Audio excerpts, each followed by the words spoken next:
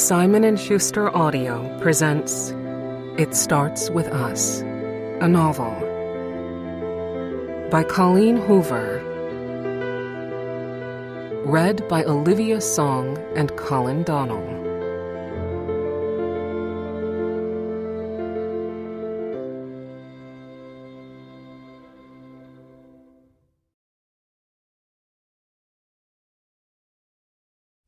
This book is for the brave and bold Maria Blaylock.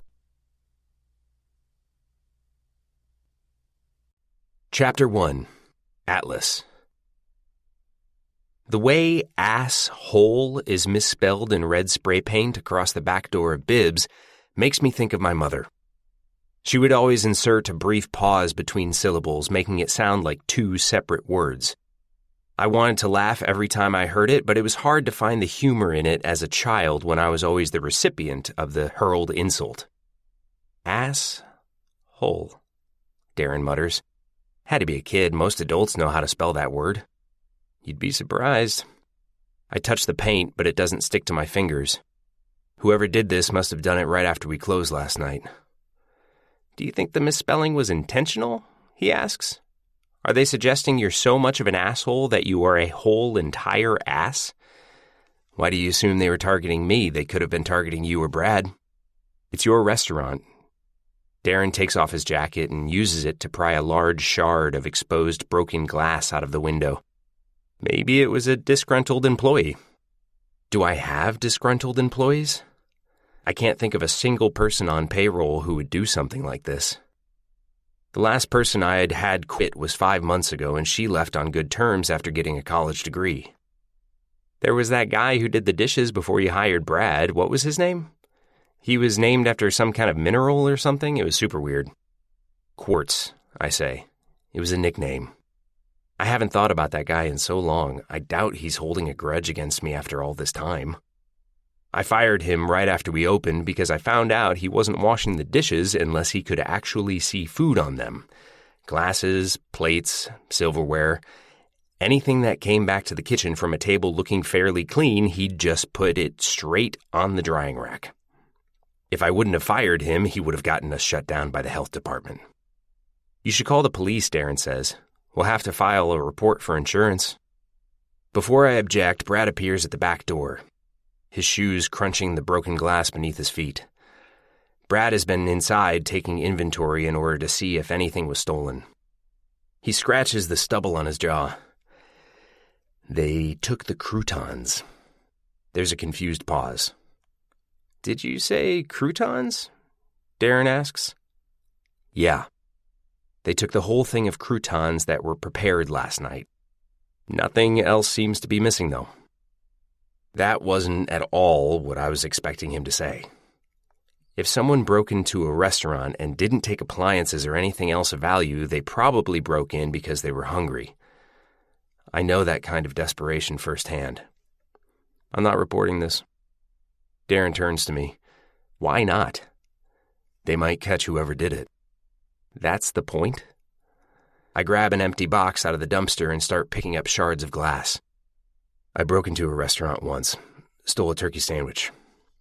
Brad and Darren are both staring at me now. Were you drunk? Darren asks. No. I was hungry. I don't want anyone arrested for stealing croutons. Okay, but maybe food was only the beginning. What if they come back for appliances next time? Darren says. Is the security camera still broken? He's been on me to get that repaired for months now. I've been busy. Darren takes the box of glass from me and starts to pick up the remaining pieces. You should go work on that before they come back. Heck, they might even try to hit up Corrigan's tonight since Bibbs was such an easy target.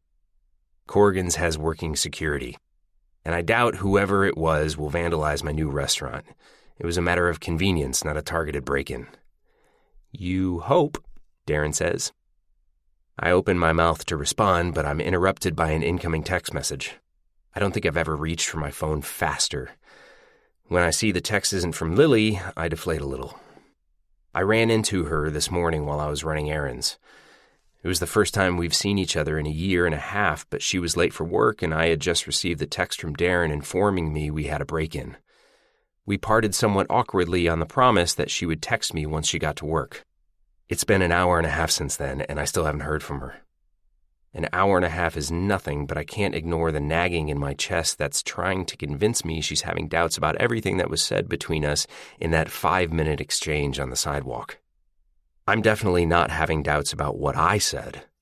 I might have gotten caught up in the moment, in seeing how happy she looked and finding out she's no longer married. But I meant every word I said to her. I'm ready for this. More than ready. I pull up her contact info in my phone. I've wanted to text her so many times over the last year and a half, but the last time I spoke to her, I left the ball in her court. She had so much going on, I didn't want to complicate her life even more. She's single now, though, and she made it sound like she was finally ready to give whatever could be between us a chance. However, she's had an hour and a half to think about our conversation, and an hour and a half is plenty of time to form regrets. Every minute that passes without a text is going to feel like a whole damn day. She's still listed as Lily Kincaid in my phone, so I edit her contact info and change her last name back to Bloom. I feel Darren hovering, looking over my shoulder at my phone screen. Is that our Lily? Brad perks up. He's texting Lily? Our Lily? I ask, confused. You guys met her once. Is she still married? Darren asks. I shake my head. Good for her, he says. She was pregnant, right? What did she end up having, a boy or a girl? I don't want to discuss Lily because there's nothing to discuss yet. I don't want to make it more than what it might be. A girl. And that's the last question I'm answering. I focus on Brad. Theo coming in today? It's Thursday. He'll be here. I head inside the restaurant. If I'm going to discuss Lily with anyone, it'll be Theo. Chapter 2. Lily. My hands are still shaking, even though it's been almost 2 hours since I ran into Atlas. I can't tell if I'm shaking because I'm flustered or because I've been too busy to eat since I walked in the door. I've barely had 5 seconds of peace to process what happened this morning, much less eat the breakfast I brought with me. Did that actually just happen? Did I really ask Atlas a series of questions so awkward I'll be mortified well into next year? He didn't seem awkward, though. He seemed very happy to see me, and then when he hugged me, it felt like a part of me that had been dormant suddenly sprang to life. But this is the first moment I've had to even take a bathroom break, and after looking at myself in the mirror just now, I kind of want to cry. I'm splotchy, I have carrots smeared across my shirt, my nail polish has been chipped since, January. Not that Atlas expects or wants perfection. It's just that I've imagined running into him so many times, but not one of those fantasies starred me bumping into him in the middle of a hectic morning, half an hour after being the target of an 11-month-old with a handful of baby food. He looked so good. He smelled so good. I probably smell like breast milk. I'm so rattled by what our chance encounter might mean, it took me twice as long to organize everything for the delivery driver this morning. I haven't even checked our website for new orders today. I give myself one last look in the mirror, but all I see is an exhausted, overworked single mom. I make my way out of the bathroom and back to the register. I pull an order from the printer and begin making out the card. My mind has never been more in need of a distraction, so I'm glad it's been a busy morning. The order is for a bouquet of roses for someone named Greta from someone named Jonathan. The message reads, "I'm sorry about last night. Forgive me?" I groan. Apology flowers are my least favorite kind of bouquets to assemble. I always end up obsessing over what they're apologizing for. Did he miss their date? Did he come home late? Did they fight? Did he hit her? Sometimes I want to write the number for the local domestic violence shelter on the cards, but I have to remind myself that not every apology is attached to something as awful as the things that were attached to the apologies I used to receive. Maybe Jonathan is Greta's friend and he's trying to cheer her up. Maybe he's her husband and he took a prank a little too far. Whatever the reason for the flowers, I hope they mean something good. I tuck the card into the envelope and stick it into the bouquet of roses. I set them on the delivery shelf and am pulling up the next order when I receive a text. I lunge for my phone as if the text is about to self-destruct, and I only have 3 seconds to read it. I shrink when I look at the screen. It's not from Atlas, but rather from Ryle. Can she eat French fries? I shoot a quick response. Soft ones. I drop my phone onto the counter with a thud. I don't like for her to have French fries too often, but Ryle only has her 1 to 2 days a week, so I try to make sure she gets more nutritious foods when she's with me. It was nice not thinking about Ryle for a few minutes, but his text has reminded me that he exists. And as long as he exists, I fear that any type of relationship, or even a friendship between me and Atlas, can't exist. How will Ryle take it if I start seeing Atlas? How would he act if they ever had to be around each other? Maybe I'm getting ahead of myself. I stare at my phone, wondering what I should say to Atlas. I told him I would text him after I opened the store, but customers were waiting before I even unlocked the door. And now that Ryle has texted, I've gone and remembered Ryle exists in this scenario too, which makes me hesitant to text Atlas at all. The front door opens, and my employee, Lucy, finally walks in. She always seems so put together, even when I can tell she's in a bad mood. Good morning, Lucy. She flicks hair out of her eyes and sets her purse on the counter with a sigh. Is it? Lucy isn't at her friendliest in the morning.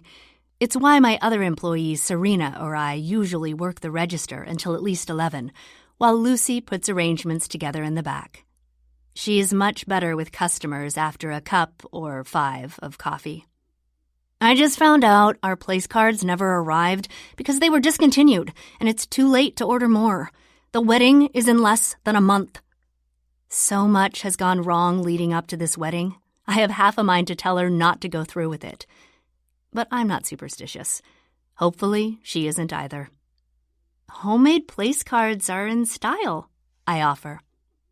Lucy rolls her eyes. I hate crafting, she mutters. I don't even want a wedding now. It feels like we've been planning it for longer than we even dated. That's accurate. Maybe we'll just call it off and go to Vegas. You eloped, right? Do you regret it? I don't know which part of all that to address first. How can you hate crafting? You work at a flower shop. And I'm divorced. Of course I regret eloping.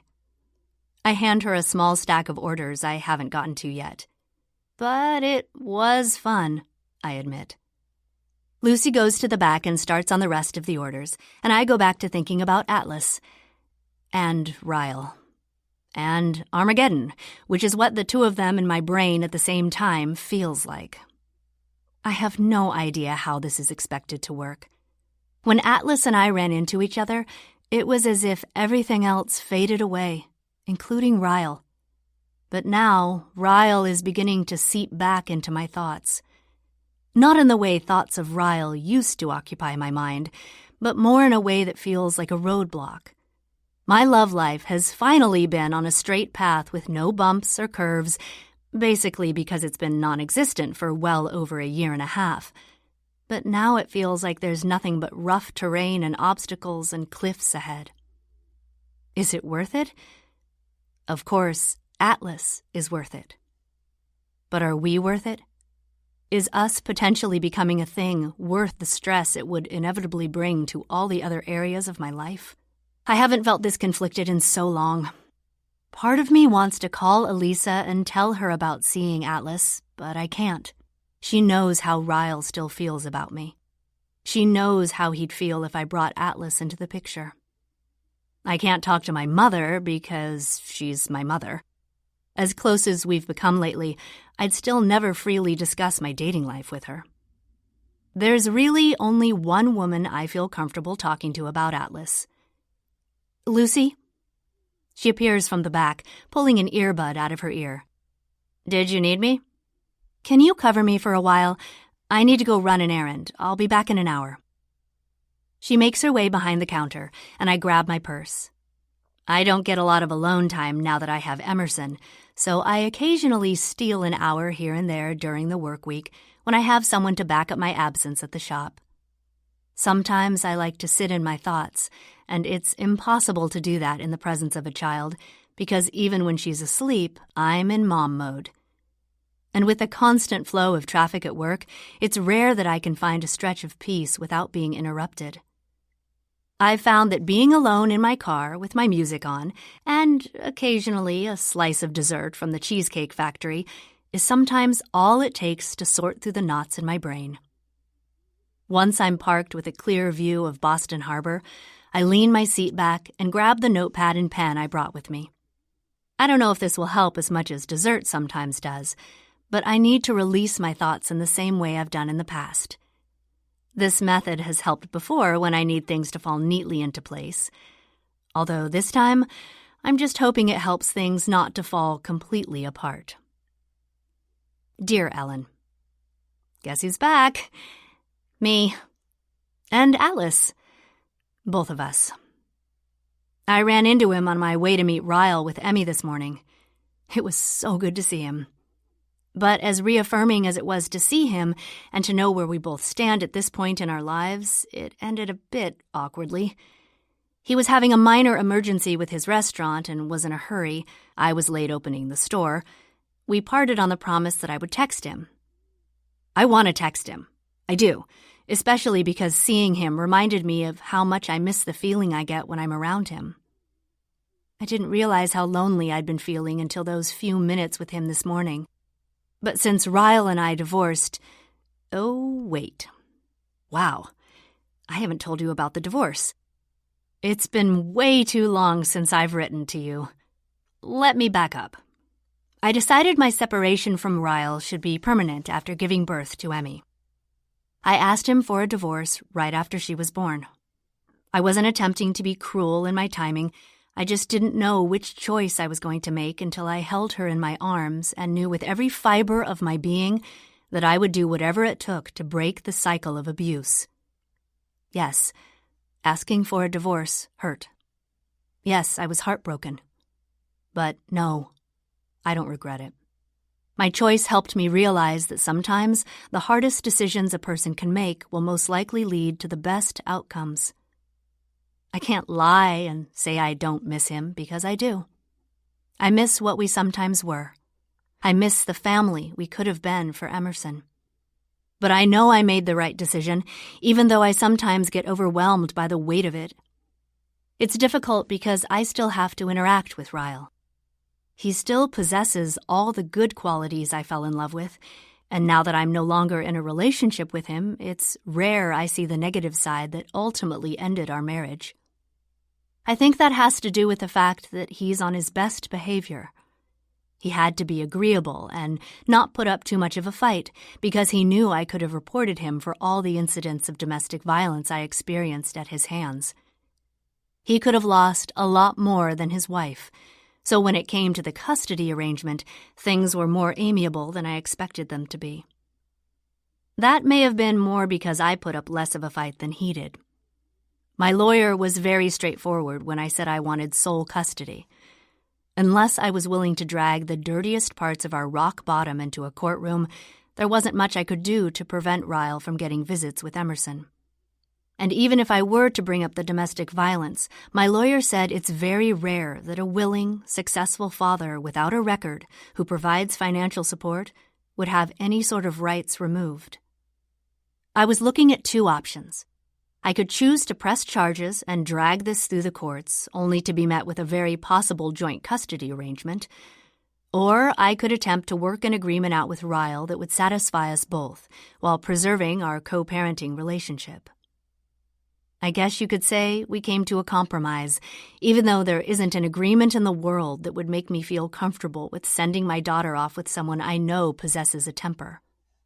But all I can do is choose the lesser of two evils when it comes to custody, and hope that Emmy never sees that side of him.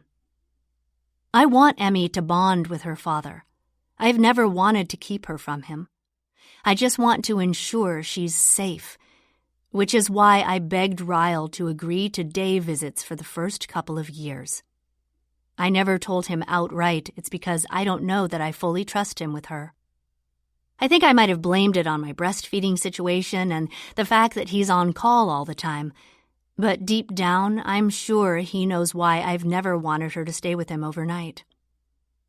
The past abuse is something we don't talk about. We talk about Emmy, we talk about work, we plaster on smiles when we're in the presence of our daughter.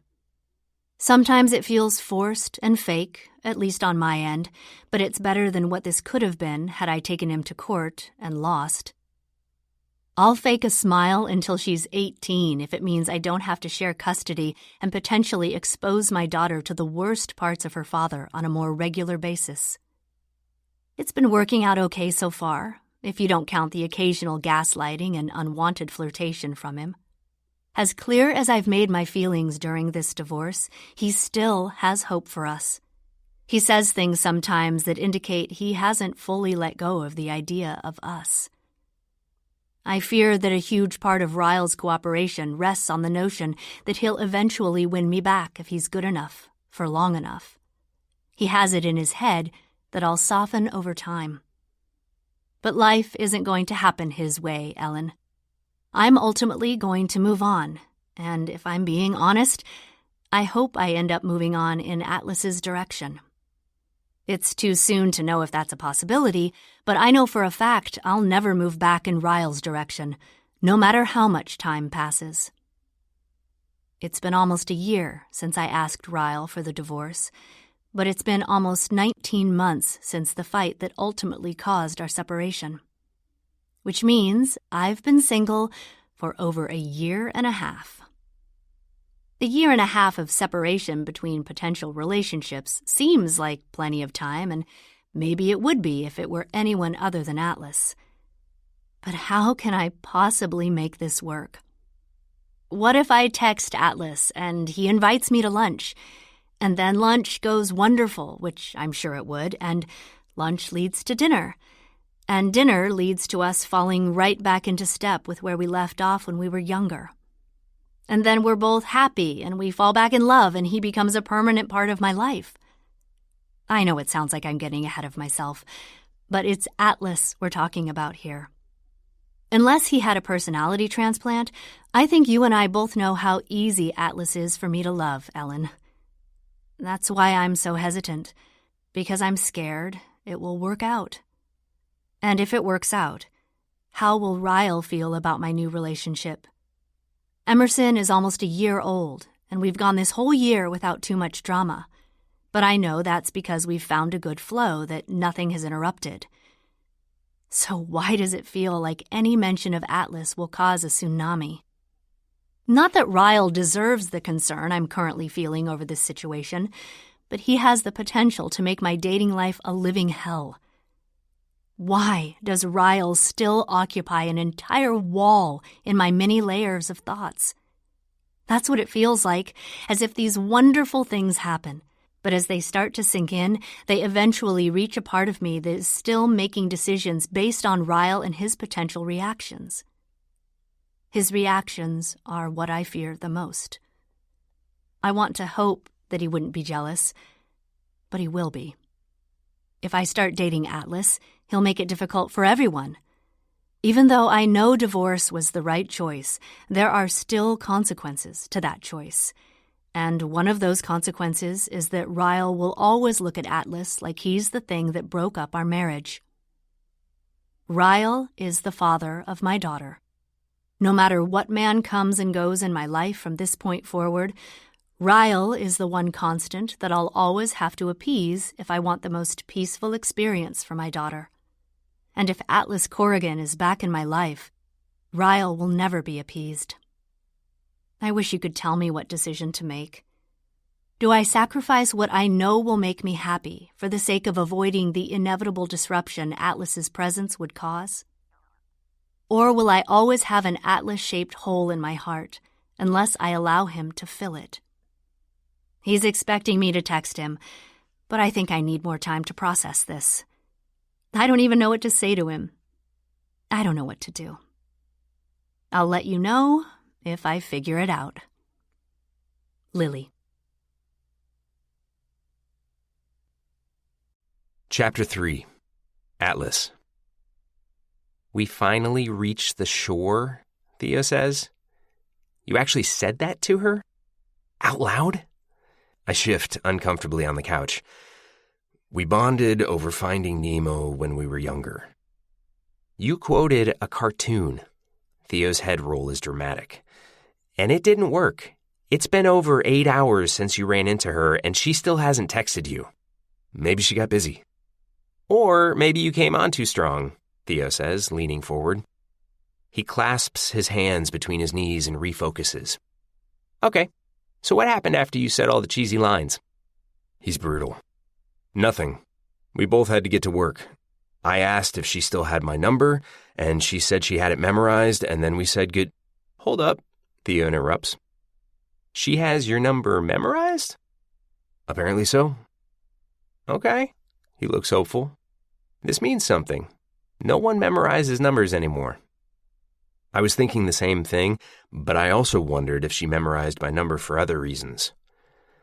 Back when I wrote it down and put it in her phone case, it was for an emergency. Maybe part of her feared the day she'd need it, so she memorized it for reasons that had nothing to do with me. So what do I do? Text her, call her, wait until she reaches out to me? It's been 8 hours, Atlas. Calm down. His advice has given me whiplash. 2 minutes ago, you acted like 8 hours without a text was too long. Now you're telling me to calm down? Theo shrugs and kicks my desk to make his chair spin. I'm 12. I don't even have a phone yet, and yet you want my opinion on texting etiquette? It surprises me that he doesn't have a phone yet. Brad doesn't seem like he would be a strict father. Why don't you have a phone? Dad says I can have one when I turn 13. 2 more months, he says wistfully. Theo has been coming to the restaurant a couple days a week after school since Brad's promotion 6 months ago. Theo told me he wanted to be a therapist when he grows up, so I let him practice on me. At first, the talks we would have were intended for his benefit, but lately, I feel like I'm the one benefiting. Brad peeks his head into my office in search of his son. Let's go. Atlas has work to do. He motions for Theo to stand up, but Theo just keeps spinning in my desk chair. Atlas is the one who called me in here. He needed advice. I'll never understand whatever this is, Brad says, pointing between me and Theo. What advice do you get from my son? How to avoid your chores and win at Minecraft? Theo stands up and stretches his arms over his head. Girls, actually, and winning isn't the point of Minecraft, Dad. It's more of a sandbox game. Theo looks over his shoulder at me as he's leaving my office. Just text her.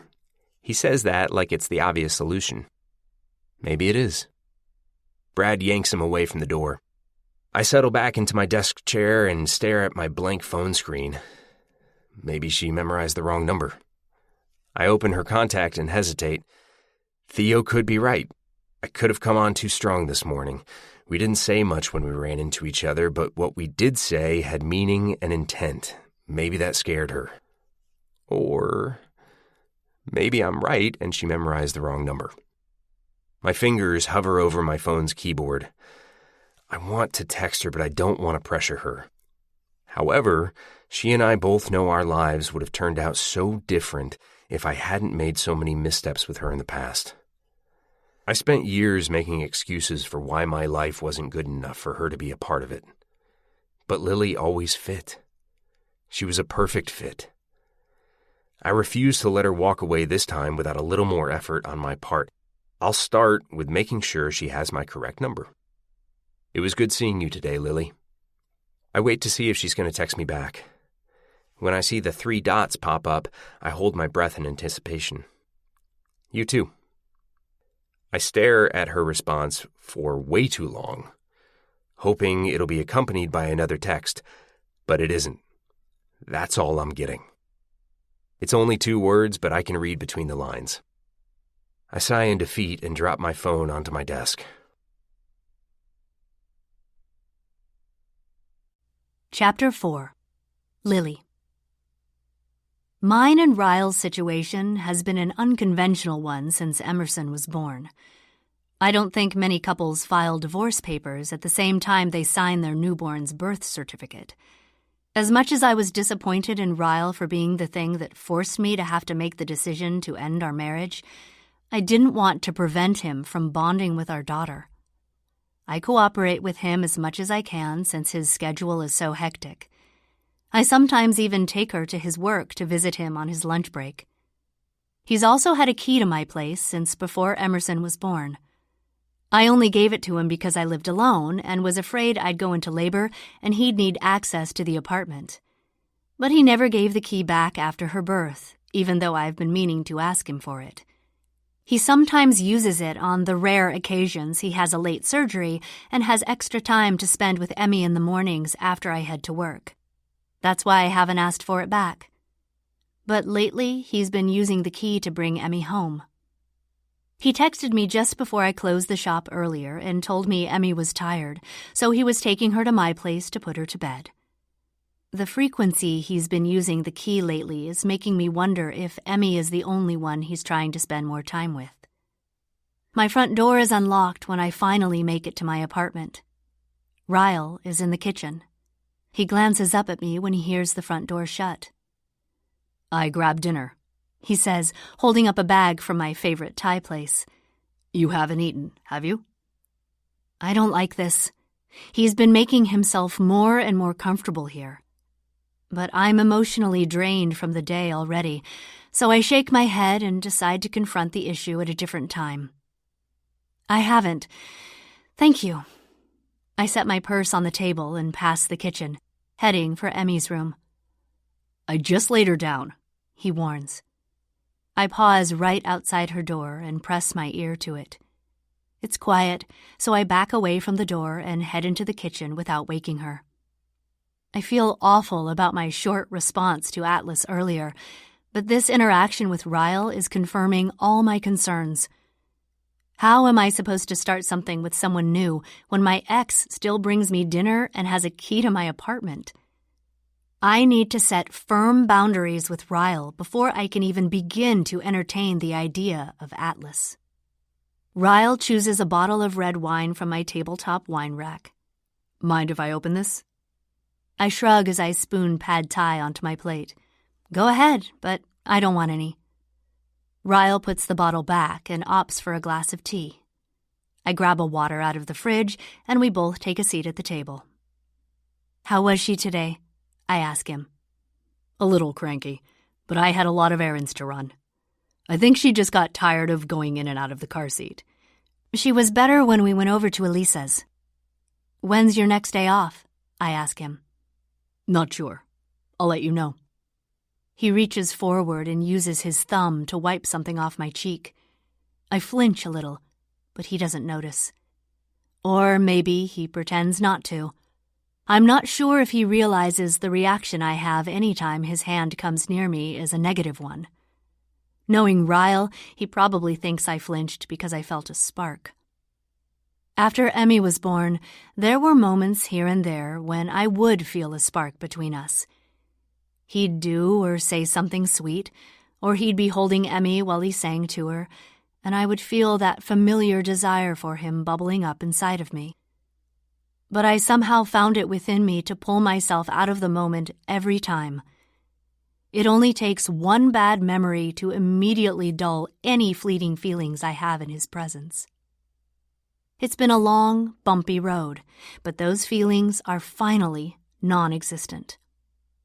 I attribute that to the list I wrote of all the reasons why I chose to divorce him. Sometimes, after he leaves, I go to my bedroom and read it to reiterate that this arrangement is the best one for all of us. Well, maybe not this exact arrangement.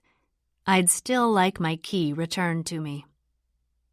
I'm about to take another bite of noodles when I hear a muffled ping come from my purse across the table.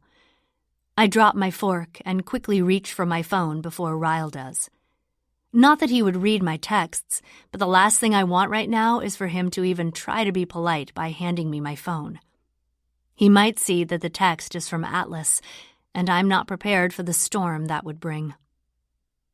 The text isn't from Atlas, though. It's from my mother. She's sending pics of Emmy she took earlier this week.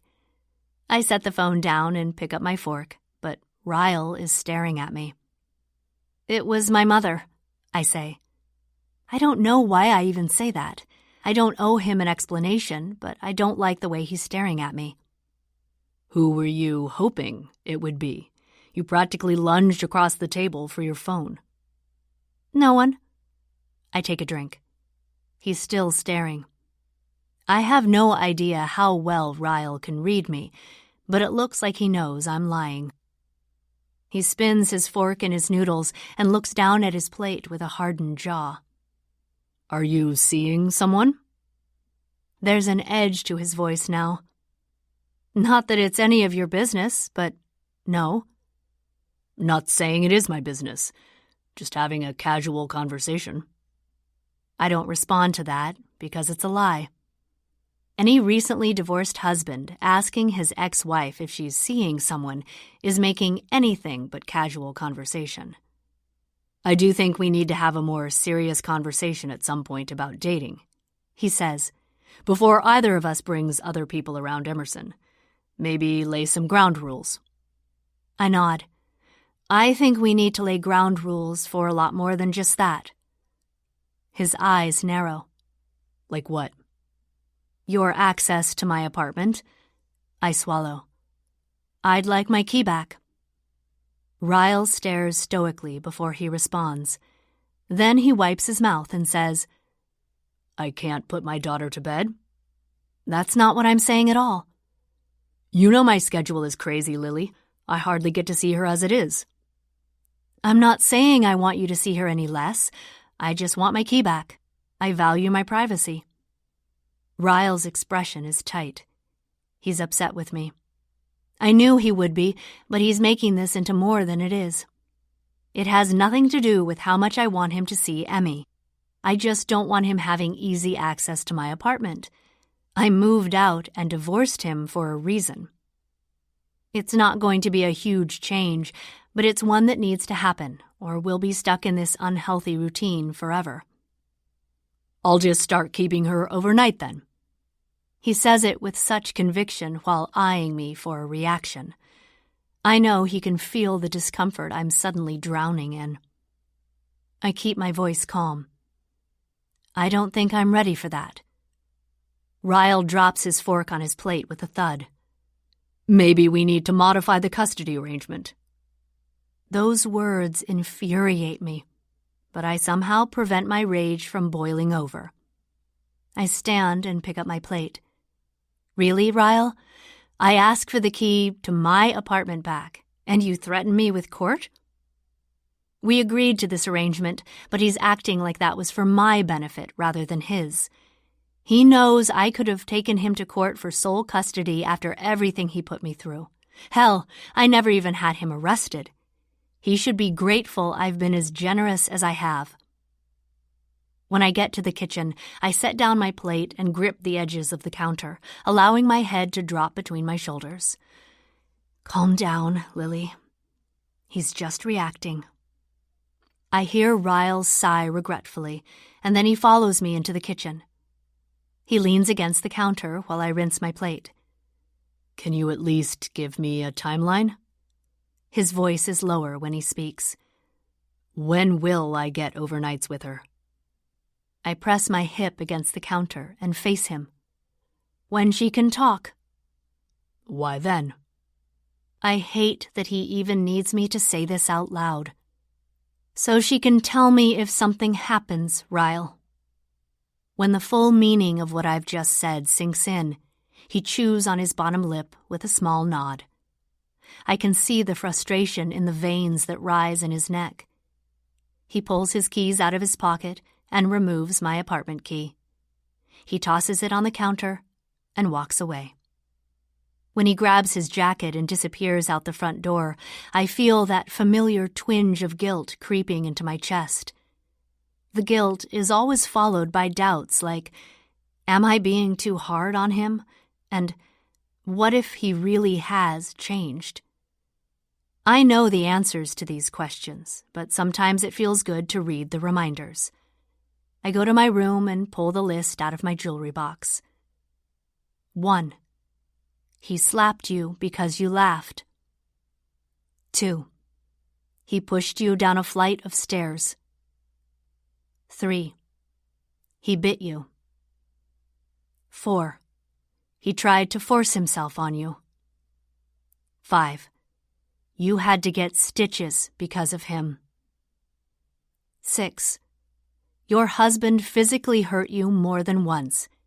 It would have happened again and again. 7. You did this for your daughter. I run my finger over the tattoo on my shoulder, feeling the small scars he left there with his teeth. If Ryle did these things to me at the highest points of our relationship, what would he be capable of at the lowest? I fold the list and put it back in my jewelry box for the next time I might need a reminder. Chapter 5. Atlas. It was definitely targeted, Brad says, staring at the graffiti. Whoever vandalized Bibbs 2 nights ago decided to hit up my newest restaurant last night.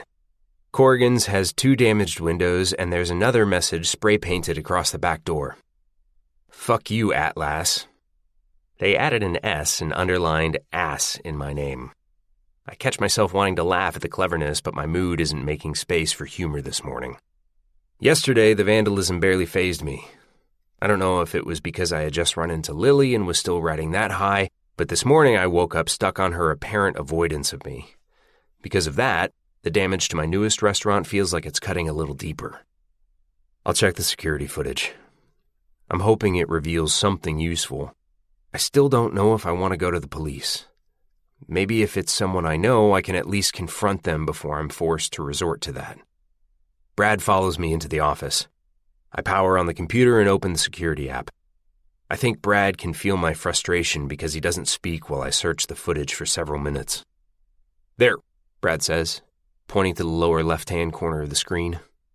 I slow down the footage until we see a figure. When I hit play, we both stare in confusion. Someone is curled up on the back steps, unmoving. We watch the screen for about half a minute until I hit rewind again.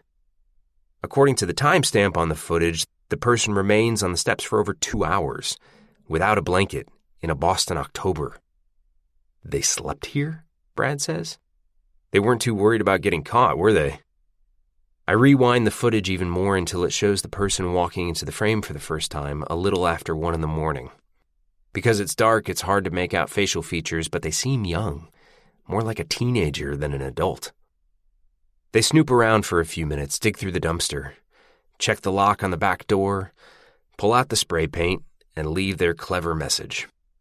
Then they use the can of spray paint to attempt to break the windows, but Corrigan's windows are triple-paned, so the person eventually gets bored or grows tired of trying to make a big enough hole to fit through like they did at Bibbs.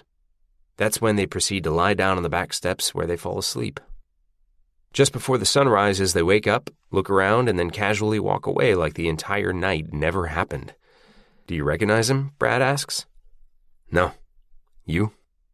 Nope. I pause the footage on what may be the clearest visual we can get of the person, but it's grainy. They're wearing jeans and a black hoodie with the hood pulled tight so that their hair isn't visible. There's no way we would be able to recognize whoever this is if we saw them in person. It isn't a clear enough picture, and they never look straight at the camera. The police wouldn't even find this footage useful. I send the file to my email anyway. Right when I hit send, a phone pings. I glance at mine, but it's Brad who received the text. Darren says Bibbs is fine. He pockets the phone and heads towards my office door. I'll start cleaning up. I wait for the file to finish sending to my email, then I start the footage over again, feeling more pity than irritation. It just reminds me of the cold nights I spent in that abandoned house before Lily offered me the shelter of her bedroom. I can practically feel the chill in my bones just thinking about it. I have no idea who this could be. It's unnerving that they wrote my name on the door, and even more unnerving that they felt comfortable enough to hang out and take a 2-hour nap. It's like they're daring me to confront them. My phone begins to vibrate on my desk. I reach for it, but it's a number I don't recognize. I normally don't answer those, but Lily is still in the back of my mind. She could be calling me from a work phone. God, I sound pathetic. I raise the phone to my ear. Hello? There's a sigh on the other end. A female. She sounds relieved that I answered. Atlas? I sigh too, but not from relief. I sigh because it isn't Lily's voice. I'm not sure whose it is, but anyone other than Lily is disappointing, apparently. I lean back in my office chair. Can I help you? It's me. I have no idea who me is. I think back to any exes that could be calling me, but none of them sound like this person. And none of them would assume I would know who they were if they simply said, "It's me." Who's speaking? Me, she says again, emphasizing it like it'll make a difference. Sutton? Your mother? I immediately pull the phone away from my ear and look at the number again. This has to be some kind of prank. How would my mother get my phone number? Why would she want it? It's been years since she made it clear she never wanted to see me again. I say nothing. I have nothing to say. I stretch my spine and lean forward, waiting for her to spit out the reason she finally put forth the effort to contact me. She pauses. I can hear television on in the background. It sounds like The Price is Right. I can almost picture her sitting on the couch, a beer in one hand and a cigarette in the other at 10 in the morning. She mostly worked nights when I was growing up, so she'd eat dinner and then stay up to watch The Price is Right before going to sleep. It was my least favorite time of day. What do you want? My voice is clipped. She makes a noise in the back of her throat, and even though it's been years, I can tell she's annoyed. I can tell in that one release of breath that she didn't want to call me. She's doing it because she has to. She's not reaching out to apologize. She's reaching out because she's desperate. You dying? I ask. It's the only thing that would prevent me from ending this call. Am I dying? She repeats my question with laughter as if I'm absurd and unreasonable and an asshole. No, I'm not dying. I'm perfectly fine. Do you need money? Who doesn't? Every ounce of anxiety she used to fill me with returns in just these few seconds on the phone with her. I immediately end the call. I have nothing to say to her. I block her number, regretful that I gave her as long as I did to speak. I should have ended the call as soon as she told me who she was. I lean forward over my desk and cradle my head in my hands. My stomach is churning from the unexpectedness of the last couple of minutes. I'm surprised by my reaction, honestly. I thought this might happen one day, but I imagined myself not caring. I assumed I'd feel as indifferent toward her returning to my life as I did when she forced me to leave hers. But back then, I was indifferent to a lot of things. Now I actually like my life. I'm proud of what I've accomplished.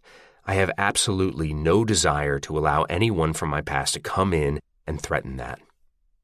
I run my hands over my face, forcing down the last few minutes. Then I push back from my desk. I walk outside to help Brad with the repairs and do my best to move beyond this moment. It's hard, though. It's like my past is crashing into me from all directions, and I have absolutely no one to discuss this with. After a few minutes of both of us working in silence, I say to Brad, "You need to get Theo a phone. He's almost 13. Brad laughs. "You need to get a therapist who's closer to your age." Chapter 6. Lily. Have you decided what you're doing for Emerson's birthday? Elisa asks. Elisa and Marshall threw a first birthday party for their daughter, Riley, that was so big it was worthy of a sweet 16. I'm sure I'll just let her have a smash cake and give her a couple of presents. I don't have room for a big party. We could do something at our place, Elisa offers. Who would I invite? She'll be 1. She has no friends. She can't even talk. Elisa rolls her eyes. We don't throw kids' parties for our babies. We throw them to impress our friends. You're my only friend, and I don't need to impress you. I hand Elisa an order from the printer. Are we doing dinner tonight? We get together for dinner at least twice a week at their place. Ryle occasionally pops by, but I purposefully plan my visits on nights he's on call. I don't know if Elisa has ever noticed. If she has, she probably doesn't blame me. She says it's painful watching Ryle when I'm around because she also suspects he still has hope for us. She prefers to spend time with him when I'm not present. Marshall's parents are coming into town today, remember? Oh yeah, good luck with that. Elisa likes Marshall's parents, but I don't think anyone truly looks forward to hosting their in-laws for an entire week. The front door chimes, and Elisa and I both look up at the same time. I doubt her world starts to spin like mine does, though. Atlas is walking toward us. Is that... Oh, God, I mutter under my breath. Yes, he is a god, Elisa whispers. What is he doing here? And why does he look like a god? It makes the decision I've been weighing that much more difficult. I can't even find my voice long enough to say hello to him. I just smile and wait for him to reach us, but the walk from the door to the front counter seems like it's expanded by a mile. He doesn't take his eyes off me as he makes his way over. When he reaches us, he finally acknowledges Elisa with a smile. Then he looks back at me as he sets a plastic bowl with a lid on the counter. I brought you lunch, he says casually, as if he brings me lunch every day and I should have been expecting it. Ah, that voice. I forgot how far it reaches. I grab the bowl, but I don't know what to say with Elisa hovering next to me, watching us interact. I glance at her and give her the look. She pretends not to notice, but when I don't stop staring at her, she eventually yields. Fine, I'll go flower of the flowers. She walks away, giving us privacy. I turn my attention back to the lunch Atlas brought. Thank you. What is it? Our weekend special, Atlas says. It's called, Why Are You Avoiding Me Pasta? I laugh. Then I cringe. I'm not I shake my head with a quick sigh, knowing I can't lie to him. I am avoiding you. I lean my elbows onto the counter and cover my face with my hands. I'm sorry. Atlas is quiet, so I eventually look up at him. He seems sincere when he says, Do you want me to leave? I shake my head, and as soon as I do, his eyes crinkle a little at the corners. It's barely a smile, but it causes a warmth to tumble down my chest. Yesterday morning, when I ran into him, I said so much. Now I'm too confused to speak. I don't know how I'm supposed to have a full-on conversation with him about everything that's been going through my mind over the last 24 hours when I feel so tongue-tied around him. He had the same impact on me when I was younger, but I was more naive back then. I didn't know how rare men like Atlas were, so I didn't know how lucky I was to have him in my life. I know now, which is why it terrifies me that I might screw this up, or that Ryle might screw this up. I lift the bowl of pasta he brought. It smells really good. It is good. I made it. I should laugh at that, or smile, but my reaction doesn't fit the conversation. I set the bowl aside. When I look at him again, he can see the war in my expression. He counters with a reassuring look. Not much is said between us, but the nonverbal cues we're trading are saying enough. My eyes are apologizing for my silence over the last 24 hours. He's silently telling me it's okay, and we're both wondering what comes next. Atlas slides his hand slowly across the counter, closer to mine. He lifts his index finger and skims it down the length of my pinky. It's the smallest, most tender move, but it makes my heart flip. He pulls his hand back and clenches his fist as if he might have felt the same thing I did. He clears his throat. Can I call you tonight? I'm about to nod when Elisa suddenly bursts through the door to the back, wide-eyed. She leans in and whispers, Ryle is almost here. My blood feels like it freezes in my veins. What? I don't say that so she'll repeat it. I say it because I'm shocked, but she repeats herself anyway. Ryle is pulling in. He just texted. She waves a hand toward Atlas. You have 10 seconds to hide him. I'm sure Atlas can see the absolute fear in my expression when I look at him, but he very calmly says, Where do you want me? I point to my office and rush him in that direction. Once we're in the office, I second-guess myself. He might come in here. I cover my mouth with a shaky hand while I think, and then point to my office supply closet. Can you hide in there? Atlas looks at the closet and then looks at me. He points at the door. In the closet? I hear the front door chime, and I'm filled with even more urgency. Please? I open the closet door. It isn't the most ideal place to hide an actual human, but it's a walk-in closet. He'll fit just fine. I can't even look him in the eye when he moves past me and into the closet. I could die right now. This is so mortifying. All I can do is murmur, "I'm so sorry," as I close the door. I do my best to compose myself. Elisa is chatting with Ryle when I exit my office. He greets me with a nod, but his attention is back on Elisa. She's digging through her purse for something. "They were in here earlier," she says. Ryle is tapping his fingers impatiently. "What are you looking for?" I ask her. "Keys. I accidentally brought them with me, and Marshall needs the SUV to get his parents from the airport." Ryle looks irritated. "Are you sure you didn't set them aside when I told you I was coming to get them?" I tilt my head, focusing on Elisa. "You knew he was coming?" How could she forget to tell me he was on his way here when Atlas showed up? She reddens a little.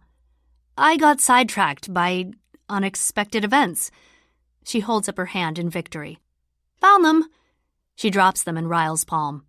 "Okay, bye, you can leave now." Ryle makes a move like he's about to go, but then he turns and sniffs the air. "What smells so good?" His and Elisa's eyes meet the bowl at the same time. Elisa pulls it to her, cradling it. "I cooked lunch for me and Lily," she lies. Ryle raises an eyebrow. "You cooked?"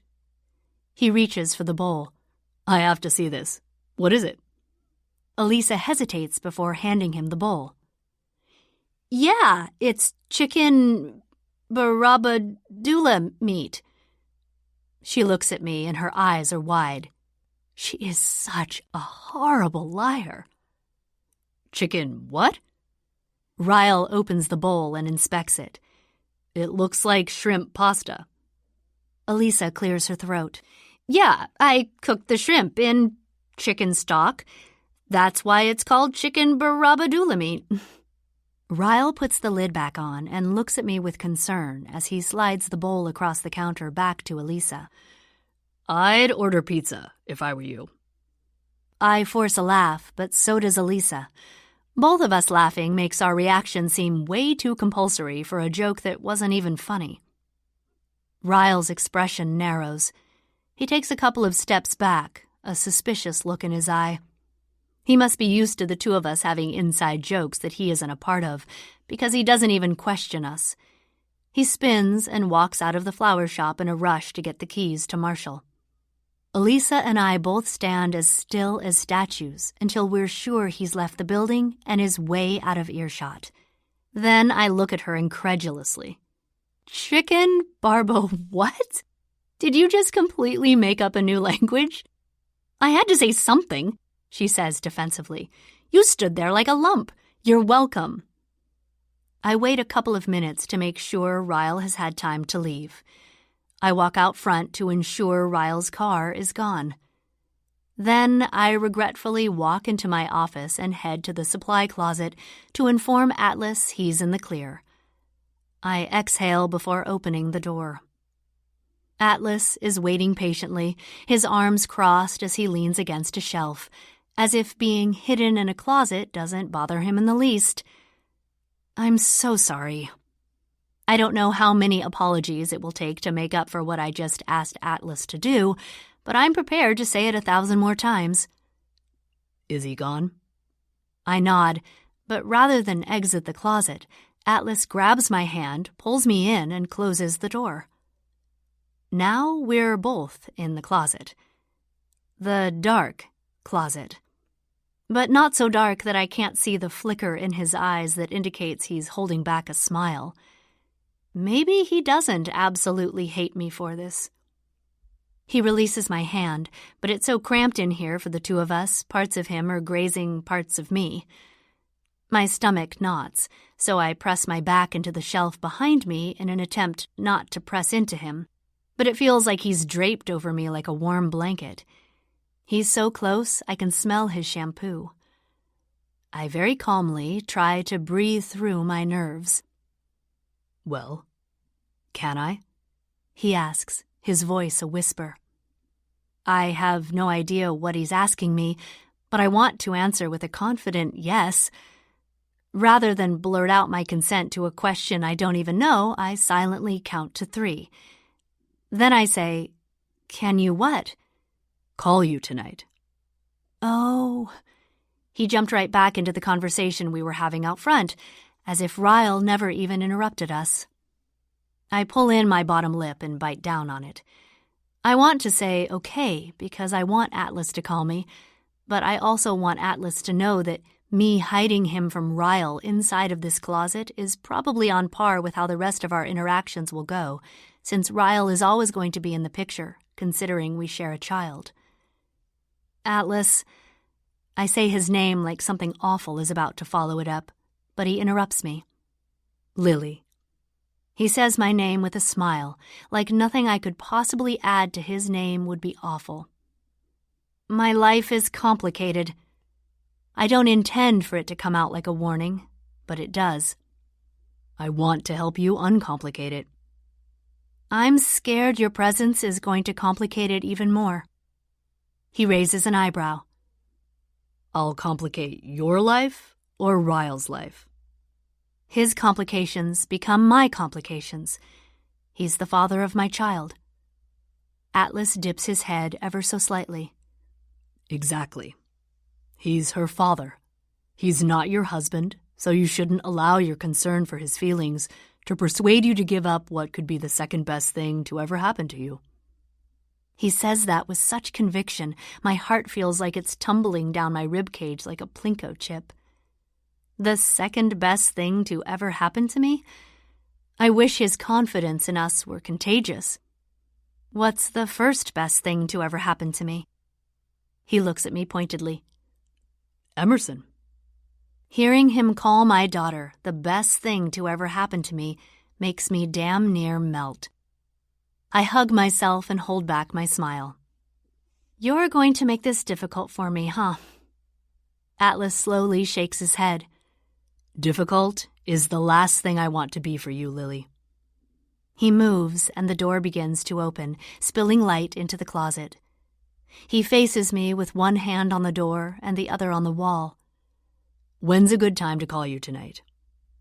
He seems so at ease with this conversation.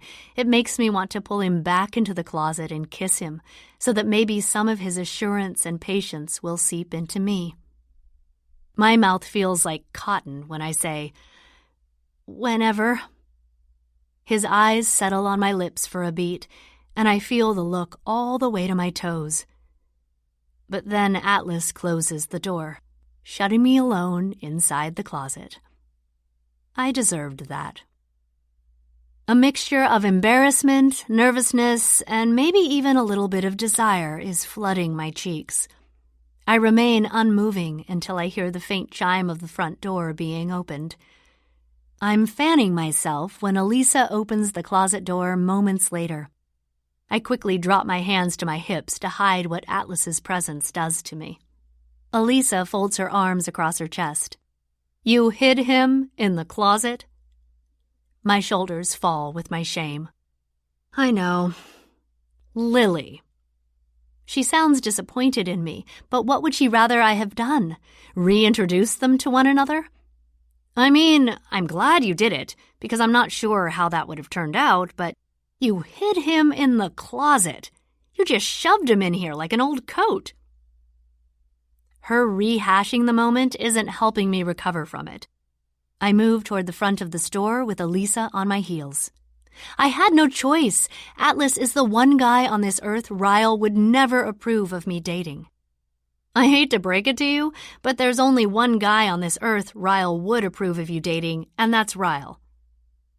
I don't respond to that because I'm terrified that she's right. Wait, Elisa says. Are you and Atlas dating? No, but you just said he's the one guy Ryle would never approve of you dating. I said that because if Ryle had seen him here, that's what he would have assumed. Elisa folds her arms over the counter and looks crestfallen. I'm feeling very left out right now. There's a huge gap you need to fill in. Gap? What do you mean? I try to look busy by pulling a vase toward me and moving some of the flowers around. Elisa takes the vase from me.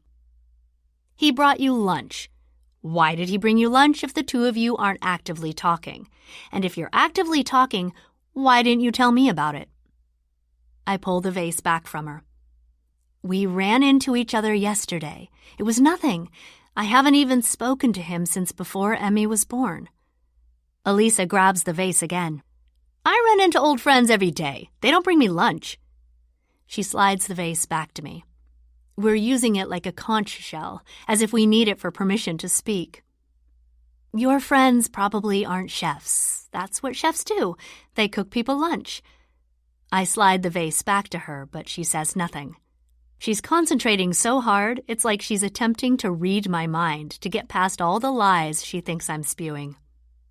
I pull the vase back from her. It's honestly nothing. Yet. You'll be the first to know if anything changes. She looks momentarily satisfied by that response, but there's a flicker of something in her face before she looks away. I can't tell if it's concern or sadness. I don't ask her because I know this is hard for her. I imagine the idea of any man bringing me lunch who isn't Ryle probably makes her a little sad. In Elisa's idea of a perfect world, she would have a brother who never hurt me, and I would still be her sister-in-law.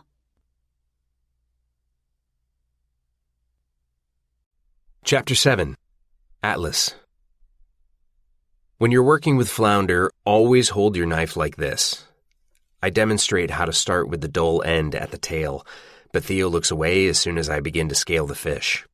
Gross, he mutters, covering his mouth. I can't. Theo moves to the other side of the counter, putting space between himself and the cooking lesson. I'm only scaling it. I haven't even cut it open yet. Theo makes a gagging sound. I have no interest in working with food. I'll stick to being your therapist. Theo pushes himself onto the counter. Speaking of, did you ever text Lily? I did. She text you back? Sort of. It was a short text, so I decided to take her to lunch today to see where her head is at. That was a bold move. I've spent my life not making bold moves when it comes to her. I wanted to make sure she knew where I stood this time. Oh no, Theo says. What kind of cheesy thing did you say to her about fish and beaches and shores? I never should have told him what I said to Lily about finally reaching the shore. I'm not going to hear the end of it. Shut up. You've probably never even spoken to a girl. You're 12. Theo laughs, but then I notice an awkwardness settle over him when he thinks I'm not looking. He grows quiet despite the ruckus going on around us.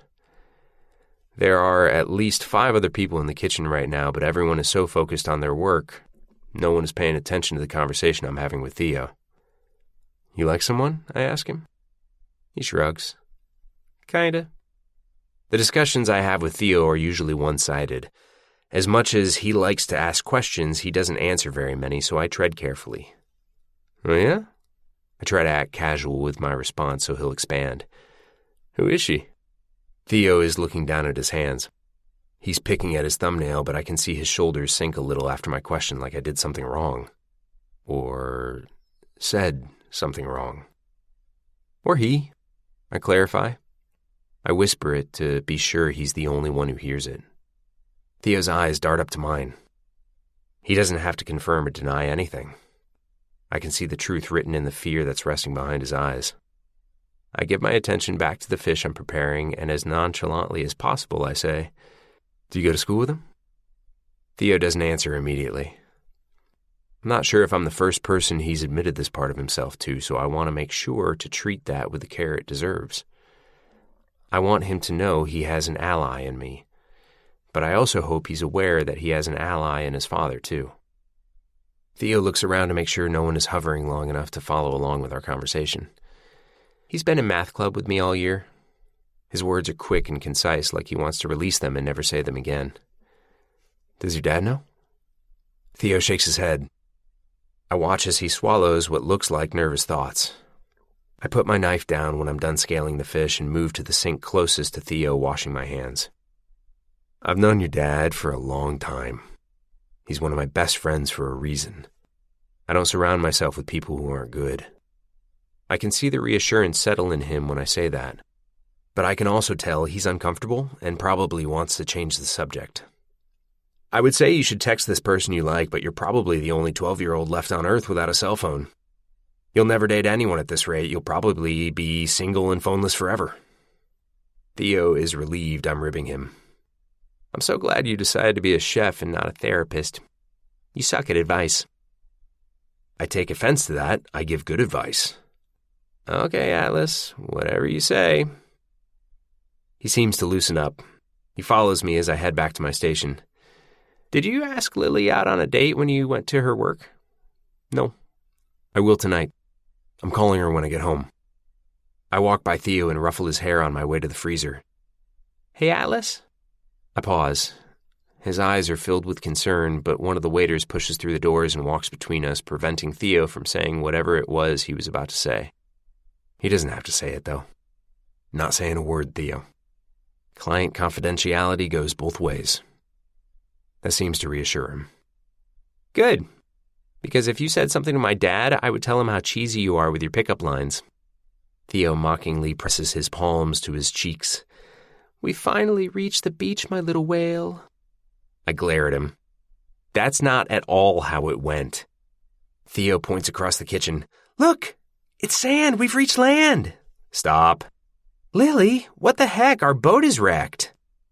He's still following me around the kitchen, making fun of me when his dad's shift ends. I've never been happier to see him leave. Chapter 8. Lily. It's almost 9:30 at night, and I have no missed calls. Emerson has been asleep for an hour and a half, and she's usually awake by 6 in the morning. I go to bed around 10 because if I don't get at least 8 hours of sleep, I function at the capacity of a zombie. But if Atlas doesn't call before 10, I'm not sure I'll be able to sleep at all. I'll wonder if I should have apologized 70 more times for hiding him in a closet today. I walk to the bathroom sink to start my nightly skincare routine, and I take my phone with me. I've carried it with me every step since he showed up at lunchtime today and told me he'd call me tonight. I should have clarified what tonight meant. To Atlas, tonight could mean 11.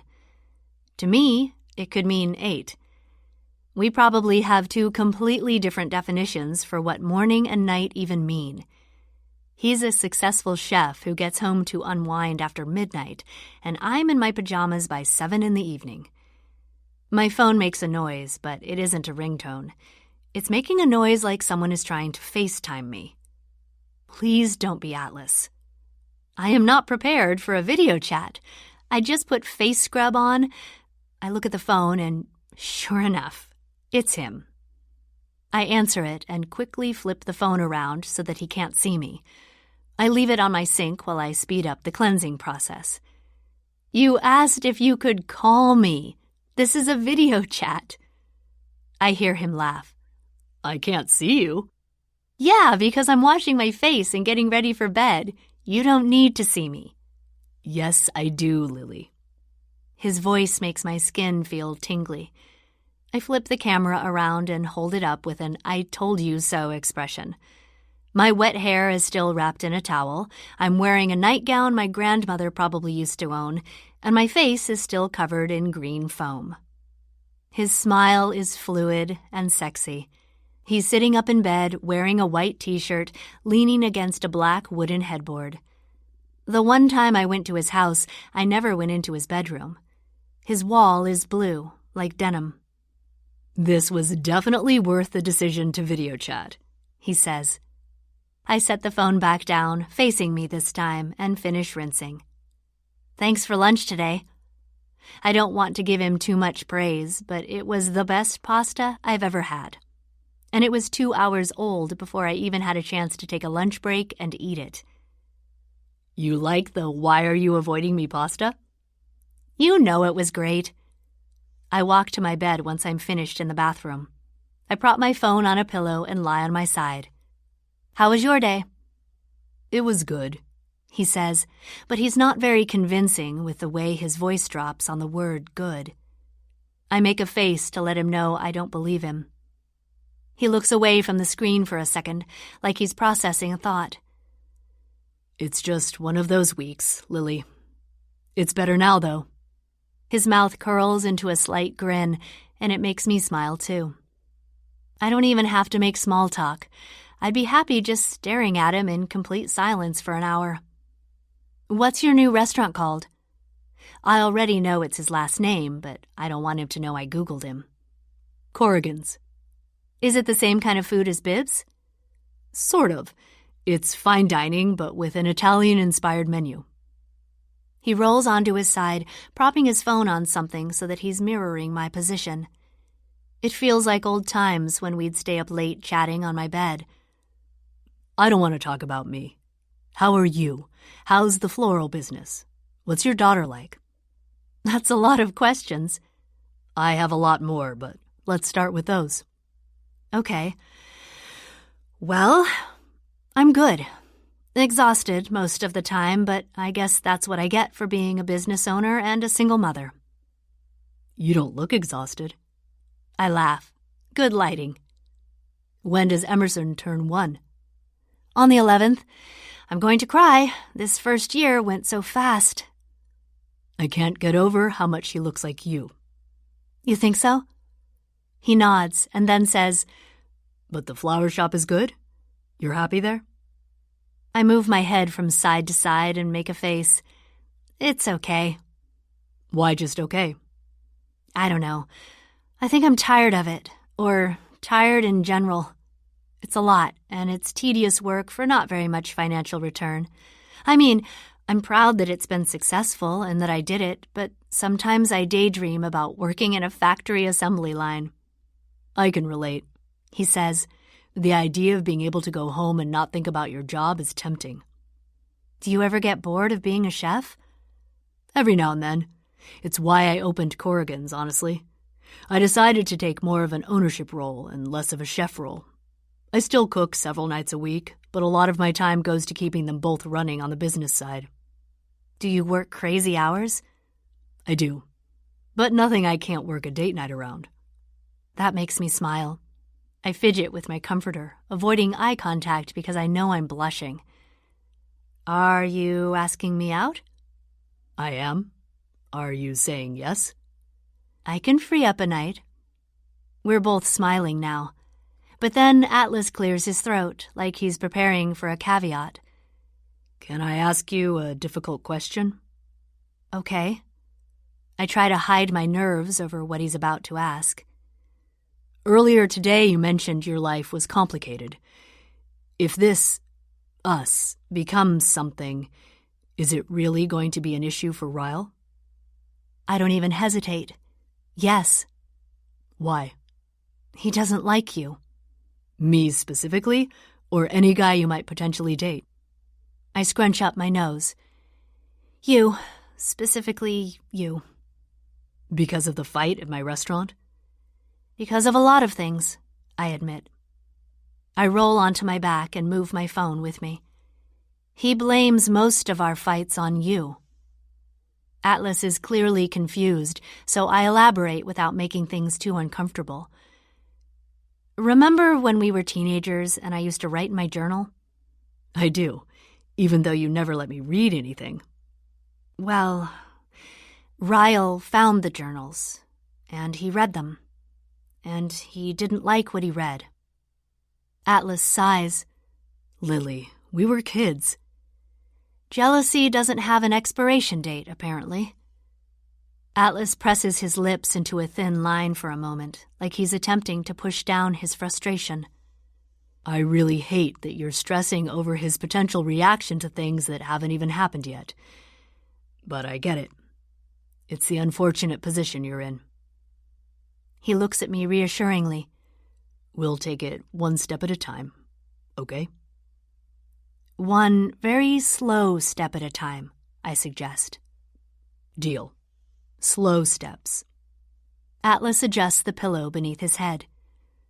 I used to see you writing in those journals. I always wondered what you wrote about me. If you wrote about me. Almost everything was about you. Do you still have them? Yeah, they're in a box in my closet. Atlas sits up. Read me something. No, God, no. Lily? He looks so hopeful and excited at the possibility, but I can't read my teenage thoughts out loud to him over FaceTime. I'm growing red just thinking about it. Please. I cover my face with a hand. No, don't beg. I'll give in to those blue puppy dog eyes if he doesn't stop looking at me like he is. He can see he's wearing me down. Lily, I have ached since I was a teenager to know what you thought of me.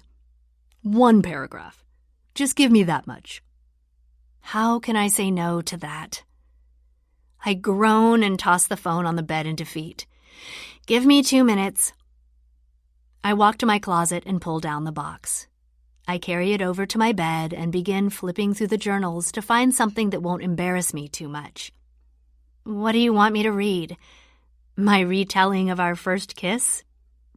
No, we're going slow, remember? He says that teasingly. Start with something from the beginning. That's much easier. I grab the first journal and flip through it until I find something that looks short and not too humiliating. Do you remember the night I came to you crying because my parents were fighting? I remember, he says. He settles into his pillow and puts one arm behind his head. I roll my eyes. Get comfy while I mortify myself, I mutter. It's me, Lily. It's us. There's nothing to be embarrassed about. His voice still has that same calming effect it's always had. I sit cross-legged and hold the phone with one hand and my journal in the other, and I begin to read. A few seconds later, the back door opened, and he looked behind me, then to the left and right of me. It wasn't until he looked at my face that he saw I was crying. You okay? He asked, stepping outside. I used my shirt to wipe away my tears and noticed he came outside instead of inviting me in. I sat down on the porch step, and he sat down next to me. I'm fine, I said. I'm just mad. Sometimes I cry when I get mad. He reached over and tucked my hair behind my ear. I liked it when he did that, and I suddenly wasn't nearly as mad anymore. Then he put his arm around me and pulled me to him so that my head was resting on his shoulder. I don't know how he calmed me down without even talking, but he did. Some people just have a calming presence about them, and he's one of those people, completely opposite of my father. We sat like that for a while until I saw my bedroom light turn on. You should go, he whispered. We could both see my mom standing in my bedroom looking for me. It wasn't until that moment that I realized what a perfect view he has of my bedroom. As I walked back home, I tried to think about the entire time Atlas has been in that house. I tried to recall if I'd walked around after dark with the light on at night, because all I normally wear in my room at night is a t-shirt. Here's what's crazy about that, Ellen. I was kind of hoping I had. Lily. Atlas isn't smiling when I finish reading. He's staring at me with a lot of feeling, and the heaviness in his eyes is making my chest tight. We were so young, he says. His voice carries a little bit of ache in it. I know, too young to deal with the stuff we dealt with, especially you. Atlas isn't looking at his phone anymore, but he's moving his head in agreement. The mood has shifted, and I can tell he's thinking about something else entirely. It brings me back to what he tried to brush off earlier when he said it's been one of those weeks. What's bothering you? His eyes return to his phone. He seems like he might brush it off again, but then he just sighs and readjusts himself so that he's sitting higher up against his headboard. Someone vandalized the restaurants. Both of them? He nods. Yeah, it started a few days ago. You think it's someone you know? It's not anyone I recognize, but the security footage wasn't very clear. I haven't reported it to the police yet. Why haven't you? His eyebrows furrow. Whoever it is seems younger, maybe in their teens. I guess I'm worried they might be in a similar situation to the one I was in back then. Destitute. The tension in his eyes eases a bit. And what if they don't have a Lily to save them? It takes a few seconds for what he says to register. When it does, I don't smile. I swallow the lump in my throat, hoping he can't see my internal reaction to that. It's not the first time he's mentioned I saved him back then, but every time he says it, I want to argue with him. I didn't save him. All I did was fall in love with him. I can see why I fell in love with him. What owner is more concerned about the situation of the person vandalizing their business than they are with the actual damage being done? Considerate Atlas, I whisper. What was that? He says. I didn't mean to say that out loud. I slide a hand over the heat moving across my neck. Nothing. Atlas clears his throat, leaning forward. A subtle smile materializes. Back to your journal, he says. I wondered if you knew I could see into your bedroom window back then, because after that night, you left that light on a hell of a lot. I laugh, glad he's lightening the mood. You didn't have a television. I wanted to give you something to watch. He groans. Lily, you have to let me read the rest. No. You locked me in a closet today. Letting me read your journals would be a good way to apologize for that. I thought you weren't offended. Maybe it's a delayed offense. He begins to nod slowly. Yeah, starting to feel it now. I'm really offended. I'm laughing when Emmy begins to work up a cry across the hall. I sigh because I don't want to hang up, but I'm also not the mom who can let her child cry it out. Emmy's waking up. I have to go, but you owe me a date. Name the time, he says. I'm off on Sundays, so a Saturday night might be good. Tomorrow is Saturday, he says, but we're going slow. I mean, that's pretty slow if we're counting from the first day we met. That puts a lot of years between meeting you and going on a first date with you. 6 o'clock? I smile. 6 is perfect. As soon as I say that, Atlas squeezes his eyes shut for 2 seconds. Wait, I can't tomorrow. Shit. We're hosting an event. They need me at the restaurant. Sunday? I have Emmy Sunday. I'd rather wait before bringing her around you. I get that, Atlas says. Next Saturday? That'll give me time to line up someone to watch her. Atlas grins. It's a date then. He stands up and begins walking through his bedroom. You're off on Sundays, right? Can I call you this Sunday? When you say call, do you mean video chat? I want to be prepared this time. You couldn't be unprepared if you tried, he says. And yes, it'll be a FaceTime. Why would I waste time with a phone call when I can look at you? I like this flirty side of Atlas. I have to bite my bottom lip for 2 seconds in order to hold back my grin. Good night, Atlas. Night, Lily. Even the way he makes such intense eye contact while saying goodbye makes my stomach flip. I end the call and press my face into my pillow. I squeal like I'm 16 again. Chapter 9. Atlas. Let me see a picture, Theo says. He's sitting on the back steps watching me pick up shattered glass and several bags of trash from the third incident, which occurred last night. Brad called me this morning to let me know Bibbs was hit again. He and Theo met me here to clean it up, even though I told him not to worry about coming. I hate when my employees have to show up for anything on the only day of the week we're closed. I don't have a picture of her, I say to Theo. So she's ugly? I toss the box of glass into the dumpster. She's gorgeous and way out of my league. Ugly would still be out of your league, he deadpans. She doesn't have social media? She does, but it's set to private. You aren't her friend on anything? Facebook, Instagram? Do you even have a Snapchat? What do you know about Snapchat? You don't even have a phone. I have my ways, he says. His dad comes back outside with a trash bag. He holds it open and we start throwing some of the scattered garbage in it while Theo remains on the steps. I would help, but I just took a shower, he says. You showered yesterday, Brad says. Yeah, and I'm still clean. Theo focuses on me again. Do you have social media? Nope, I don't have time for that. Then how do you know her stuff is set to private? I've occasionally attempted to look her up online, and as much as I don't want to admit that, I'm not sure there's a person on this planet who hasn't done a few Google searches on people from their past. I've looked her up before. You have to have a profile and follow her to see her stuff. So make a profile and follow her, Theo says. I swear, sometimes you make things harder than they need to be. It's complicated. She has an ex-husband who doesn't like me, and if he saw that we were friends online, it might become an issue for her. Why doesn't he like you? Theo asks. We got into a fight. Here at the restaurant, actually, I say, nudging my head toward the building.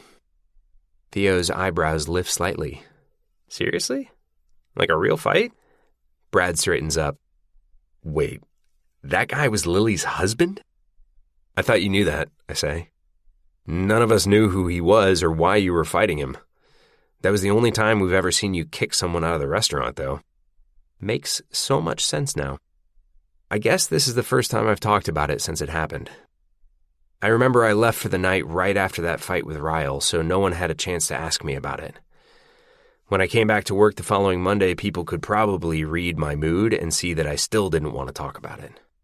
What did you get into a fight about? Theo asks. I glance at Brad because he's aware of what Lily went through.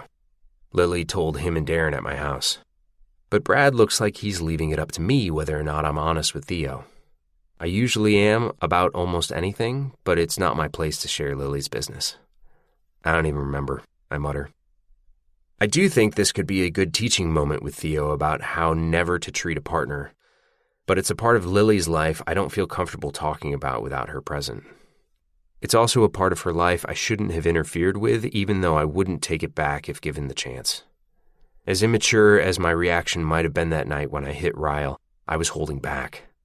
I wanted to do more than just punch him. I had never been that angry at another human, not even my mother or stepfather, not even Lily's father.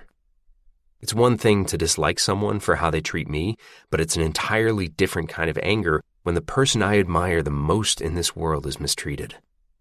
My phone begins to buzz in my pocket. I quickly pull it out and see that Lily is attempting to return my FaceTime from an hour ago. She was driving and said she would call me when she got home. We've exchanged several texts since our chat on Friday, but I've been anxious to talk to her face-to-face again. Is that her? Theo asks, perking up. I nod and try to pass him on the steps, but he stands up and follows me into the restaurant. Seriously? I ask, facing him. I want to see what she looks like. I have to answer it before I miss the call, so I slide my finger across the screen while trying to shut Theo outside. I'll screenshot it for you. Go help your dad. The video connects and Theo is still trying to push his way inside. Hey, I say, smiling at Lily on the screen. Hey, Lily says. Let me see, Theo whispers, snaking his arm around the door in an attempt to snatch my phone. Give me a second, Lily. I hold the phone to my chest so that she can't see anything, and then I open the back door far enough to press my palm against Theo's face. I guide him back down the top step. Brad, get your child. Theo, come here, Brad says. Help me with this. Theo's shoulders slump, but he finally relents and turns toward his father. But I'm clean, he mumbles.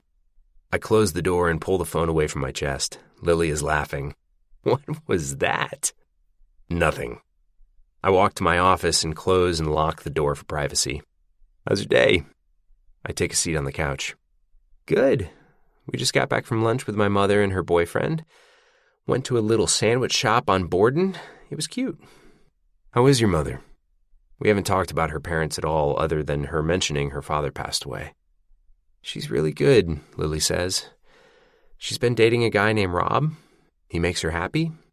Although it's a little weird seeing her giddy over a man. I like him, though. She lives in Boston now. Yeah. She moved here after my father died to be closer to me. That's good. I'm glad you have family here. What about you? Does your uncle still live in Boston? My uncle? Oh, I did tell her that. I squeeze the back of my neck and wince. My uncle. I can't remember the exact lie I told her back then. It's been so long. My uncle died when I was 9, Lily. Her eyebrows wrinkle in confusion. No, you moved in with an uncle when you were 18. It's why you left. I sigh, wishing I could go back and redo most of our time together back then and the things I told her or failed to tell her in order to spare her feelings. But wouldn't we all go back if we could redo our teenage years? I lied to you. I didn't have an uncle in Boston at that point. What? She's still shaking her head, trying to make it make sense. She doesn't seem angry, though. More confused than anything. Then who did you go live with? No one. I couldn't keep sneaking into your bedroom forever. I knew it wouldn't end well, and other than you, there was nothing in that town that could help me better my situation. Boston had shelters and resources. I told you my uncle was still alive so you wouldn't worry about me. Lily's head falls back against her headboard and she closes her eyes for a bit. Atlas. She says my name with sympathy. When she opens her eyes again, it looks like she's attempting not to tear up. I don't know what to say. I thought you had family. I'm sorry I lied. I wasn't trying to be malicious. I just wanted to spare... Don't apologize, she says, interrupting me. You did the right thing. Winter was about to hit, and you might not have survived it in that house. She wipes at a tear. I can't imagine how hard that was, moving to Boston at that age with nothing, no one. It worked out, I say, flashing a grin. It all worked out. I'm attempting to pull her out of the mood I just sunk her in. Don't think about where we used to be, just think about where we are. She smiles. Where are you right now? Is that your office? It is. I spin the phone around so she can get a glimpse of it. It's small, just a couch and a computer, but I'm rarely in here. I spend most of my time in the kitchen. You at Bibbs? Yeah. Both restaurants are closed on Sundays. I'm just here cleaning up. I can't wait to visit Corrigan's. Is that where we're going on our date next Saturday? I laugh. No way am I bringing you to either of my restaurants on a date. The people I work with are too curious about my personal life. She grins. Funny, because I'm curious about your personal life too. I'm an open book for you. What do you want to know? She contemplates that for several seconds and then comes back with, I want to know who the people in your life are. You didn't really have anyone when we were teenagers, but you're an adult now, with businesses and friends and a whole life I know very little about. Who are your people, Atlas Corrigan? I don't know how to respond to that with anything but laughter. She doesn't smile in return, though, which makes me think she's asking the question more out of concern for me than curiosity. I look at her gently, hoping to ease some of that worry. I have friends, I say. Some of them you met a while back at my house. I don't have family, but it's not a void I feel. I like my career and my life. I pause, and then say something completely honest. I'm happy, if that's what you're wondering. I see the corner of her mouth lift. Good. I was always curious about where you ended up. I tried to find you on social media, but I didn't have any luck. That makes me laugh, considering Theo and I just had this conversation. I don't use social media much. If I told her I'd use it every day if her pages weren't private, Theo might say that confession would scare her off. I have profiles for the restaurants, but 2 of my employees manage them. I let my head fall back against the couch. I'm too busy for it. I downloaded TikTok a few months ago, but that was a mistake. Sucked me in for hours one night, and I missed a meeting the next morning. I deleted the app later that day. Lily laughs. I would do just about anything to watch you make TikTok videos. Never gonna happen. Lily's attention is stolen away for a moment, and then she starts to lift up on her bed, but pauses. Hold on a second, I need to set my phone down. She drops the phone, but I don't think she realizes it catches on something and flips so that it's at an angle. The camera is on her, and I see her adjust Emerson from one breast to another. It's only a few seconds, almost too quick for me to realize what's happening before it's over. I don't think she meant for the camera to be pointed at her. When she notices the phone, her eyes go wide for a second, and then the screen goes black as soon as her hand meets it. When it's pointed at her face again, she's covering her eyes with splayed fingers. I am so sorry. For what? I think I just flashed you. You did, but it's not something you should apologize for. I should thank you. She laughs, appearing to appreciate that comment. Nothing you haven't seen before, she says with an adorably embarrassed shrug. She adjusts a pillow under the arm she's using to hold Emerson while she breastfeeds. I'm trying to wean her since she's about to turn 1. We were down to once a day, but Sundays are hard because I'm with her all day. She scrunches up her nose. I'm sorry. I doubt you want to know breastfeeding details. I can't think of a single subject you could discuss that would bore me. Oh, I bet I can think of one before our date, she says, treating my comment like it's a challenge. She glances away from her phone screen.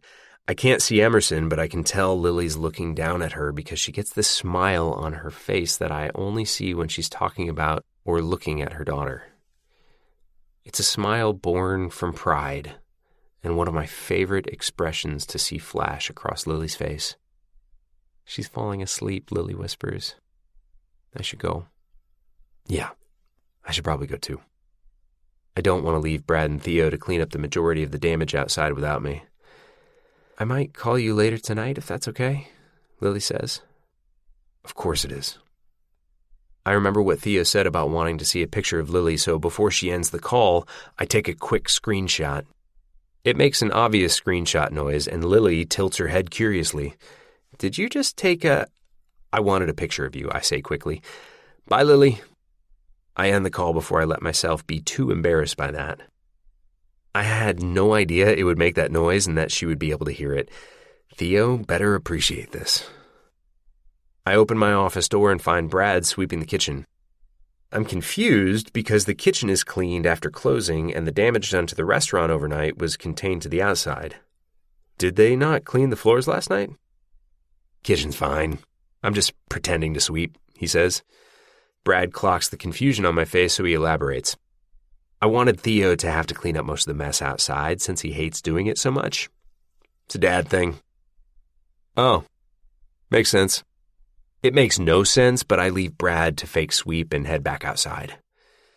Theo is grimacing as he uses his thumb and index finger to barely lift a piece of trash.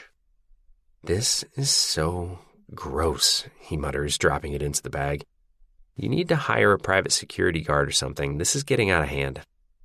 That's not a bad idea. I hold my phone in front of Theo's face so he can see the picture of Lily I just screenshotted. He pulls his neck back, surprised. That's Lily? That's Lily. I slide my phone into my pocket and take the trash bag from Theo. That explains it. He drops down onto the top step. Explains what? Why you get so tongue-tied around her and say the stupid stuff you say. I disagree with his belief that the things I say to her are stupid, but he's right about one thing. She's so beautiful, I do sometimes feel tongue-tied around her. I can't wait until you start dating, I say. I'm going to give you so much shit. Chapter 10. Lily.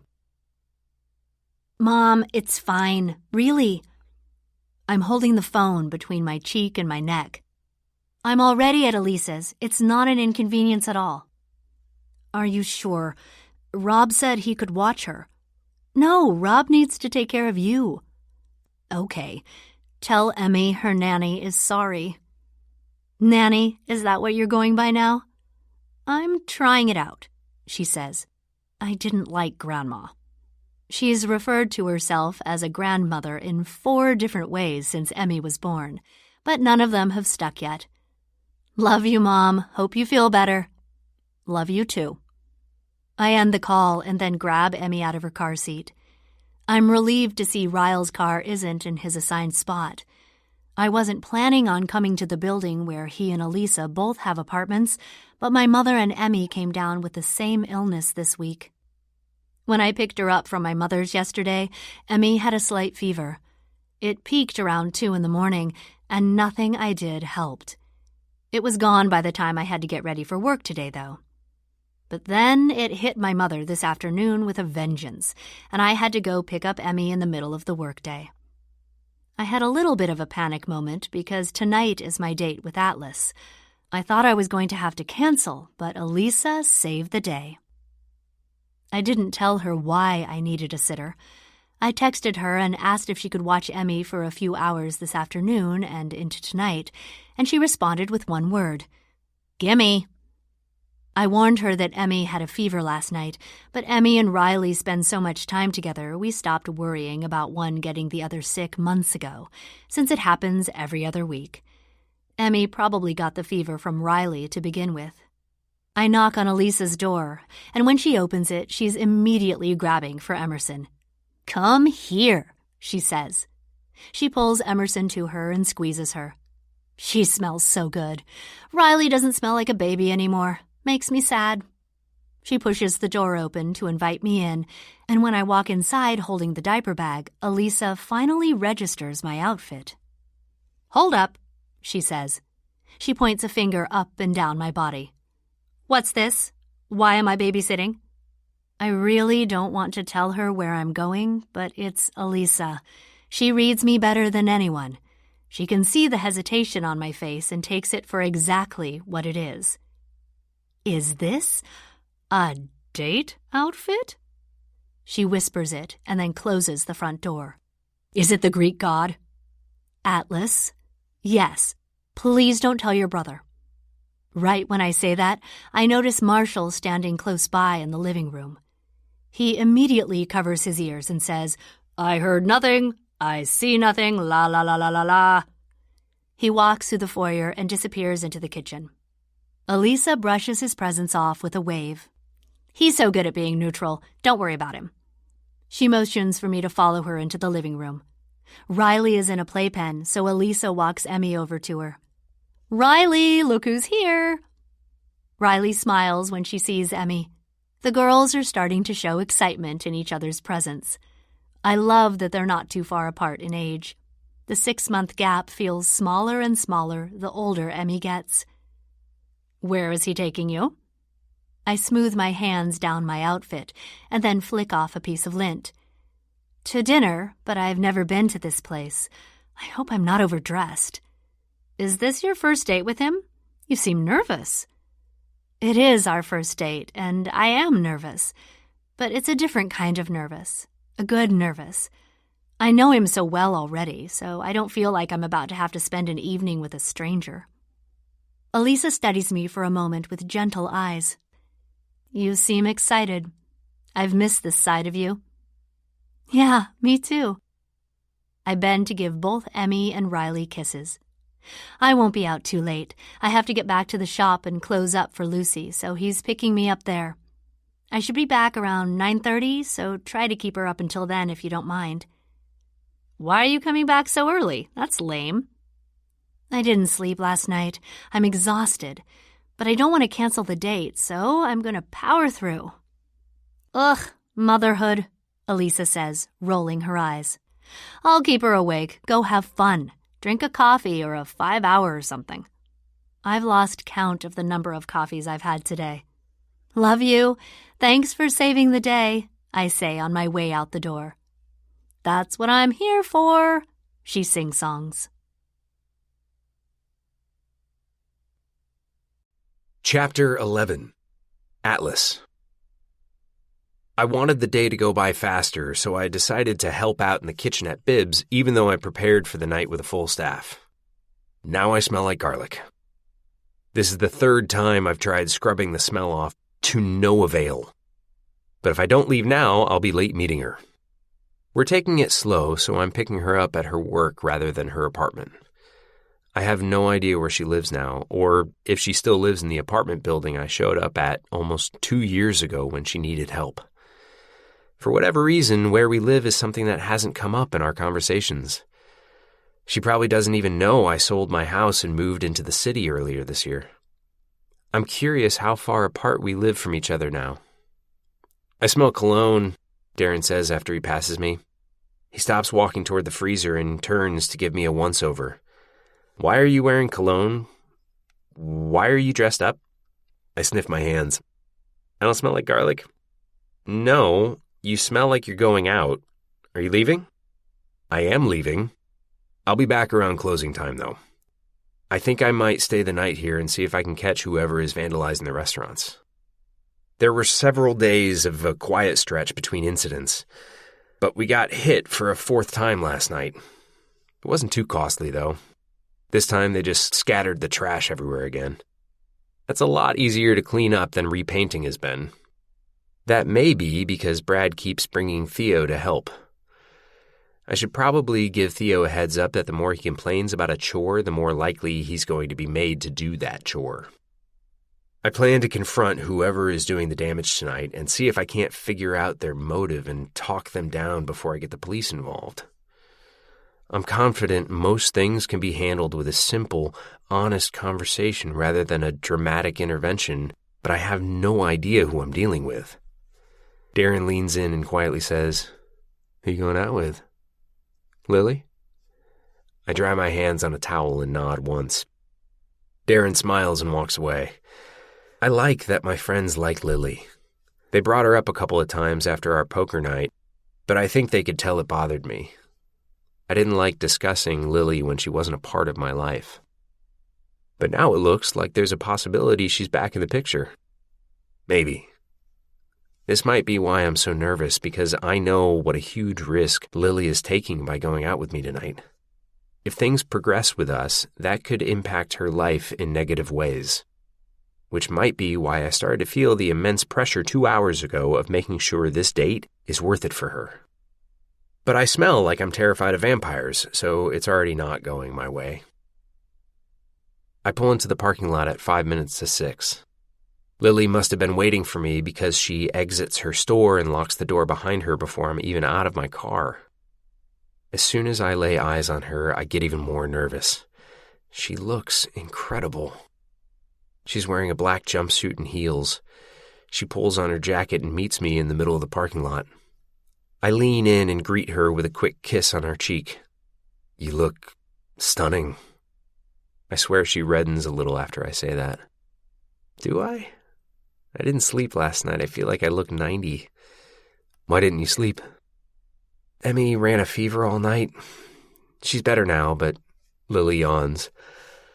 I'm sorry. I just drank coffee. It'll hit in a minute. It's okay. I'm not tired, but I do smell like garlic. I like garlic. Good thing. Lily leans back on her heels and looks down at her outfit. I wasn't sure what to wear since I've never been to this restaurant. I've never been there either, so I have no idea. But I have a feeling you'll be fine. I chose a new restaurant I've been wanting to try. It's about a 45-minute drive, but I figured that would give us time to catch up on the way over. I have a present for you, she says. It's in my car. Let me grab it. I follow her to her car and watch her retrieve something from the console. When she hands it to me, I can't hold back a smile. Is this your journal? She read another quick passage to me last night, but she was so embarrassed reading it out loud she refused to give me more. That's one of them. We'll see how tonight goes before I give you the other one. No pressure or anything. I walk her to my car and open the passenger door for her. She starts to yawn again as I'm closing her door. I feel bad, like maybe she's too exhausted for this date. I have no idea what it's like to raise a child. I feel kind of selfish that I'm not offering to reschedule, so before I back out of the parking lot, I speak up. If you'd rather go home and sleep, we can do this another weekend. There is nothing I'd rather do than this, Atlas. I'll sleep when I'm dead. She clicks her seatbelt. You actually do smell like garlic. I think she's kidding. Lily used to joke all the time when we were younger. It's one of the things I loved most about her, that she always seemed to be in a good mood despite all the bad things surrounding her. It's that same strength I admired in the days I was with her after she found out she was pregnant in the emergency room. I know that was one of the lowest points of her life, but she was able to smile through it all, and even spent an entire evening impressing my friends with her humor during a poker night. Everyone handles stress differently, and none of those ways is necessarily wrong, but Lily handles it with grace. And grace just happens to be the quality I find the most attractive in people. How'd you manage to get away on a Saturday night? Lily asks. I hate that I'm driving because I want to look at her while I respond. I've never seen her look this womanly? Is that a compliment? I don't even know. I probably shouldn't say it out loud in case it isn't, but when Lily and I fell in love, neither of us were what we would now consider adults. But it's different tonight. We're grown-ups with careers, and she's a mother and a boss and independent. It's sexy as hell. The only other time I've spent with her as adults was when she was technically still with Ryle, so it felt wrong thinking of her the way I am now. Like I want her. I keep my focus on the road and try not to create a lull in our conversation, but I think I might be a little flustered. That surprises me. How did I manage getting away, I say, pretending like I'm mulling over the question rather than obsessing about how much I want to stare at her. I hire dependable people. Lily smiles at that. Do you always work on weekends? I nod. I usually only take off Sundays when we're closed. The occasional Monday. What do you enjoy the most about your job? She's full of questions tonight. I give her a sidelong glance and smile. Reading the reviews. She makes a noise like she's shocked. I'm sorry, she says. Did you say reviews? You read your restaurant reviews? Every single one. What? Oh my God, you must not have a single insecurity. I make Serena run our social media so I can avoid reviews. Your reviews are great. She practically turns her entire body toward me in the seat. You read my reviews? I read reviews for anyone I know who owns a business. Is that weird? It's not weird. I flip on my blinker. I like reading reviews. I feel like business reviews are a reflection of the owner, and I want to know what people think of my restaurants. The constructive criticism helps. I haven't had the kitchen experience a lot of chefs have, and critics are some of the best teachers. What do you get out of reading reviews about other people's businesses? Nothing, really. I just find it entertaining. Do I have any bad ones? Lily looks away from me, half turning so that she's facing forward again. Never mind, don't answer that. I'm just going to pretend they're all good and that everyone loves my flowers. Everyone does love your flowers. She presses her lips together in an attempt to suppress her smile. What's your least favorite part of your job? I love that she's asking me such random questions. It reminds me of all the nights we would stay up late and she would pepper me with questions about myself.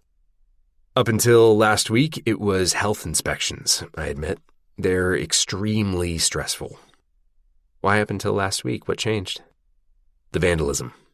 Did it happen again? Yeah, twice this week. And you still have no idea who it is? I shake my head. No clue. Do you have any angry ex-girlfriends? Nah, I doubt it. They don't seem the type. Lily kicks off her heels and pulls one of her legs onto her seat, making herself more comfortable. How many serious relationships have you had? She's going there. Okay. Define serious. I don't know, more than 2 months? 1, I say. How long were you together? Little more than a year. I met her while I was in the military. Why'd you break up? We moved in together. That's why you broke up? I think living together escalated the realization that we were incompatible. Or maybe we were just at different points in our lives. I was focused on my career, and her focus was on which outfits to wear to the clubs I was too tired to go to with her. When I got out of the military and moved back to Boston, she stayed behind and moved into a loft with 2 of her friends. Lily laughs. I cannot picture you in a club. Yeah, that's why I'm single, I guess. My phone rings with an incoming call from Corrigan's, interrupting us before I'm able to throw her own question back at her. I have to take this, I say. Go ahead. I answer the call over Bluetooth. It ends up being a freezer issue that requires me to make 2 more phone calls before I've got it sorted out and a repair technician on the way there. When I'm finally able to give my attention back to Lily, I glance over at her and find her asleep, her head limp against my shoulder. I hear a dainty snore coming from her. Coffee never kicked in, I guess. I let her sleep all the way to the restaurant. We pull in about 10 minutes to 7. It's dark and the restaurant looks crowded, but we have a few minutes before I have to check in for our reservation, so I let her rest. Her snore is as endearing as she is. It's delicate, almost too light to hear. I take a quick video I can use to tease her with later, and then I reach into the back seat and grab her journal. I know she said not to read it in front of her, but technically I'm not. She's asleep. I open it to the first page and begin reading. I read the first entry completely captivated. I feel like I'm breaking a rule reading this, but she's the one who brought it. I read the second entry, then the third. Then I log into my reservation app and cancel our reservation because unless I wake her up this very second, we're going to be late. I'd rather our table go to someone else because Lily looks like she's been needing this sleep for a while. And I want to read another entry. I'll take her somewhere else for dinner once she wakes up. Every word she wrote is taking me right back to when we were teenagers. There are so many times I want to laugh at the things she says and how she says them, but I stifle my laughter so that I don't startle her. I eventually read a passage that I'm almost positive is leading up to our first kiss. I look at the clock and we've already been sitting here for half an hour, but Lily is still sound asleep and I can't stop in the middle of this entry. I keep reading, hoping she stays asleep long enough for me to get through the end of this one. I need to tell you something, he said. I held my breath, not knowing what he was going to say. I got in touch with my uncle today. My mom and I used to live in Boston with him. He told me once he gets back from his work trip, I can stay with him. I should have been so happy for him in that moment. I should have smiled and told him congratulations, but I felt all of the immaturity of my age when I closed my eyes and felt sorry for myself. Are you going? I asked. He shrugged. I don't know. I wanted to talk to you about it first. He was so close to me on the bed I could feel the warmth of his breath. I also noticed he smelled like mint, and it made me wonder if he uses bottled water to brush his teeth before he comes over here. I always send him home every day with lots of water. I brought my hand up to the pillow and started pulling at a feather sticking out of it. When I got it all the way out, I twisted it between my fingers. I don't know what to say, Atlas. I'm happy you have a place to stay, but what about school? I could finish down there, he said. I nodded. It sounded like he had already made up his mind. When are you leaving? I wondered how far away Boston is. It's probably a few hours, but that's a whole world away when you don't own a car. I don't know for sure that I am. I dropped the feather back onto the pillow and brought my hand to my side. What's stopping you? Your uncle is offering you a place to stay. That's good, right? He tightened his lips together and nodded. Then he picked up the feather I'd been playing with and he started twisting it between his fingers. He laid it back down on the pillow and then he did something I wasn't expecting. He moved his fingers to my lips and he touched them.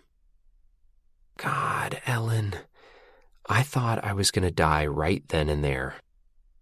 It was the most I'd ever felt inside my body at one time. He kept his fingers there for a few seconds and he said, Thank you, Lily. For everything.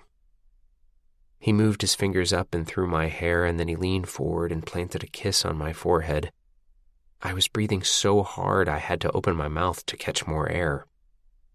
I could see his chest moving just as hard as mine was. He looked down at me, and I watched as his eyes went right to my mouth. Have you ever been kissed, Lily? I shook my head no and tilted my face up to his because I needed him to change that right then and there, or I wasn't going to be able to breathe. Then, almost as if I were made of eggshells, he lowered his mouth to mine and just rested it there. I didn't know what to do next, but I didn't care. I didn't care if we just stayed like that all night and never even moved our mouths. It was everything. His lips closed over mine, and I could kind of feel his hand shaking. I did what he was doing and started to move my lips like he was. I felt the tip of his tongue brush across my lips once, and I thought my eyes were about to roll back in my head. He did it again, and then a third time, so I finally did it too. When our tongues touched for the first time, I kind of smiled a little because I'd thought about my first kiss a lot. Where it would be, who it would be with. Never in a million years did I imagine it would feel like this. He pushed me on my back and pressed his hand against my cheek and kept kissing me. It just got better and better as I grew more comfortable. My favorite moment was when he pulled back for a second and looked down at me, then came back even harder. I don't know how long we kissed. A long time, so long my mouth started to hurt and my eyes couldn't stay open. When we fell asleep, I'm pretty sure his mouth was still touching mine. We didn't talk about Boston again. I still don't know if he's leaving. Lily. Wow. I close the journal and look over at Lily. She wrote our first kiss with so much detail it makes me feel inferior to my teenage self. Did it actually happen that way? I remember that night, but I was a hell of a lot more nervous than Lily described me to be. It's funny how, when you're a teenager, you think you're the only inexperienced, nervous human on the planet. You think almost every other teenager has life figured out way better than you do, but it isn't that way at all. We were both scared, and infatuated, and in love. I had fallen in love with her long before our first kiss, though. I loved her more than I had ever loved anyone before that moment. I think I loved her more than I've ever loved anyone after that moment. I think I still might. There's so much Lily doesn't know about that part of my life. So much I want to tell her now that I've read her version of some of our time together. It's obvious she has no clue how instrumental she was in my life back then. At a time when everyone was turning their backs on me, Lily was the only one who stepped up. She's still sound asleep, so I pull out my phone and open a blank note. I start typing, detailing what my life was like before she entered it. I don't mean to write as much as I do, but I guess I have a lot I want to say to her. It's another 20 minutes before I finally finish typing everything, and another 5 minutes before Lily finally begins to rouse. I set my phone in the cup holder, unsure if I'm going to allow her to read what I just wrote. I might wait a few days, a few weeks. She wants to take things slow, and I'm not sure what I said toward the end of that letter matches her idea of slow. Her hand goes up and she scratches her head. She's facing the window, so I don't see her face when her eyes open, but I can tell when she's awake because she sits straight up. She stares out her window for a beat, then swings her head around in my direction. A few strands of hair are stuck to her cheek. I'm leaning against my door, watching her casually as if this is completely normal first date behavior. Atlas? She says my name like it's an apology and a question at the same time. It's okay. You were tired. She grabs her phone and looks at the time. Oh my God. She leans forward, pressing her elbows into her thighs and her face into her palms. I can't believe this. Lily, it's fine. Really. I hold up the journal. You kept me company. She eyes the journal and then groans. This is mortifying. I toss the journal into the back seat. I personally found it enlightening. Lily hits me playfully on my shoulder. Stop laughing. I feel too bad for it to be funny. Don't feel bad. You're exhausted and probably hungry. We could grab a burger on the drive back. Lily falls dramatically against her seat. Let the fancy chef take the girl for fast food since she slept through her date. Why not? She flips the visor down and notices the hair stuck to her cheek. Wow, I am such a mom. Is this our last date? It is. Did I ruin this already? I wouldn't blame you. I put the car in reverse. Not even close after everything I just read. Not sure anything could top this date. You have very low standards, Atlas. I find her self-deprecation adorably attractive. I have a question about your journal. What? She's wiping away a smear of mascara. Everything about her seems so defeated now that she thinks she ruined our date. I can't stop smiling, though. The night of our first kiss, did you put the blankets in the washer on purpose? Was that a trick to get me to sleep in your bed? She scrunches up her nose. You read that far? You were asleep for a long time. She contemplates my question and then nods an admission. I wanted you to be my first kiss back then, and that wouldn't have happened if you kept sleeping on the floor. She's probably right about that. And it worked. It's still working. Because reading her description of our first kiss brought back every feeling she pulled out of me that night. She could sleep the entire way back home, and I'd still think this was the best date I've ever been on.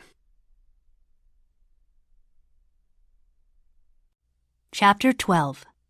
Lily. I can't believe you let me sleep for that long. It's been 10 minutes, and my stomach is still rolling from embarrassment. Did you finish reading the whole journal? I stopped after I read about our first kiss. That's good. That's not too embarrassing. But if he would have read about the first time we had sex while I was sleeping in the seat next to him, I'm not sure I could have recovered. This is so not fair, I mutter. You have to do something mortifying so the scales even out, because right now I feel like I've completely ruined our night. Atlas laughs. You think me doing something to mortify myself will make you feel better about tonight? I nod. Yes, that's the law of the universe. Eye for an eye, humiliation for humiliation. Atlas taps his thumb on his steering wheel as he massages his jaw with his free hand. Then he nudges his head toward his phone, which is sitting in the cup holder. Open the Notes app on my phone. Read the first one. Oh, wow. I was kidding, but I snatch up his phone so fast. What's your password? 9595. I enter the numbers and then glance over his home screen while I have it open. Every app is tucked neatly into a folder. He has 0 unread texts and 1 unread email. You're a neat freak. Who has 1 unread email? I don't like clutter, he says. Side effect of the military. How many unread emails do you have? Thousands. I open the Notes app and click on the most recent one. As soon as I see the 2 words at the top, I drop the phone, pressing it face down on my thigh. Atlas. Lily. I can feel my embarrassment being swallowed up by a warm wave of anticipation falling over me. You wrote me a Dear Lily letter? He nods slowly. You were asleep for quite a while. When he glances at me, his smile falters, like he's worried about whatever it is he wrote. He faces forward again, and I can see the roll of his throat. I lean my head against the passenger window and begin to read silently. Dear Lily, you're going to be mortified when you wake up and realize you fell asleep on our first date. I'm a little too excited for your reaction. But you seemed so tired when I picked you up, It actually makes me happy to see you getting some rest. This past week has been surreal, hasn't it? I was beginning to think I may never be a part of your life in any significant way, and then, poof, you show up. I could go on and on about what that run-in meant to me, but I promised my therapist I'd stop saying cheesy shit to you. Don't worry, I plan on breaking that promise many times, but you asked if we could take things slow, so I'll give it a few more dates. Instead, I think I'm going to steal a page from your playbook and talk about our past. It's only fair. You let me read some of your most intimate thoughts at such a vulnerable point in your life. I figure it's the least I can do to give you some insight into my life at that time. My version is a little grittier, though.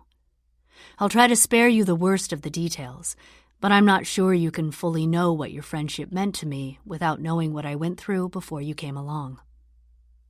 I told you some of it, about how I ended up in the position I was in, living in that abandoned house. But I had felt homeless a lot longer than that. My whole life, really, even though I had a house and a mother and, occasionally, a stepfather.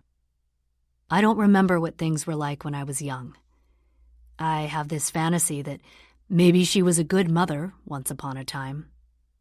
I do remember a day trip we took to Cape Cod where we tried coconut shrimp for the first time, but if she was a decent mother outside of that one day, that one meal, that part of her never became a core memory for me. My core memories were stretches of time spent alone or just trying to stay out of her way. She was quick to anger and quick to respond. For the first 10 or so years of my life, she was stronger and faster than me, so I spent the better part of a decade hiding from her hand, from her cigarettes, from the lash of her tongue. I know she was stressed.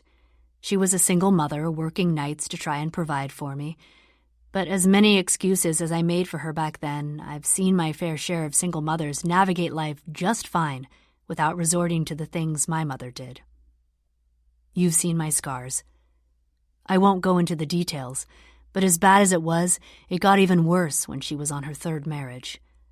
I was 12 when they met. Little did I know, the age of 12 would be my only peaceful year. She was always gone because she was with him, and when she was home, she was actually in a decent mood because she was falling in love. Funny how love for a partner can make or break how some people treat their own children.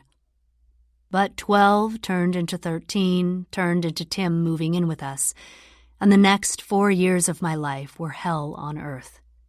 When I wasn't making my mother angry, I was making Tim angry.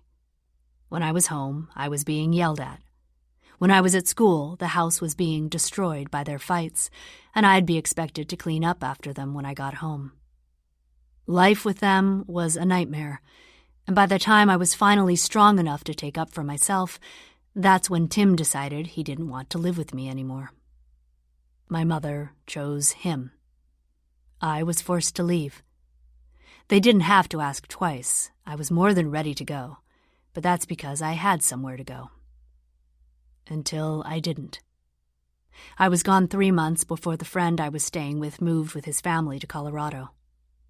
At that point, I had no one and nowhere else to go, and no money to get there if I did, so I was forced to go back to my mother and ask if I could come back home. I still remember the day I showed back up to that house. I had barely been gone 3 months, and the place was already falling apart. The yard hadn't been mowed since the last time I'd done it before being kicked out.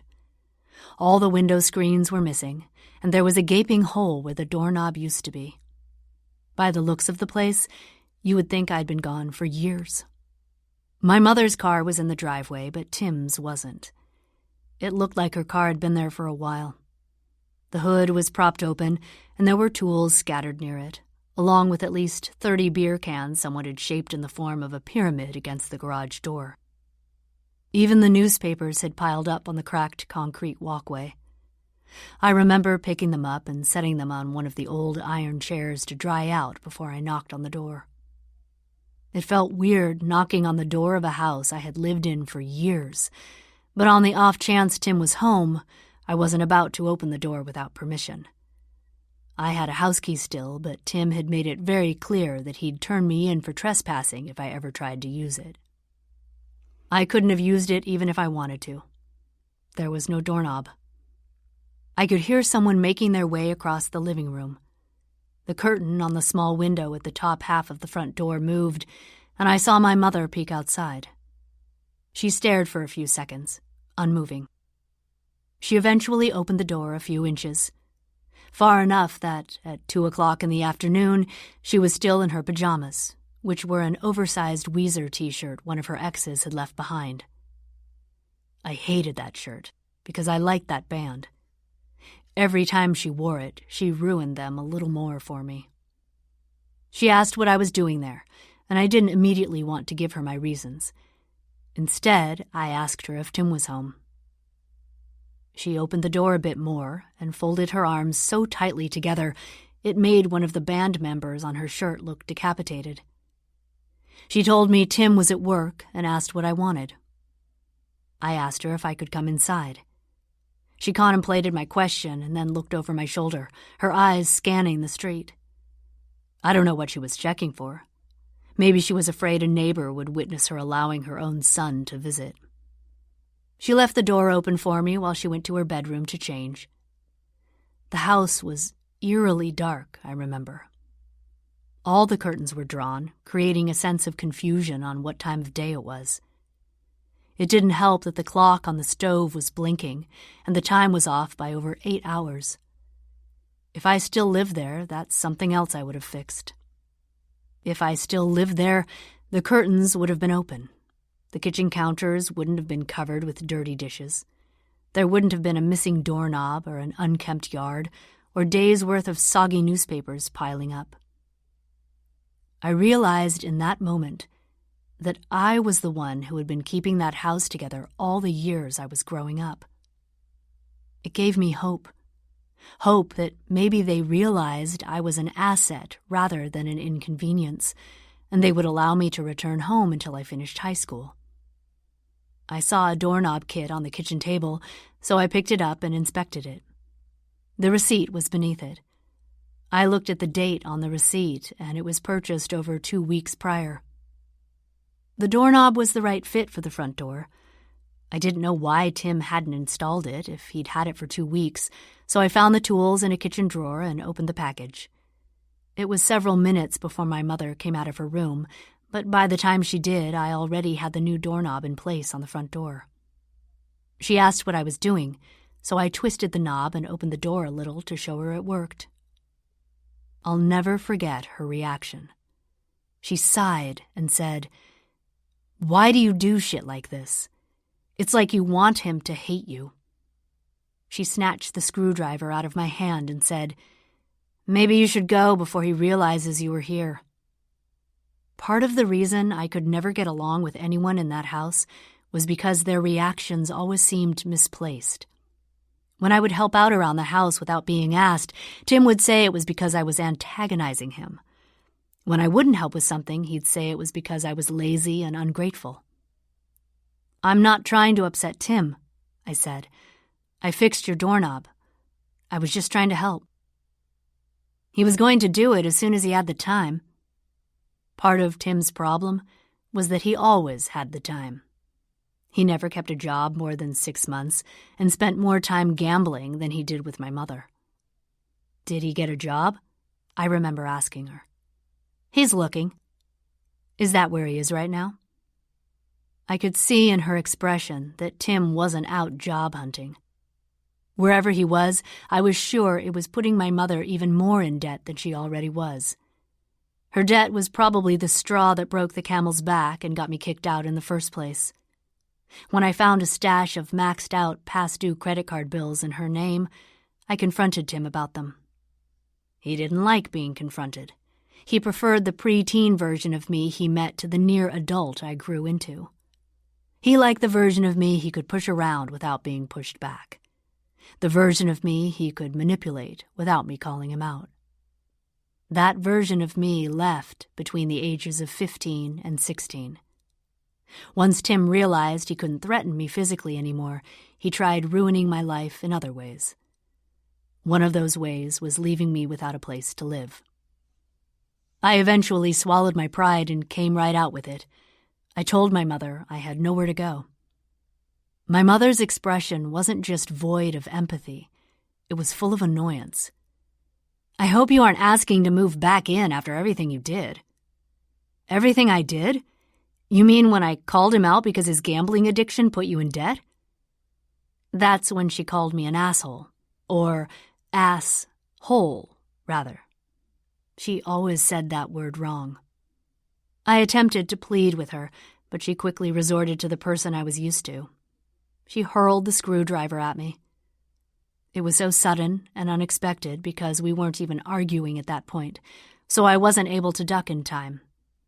It hit me right above my left eye, in the center of my eyebrow.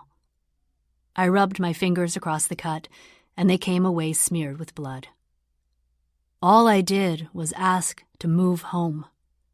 I didn't disrespect her. I didn't curse at her. I simply showed up and fixed her front door and tried to reason with her, and I ended up with a bloody gash. I remember staring at my fingers, thinking, Tim didn't do this. My mother did this. For so long, I had blamed Tim for everything that went wrong in that household, but everything wrong with that household started with her.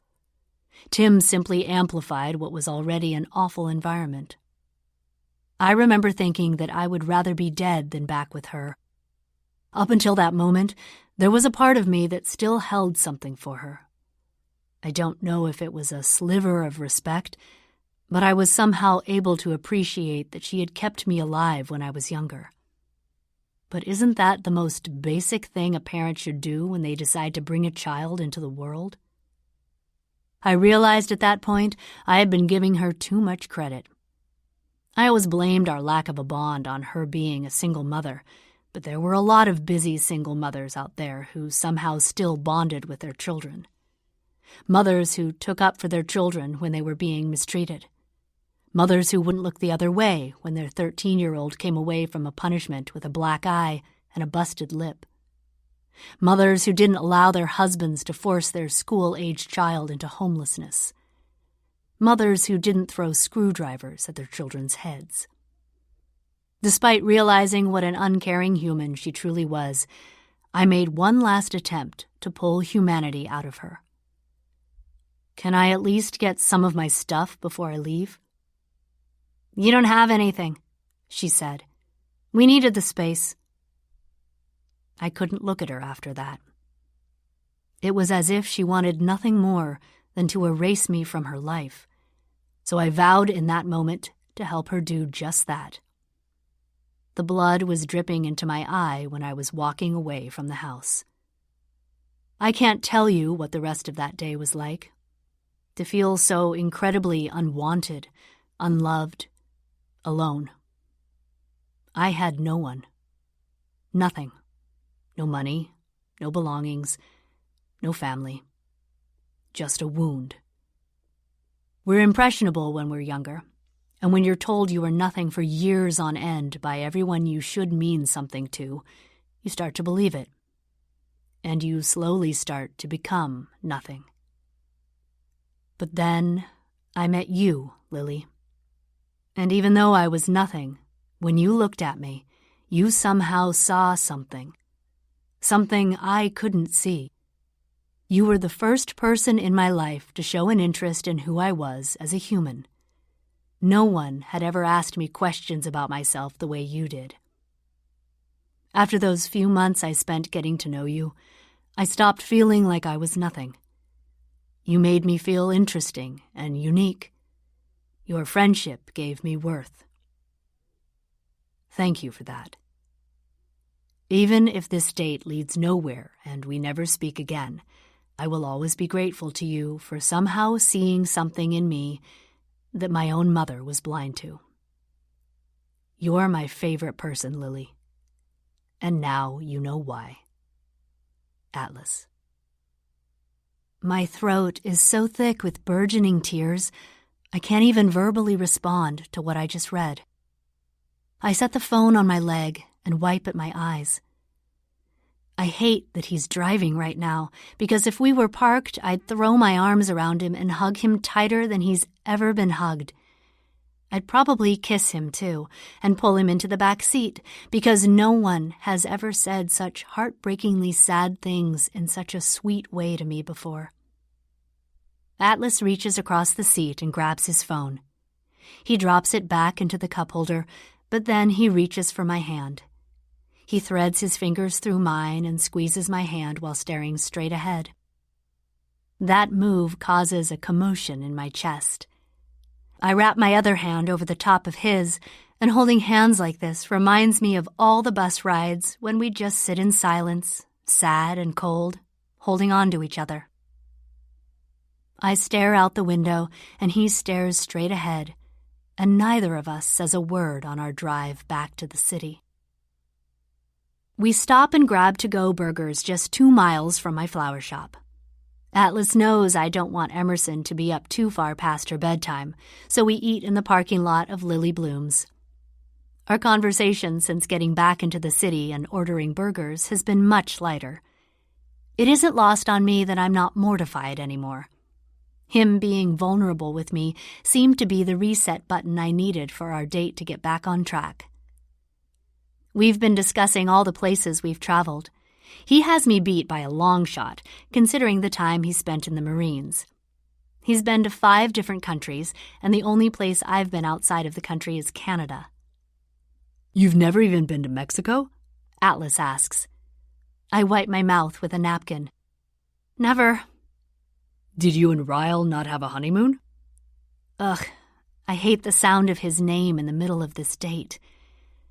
No, we eloped in Vegas. Didn't have time for a honeymoon. Atlas takes a sip of his drink. When he looks at me, his eyes are piercing, like he's hoping to unpack the thoughts I'm not saying. Did you want a wedding? I shrug. I don't know. I knew Ryle never wanted to get married, so when he said we should go to Vegas and get married, I saw it as a window of opportunity that might close. I guess I felt like eloping was better than not marrying him at all. What if you get married again? You think you'll do it differently? I laugh at that question and nod immediately. Absolutely. I want it all. Flowers and bridesmaids and shit. I pop a fry into my mouth. And romantic vows and an even more romantic honeymoon. Where would you go? Paris, Rome, London. I have no desire to sit on a hot beach somewhere. I want to see all the romantic places in Europe and make love in every city and take pictures kissing in front of the Eiffel Tower. I want to eat croissants and hold hands on trains. I drop my empty container of fries into the sack. What about you? Atlas reaches for my free hand, and he holds it. He doesn't answer me. He just smiles at me and squeezes my hand, like what he wants is a secret that's too soon to spill. Holding his hand feels like such a natural thing. Maybe because we used to do this so much as teenagers, but sitting in this car with him and not holding his hand feels more out of place than holding hands does. Even with the hitch I put into our date by falling asleep, the entire night has felt easy and comfortable. Being near him is second nature. I trace a finger over the top of his wrist. I need to go. I know, he says, rubbing his thumb over mine. Atlas's phone pings, so he reaches for it with his free hand and reads the incoming text. He sighs quietly, and the way he drops his phone back into the cup holder makes me think he's irritated with whoever just texted him. Everything okay? Atlas forces a smile, but it's a pathetic attempt. I see right through it, and he knows it. He breaks eye contact and looks down at our hands. He flips mine over until it's face up, and he begins to trace the lines in my palm. His finger feels like a lightning rod, zapping electricity from my hand throughout the rest of my body. My mother called me last week. That confession takes me aback. What did she want? I don't know. I ended the call before she could tell me, but I'm pretty sure she needs money. I thread our hands together again. I don't know what to say to him. That has to be hard, not hearing from your mother for almost 15 years, and then she finally reaches out when she needs something. It makes me so grateful that my mother is a huge part of my life. I didn't mean to drop that on you when you're in a hurry. We should save some conversation for our second date. He smiles at me, and it instantly flips the mood. It's remarkable how his smile can dictate the feelings occurring inside my own chest. Come on, I'll walk you to your car. I laugh because my car is literally 2 feet away, but Atlas rushes around the front of his car and opens my door, then helps me out. And then, with 1 step each, we're at my car. Fun walk, I tease. He flashes a brief smile, and I don't know if he means for it to be seductive, but I'm suddenly warm all over, despite the cold weather. Atlas peeks over my shoulder, nudging his head toward my car. Do you have more journals in there? Just had the one on me. Shame, he says. He leans a shoulder against my car, so I do the same, facing him. I have no idea if we're about to kiss. I wouldn't object, but I also just ate onions after sleeping for over an hour, so I doubt my mouth is at its most appealing right now. Do I get a redo? I ask. A redo of what? This date. I'd like to be awake for the next one. Atlas laughs, but then his laugh dissipates. He stares at me for a beat. I forgot how fun it is being around you. His words confuse me because fun is not what I would call our time together back then. It was sad at best. You think those times were fun? He lifts a shoulder in a half shrug. I mean, it was the lowest point of my life, sure, but my memories with you from back then are still some of my favorites. His compliment makes me blush. I'm glad it's dark. But he's right. It was a low point in both of our lives, but being with him was still somehow the highlight of my teenage years. I guess fun is the perfect way to describe what we made of it. And if we somehow had fun together at such a low point in both of our lives, it makes me wonder what we could be like at our highest. It's the exact opposite of the thoughts I had about Ryle last week. I've experienced the lowest of lows with Atlas, and he has never been anything but incredible and respectful to me.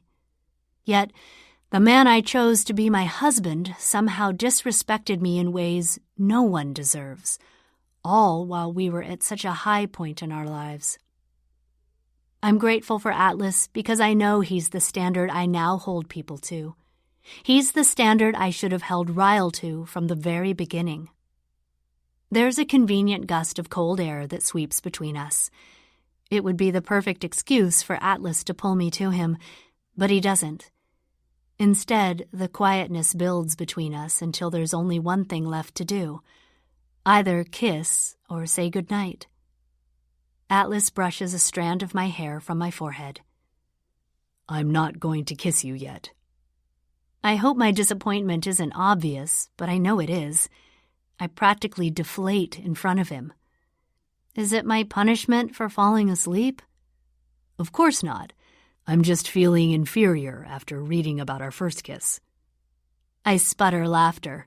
Inferior to who? Yourself? He nods.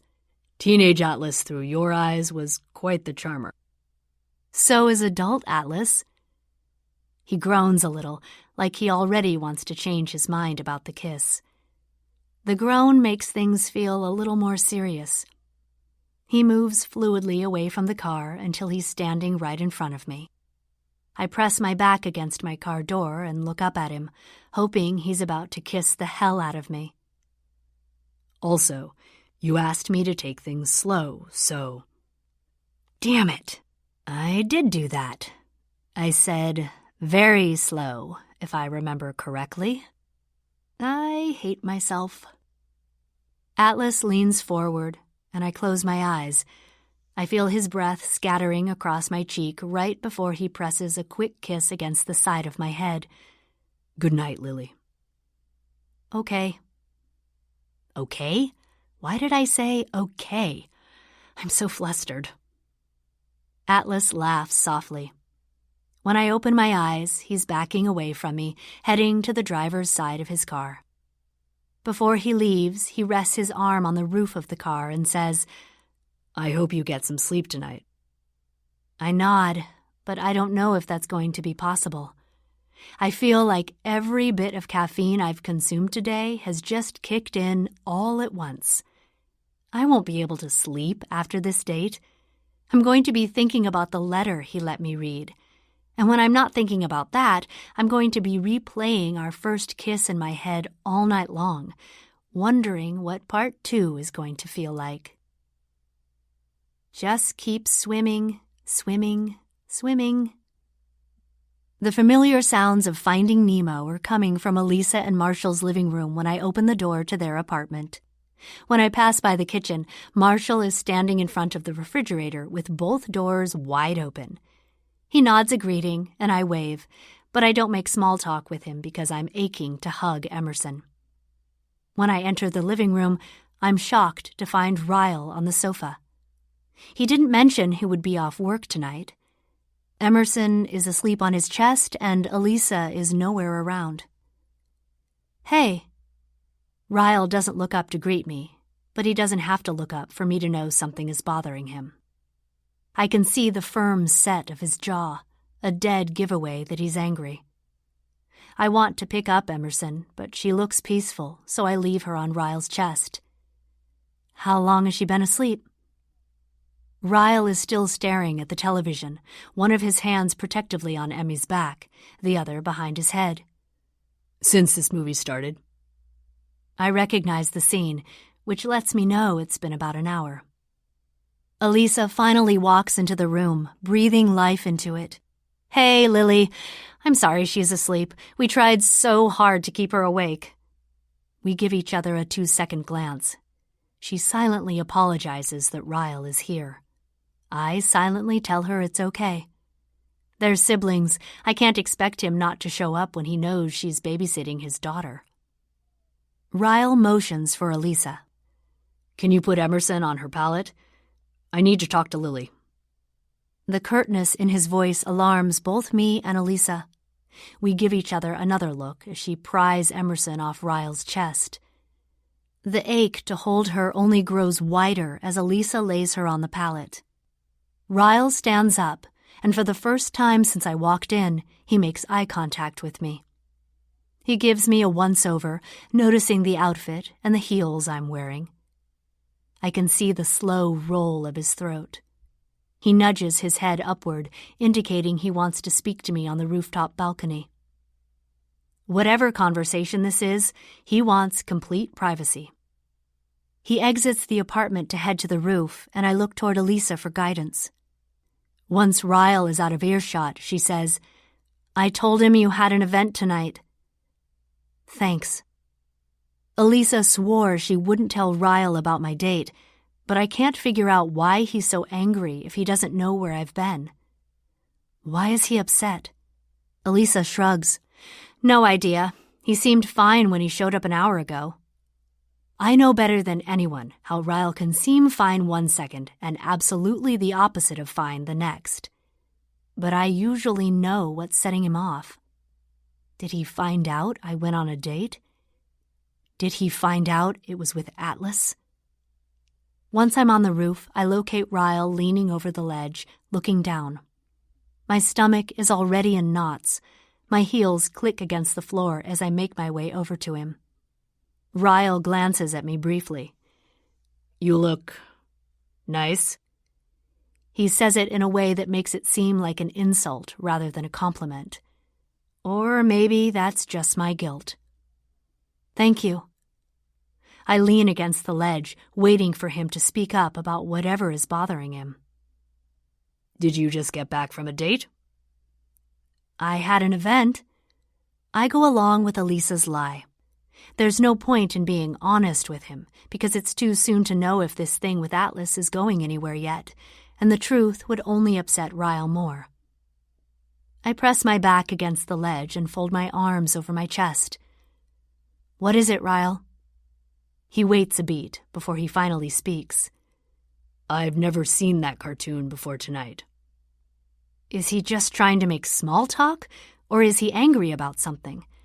I'm confused by this whole conversation. Until I'm not. I swear, I can be such an idiot sometimes. Of course he's upset. He once read all my journal entries. He knows how much that movie means to me after having read everything I wrote about it. But I guess now that he's finally seen it, he's connected the dots. And by the looks of it, he's added some dots of his own. He turns now, facing me with an expression full of betrayal.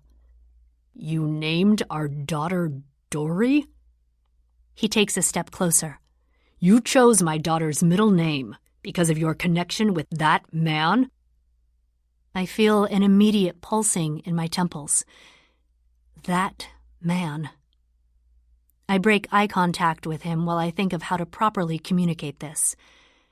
When I chose the name Dory as Emerson's middle name, I didn't do it for Atlas. That movie meant something to me long before Atlas came into the picture, but I probably should have thought twice about it before going through with naming her that. I clear my throat, making room for the truth. I chose that name because the character inspired me when I was younger. It had nothing to do with anyone else. Ryle releases an exasperated, disappointed laugh. You're a real piece of work, Lily. I want to argue with him, to further prove my point, but I'm getting nervous. His demeanor is bringing back every fear of him I've ever held. I try to defuse the situation by escaping it. I'm going home now. I start to head toward the stairs, but he's faster than me. He moves past me, and then he's in between me and the door to the stairwell. I take a nervous step back. I slip my hand in my pocket in search of my phone in case I need to use it. We're changing her middle name, he says. I keep my voice firm and steady when I respond. We named her Emerson after your brother. That's your connection to her name. Her middle name is my connection. It's only fair. You're reading too much into it.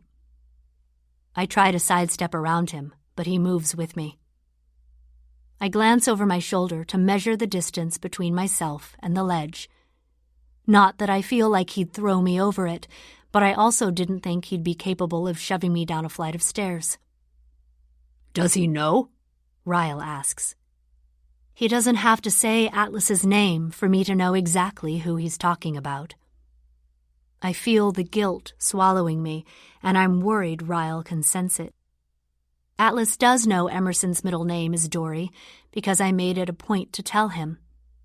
But I honestly didn't name my daughter for Atlas. I named her for me. Dory was my favorite character before I even knew Atlas Corrigan existed. I admired her strength, and I only named her that because strength is the one trait I hope my daughter has more than anything else. But Ryle's reaction is making me want to apologize because finding Nemo does mean something to both Atlas and me, and I knew it when I ran after Atlas on the street to tell him about her middle name. Maybe Ryle deserves to be angry. Therein lies our issue, though. Ryle can be angry, but that doesn't mean I deserve everything that accompanies his anger. I'm falling back into that same trap of forgetting that nothing I could do would warrant his extreme past reactions. I may not be perfect, but I don't deserve to fear for my life every time I make a mistake. And this may have been a mistake that deserves more discussion, but I don't feel comfortable having a conversation about it with Ryle on a rooftop without witnesses. You're making me nervous. Can we please go back downstairs? Ryle's entire demeanor changes as soon as I say that. It's like he punctures against the sharp insult. Lily, come on. He moves away from the door and walks all the way to the other side of the balcony. We're arguing. People argue. Christ. He spins away from me, giving me his back now. Here comes the gaslighting. He's attempting to make me feel crazy for being scared, even though my fear is more than warranted. I stare at him for a moment, wondering if the argument is over or if he has more to say. I want it to be over, so I open the door to the stairwell. Lily, wait. I pause because his voice is much calmer, which leads me to believe he might be capable of a verbal disagreement rather than an explosive fight tonight. He walks back over to me with a pained expression. I'm sorry. You know how I feel about anything related to him. I do know, which is precisely why I've had such conflicting feelings about Atlas potentially being a part of my life again. The simple idea of having to confront Ryle with that information makes me want to vomit, especially now. It upset me to find out that our daughter's middle name might have been something you chose to deliberately hurt me. You can't expect something like that not to affect me. I lean against the wall and fold my arms over my chest. It had nothing to do with you or Atlas and everything to do with me. I swear. Just mentioning Atlas's name out loud seems to get it stuck in the air between us, like it's a tangible thing Ryle can reach out and punch. Ryle nods once with a tight expression, but it appears that he accepts that answer. I honestly don't know if he should. Maybe I did do it subconsciously to hurt him. I don't even know at this point. His anger is making me question my intentions. This all feels so grossly familiar. We're both quiet for a while. I just want to go to Emerson, but Ryle seems to have more to say because he moves closer, placing a hand on the wall beside my head. I'm relieved that he doesn't look angry anymore, but I'm not sure I like the look in his eye that has replaced the anger. It's not the first time he's looked at me this way since our separation. I feel my entire body stiffen at his gradual change in demeanor. He moves a couple of inches closer, too close, and dips his head. Lily, he says, his voice a scratchy whisper. What are we doing? I don't respond to him because I'm not sure why he's asking that. We're having a conversation, one he started. He lifts a hand, fingering the collar of my jumpsuit, which is peeking out beneath my coat. When he sighs, his breath moves through my hair. Everything would be so much easier if we could just... Ryle pauses, maybe to think about the words he's about to say. The words I don't want to hear. Stop, I whisper, preventing him from finishing. He doesn't complete his thought, but he also doesn't back away. If anything, it feels like he moves even closer.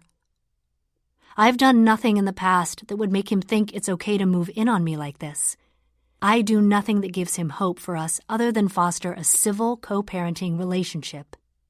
He's the one always trying to push my boundaries and straddle the line of what I'm okay with, and I'm honestly tired of it.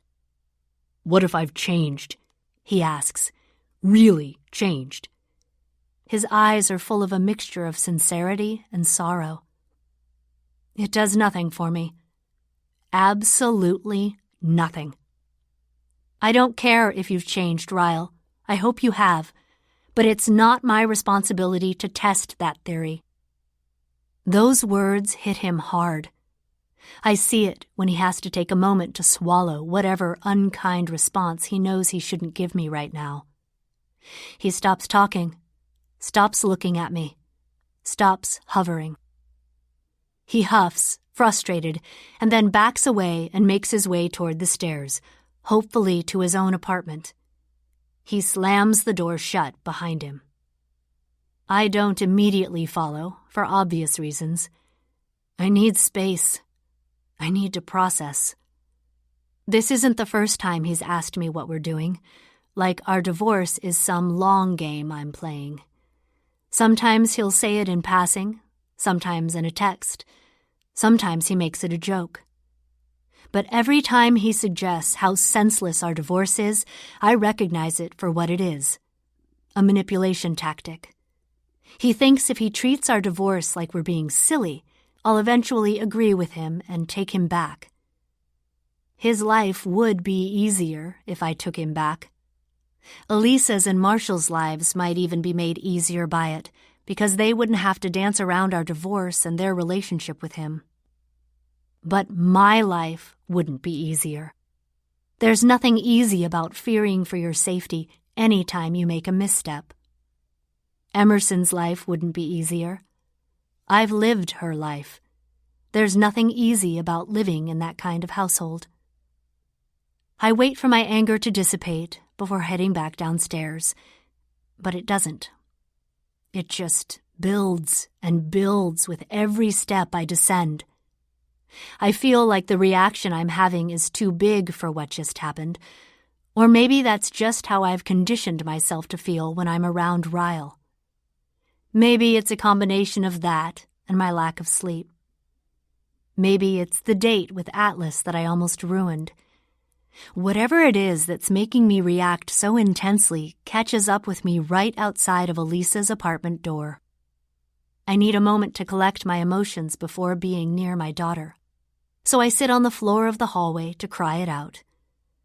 I like to shed tears in private. Happens quite regularly, unfortunately, but I've been finding myself getting overwhelmed a lot. Divorce is overwhelming. Being a single mother is overwhelming. Running a business is overwhelming. Dealing with an ex-husband who still scares you is overwhelming. And then there's that splinter of fear that creeps into my conscience when Ryle says something to suggest our divorce was a mistake. Because sometimes I do wonder if my life wouldn't be so overwhelming if I still had a husband who shared some of the burdens of raising his child. And sometimes I wonder if I'm overreacting by not allowing my daughter to have overnights with her own father. Relationships and custody agreements don't come with a blueprint, unfortunately. I don't know if every move I make is the right one, but I'm doing my best. I don't need his manipulation and gaslighting on top of that. I wish I were at home. I would walk straight to my jewelry box and pull out the list of reminders. I should take a picture of it so I always have it on my phone in the future. I definitely underestimate how difficult and confusing interactions with Ryle can be. How do people leave these cycles when they don't have the resources I had or the support from their friends and family? How do they possibly stay strong enough every second of the day?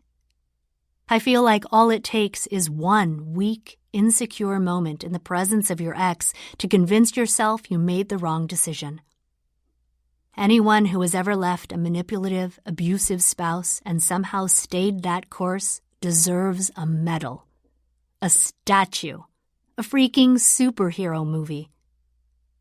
Society has obviously been worshiping the wrong heroes this whole time because I'm convinced it takes less strength to pick up a building than it does to permanently leave an abusive situation. I'm still crying a few minutes later when I hear Elisa's door open. I look up to find Marshall exiting the apartment carrying 2 bags of trash. He pauses when he sees me sitting on the floor. "Oh." His eyes dart around, as if he's hoping someone else will help me. Not that I need help. I just needed a moment of respite. Marshall sets the bags on the floor and walks over. He takes a seat across from me and stretches out his legs.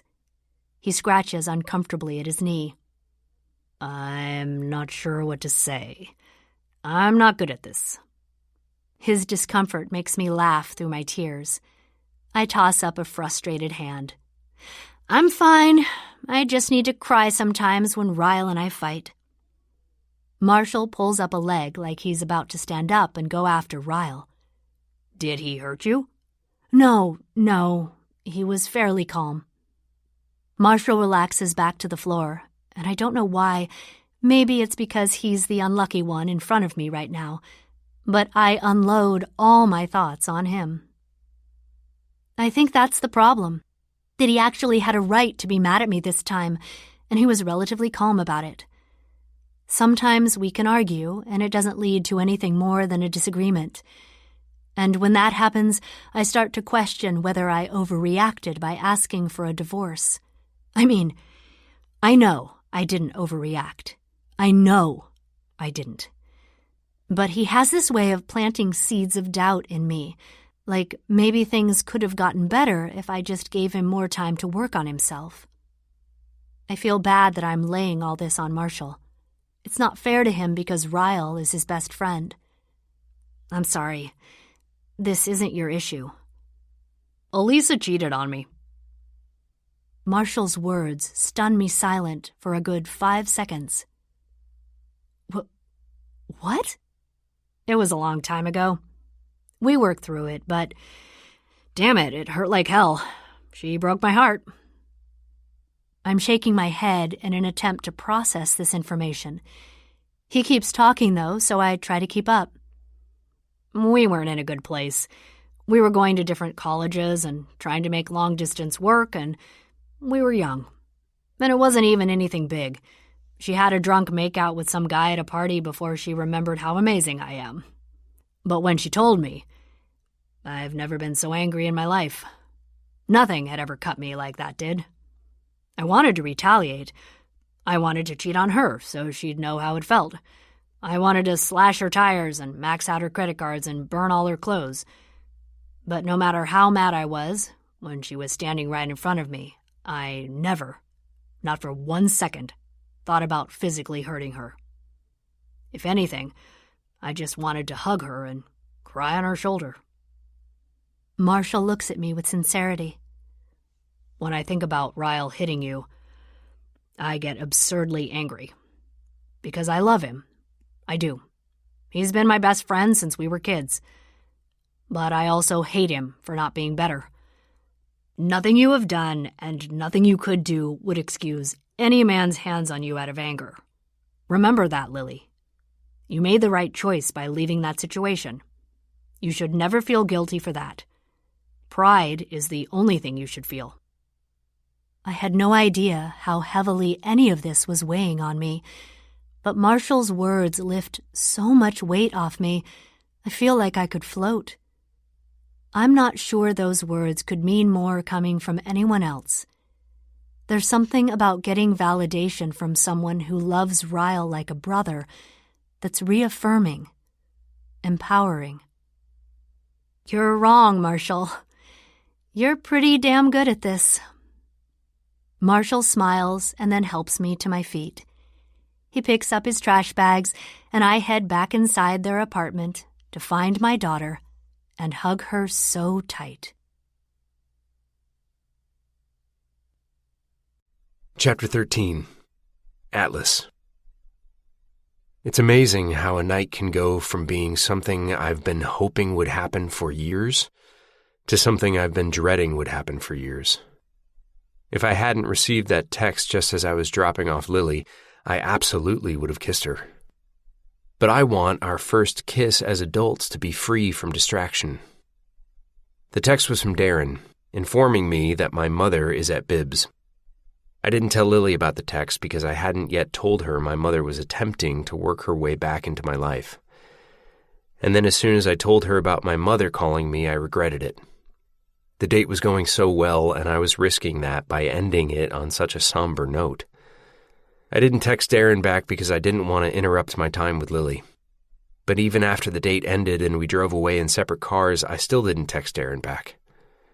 I drove around for half an hour trying to figure out what to do.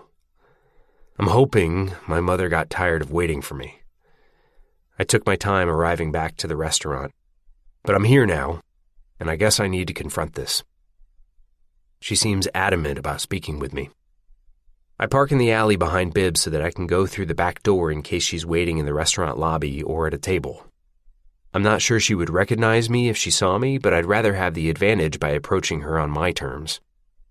Darren notices me enter through the back door and immediately makes his way over. You get my text? I nod and remove my coat. I did. Is she still here? Yeah. She insisted on waiting. I sat her at table 8. Thanks. Darren looks at me cautiously. Maybe I'm overstepping, but I swear you said your mother was dead. That almost makes me laugh. I never said dead. I said she was gone. There's a difference. I can tell her you aren't coming in tonight. He must sense the storm brewing. It's okay. I have a feeling she isn't going away until I talk to her. Darren nods and then spins to head back to his station in the kitchen. I'm glad he's not asking too many questions since I have no idea why she's here or who she even is now. She probably wants money. Hell, I'd give it to her if it means I don't have to deal with her calling or showing up again. I should prepare for that outcome. I go to my office and grab a handful of cash out of the safe, and then I make my way through the kitchen doors out into the restaurant. I hesitate before glancing at table 8. When I do, I'm relieved to see her back is to me. I calm myself with a deep breath, and then I make my way over to her. I don't want to have to hug her or fake niceties, so I let no time lag between us making eye contact and me taking a seat directly across from her. She has the same unaffected expression she's always had when she looks across the table at me. There's a small frown playing at the corner of her mouth, but it's always there. She's constantly, albeit inadvertently, frowning. She looks worn. It's only been about 13 or so years since I've seen her last, but there are decades worth of new lines that have formed around her eyes and mouth. She takes me in for a moment. I know I look vastly different from the last time she saw me, but she makes no indication that she's surprised by that. She's completely stoic, as if I'm the one who should speak first. I don't. Is this all yours? She finally asks, waving a hand around the restaurant. I nod. Wow. To anyone else watching us, they might think she's impressed. But they don't know her like I know her. That one word was meant as a put-down, as if she's saying, "Wow, Atlas, you're not smart enough for something like this." How much do you need? She rolls her eyes. I'm not here for money. What is it then? You need a kidney?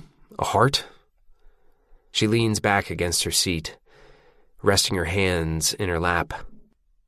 I forgot how hard it is to have a conversation with you. Then why do you keep trying? My mother's eyes narrow. She's only ever known the version of me that was intimidated by her. I'm no longer intimidated, just angry and disappointed. She huffs and then brings her arms back up to the table, folding them together. She looks at me pointedly. I can't find Josh. I was hoping you've talked to him. I know it's been a long time since I've seen my mother, but I can't for the life of me place anyone named Josh. Who the hell is Josh? A new boyfriend she thinks I should know about? Is she still using drugs? He does this all the time, but never for this long. They're threatening to file truancy charges on me if he doesn't show up back to school. I am so lost. Who is Josh? Her head falls back as if she's irritated that I'm not following along. Josh, your little brother. He ran away again. My brother? Brother. Did you know parents can go to jail for truancy violations? I'm looking at jail time, Atlas. I have a brother? You knew I was pregnant when he ran away. I absolutely didn't know. I didn't run away. You kicked me out. I don't know why I clarify that. She's fully aware of that fact. She's just trying to deflect blame. But her kicking me out when she did makes so much more sense now. They had a baby on the way, and I no longer fit into the picture. I bring both arms up and clasp my hands behind my head, frustrated, shocked. Then I drop them to the table again and lean forward for clarity. I have a brother? How old is he? Is he Tim's son? He's 11, and yes, Tim is his father, but he left years ago. I don't even know where he lives now. I wait for this to fully hit. I was expecting anything and everything but this. I have so many questions, but the most important thing right now is to figure out where this kid is. When was the last time you saw him? About 2 weeks ago, she says. And you reported it to the police? She makes a face. No, of course not. He's not missing. He's just trying to piss me off. I have to squeeze my temples to refrain from raising my voice. I still don't understand how she found me or why she thinks an 11-year-old kid is trying to teach her a lesson, but I'm laser focused on finding him now. Did you move back to Boston? Did he go missing here? My mother makes a confused face. Move back? It's like we're speaking two different languages. Did you move back here, or do you still live in Maine? Oh, God, she mutters, attempting to remember. I came back like 10 years ago. Josh was just a baby. She's lived here for 10 years? They're going to arrest me, Atlas. Her child has been missing for 2 weeks, and she's more worried about being arrested than she is about him.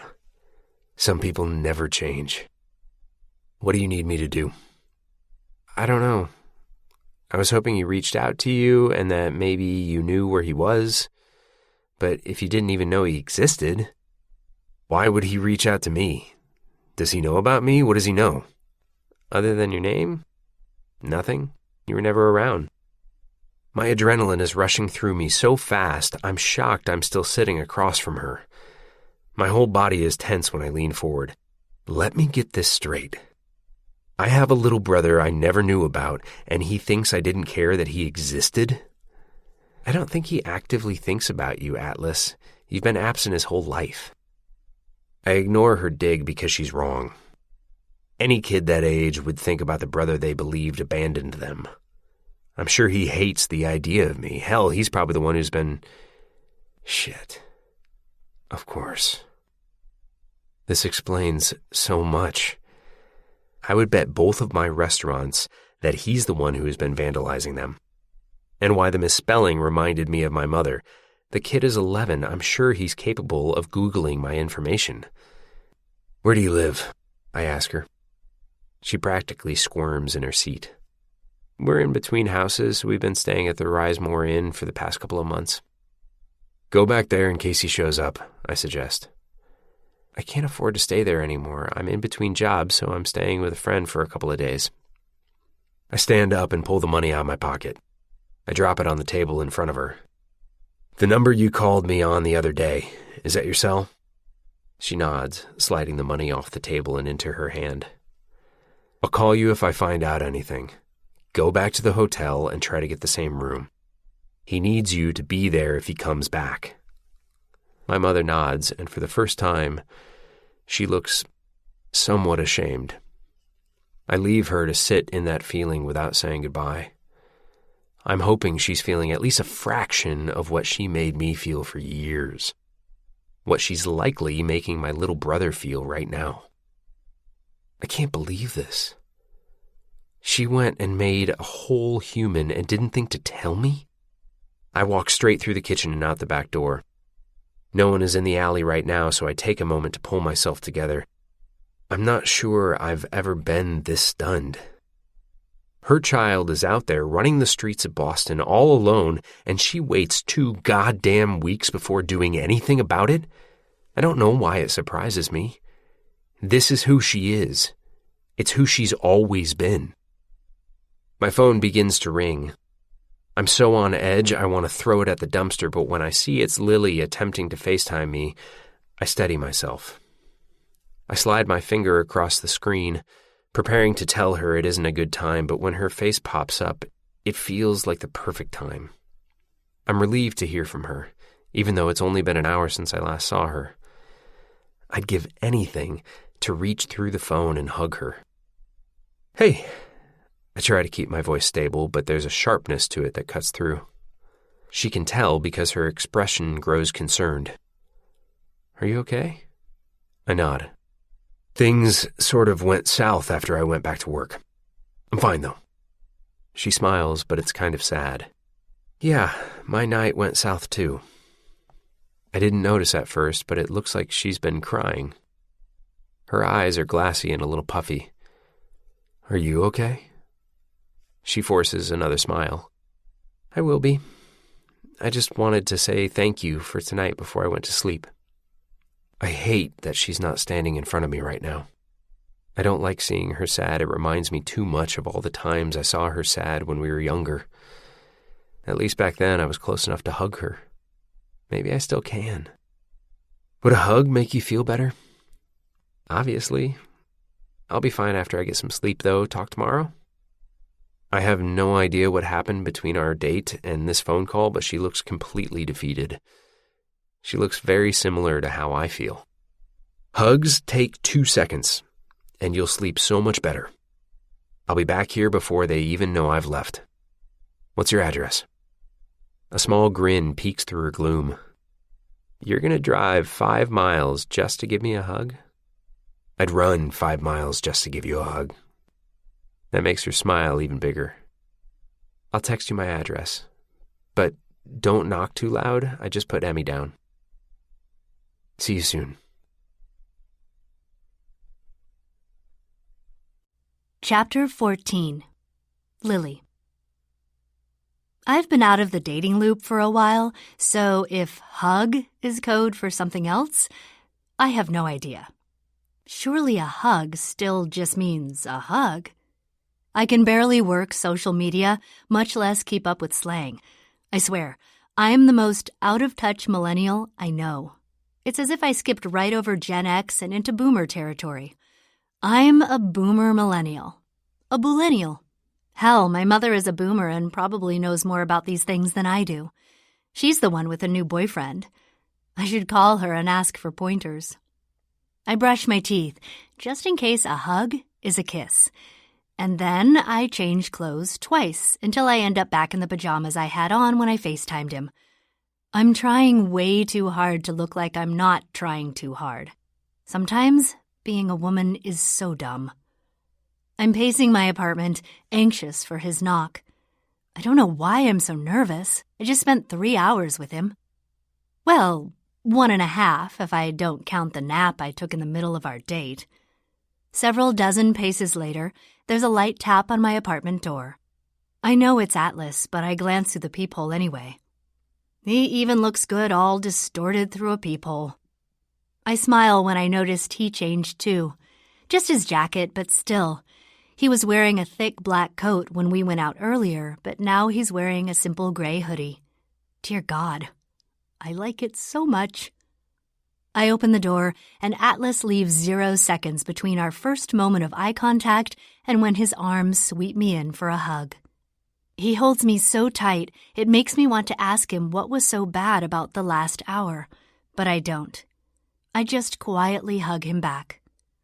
I settle my cheek against his shoulder and revel in the comfort of him. Atlas didn't even step inside my apartment. We're just standing in the doorway, as if a hug still just means a hug. His cologne is nice. It reminds me of summer, like he's defying the cold. He seemed so concerned about smelling like garlic earlier, but all I could smell was this same cologne. He lifts a hand to the back of my head and rests it there gently. You okay? I am now. My response is muffled against him. You? He sighs, but he doesn't say he's okay. He just leaves his answer hanging in his exhale until he slowly releases me. He lifts a hand and runs his fingers down a piece of my hair. I hope you get some sleep tonight. You too, I say. I'm not going home. I'm staying at the restaurant tonight. He shakes that sentence off like he shouldn't have said anything. It's a long story, and I need to get back. I'll catch you up on everything tomorrow. I want to invite him in and make him give me all the details right now, but I feel like he'd offer them up if he were in the mood. I'm certainly not in the mood to talk about what happened with Ryle, so I'm not going to force him to talk about whatever put a damper on his night. I just wish there was a way I could make it better. I perk up when I think of something that might do the trick. Do you need more reading material? His eyes glint with a twinge of excitement. I do, actually. Wait here. I head to my bedroom and look in my box of things, searching for the next journal. When I find it, I take it back to him. This one is a little more graphic, I tease. Atlas takes the journal with one hand and then slides his other arm around my lower back and tugs me against him. Then, quickly, he steals a peck. It's so soft and fast, it doesn't even fully register that he kissed me until it's over. Good night, Lily. Good night, Atlas. Neither of us moves. It feels like it might hurt if we separate. Atlas pulls me even tighter against him, and then he lowers his lips to the spot near my collarbone where my tattoo is hidden beneath my shirt.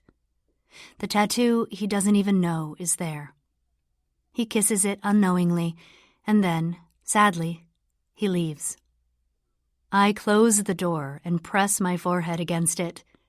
I feel all the familiar feelings of a crush, but this time those feelings are accompanied by worry and hesitation, even though it's Atlas, and Atlas is one of the good ones. I blame Ryle for that. He took what little trust I had left in men thanks to my father, and he stripped me of it. But I think this crush is a sign that Atlas might be able to give back what my father and Ryle took from me. My stomach moves from the flutters Atlas left me with to what feels like a 6-foot drop on that thought, because I know how that would make Ryle feel. The more joy I get from my interactions with Atlas, the more dread I feel about having to break the news to Ryle. Chapter 15. Atlas. When I was in the military, I was stationed with a friend who had family from Boston. His aunt and uncle were getting ready to retire and wanted to sell their restaurant. It was called Mila's, and when I visited it on leave one year, I absolutely fell in love with the place. I can say it was the food or the fact that it was located in Boston, but the truth is, I fell in love with it because of the preserved tree growing in the center of the main dining room. The tree reminded me of Lily. If anything is going to remind someone of their first love, trees are probably the last thing you want as a reminder. They're everywhere. Which is probably why I've thought about Lily every day since I was 18. But that could also be because I still, to this day, feel like I owe her my life. I'm not sure if it was the tree or the fact that the restaurant came almost fully stocked and staffed, but I felt a pull to buy it when it became available. It wasn't my goal to own a restaurant right out of the military. I had planned to work as a chef to gain experience, but when this opportunity presented itself, I couldn't walk away from the prospect. I used the money I saved up from my time as a Marine, and I secured a business loan, bought the restaurant, changed the name, and created a whole new menu. Sometimes I feel guilty for the success Bibbs has had, like I haven't paid my dues. I didn't just inherit the staff who already knew what they were doing, but I inherited customers as well. I didn't build it from the ground up, which is why I feel a heavy amount of imposter syndrome when people congratulate me on the success of Bibbs. That's why I opened Corrigan's. I don't know that I was trying to prove anything to anyone other than myself, but I wanted to know that I could do it. I wanted the challenge of creating something from nothing and watching it flourish and grow. Like what Lily wrote in her journal about why she liked growing things in her garden when we were teenagers. Maybe that's why I feel more protective of Corrigan's than I do over Bibbs, because I created it from nothing. That might also be the reason I put more effort into protecting it. Corrigan's has a working security system and is a hell of a lot harder to break into than Bibbs. Which is why I chose to spend tonight at Bibbs, even though Corrigan's is due to be broken into if we're going by the rotating schedule this kid has developed. The first night was Bibbs, the second night was Corrigan's. He took a few days off, and then the third and fourth incidents were at Bibbs.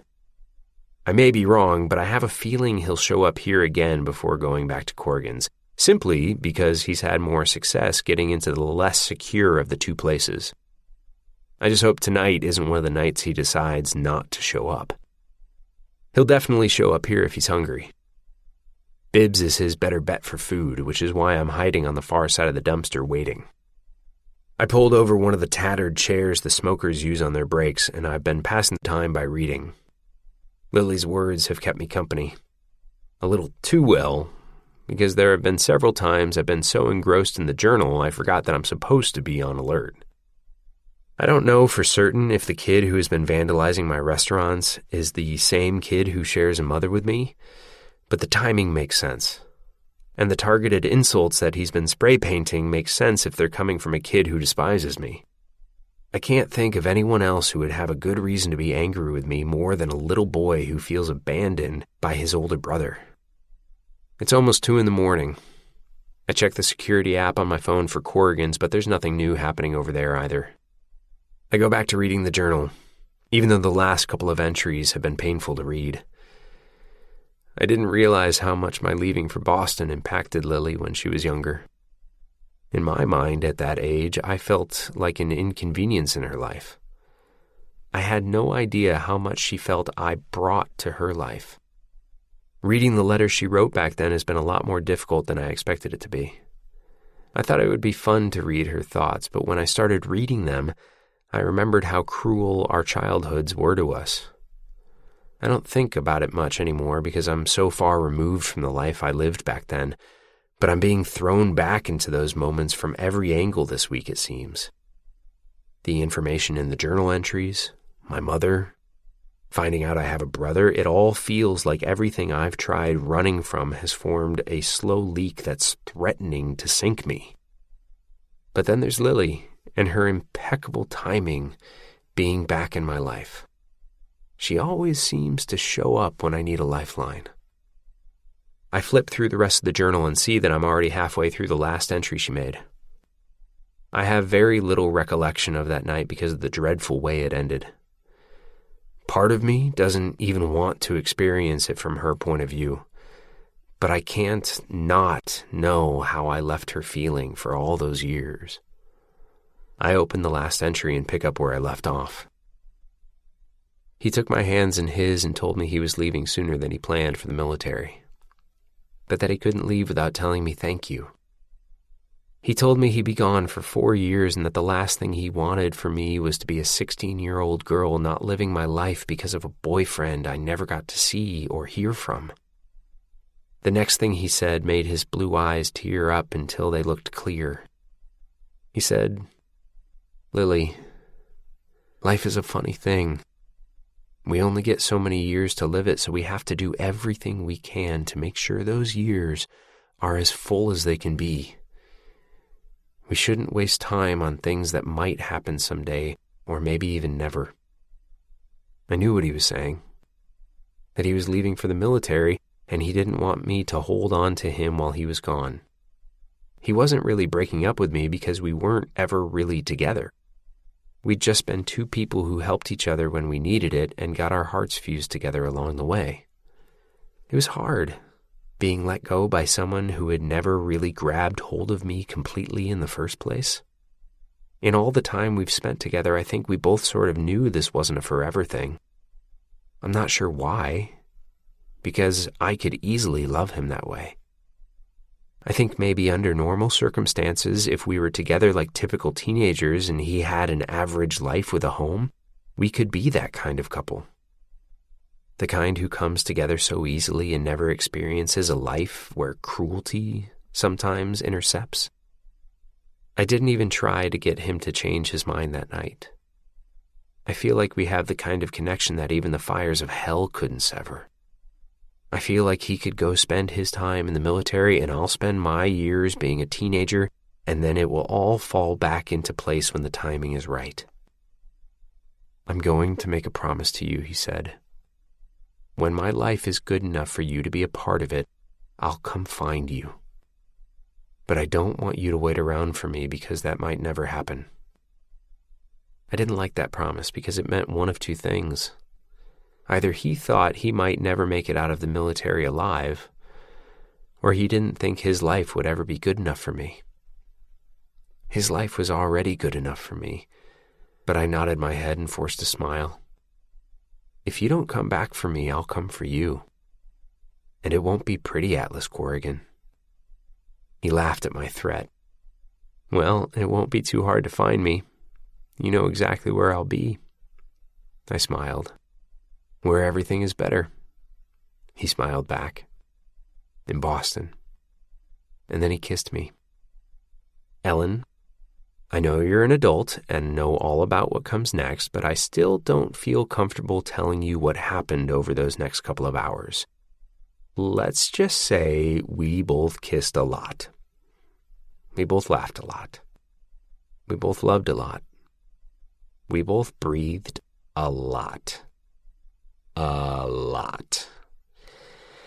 And we both had to cover our mouths and be as quiet and still as we could so we wouldn't get caught. When we were finished, he held me against him, skin to skin, hand to heart.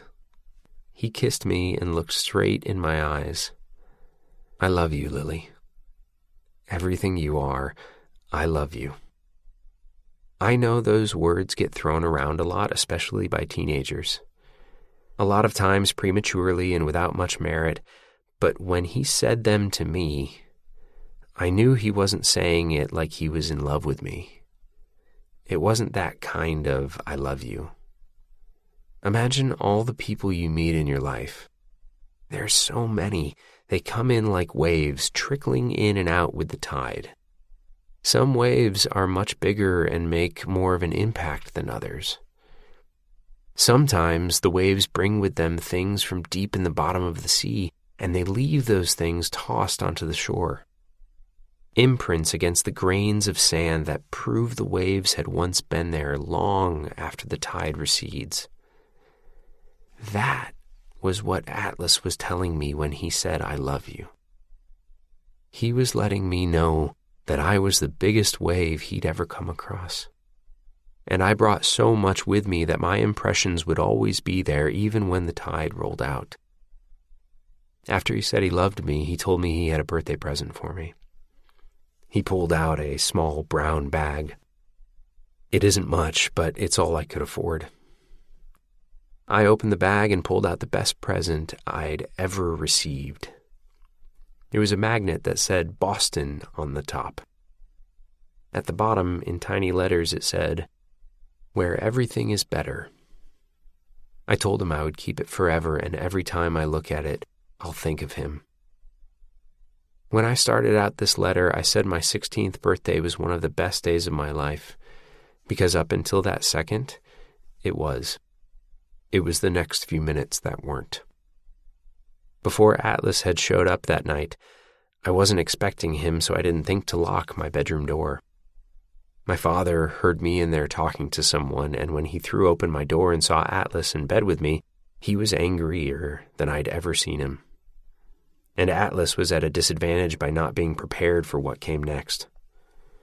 I'll never forget that moment for as long as I live. Being completely helpless as my father came down on him with a baseball bat. The sound of bones snapping was the only thing piercing through my screams. I still don't know who called the police. I'm sure it was my mother, but it's been 6 months and we still haven't talked about that night. By the time the police got to my bedroom and pulled my father off of him, I didn't even recognize Atlas. He was covered in so much blood. I was hysterical. Hysterical. Not only did they have to take Atlas away in an ambulance, they also had to call an ambulance for me because I couldn't breathe. It was the first and only panic attack I've ever had. No one would tell me where he was or if he was even okay. My father wasn't even arrested for what he'd done. Word got out that Atlas had been staying in that old house and that he had been homeless. My father became revered for his heroic act, saving his little girl from the homeless boy who manipulated her into having sex with him. My father said I'd shamed our whole family by giving the town something to gossip about. And let me tell you, they still gossip about it. I heard Katie on the bus today telling someone she tried to warn me about Atlas. She said she knew he was bad news from the moment she laid eyes on him, which is crap. If Atlas had been on the bus with me, I probably would have kept my mouth shut and been mature about it like he tried to teach me to be. Instead, I was so angry I turned around and told Katie she could go to hell. I told her Atlas was a better human than she'd ever be, and if I ever heard her say one more bad thing about him, she'd regret it. She just rolled her eyes and said, Jesus, Lily, did he brainwash you? He was a dirty, thieving, homeless kid who was probably on drugs. He used you for food and sex, and now you're defending him? She's lucky the bus stopped at my house right then.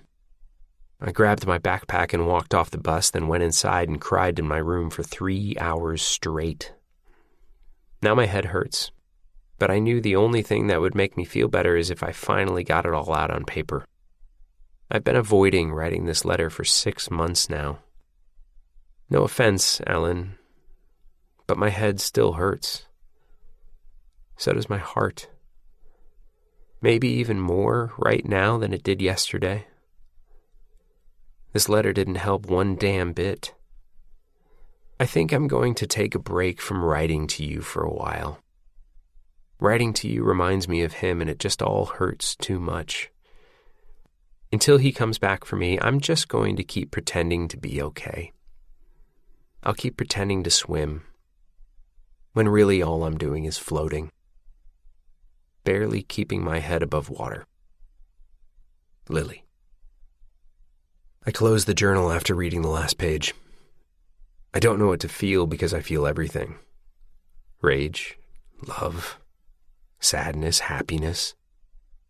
I've always hated that I couldn't remember most of that night, no matter how hard I tried to think back on every word that was said between us.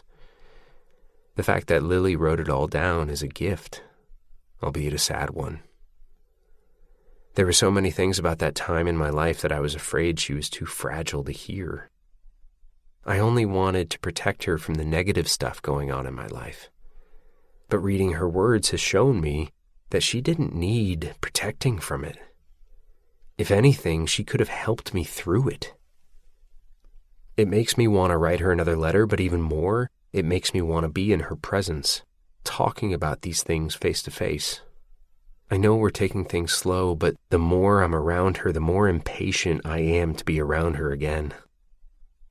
I stand up to take the journal inside and to grab something to drink for the wait, but I pause as soon as I come to a stand.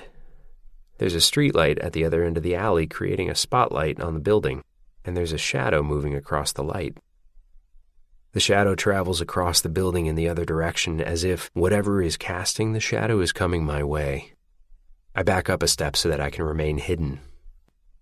Someone eventually comes into view. A kid closes in on the back door. I don't know if this kid is my brother, but it's definitely the same person I saw on the security footage at Corrigan's. The same clothes, the same hoodie tightened around their face. I remain hidden and watch them, becoming more and more convinced by the second that it's exactly who I think it is. He's built like me. He even moves like me. I'm filled with anxious energy because I want to meet him. I want to tell him that I'm not angry and that I know what he's going through.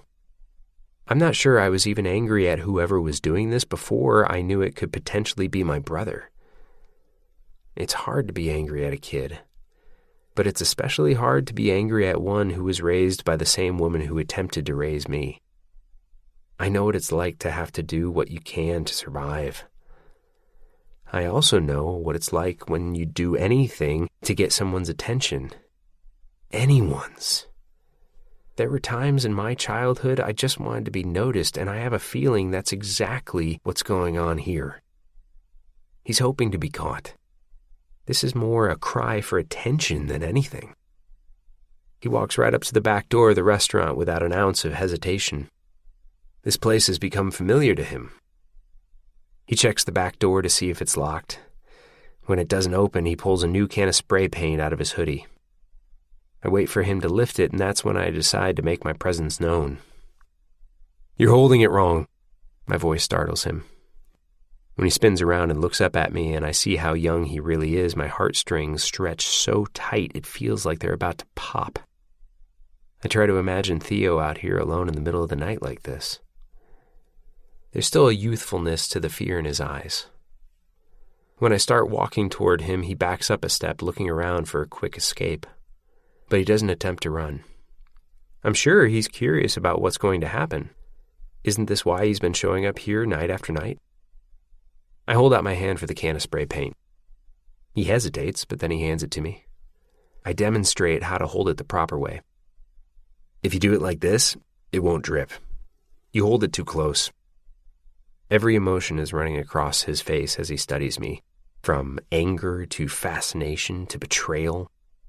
The two of us are quiet as we take in just how much we look alike. We both took after our mother. Same jawline, same light eyes, same mouths, down to the unintentional frown. It's a lot for me to take in. I've been resigned to the idea that I had no family, yet here he is in the flesh. It makes me wonder what he's feeling while he looks back at me. Anger, obviously.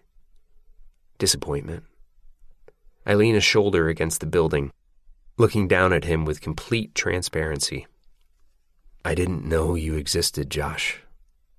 Not until a few hours ago. The kid shoves his hands into the pockets of his hoodie and looks at his feet. Bullshit, he mutters. The hardness in him at such a young age makes me sad. I ignore the anger in his response and pull my keys out to unlock the back door to the restaurant. You hungry? I hold the door open for him. He looks like he wants to run, but after a moment of indecision, he ducks his head and walks inside. I flip on the lights and make my way into the kitchen. I grab the ingredients to make him a grilled cheese and I start cooking while he walks around slowly, taking everything in. He touches things, opens drawers, cabinets. Maybe he's taking inventory for the next time he decides to break in. Or maybe his curiosity is a cover for his fear. I'm plating his food when he finally speaks up. How do you know who I am if you didn't know I existed? This feels like it could lead to a lengthy conversation, and I'd rather have it while he's more comfortable. There isn't a table back here with seating, so I motion toward the doors that lead into the dining room. There's enough light from the exit signs that I don't have to power up the dining room lights. Sit here. I point to table 8 and he takes a seat in the exact spot our mother sat in earlier tonight. He starts eating as soon as I set his food down. What do you want to drink? He swallows and then shrugs. Whatever. I go back to the kitchen and pour him a glass of ice water and then slide into the booth across from him. He drinks half of it in one gulp. Your mother showed up here tonight, I say. She's looking for you. He makes a face that indicates he doesn't care, and then he continues eating. Where have you been staying? Places, he says with a mouthful. Are you in school? Not lately. I let him get in a few more bites before I continue. The last thing I want to do is run him off with too many questions. Why did you run away? I ask. Because of her? Sutton? I nod. I wonder what kind of relationship they have if he doesn't even call her Mom. Yeah, we got in a fight. We always fight over the stupidest shit. He eats his last bite, then downs the rest of his water. And your dad? Tim? He left when I was little. His eyes roam around the room, landing on the tree. When he looks back at me, he tilts his head. Are you rich? If I was, I wouldn't tell you. You've tried to rob me several times now. I can see the smirk playing across his lips, but he refuses to release it.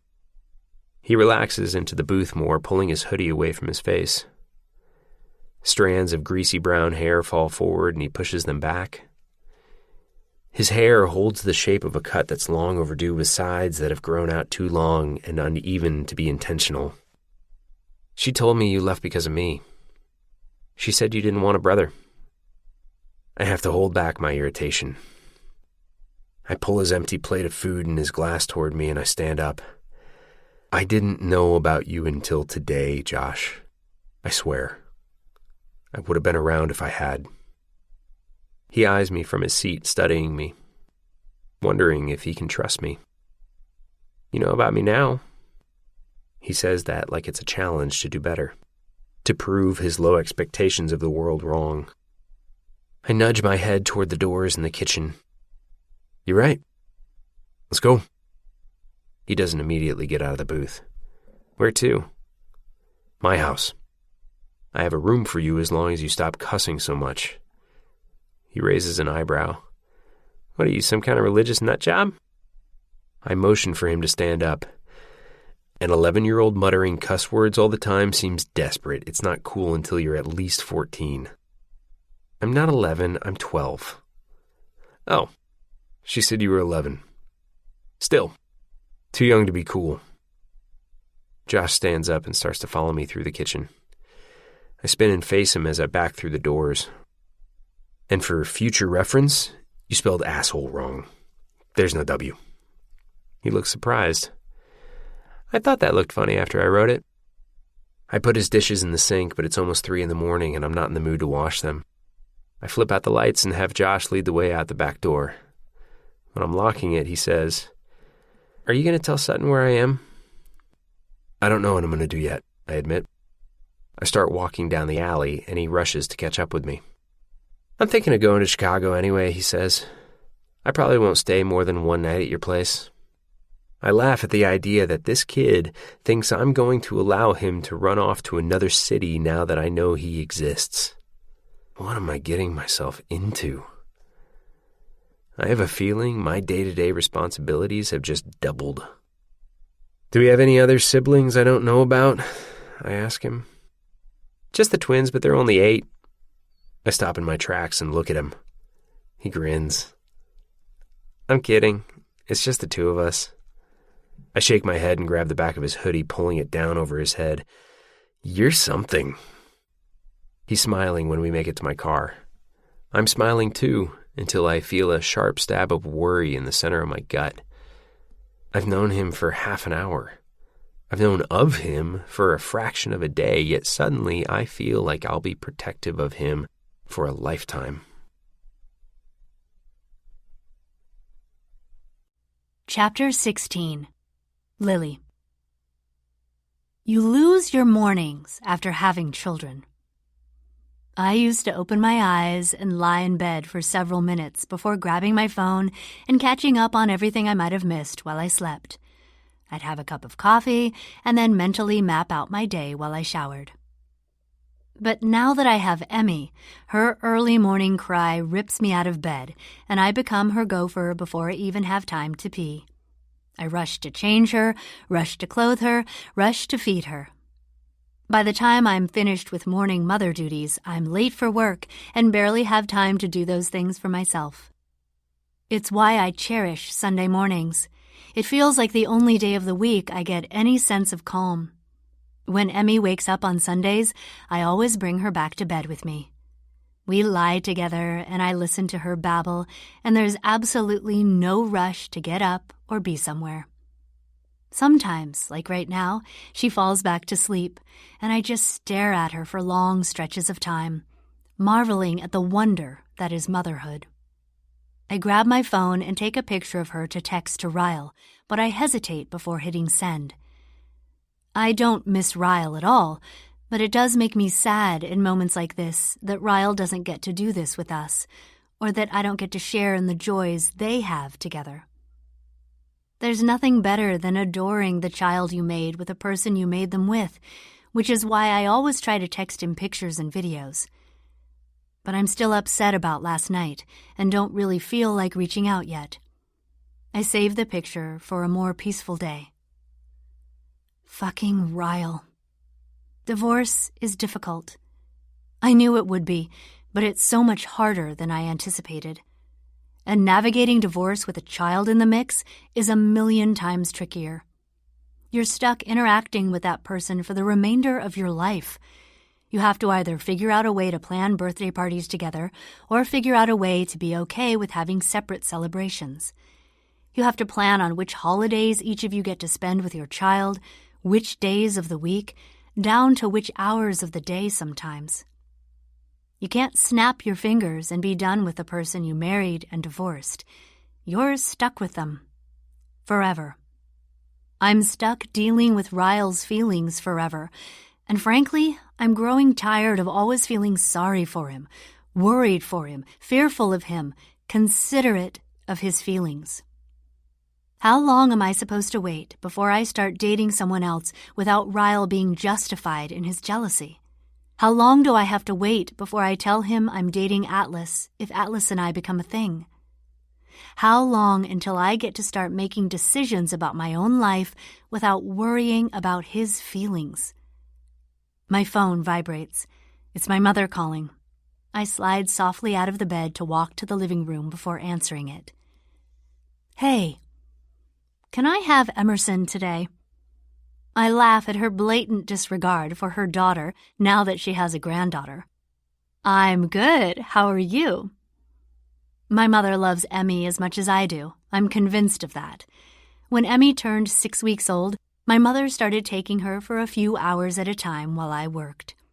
She actually stayed at her house overnight last month. It was Emmy's first night away from me since she'd been born. She had fallen asleep at my mother's, and neither of us wanted to wake her, so I went back for her the next morning. Rob and I are close by. We could come pick her up in 20 minutes. We're going to the botanical gardens. I thought it would be fun to get her out. I'm sure you could use the break. Yeah, sure. I'll get her dressed. Half an hour later, there's a knock at my door. I open it and let my mother and Rob inside. My mother beelines across the living room straight to Emmy, who was on a pallet on the floor. Hi, Mom, I say it teasingly. Look at this adorable outfit, my mother says, picking her up. Did I buy her this? No, it's a hand-me-down from Riley, actually. It's nice that Riley is 6 months older. We haven't had to buy Emmy many clothes because Elisa gives me more than enough of Riley's. And they're always in great condition because I don't think Riley ever wears an outfit twice. Emmy is wearing the outfit Riley wore at her first birthday party. I was hoping it would eventually be passed down to Emmy because it's adorable. It's a pair of pink leggings with green whole watermelons on them and a green long-sleeve top with a pink slice of watermelon in the center of it. My mother has bought almost everything else Emmy wears, including the blue jacket I'm putting on her right now. Well, that doesn't match her outfit, my mother says. Where's the pink jacket I bought her? It's too little, and it's a jacket, and she's 1 year old. It doesn't matter if she doesn't match. My mother huffs, and I can tell by that look on her face that Emmy is going to come home in a brand new jacket this afternoon. I kiss Emmy on the cheek, and my mother heads for the door. I hand Rob the diaper bag, and he hoists it over his shoulder. Want me to carry her? He asks my mother. She squeezes Emmy tighter. I've got her. She addresses me over her shoulder. We'll be back in a few hours. About what time? I ask her. I don't usually clarify a time with her, but I'm thinking about asking Atlas what he's doing right now. We can maybe grab lunch since we're both off today and I'm kid-free. I'll text you. Why? Are you going somewhere? She asks. I figured you'd just catch up on sleep. I don't dare tell her I might sneak away to meet a guy. She'd ask me questions well past the botanical garden closing hours. Yeah, I'll probably just sleep. I'll keep my phone on, though. Have fun. My mother is out the door and down the hallway, but Rob pauses and looks at me. Make sure you park your car in the same spot. She'll notice if you move it, and she'll ask questions. He winks, a clear indication that he can read me better than she can. Thanks for the heads up, I whisper. I close the door and go find my phone. I've been rushing to get Emmy dressed and out the door, so I haven't looked at my phone since I hung up with my mother. I have a missed call from Atlas from 20 minutes ago. My stomach flips with anticipation. I hope he's off today. I use my phone camera to check my appearance, and then I call him back over video chat. I hated when he called me over video chat the first time, but now it feels like the natural thing to do. I always want to see his face. I like seeing what he's wearing and where he's at, and the faces he makes when he says the things he says. I'm already smiling when I hear the sound that indicates he's answered the call. He lifts the phone, and when I finally make out what I'm looking at, I can see he's standing in an unfamiliar kitchen. It's white and bright and different from the kitchen I remember when I visited his house almost 2 years ago. Morning, he says. He's smiling, but he looks tired, like he either just woke up or is about to fall asleep. Hey. Sleep well? He asks. I did, finally. I squint my eyes, trying to see past him. Did you remodel your kitchen? Atlas glances over his shoulder and then looks back at me. I moved. What? When? Earlier this year. Sold my house and got a place closer to the restaurant. Oh, that's nice. Closer to the restaurant means closer to me. I wonder how far apart we live now. Are you cooking? Atlas aims his phone at his countertop. There's a pan of eggs, a pile of bacon, pancakes, and 2 plates. 2 glasses of juice. My heart drops. That's a lot of food, I say, attempting to hide the immense jealousy running through me. I'm not alone, he says, panning the screen back to his face. My disappointment must be clearly written all over me because he immediately shakes his head. No, Lily, that's not... He laughs and seems flustered. His reaction is adorable, but not entirely reassuring yet. He holds the phone up a little higher until I can see a person standing behind him. I'm not sure who's with him, but it isn't another woman. It's a kid. A kid who looks just like Atlas, and he's staring right at me with eyes that look identical to Atlas's eyes. Does he have a child I don't know about? What is going on? She thinks I'm your son, the kid says. You're freaking her out.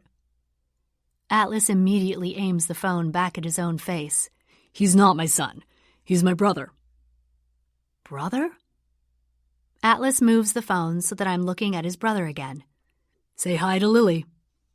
No. Atlas rolls his eyes and shoots me an apologetic look. He's kind of a jerk. He says that right in front of his little brother. Atlas, I whisper, shocked at every part of this conversation. It's okay. He knows he's a jerk. I see the kid laugh behind him, so I know he knows Atlas is kidding. But I am so confused. I had no idea you had a brother. I didn't know either. Found out last night after our date. I think back on last night and how it was obvious something was bothering him about the text he received, but I had no idea it was a family issue.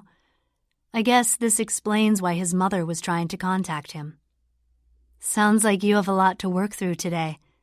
Wait, don't hang up yet, he says. He walks out of the kitchen and into another room for privacy. He closes a door and sits down on his bed. Biscuits still have about 10 minutes. I can chat. Wow, pancakes and biscuits? He's a lucky kid. I had black coffee for breakfast. Atlas smiles, but his smile doesn't reach his eyes. He seemed like he was in a good mood in front of his brother, but now that I have him alone, I can see the stress in the way he's holding himself. Where's Emmy? He asks. My mother has her for a few hours. When it registers that we're both off work and I don't have Emmy, he sighs like he's bummed. You mean you actually have a free day? It's okay. We're taking it slow, remember? Besides, it's not every day you find out you have a little brother. He dives a hand through his hair and sighs. He's the one who has been vandalizing the restaurants. I startle at that comment. I need to hear more of this story. That's why my mother tried calling me last week, to see if I'd heard from him. I feel like a dick for blocking her number now. You didn't know? I'm standing in my living room, but I want to sit down for this conversation. I walk to the couch and set my phone on the arm of it, propping it up with the pop socket. Did he know about you? Atlas nods. Yeah, and he thought I knew about him, which is why he was taking out his anger on my restaurants. Other than the thousands of dollars he cost me, he seems like a good kid. Or he at least seems like he has the potential to be a good kid. I don't know. He's gone through a lot of the shit I went through with my mother, so there's no telling what that's done to him. Is your mother there too? Atlas shakes his head. I haven't told her I found him yet. I spoke to a friend of mine who's a lawyer, and he said the sooner I tell her the better, so she can't use it against me. Use it against him? Are you wanting to get custody of him? Atlas nods without hesitation. I don't know if that's what Josh wants, but there isn't another option I could live with. I know what kind of mother she is. He mentioned wanting to find his father, but Tim is even worse than my mother. What kind of rights do you have as his brother? Any? Atlas shakes his head. Not unless my mother agrees to let him live with me. Not looking forward to that conversation. She'll say no just to spite me, but... Atlas releases a heavy sigh. If he stays with her, he won't have a chance in hell. He's already harder than I was at that age. Angrier. I'm afraid of what that anger might turn into if he doesn't gain some stability in his life. But who's to say I'm capable of something like this? What if I fuck him up more than my mother has? You won't, Atlas. You know you won't. He accepts my reassurance with a quick flash of a smile. That's easy for you to say. You're a natural at this whole raising kids thing. I just fake it well, I say. I have no idea what I'm doing. No parent does. We're all full of imposter syndrome, winging it every minute of the day. Why is that both comforting and terrifying? He asks. You just summed up parenthood with those 2 words. He exhales. I should probably get back in there and make sure he isn't robbing me. I'll call you later today, okay? Okay. Good luck. The way Atlas silently mouths the word goodbye in return is sexy as hell. When I end the call, I fall onto my bed and sigh. I love the way I feel after I talk to him. He makes me giddy and energized and happy, even when the call is as shocking and chaotic as that one was. I wish I knew where he lived. I'd go give him a drive-by hug like the one he gave me last night. I hate that he's dealing with this, but at the same time, I'm happy for him. I can't imagine how alone he's felt since I met him, not having a single family member in his life. And that poor kid. It's like Atlas all over again, as if one kid feeling that unloved by their mother wasn't enough. My phone chimes, indicating I have a text. I smile when I see it's from him. I smile even bigger when I see how long the text is. Thank you for being the most comforting part of my life right now. Thank you for always being the beacon I need every time I feel lost. Whether you mean to shine on me or not. I'm grateful for you. I've missed you. I absolutely should have kissed you. I'm covering my mouth with my hand when I finish reading it. I'm filled with so much emotion, I don't know where to put it. Josh is lucky to have you in his life now. Within seconds, Atlas hearts my text. Then I send another one. And you're right. You absolutely should have kissed me. Atlas hearts that text, too. Chapter 17. Atlas. Josh doesn't trust me, but I'll wear him down. I'm willing to bet he doesn't trust anyone, so I'm not taking it personally. If his childhood is anything like mine was, I'm sure he's been toughened at the age of 12 in a way that no kid should be familiar with. As much as he glares at me with distrustful eyes, I can also sense that he's curious about me. He doesn't ask many questions, but he watches me in a way that makes it obvious he has a million questions on the tip of his tongue. For whatever reason, he keeps swallowing them down. He's probably wondering why I went so easy on him last night after finding out he's the one who damaged my restaurants. He's also probably wondering why I didn't know about him, and how I turned out so vastly different from my mother and Tim. Whatever he's wondering, he's attempting to keep a tight lid on his expressions. I don't want to make him feel uncomfortable, so I've been doing most of the talking while he eats breakfast. It's not that hard. I have just as many questions for him as he does for me. It's one of the reasons I couldn't sleep last night when we finally made it to my house. I kept listening for the sound of him trying to sneak out of the house. I was honestly shocked he was still here this morning. As much as my questions are probably annoying him, I can remember what it was like to be 12. All I wanted was for someone to be interested in who I was, even if they were faking interest. If his life is anything like mine was, he's gone 12 years being ignored, and I refuse to allow him to feel that way under my roof. But I've only been asking him safe questions. I'll ease into the more difficult stuff. Josh eats one thing at a time, A biscuit first, then bacon. He's cutting into the pancakes for the first time when I say, "What are you interested in? Any hobbies?" He takes a bite, and one of his eyebrows raises a bit, but I don't know if it's because of the food or my question. Why? Why am I asking what you're interested in? His neck is stiff when he nods. I've missed 12 years of your life. I want to know who you are. Josh breaks eye contact and forks more pancakes into his mouth. Manga, he mutters. That surprises me, but thanks to Theo, I actually know what manga is. What's your favorite series? One Piece? He shakes his head, erasing that answer. No, Chainsaw Man is probably my favorite. That's about as far into that conversation as I can go without sounding ignorant. We can go to a bookstore later today if you want. He nods. These are good pancakes. Thanks. I watch him take a drink of his juice, and when he sets the glass down, he says, "What are you interested in?" He nods toward the plate.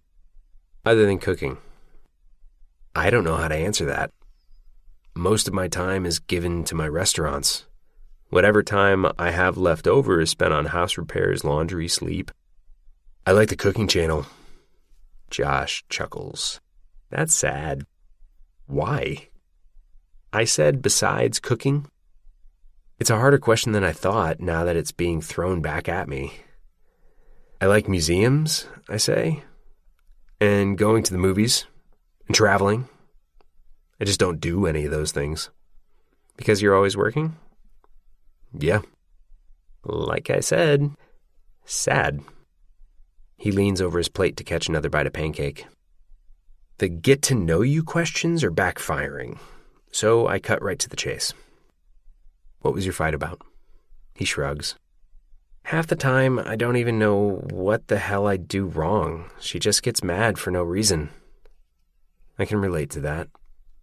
I let him eat for a while before I pose another question. Where have you been staying? Josh doesn't look at me. He scoots food around on his plate for a moment and then says, Your restaurant? His eyes slowly journey back over to mine. You have a really comfortable couch in your office. You've been sleeping inside the restaurant? For how long? 2 weeks. I'm in shock. How have you been getting in? You don't have an alarm at that one restaurant, and I finally figured out how to pick the lock after a few tries. Your other restaurant was too hard to get into, though. You know how to pick... I can't help but laugh. Brad and Darren are going to love saying I told you so. Why'd you go from sleeping there to vandalizing it? Josh looks at me reluctantly. I don't know. I guess I was mad. He pushes his plate away and leans back in his chair. What now? Do I have to go back to her? What do you want to happen? I want to live with my dad. He scratches at his elbow. Can you help me find him? I want to find Tim about as much as I wanted to find my mother, which is not at all. Do you know anything about him? I think he lives in Vermont now. I just don't know where. When's the last time you saw him? A few years ago, but he doesn't know where to find me anymore. Josh looks every bit his age right now. A fragile kid, abandoned by his father but refusing to lose hope.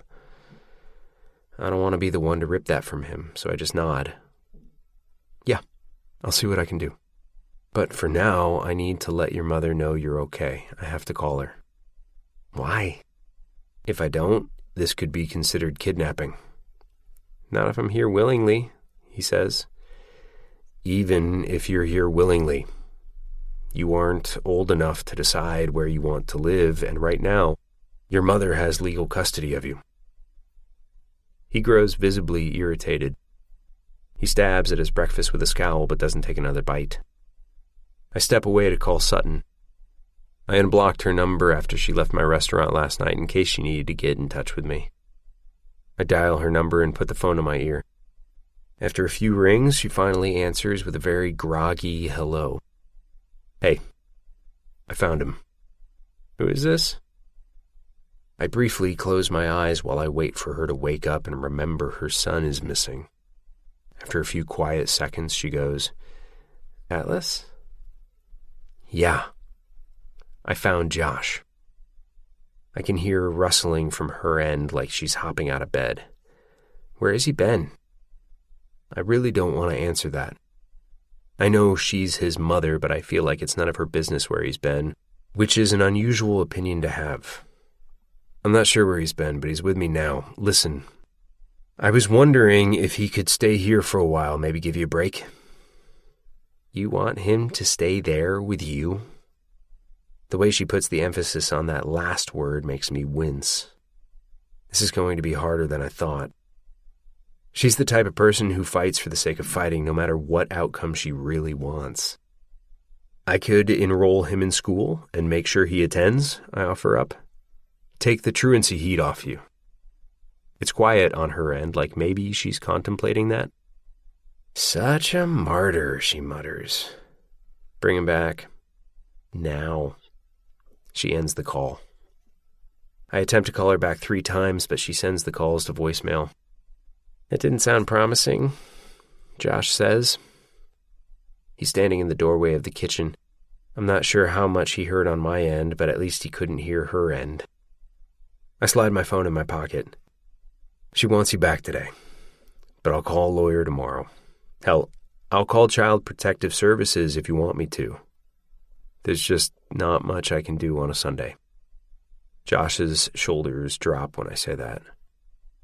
Will you at least give me your phone number? He asks that like he's scared I'm going to say no. Of course. I'm not going to abandon you now that I know you exist. He picks at a hole in his sleeve, avoiding eye contact with me when he says, I wouldn't blame you for being mad at me. I cost you a lot of money. You did do that, I say. Those croutons were expensive. Josh laughs for the first time this morning. Dude, those croutons were fucking delicious. I groan. Don't use that word. The Rizemore Inn is clear on the other side of Boston.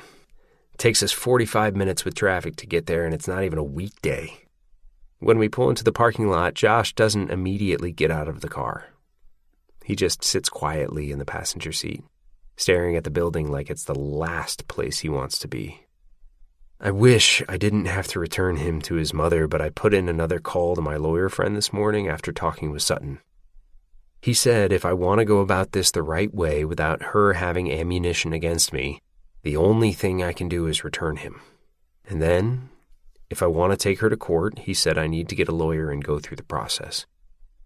Anything done outside the process could be a mark against me. Apparently, you can't just kidnap your sibling, even if you know they're in danger. I wanted to explain all of this to Josh in more detail, to let him know I'm not just abandoning him with her. But he's so hell-bent that he's going to live with his dad, I'm not sure he even wants to live with me. And I'm not sure I'm prepared to raise a little brother, but as long as I'm alive, there's no way I can willingly leave him in this woman's permanent custody without at least trying. Until I can figure out what to do next, I don't want him to find himself in a situation where he has no food to eat or no money to extend their hotel stay. I pull out my wallet and hand him a credit card. Can I trust you with this? Josh looks at the credit card in my hand and his eyes grow a little wide. I don't know why you would. I've spent the last 2 weeks trying to destroy your businesses. I push the credit card toward him. Use it for basic necessities. Food, minutes for your phone. We stopped on the way here and got him a prepaid phone so he could stay in touch with me. Maybe some new clothes that fit. Josh reluctantly takes the credit card out of my hand. I don't even know how to use one of these. You just swipe it, but don't tell Sutton you have it. I point at his phone. Hide it between your case and your phone. He pops the case off his phone and puts the credit card inside of it. And he says, "Thank you." He puts his hand on the car door. Are you coming to talk to her? I shake my head. It's probably best if I don't. It'll probably just make her angrier. Josh sighs and then gets out of the car. We stare at each other for a few seconds before he finally closes the car door. I feel like such a dick bringing him back here. But I have to do this the right way. If I don't return him, she could file charges on me, and knowing her, she probably would. It's best if I just leave him for today, and then as soon as the week begins tomorrow, I can make phone calls and figure out what I can do to move him in with me. I know if he stays here with her, he isn't going to have a chance in hell. I lucked out finding Lily. She saved my life. But I'm not sure there's enough luck in the world for both of us to be saved by a random stranger. I'm all he has. I remain in my car as Josh makes his way across the parking lot.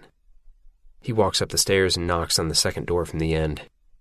He looks over his shoulder at me, so I wave right as the door swings open. I can see the rage in Sutton's eyes all the way from my position in the parking lot. She immediately begins yelling at him, and then she slaps him. My hand is on the door handle before Josh even has a chance to react to the slap. Sutton's hand is now gripping Josh's arm as she yanks him into the hotel room. I'm several feet away from my car when I see him trip over the threshold and disappear into the room. I'm taking the stairs 2 at a time, my heart racing. I reach the door before she even closes it. Josh is still trying to scramble to his feet, but she's hovering above him, scolding him. "I could have gone to jail, you little shit!" She has no idea I'm behind her. I wrap my arm around her waist and pull her away from Josh by picking her up and dropping her onto the mattress behind me. It happens so fast she's too shocked to react. I help Josh to his feet. His phone is a few feet away on the floor, so I grab it and hand it to him, then urge him toward the door. Sutton realizes what's happening and she jumps off the bed. She's following us out the door. "Bring him back!" I feel her hands on me now. She's yanking at my shirt, trying to get me to stop or move aside so she can get to Josh. I urge him forward. "Go to the car." He continues toward the stairs, and then I stop walking and spin around to face her. She sucks in a quick gasp after seeing the absolute fury in my eyes. Then she slaps her palms against my chest and shoves me. "He's my son," she yells. "I'll call the police." I release an exasperated laugh. I want to tell her to call the police. I want to scream at her. But most of all, I want to get Josh away from her. She's not going to ruin his life on my watch. I don't even have the energy to say anything to her at all. This woman isn't worth my words. I just walk away, leaving her screaming at me like old times. Josh is already sitting in the front seat of my car when I make it back. I slam my door and grip my steering wheel with both hands before starting the car. I need to calm myself down before I get back on the road. Josh seems unusually calm for what just happened. It makes me wonder if that's an average interaction between them because he isn't even breathing heavily. He's not crying, he's not cussing, he's just watching me. And I realize how I react in this moment is quite possibly something he'll absorb for a lifetime. I slide my hands down the steering wheel and calmly exhale. Josh's cheek is red, and there's a small gash on his forehead that's bleeding. I retrieve a napkin from the glove box and hand it to him, then flip the visor down so he can see where to wipe. "I saw her slap you, but where'd the cut come from?" "I think I hit the TV stand." "Slow and steady, Atlas." I put my car in reverse and back out of the parking lot. "Maybe we should swing by the emergency room and have them check out your cut. Make sure you don't have a concussion." "It's okay. I can usually tell when it's a concussion." He can usually tell? I clench my jaw as soon as he says that. I realize I have absolutely no idea what kind of hell this kid has already been through, and I was about to send him right back into the fire. "Better to be safe," I say. But what I mean is, better to get this documented in case we need proof of her abuse at a later date. Chapter 18. Lily. It's been 5 days since I've seen Atlas. I try not to stress over how busy we are because I know it'll get better once I'm comfortable enough to let him spend time around Emmy. But the responsible thing to do is let Emmy's father know when I start seeing someone else before I bring anyone around her. It's just frustrating that the responsible thing to do is also a terrifying thing to do. I plan to put it off for as long as possible. There's no shame in being patient. The flower shop is understaffed this week with Lucy's upcoming wedding, and Atlas has been dealing with legal stuff regarding custody, running 2 businesses, and taking care of a kid. On top of all that, the fever my mother had last week turned into the full-fledged flu, so she hasn't been able to watch Emmy at all. I've brought her with me 2 out of the 3 days I've worked this week. It's just been a week from hell, too busy to even get a drive-by hug. Ryle and Marshall took the girls to the zoo today. Emmy is more than likely too young to enjoy it, so it should make for an interesting day for Ryle. The custody exchange was fine this morning, even though we haven't spoken since our conversation on the roof last week about her middle name. He was a little curt, but I prefer his curtness to the subtle passes he sometimes still makes at me. Elisa is working with me today since she doesn't have Riley. She just returned with coffee now that we're caught up on everything. We got all our orders out with a delivery truck an hour ago, so this is the first time we've actually had time to speak in private since my date with Atlas last week. Elisa hands me my coffee and then taps the mouse on the computer to check for new online orders. "What are you wearing to Lucy's wedding?" I ask her. "We're not going." "What?" "We can't. It's my parents' 40th wedding anniversary. Ryle and I are doing that surprise dinner." She told me about that, but I had no idea it was the same day as Lucy's wedding. "It's the only evening Ryle could get away," she says. I deflate. I hate Ryle's schedule. I know it'll get better over time when he's no longer one of the newest surgeons on staff, but even when his hours aren't making custody difficult, he's making my best friend choose between a wedding and her parents. I know it's not Ryle's fault, but I like silently blaming stuff on him that he has no control over. It feels good. "Does Lucy know you aren't going?" Elisa nods. "She's fine with it. 2 less mouths to feed." She takes a sip of her coffee. "Are you taking Atlas?" "I didn't invite him. I thought you and Marshall were going, and I didn't want to ask you and Marshall to lie for me again." I felt bad that I asked Elisa to watch Emmy last week for my date because I knew she'd have to lie to Ryle if it came up. And she did end up having to lie to him. "When are you planning to tell Ryle you're back on the dating scene?" I groan. "Do I have to?" "He'll find out eventually." I wish I could just pretend I was dating some guy named Greg. I don't know that he'd be as threatened by a Greg. Maybe I don't have to be specific about who I'm dating, and he won't be as angry. I'll ease him into the knowledge of it being Atlas after a decade or 2. Elisa laughs, but then she looks at me curiously. "Why does Ryle hate Atlas so much anyway?" "He didn't like that I kept mementos from back when Atlas and I dated." Elisa is staring at me, waiting. "What else?" I shake my head. "There's nothing else." "What do you mean?" "Did you cheat on Ryle with Atlas?" "What? No, God, no. I never would have done that to Ryle." I'm a little offended by her question, but then again, I'm not. Ryle's reaction would naturally make anyone question what led to that kind of reaction.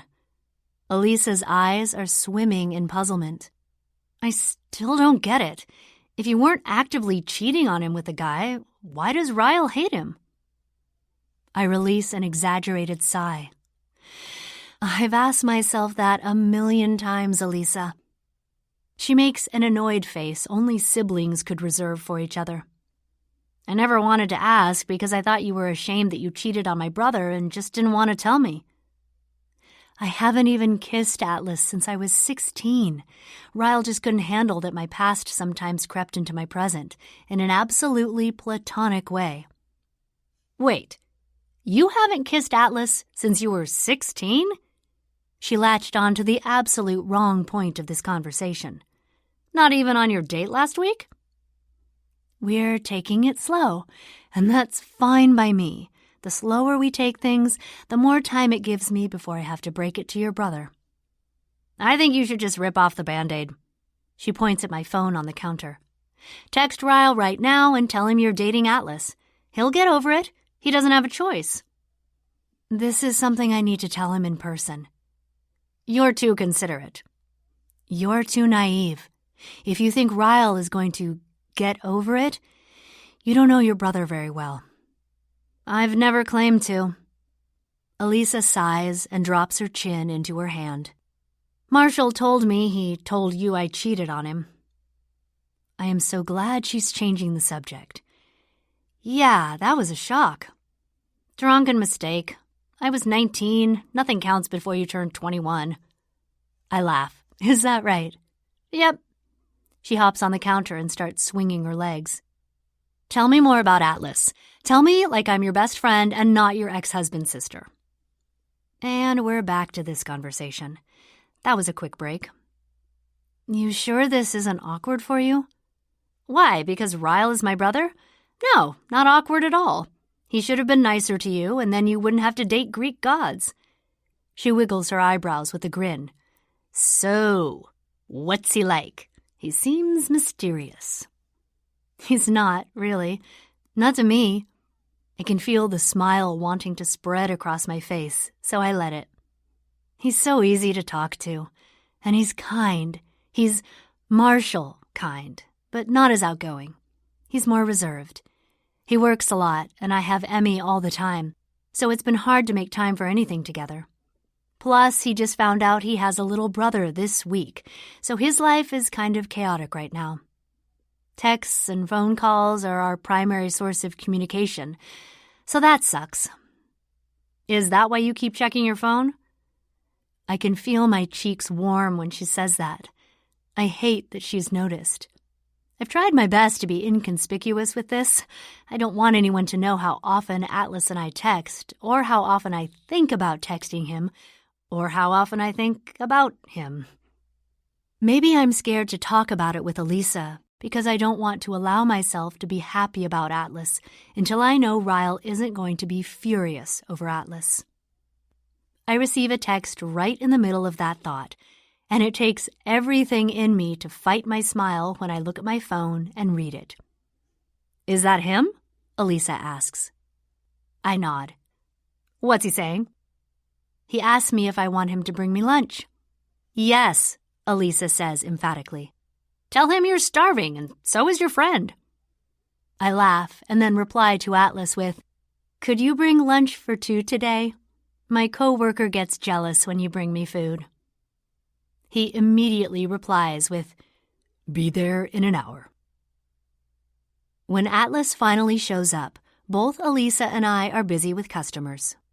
He's carrying a brown paper bag. I motion for him to wait by the counter, so he stands patiently while we finish up. Elisa is finished first, and for at least 5 minutes, she and Atlas are having a conversation I can't hear from this side of the shop. I'm trying to give my attention to the customer in front of me, but knowing Elisa is speaking freely to Atlas has me more than nervous. I never know what's going to come out of her mouth. Atlas looks pleased, though. Whatever she's telling him, he's enjoying it. It feels like a decade later when I'm finally free to join them. Atlas leans in and greets me with a kiss on the cheek when I reach him. His fingers graze my elbow for several seconds after our greeting before he pulls his hand away.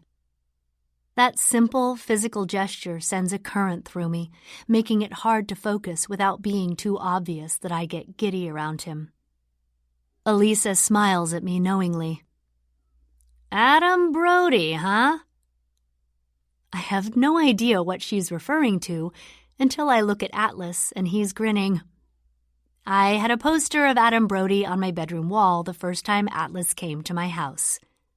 I shove Atlas's arm. I was 15. He laughs, and I love that Elisa is being nice to him. I know she has every right to give complete loyalty to her brother, but it's not in her to be rude to people simply because other people don't like them. She's not a ride-or-die friend, nor is she a ride-or-die sister. That's what I love the most about her, because I'm not ride or die either. If you do something stupid, I'm going to be the friend who tells you you're doing something stupid. I'm not going to join you in your stupidity. I want my friends to treat me the same way. I prefer honesty over loyalty any day, because with honesty comes loyalty. Thank you for lunch, I say. Did you get Josh's school situation settled? Atlas has been working to enroll him in a school more local to where he lives, rather than the school Josh was in all the way across town. I did. Fingers crossed they don't look too hard into the enrollment forms I had to fill out. I lied a little. I'm sure it'll be fine, I say. I can't wait to meet him. How old is he? Elisa asks. He just turned 12. Atlas says. Whoa, Elisa says. Worst age ever. But at least you don't have to pay for daycare. Silver lining. Elisa snaps her fingers. Speaking of children, Lily won't have Emerson next Saturday because she's going to a wedding. A night out all by herself as a single adult. I roll my head and look at her. I was about to invite him. I didn't need your help. Atlas perks up. A wedding, huh? A sly smile plays on his lips. You plan on sleeping through it? I immediately blush, and that makes Elisa curious. Atlas turns to her and says, She didn't tell you she slept through our first date? I'm not even looking at Elisa, but I can feel her staring. I was tired, I say, excusing the inexcusable. It was an accident. Oh, I absolutely need more of this story, Elisa says. She fell asleep on our drive there, slept in a parking lot for over an hour. We never even made it into the restaurant. Elisa starts laughing, and I kind of want to crawl under the counter and hide now. Who's getting married? Atlas asks me. My friend Lucy. She works here. What time? It's a 7, nighttime wedding, if you can swing it. I can. Atlas does this thing with his eyes where he briefly looks like he wishes we were alone. It's sending tingles of warmth crawling down my spine. I need to get back. Enjoy your lunch. He nods at Elisa. It was nice officially meeting you. You too, she says. He gets halfway to the exit when he starts whistling. He walks away in a cheerful mood, and it makes my heart swell to see him so happy. I have no idea if his good mood has anything to do with me, but the teenage girl in me who was worried about him all those years ago is extremely pleased to see him doing so well in life. What's wrong with him? When I glance at Elisa, she's staring curiously at the door Atlas just disappeared out of. What do you mean? Why isn't he married? Why doesn't he have a girlfriend? Hopefully, he'll have a girlfriend soon. I can't say it without smiling. He's probably bad in bed. Maybe that's why he's single. He is definitely not bad in bed. Her jaw drops. You said you haven't even kissed him yet. How would you know? As adults, I say. You forget I have a history with him. He was my first, and he was very, very good. And I'm sure he's gotten even better. Elisa stares at me for a beat, then says, I'm happy for you, Lily. But she's frowning. Marshall is going to like him, too. He's so likable. She says that like it's the worst possible outcome. And that's a bad thing? I don't know if it's a good thing, she says. This whole thing is muddled, you know that. I don't need to explain it to you. But I can absolutely see why you're hesitant to tell Ryle. Knowing his ex-wife is sharing a bed with that block of perfection has to be extremely emasculating. I raise a brow. Not as emasculating as beating your wife should feel. I'm a little shocked when the words come out of my mouth, but I can't take them back. I don't think I need to, though, because luckily, my best friend isn't a ride-or-die sister. Rather than be offended, Elisa agrees with a nod. Touché, Lily. Touché. Chapter 19. Atlas. I have no idea if 12 is too young to take an Uber, but I didn't want to leave Josh at my place alone after school again, so I had one drop him off here at the restaurant. We discussed earlier this week that he should probably help out up here to help pay off the damages he accrued. I've been watching the Uber on a map, so I meet him out front. When he gets out of the car, he looks like a completely different kid from the one I met several days ago. He's wearing clothes that fit him.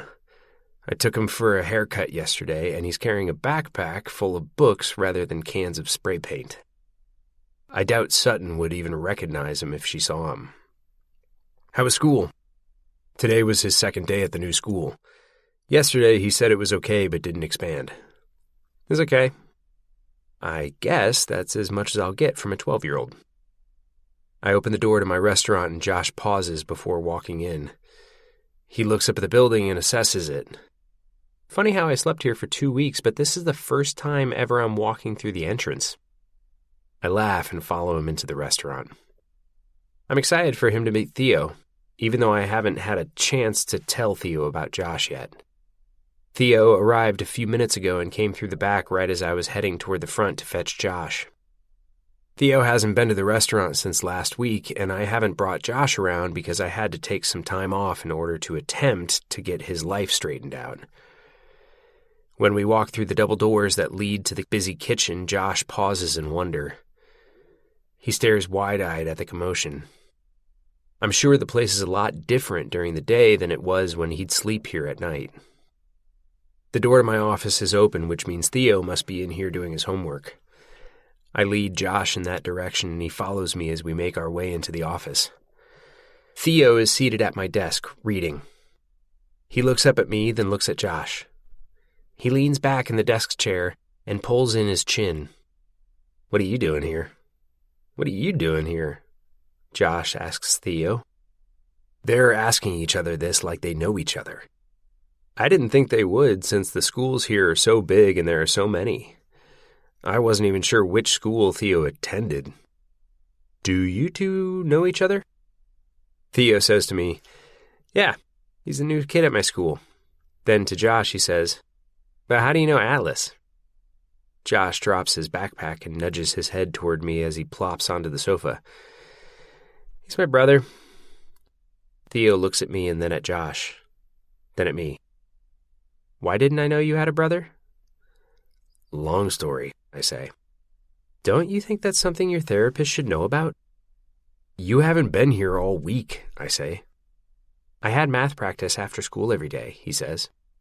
"Math practice? How does one practice math?" Josh pipes in. "Wait, Theo is your therapist?" Theo answers him with, "Yeah, but he doesn't pay me." "Hey, did you get Trent for math?" "No, I got Sully," Josh says. "Bummer." Theo looks over at me and then back at Josh, then back at me. "How have you never mentioned you have a brother?" Theo can't seem to get past that fact, but I don't have time to explain it to him right now. The kitchen is running behind. Josh can tell you, I have a kitchen to run.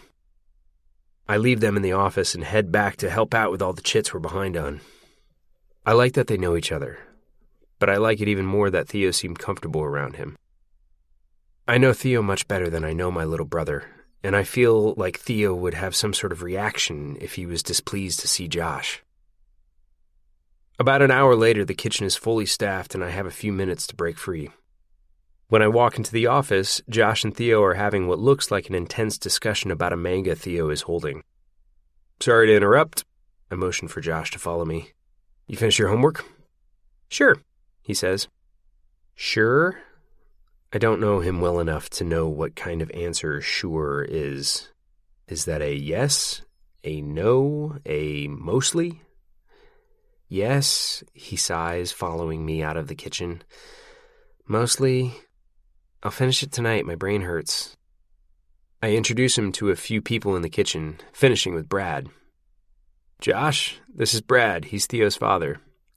I gesture toward Josh. "This is Josh, my little brother." Brad wrinkles his forehead in confusion but says nothing. "Josh has a debt to pay off. You have any work for him?" "I have debt?" Josh asks, befuddled. "Crouton debt."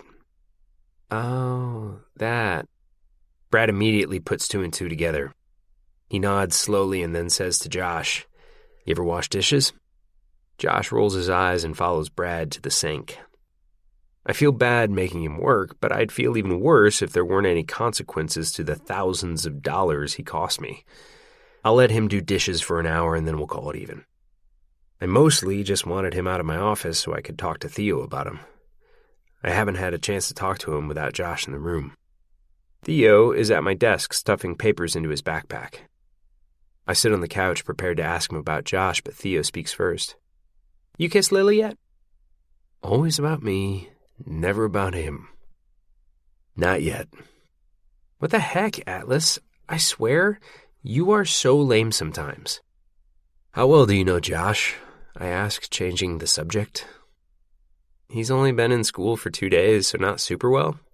We have a couple classes together. How's he doing in that school? No clue. I'm not his teacher. I don't mean his grades, I mean his interactions. Is he making friends? Is he nice? Theo tilts his head. You're asking me if your brother is nice? Shouldn't you know? I just met him. Yeah, me too, Theo says. And you're asking me a loaded question. Kids are mean sometimes. You know that? Are you saying Josh is mean? There are different kinds of mean. Josh is the better kind of mean. I'm not following at all. Theo can see that, so he expands. He's like a bully to the bullies, if that makes sense. This conversation is making me uncomfortable. So, Josh is king of the bullies? That sounds bad. Theo rolls his eyes. It's hard to explain, but I'm sure it's not surprising that I'm not the most popular kid in that school. I'm on the math team and He shrugs off the last word. But I don't have to worry about kids like Josh. When you ask me if he's nice, I don't know how to answer that because he isn't nice. But he isn't mean either. Or at least, he isn't mean to the nice people. I don't speak up immediately because I'm trying to absorb all this information.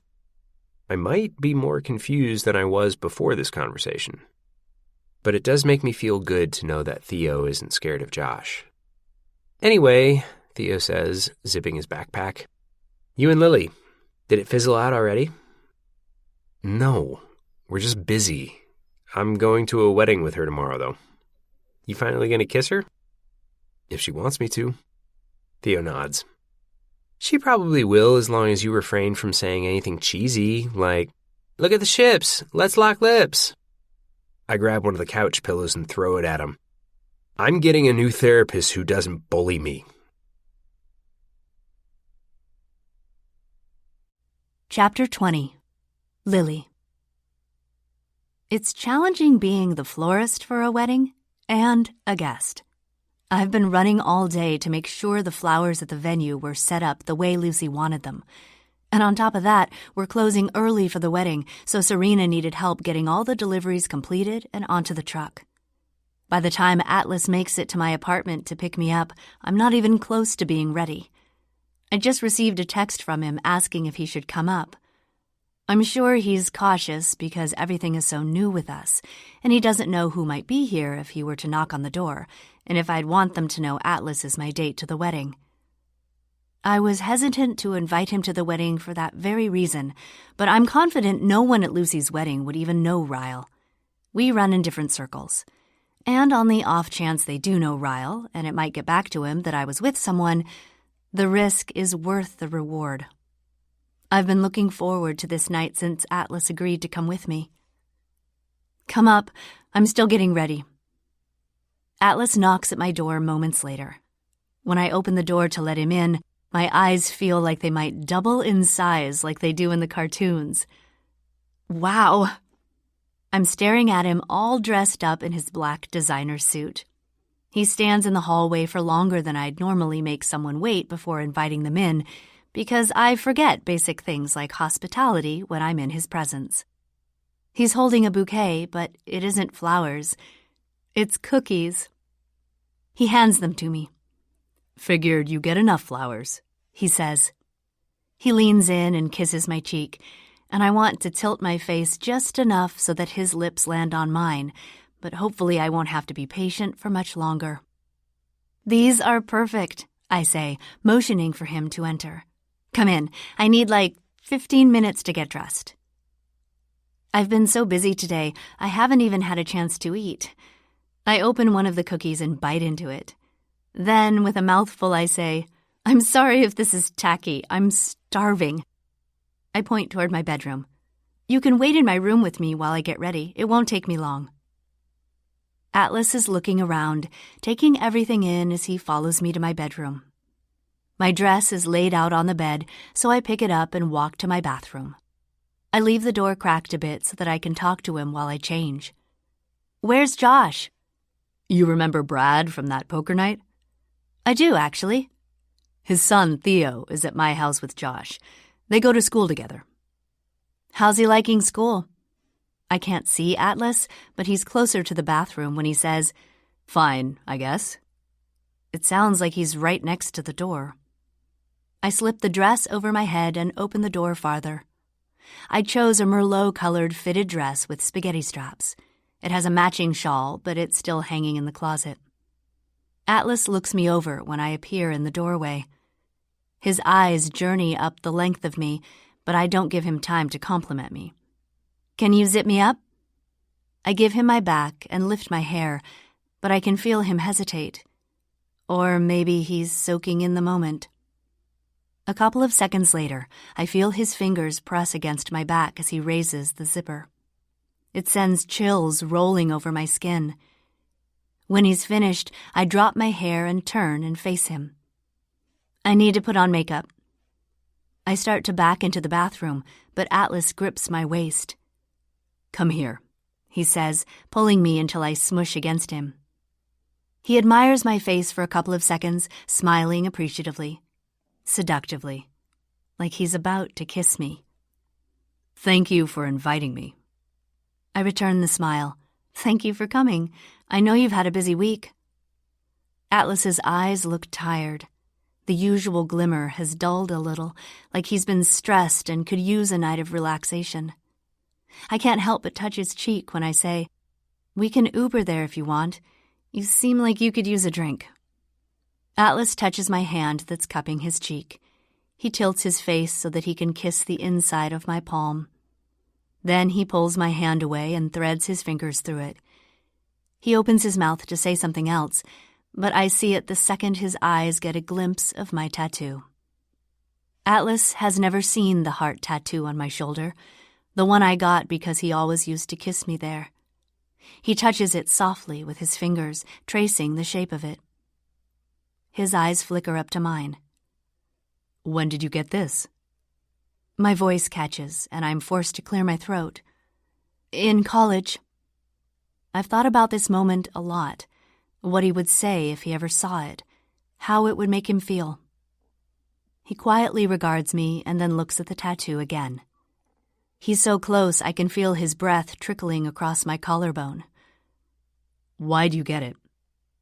I got it for so many reasons, but I choose to say the most obvious one. Because I missed you. I wait for him to lower his head and press a kiss there like he's done so many times before. I wait for him to kiss me, to press his mouth to mine in a silent thank you. Atlas doesn't do any of those things. He continues staring at the tattoo for a beat, but then he releases his hold on me and turns away. His voice is detached when he says, "You should probably finish getting ready or we'll be late." He takes a couple of steps toward my bedroom door, and then, without looking back, he says, "I'll wait in the living room." I feel like I just got the breath knocked out of me. His entire demeanor changed. It wasn't at all what I expected from him. I stand frozen in place for a few depressing seconds, but then I force myself to finish getting ready. Maybe I'm misreading his reaction, and it wasn't a negative one. Maybe he liked it so much he needed alone time to process. Whatever the reason is for his unexpected reaction, I fight back the sting of tears the entire time I'm trying to do my makeup. I can't help it. I think my feelings might be hurt, and that's not something I expected to happen tonight at all. I go to my closet and find my shoes and grab my shawl, and I half expect Atlas to be gone when I walk out of my bedroom, but he's still here. He's standing by the wall in the hallway, looking at pictures of Emmy. When he hears me exit the bedroom, he looks in my direction and then full-on turns to face me. Wow. He looks genuinely pleased when I'm back in his presence, so the whiplash is a little confusing. You're beautiful, Lily. I appreciate his compliment, but I can't move past what just happened. And if there's one thing I've learned from the relationship I was in before and the relationship I witnessed between my parents, it's that I refuse to be someone who brushes everything under a rug. I don't even want there to be a rug. Why did my tattoo upset you? My question catches him off guard. He fidgets with his tie and seems to be looking for an excuse, but nothing comes to him, and the hallway remains silent, other than a ragged, slow breath he pulls in. It wasn't the tattoo. What is it? Why are you mad at me? I'm not mad at you, Lily.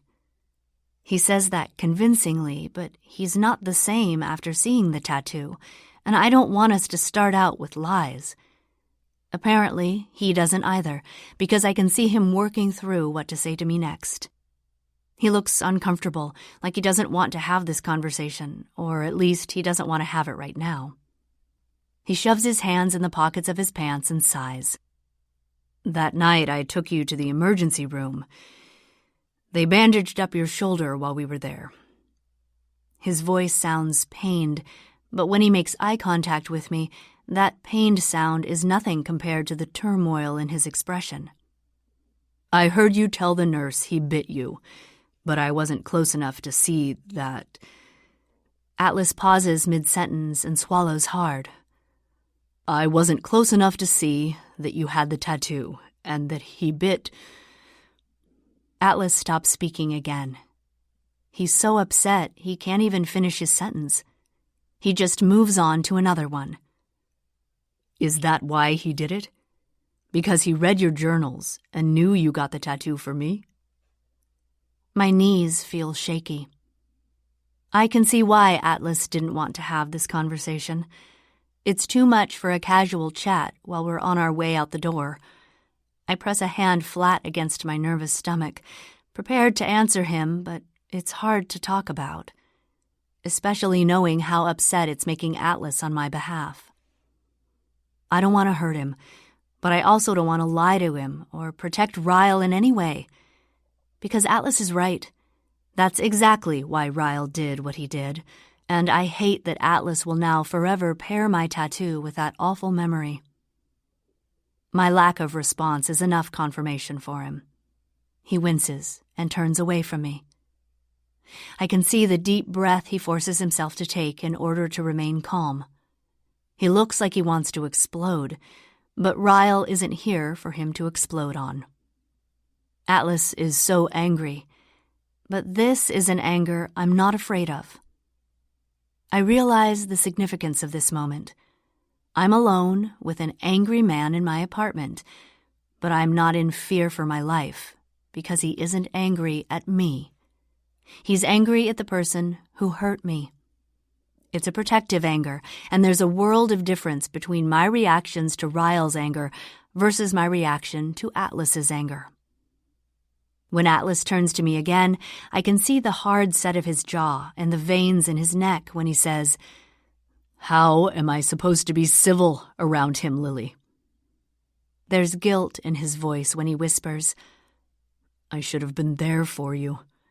I should have done more.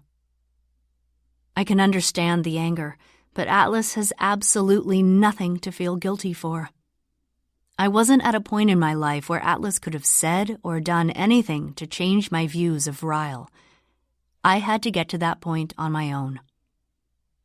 I walk closer to Atlas and press my back into the wall across from him. He does the same on the opposite wall until we're facing each other. He's working through a lot of emotions right now, and I want to give him the space to do that. But I also have a lot to say about the guilt Atlas is holding on to. The first time Ryle hit me, it was because I laughed at him. I was tipsy, and I thought something was funny that wasn't funny, and he backhanded me. Atlas has to break eye contact after hearing me say that. I don't know if he wants these details, but I've been wanting to say all this to him for a long time. He remains still against the wall, but it looks like it's taking everything in him not to run straight to wherever Ryle is right now. His eyes are sharp when he looks back at me, waiting for me to finish. The second time, he pushed me down the stairs. That argument started because he found your number hidden in my phone case, and when he bit me on my shoulder, you're right. It was because he read the journals and found out my tattoo was because of you, and that the magnet I kept on my refrigerator was from you. I look down briefly because it's hard seeing how much this is affecting him. I used to think the things I did somehow warranted his reactions. Like maybe if I wouldn't have laughed, he wouldn't have hit me. Maybe if I didn't have your number in my phone, he wouldn't have gotten angry enough to push me down a flight of stairs. Atlas isn't even looking at me anymore. His head is leaned back against the wall, and he's staring at the ceiling, taking everything in, frozen in his anger.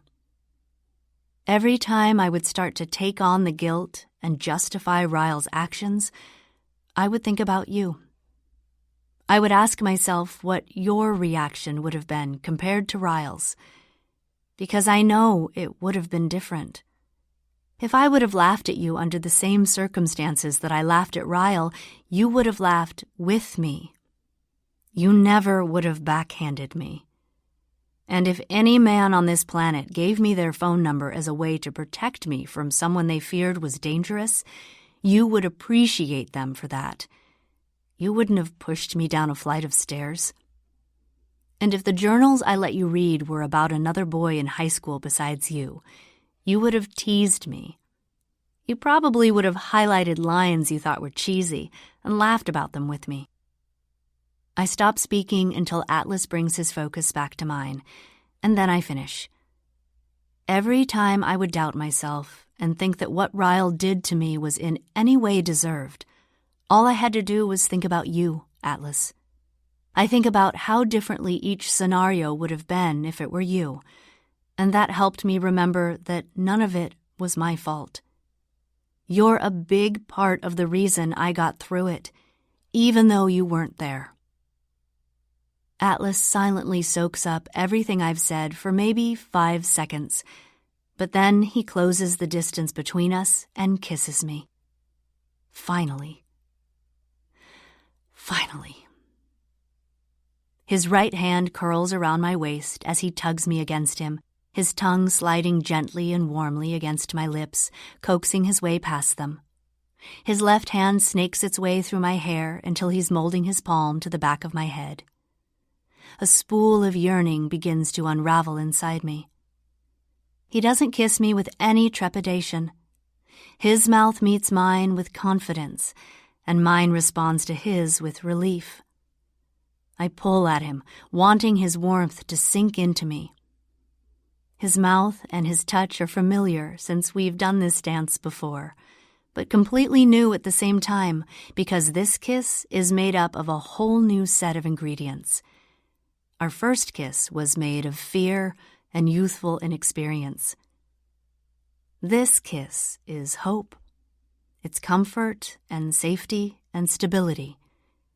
It's everything I've been missing in my adult life, and I am so happy Atlas and I have each other again, I could cry.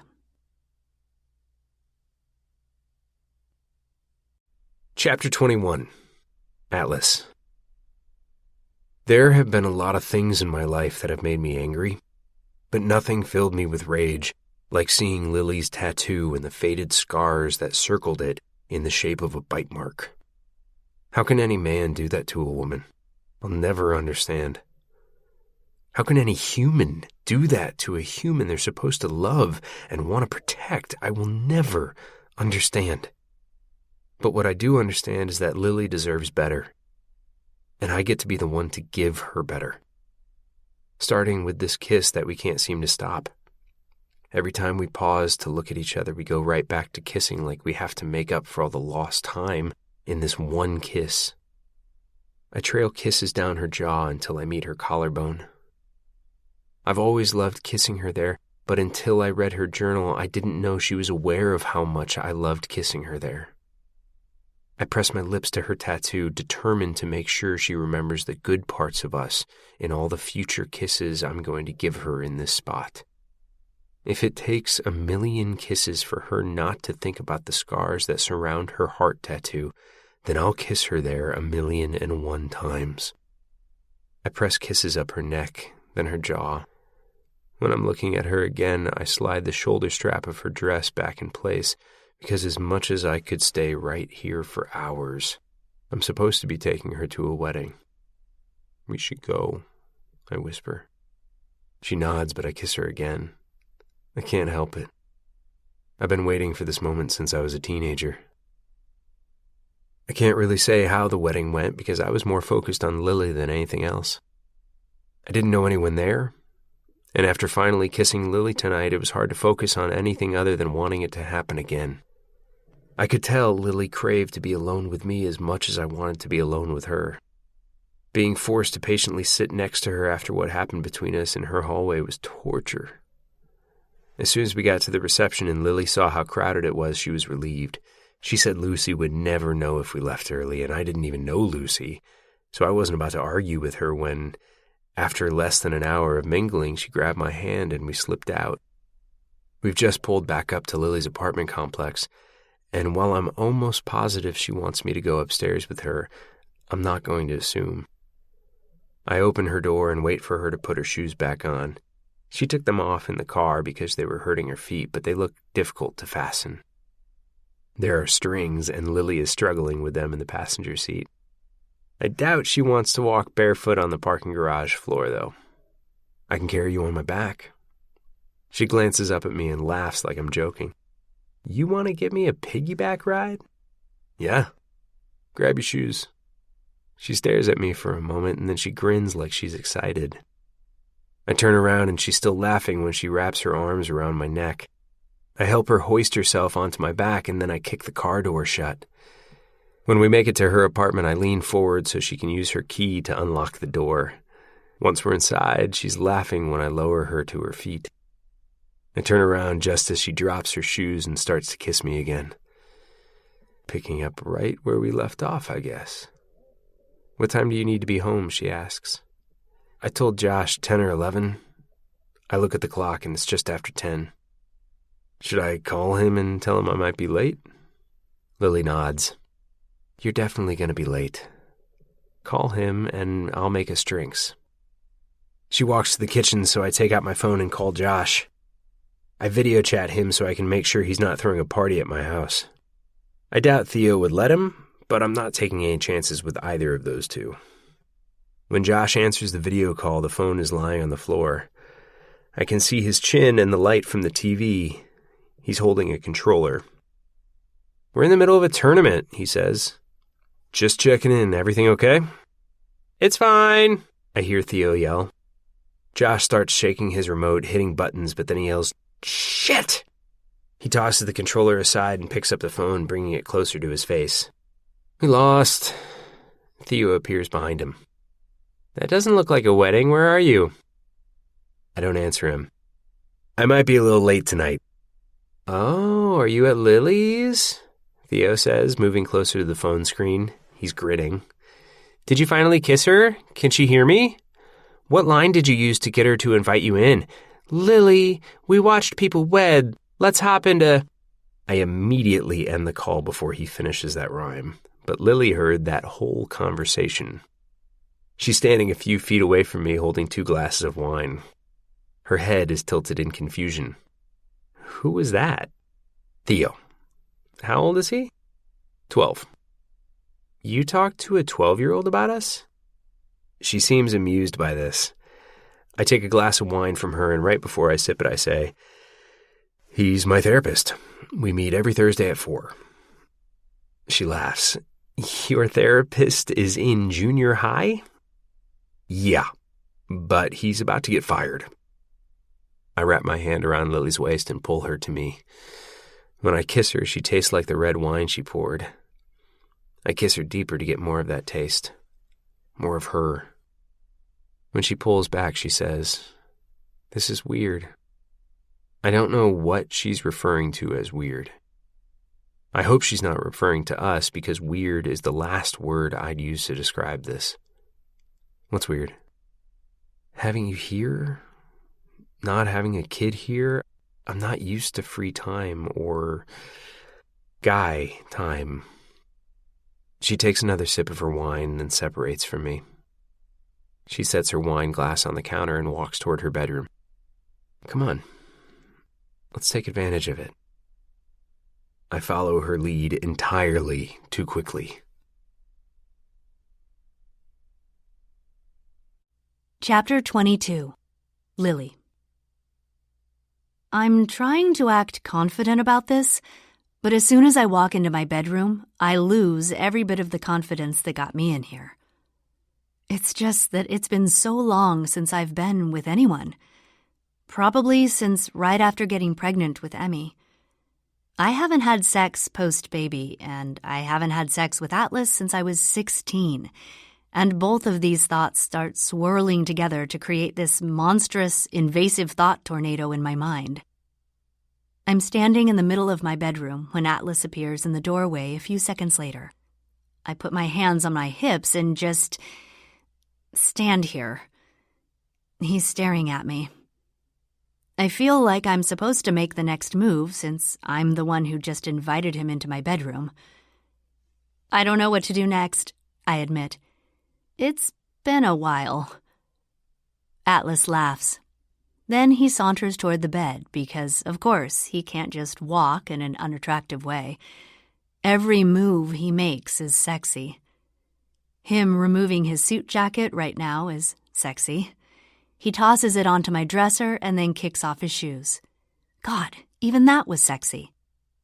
Then he sits down on my bed. Let's talk. He leans against my headboard and then crosses his ankles. He looks very relaxed and sexy. I can't imagine lying down on that bed in this dress. It would be uncomfortable and probably not very much fun to try to remove if we get to that point. Let me change clothes first. I walk into my closet and close the door. I turn on the light, but nothing happens. The bulb is out. Shit. I can't get dressed in the dark. I don't have my phone on me, so I can't use the flashlight app to help. I do my best, but it takes a minute to get the zipper down. When I finally do, instead of stepping out of the dress, for some reason I pull the dress over my head, and of course it snags in my hair. I try to set my hair free, but the dress is heavy and it's taking forever in the dark, and I can't walk out to find a mirror because Atlas is out there. I keep trying to untangle it. After a few defeating minutes, Atlas finally taps on the door. You okay in there? No, I'm stuck. Can I open the door? I'm standing in my bra and panties with a dress halfway over my head, but this is what I deserve. This is closet karma. Okay, but I'm not really dressed. I hear Atlas laugh, but when he opens the door and sees my situation, he immediately springs into action by flicking the light switch. It does nothing, of course. The bulb is out. He moves toward me to inspect my situation. What happened? My hair is stuck. Atlas pulls out his phone and uses the light to help him see what I'm tangled on. He tugs my hair and my dress in opposite directions, and then, magically, my dress is on the floor. I smooth out my hair. Thank you. I fold my arms over myself. This is embarrassing. The light from Atlas's phone is still on, so he can see that I'm standing in my bra and panties. He turns off his phone light, but the closet door is open, and there's a lamp on in the bedroom, so I'm still very visible to him. There's a moment of hesitation on both our parts. He can't tell if he should walk away and let me finish getting dressed, and I can't tell if I want him to. And then, suddenly, we're kissing. It just happened, as if we moved toward each other at the same time. One of his hands slips around to the back of my head, and the other goes directly to my lower back, so low that his fingers are skimming over my panties. I wrap both my arms around his neck and pull him to me so hard we stumble into a line of clothes. Atlas rights us again, but I can feel his smile in his kiss. He pulls far enough away from my mouth so that he can speak. "What is it with you and closets?" Then he kisses me again. We make out in the closet for a few minutes, and it's everything I remember about all the times we used to sneak make-out sessions when we were younger. The desire, the thrill, the newness of doing things you've never done, or, in this case, haven't done in a long time. It reminds me of how much I loved being in a bed with him. Whether we were kissing or talking or doing other things, the memories I made with him in my bedroom are some of my absolute favorite memories. He's kissing my neck when I whisper, "Take me to my bed." He doesn't hesitate. He slides his hands down my ass and grips my thighs, hoisting me up. He carries me out of the closet, across the bedroom, and then plants me onto my mattress, where he proceeds to climb on top of me.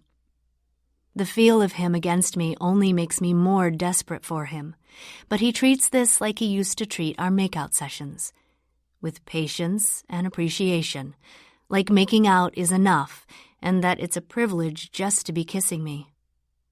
I don't know where he finds that patience, because I kind of want him to take off his clothes and treat me like this is his only chance to have me.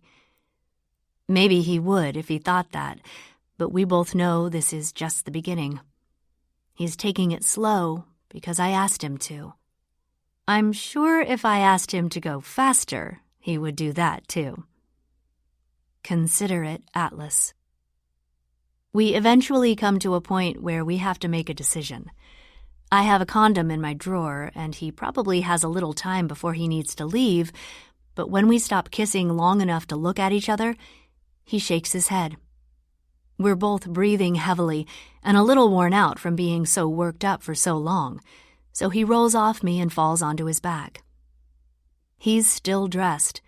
I'm still in my bra and underwear. We never got further than that. "As much as I want to," he breathes. "I don't want to have to leave right after." He rolls onto his side and places a hand on my stomach. He's looking down at me with eyes that are unsatisfied, like he wants to say, "Never mind," and ravish me. I sigh and close my eyes. Sometimes I hate responsibility. Atlas laughs, and then I feel him move closer. He kisses the corner of my mouth and says, "I don't have to leave yet." When he says that, his index finger slips beneath the hem of my panties, right below my belly button. He drags it back and forth, waiting for a reaction. I lift my hips, hoping that's enough of a conversation. Every part of my body feels like it's on fire when he slips 2 more fingers into my underwear. Then, when his entire hand makes the move, I'm a goner. I release a trembling breath and grip the sheet at my sides, arching my back and my hips up and against his hand. He brings his mouth to mine, but he doesn't kiss me. He remains close to my lips, using the movement of my hips and the sounds of my moans to guide him toward the finish. He's extremely intuitive. It doesn't take me long at all before I'm tensing around his hand, pulling his neck down so that I can kiss him through the end of it. When it's over, he slides his hand out of my panties, but then cups me there, leaving his hand over me while I recover. My chest is heaving as I try to catch my breath.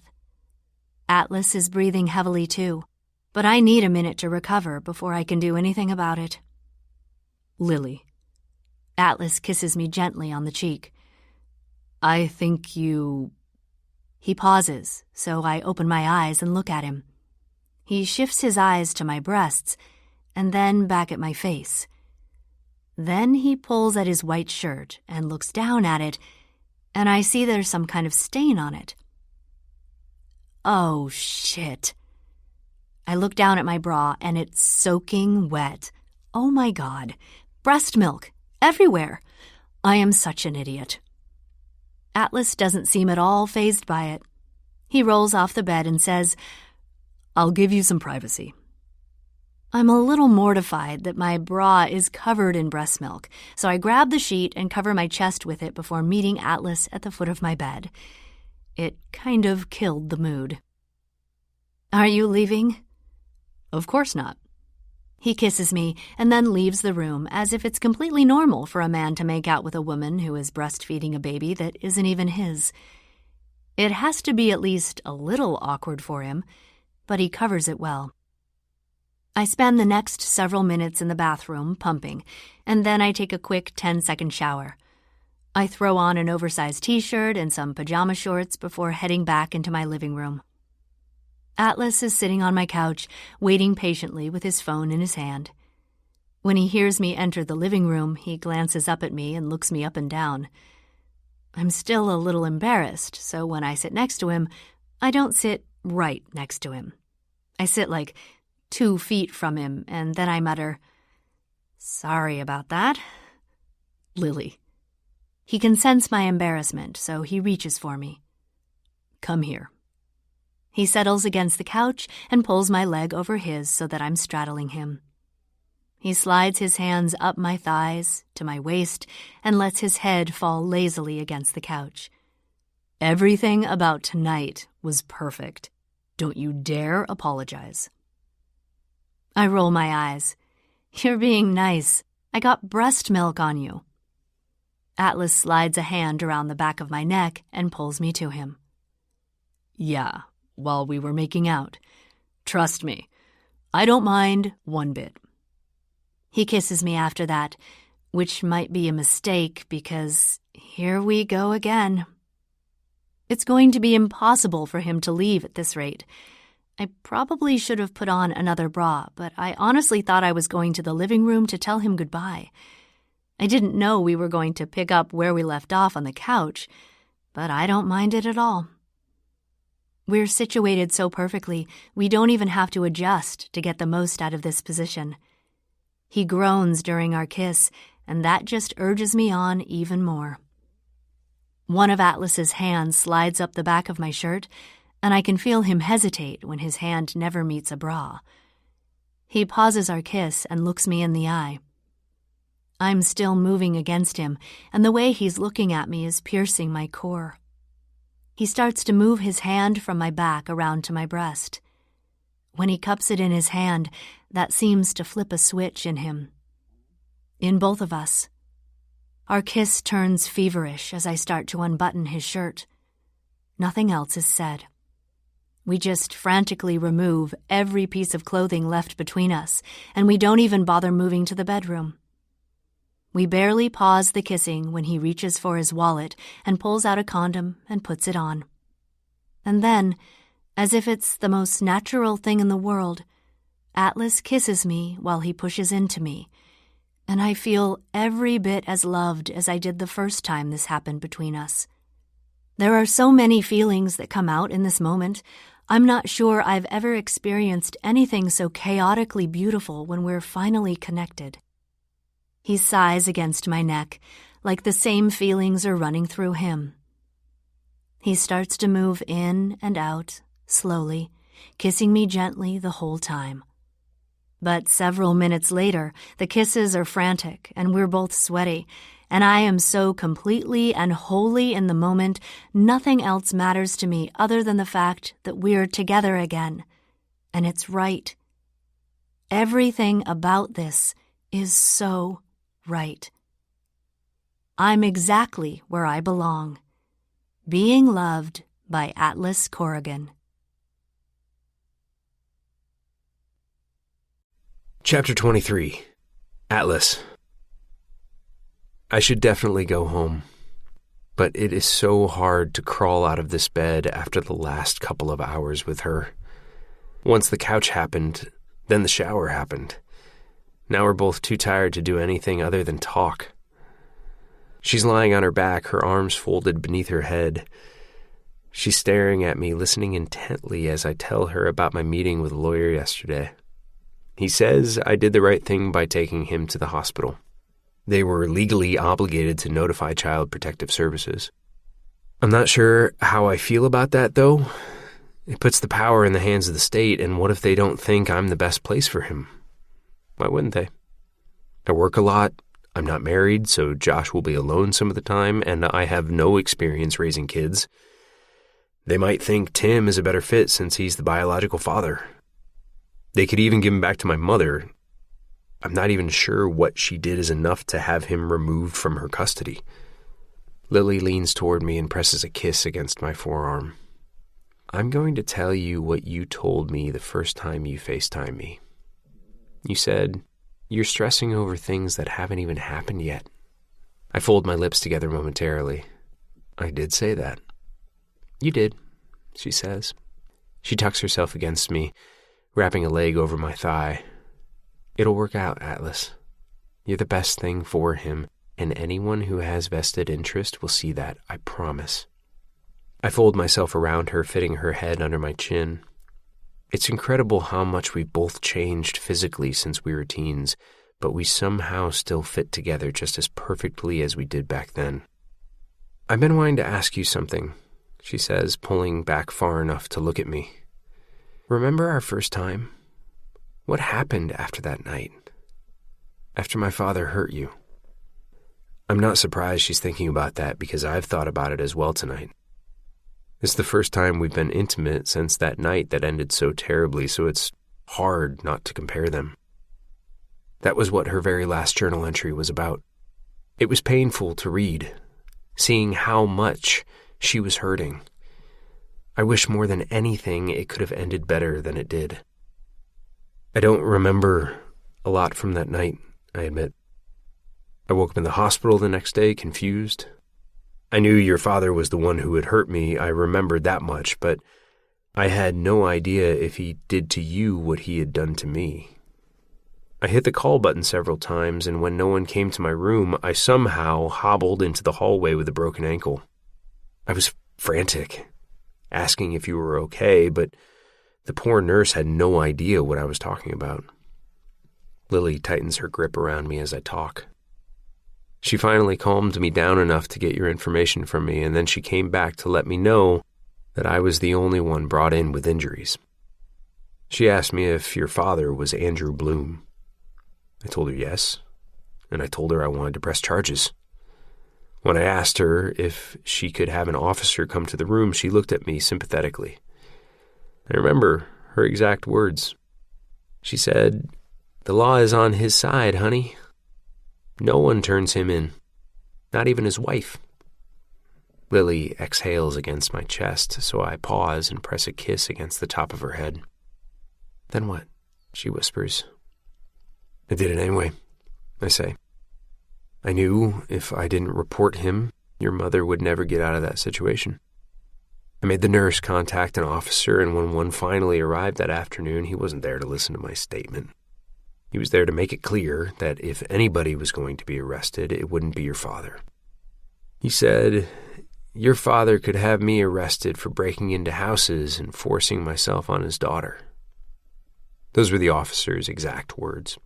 Like, the relationship you and I had was something criminal. I felt guilty about that for years. Lily looks up at me and places a hand on my cheek. "What? Atlas, we're only 2.5 years apart. You did absolutely nothing wrong." I appreciate that she says that, but it doesn't change the fact that I felt guilty for bringing stress into her life. But I also felt guilty for leaving her once I did bring stress into her life. I don't know that any choice I made back then would have felt right. I didn't want to stay and put you in more danger by showing up at your house again, and I didn't want to be arrested because then I wouldn't have been able to go to the military. I thought the best thing would be to put space between us. And then someday I would contact you down the line and see if you ever still thought of me like I thought of you. "Every day," she whispers. "I thought of you every single day." I run my hand over her back for a while, and then I stroke my fingers through her hair, wondering how in the world she can make me feel so whole when I had no idea I was only half of myself without her. Of course I've missed her all these years. And if I could have snapped my fingers and brought her back into my life, I would have in a heartbeat. But we had built lives without each other, her with Ryle and me with my career, and I assumed that was our fate.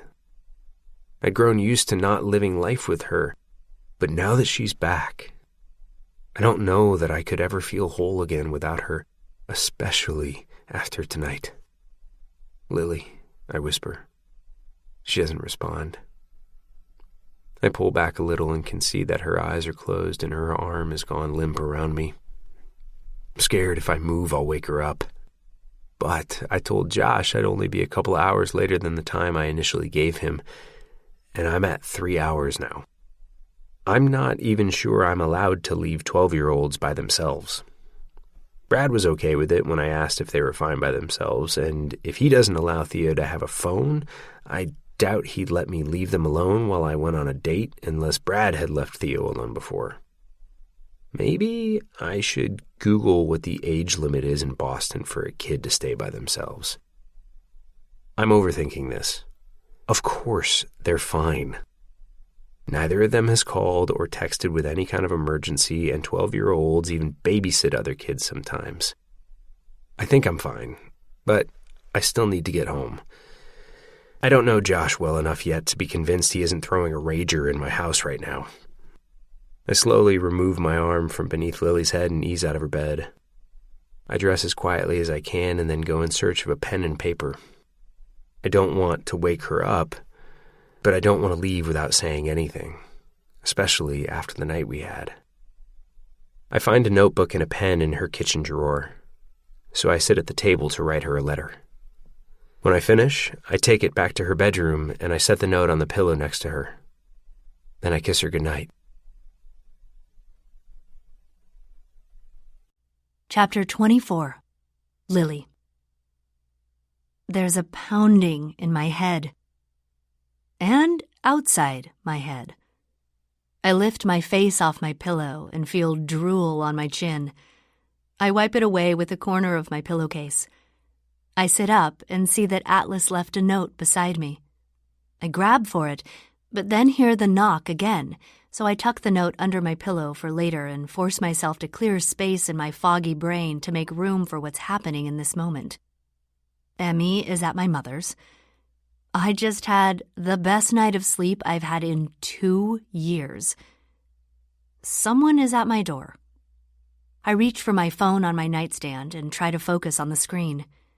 I have several missed calls from Ryle, which makes me concerned something is wrong. But the only thing I have from my mother is a picture of Emmy eating breakfast from half an hour ago. Phew, Emmy is okay. I immediately relax, but knowing Ryle is probably the one knocking on my door doesn't allow for much relaxation. "Hold on," I yell. I throw on something quick, a t-shirt and jeans, and then I open the door to let him in. He moves past me into the apartment without being invited in. "Is everything okay?" He looks panicked, but also relieved to see that I'm alive. "I was asleep. Everything is fine." He can tell I'm annoyed. He glances around the room for Emmy. "She spent the night at my mother's." "Oh." He's disappointed. "I tried calling because I wanted to pick her up for a few hours. You weren't answering your phone and you're always awake by now." Ryle's voice trails off when he sees the couch. I don't have to look at the couch to know what he's staring at. My t-shirt and panties are still tossed haphazardly over the back of it, I'm sure. "Let me call my mother and let her know you're coming." I go get my phone from my room, hoping Ryle isn't about to question me. He's ruining the good mood Atlas left me in last night. When I walk back into the living room, I pause while searching for my mother's contact on my phone. Ryle is holding a wine glass in his hand, inspecting it. It's the one Atlas drank from. Mine is on the counter next to it, a clear indication that someone was here with me drinking wine last night. before my underwear got removed and left on the couch. I can see Ryle's jealousy bubbling over when he sets down the wine glass and looks straight at me. Did someone stay the night? I don't bother denying it. I'm an adult, a single adult. Well, possibly not single anymore, but that's another matter. We're divorced, Ryle. You can't ask me questions like that. Maybe that was the wrong thing to say, because Ryle immediately responds by taking 2 quick steps toward me. I can't ask you if someone spent the night in the home my daughter lives in? I take a step back. That's not what I meant, and I wouldn't bring anyone around her without your approval. That's why she's at my mother's. Ryle's eyes are narrowed, accusing. He looks disgusted by me. You won't leave her with me overnight, but you'll drop her off somewhere else when you want to get fucked? He laughs. Great parenting, Lily. Now I'm getting angry. This is only the second time I've ever left her overnight since she was born almost a year ago. Don't shame me for taking a night for myself. And when I do take a night for myself, what I do during that time is not your business. Ryle has that look in his eye, the distant void that always took over right before he'd go too far. My anger instantly turns to fear, and when Ryle can see that I'm backing away from him, he releases this sound of rage, a guttural, angry noise of frustration that reverberates in the room. He leaves my apartment, slamming the front door shut behind him. I hear him yell the word fuck in the hallway. I'm not sure which angle his rage is coming at me from. Is he mad I'm moving on? Is he mad my mother has Emmy? Or is it that I allow my mother overnights with her, but I'm still not comfortable with Ryle having overnights? Maybe he's angry about all 3 things presenting at once. I blow out a calming breath, relieved he's gone. But before I can think about what to do next, Ryle is opening my door again. He's looking at me from the hallway with a very flat affect when he says, "Is it him?" I can feel my heart catch in my throat when he asks that. He doesn't say Atlas's name, but who else could he be referring to? I don't immediately deny it, which is enough of a confirmation for him. Ryle looks up at the ceiling briefly and then shakes his head. So I had a right to be concerned about him the whole time? The entire past few minutes have been a roller coaster of emotions, but nothing has been as tumultuous as the question that just left his mouth. I take a few steps until I'm standing in my doorway, prepared to close the door on him as soon as I say my piece. If you truly believe that I would have been unfaithful to you, then go ahead and believe that. I don't have the energy to keep convincing you otherwise. I've explained this to you before, so I'm not saying it again. I never would have left you for Atlas. I didn't leave you for Atlas. I left you because I deserved to be treated better than the way I was treated by you. I go to close the door, but before I can take a step back, Ryle moves forward and pushes me until my back is flat against the open living room door. His eyes are filled with fury when he slides his left hand to the base of my throat, applying pressure as if he wants to hold me in place. He slaps his right palm flat against the door by my head, and it scares me so much I immediately squeeze my eyes shut, not wanting to see what's about to come next. A huge wave of anxiety and fear rolls over me so intensely I'm scared I might pass out. I can feel Ryle's breath crashing against my cheek as it moves through his clenched teeth because his face is so close to mine. My heart is pounding so hard, there's no way he can't feel that fear beating against his palm with the way his hand is pressed against me. I want to scream, but I'm terrified if I make a noise, it'll make him even angrier. Several seconds pass between the moment Ryle pins me against the door and the moment he starts to realize what he's done. What more he was likely about to do. My eyes are still shut, but I can feel the remorse in the way he leans forward and presses his forehead against the door right next to my head. He still has me caged in, but he's released the pressure in the hand that was gripping my neck, and there is a struggling sound coming from him, as if he's trying not to cry. It takes me back to the last night he hurt me. The apologies he was whispering as I drifted in and out of consciousness. I'm sorry. I'm sorry. I'm sorry. My heart is shattered because Ryle hasn't changed at all. As much as I hoped he had, and as much as I know he wanted to, he's still the same man he's always been. I somehow held on to a sliver of hope that he had become stronger for Emmy, but this is absolute confirmation that I'm making the right choices for her. Ryle is clinging to me like I can make this better, and at one point in time, I thought I could. He's a broken man, but he isn't broken because of me.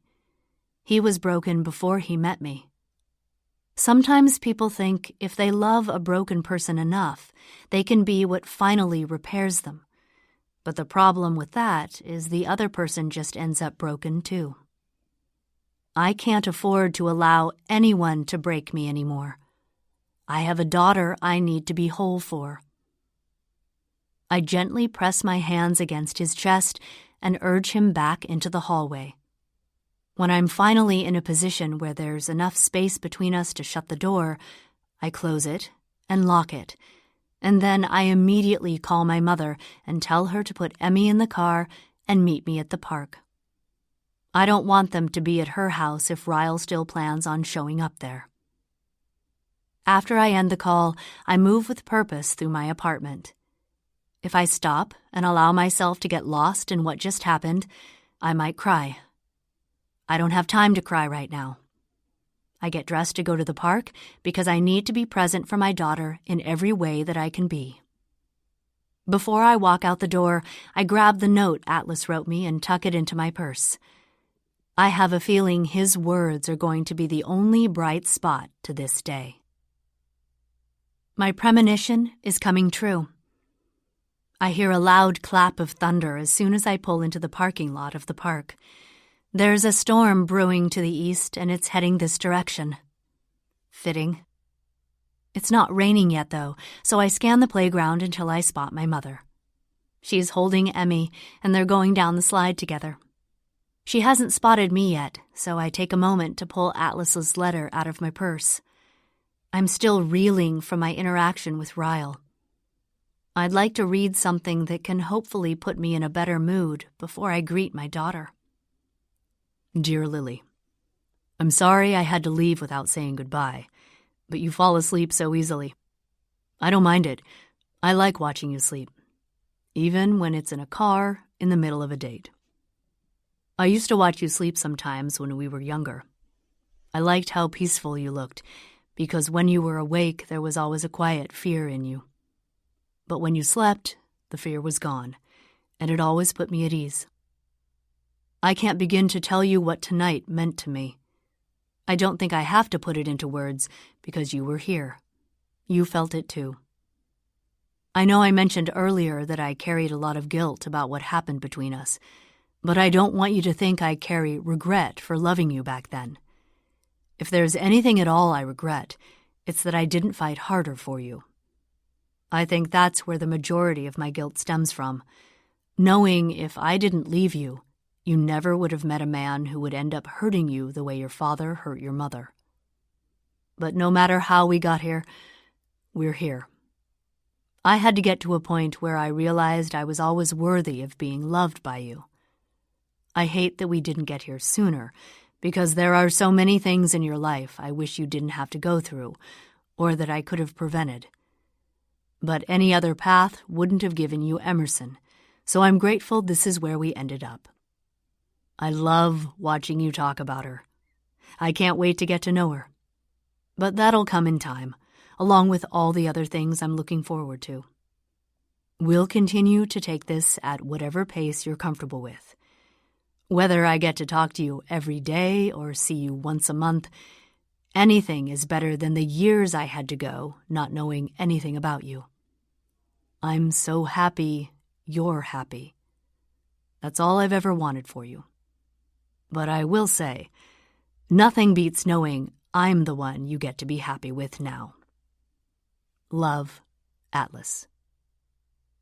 I flinch so hard I almost rip the letter in two when someone bangs on my window. I gasp and glance up to see my mother standing next to my car. Emmy lights up when she sees me through the window, and that smile is all it takes to make me smile in return. Well, her smile and the letter in my hand. I fold it up and tuck it back into my purse. My mother opens my door. Is everything okay? Yeah, it's fine. I take Emmy from her, but my mother's eyes are squinting with suspicion. You sounded scared when you asked me to meet you at the park. It's fine, I say, wanting to brush it off. I just didn't want Ryle to pick her up today. He's not in a very good mood, and he knew she was with you, so. I blow out a breath and walk over to the empty swing set. I take a seat in one of the swings and place Emmy on my lap, facing out. I kick the ground and give the swing a little push, watching as my mother takes a seat in the swing next to us. Lily. My mother is looking at me with concern. Just tell me what happened.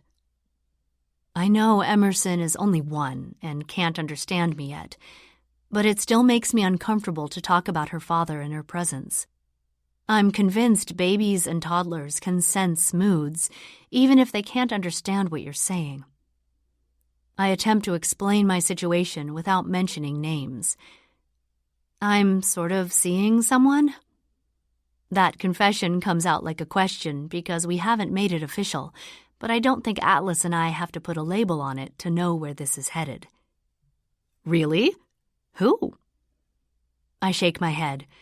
I'm not about to tell her it's Atlas, even though she probably wouldn't know who I was talking about. She saw him twice when I was younger, and we never once spoke about him.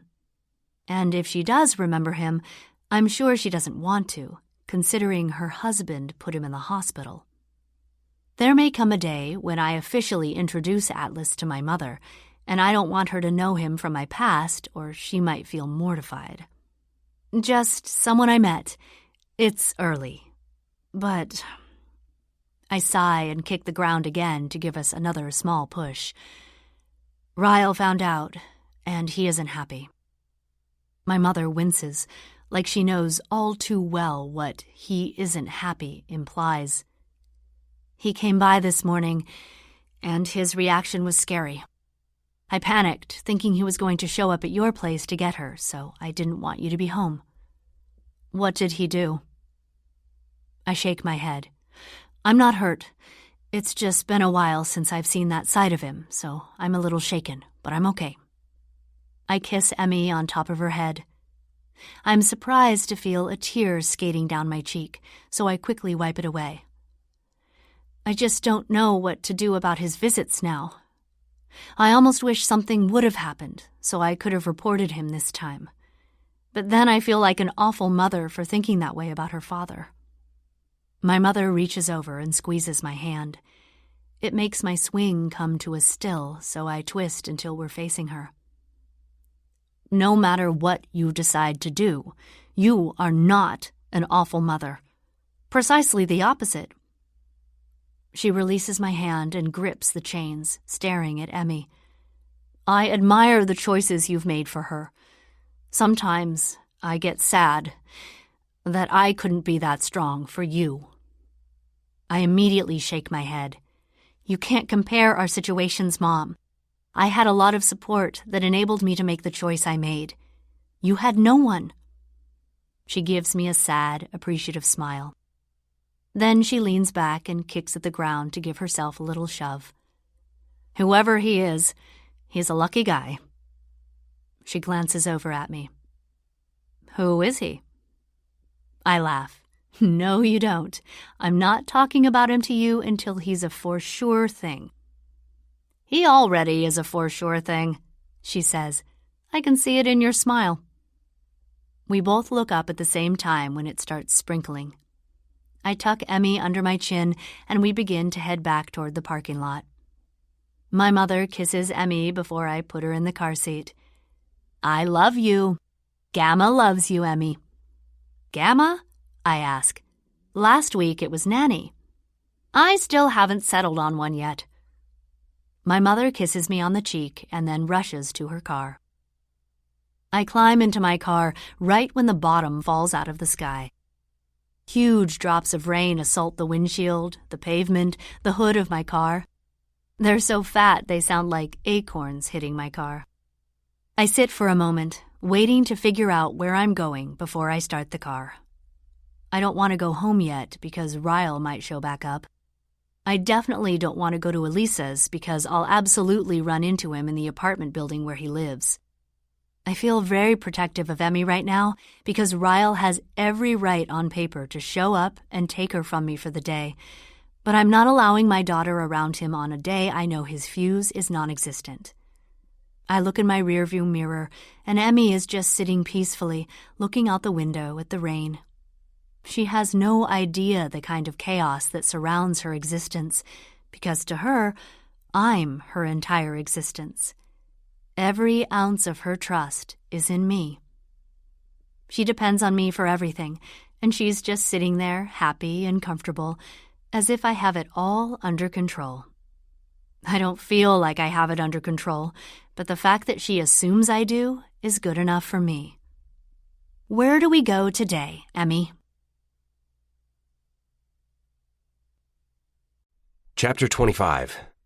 Atlas. "What time did you get home last night?" Josh asks. He's shuffling into the kitchen wearing 2 different socks, one of them a new one I bought him and one of them mine. Theo and Josh were asleep when I got home, but I still woke up 3 hours before they did. Brad just left with Theo about 20 minutes ago. "That's none of your business." I point at the table where Josh's homework sits unfinished. He promised he would do it yesterday if I let Theo spend the night, but I have a feeling the video games and manga and anime got in the way. "You didn't do your homework?" Josh looks at the pile of papers and then back at me. "No." "Get to it." I say that with confidence, but I have no idea how to do this. I've never had to tell a kid to do homework before. I don't even know how to ground him if he doesn't do his homework. I feel like I'm acting. I am. I'm an imposter. "I'm not avoiding it," Josh says. "I just can't do it." "Is it too hard? What is it, math?" "No, I did the math. Math is easy. It's this stupid shit I have to do for computer class." "Stupid crap," I say, correcting him. I think. Maybe stupid crap is just as bad. I sit down next to Josh to see what it is he's having trouble with. He slides the assignment in front of me and I look over it. It's a research assignment about ancestry. There are 5 things required for the term, and one of them is a family tree that was due on Friday. The other is a generational assignment using an ancestry website that's due next Friday. We're supposed to find our relatives using some website. I don't know any of their names or even where to start, he says. Do you? I shake my head. Not really. I met Sutton's father once, but he died when I was a kid. I don't even remember his name. What about my dad's parents? Josh asks. I don't know anything about his family either. Josh takes the papers from me. They really should stop having kids do these things. No one has normal families anymore. You're right, actually. I hear a text ping on my phone in the kitchen, so I stand up to go check it. Did you ever try to find my dad for me? Josh asks. I did try, but Tim never responded to the voicemail I left him. I just don't want to tell Josh that because I know it'll be disappointing. I pick up my phone but walk back to Josh before looking at my texts. I haven't had a chance to really look into it yet. You're sure you want me to? Josh nods. He might want to hear from me. I'm sure Sutton has done everything she can to keep us apart. I feel a stab of concern in the center of my chest. I was hoping Josh would be comfortable enough here to not want to find his dad, but that was a ridiculous hope. He's a 12-year-old boy. Of course he wants to find his father. I'll help you try to find him. I point to the papers. But do what you can with that for now. As long as you try, they can't give you a bad grade for not knowing your grandparents. Josh leans over his work and I finally look down at the text. It's from Lily. Can I call you? She should know she can call me any second of the day and I would answer. I take my phone to my room and call her without texting her back. She picks up in the middle of the first ring. "Hey," she says. "Hi." "What are you doing?" "Helping Josh with his homework. Trying to pretend I'm not thinking about you." She's quiet after I say that, and I immediately sense something is off. "Are you okay?" "Yeah, I don't want to go home. I was wondering if I could come to your place." "Sure. Is Emmy still with your mom?" She sighs. "That's the thing. I have her with me. I know that's weird, but I'll explain when I get there." If she's bringing Emerson to my house, something is definitely off. She's been adamant she didn't want to bring her around me before Ryle knew about us. "I'll text you my address." "Thank you. I'll be there in a little while." She ends the call and I fall back onto my mattress, wondering what in the hell happened in the time between slipping out of her bed last night and this phone call. Did she get my letter? Did I say something wrong? Is she about to break things off with me? All those concerns swirl in my gut as I wait for her, but my biggest concern is one I don't even allow my mind to entertain.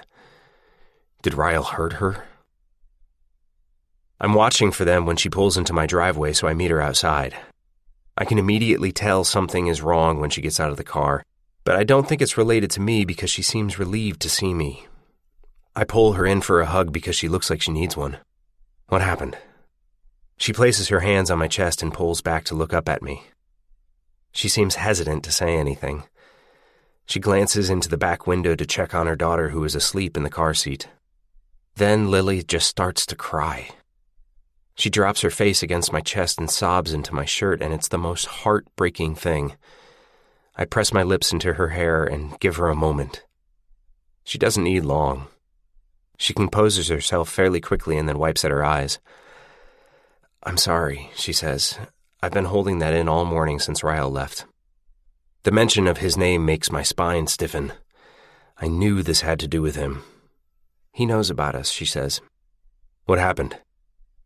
It's taking everything in me to stand where I am and not run to find him. My bones feel as if they're crackling with anger. "Are you hurt?"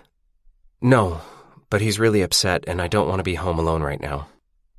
I know I shouldn't be bringing Emmy around you yet, but I feel safer with her here than if Ryle tried to show up and take her today. I'm sorry, I just don't want to be anywhere he might find me." I tilt her chin up until she's looking at me. "I'm happy you're here. Both of you. Stay the whole day if you want." She exhales and presses her lips against mine.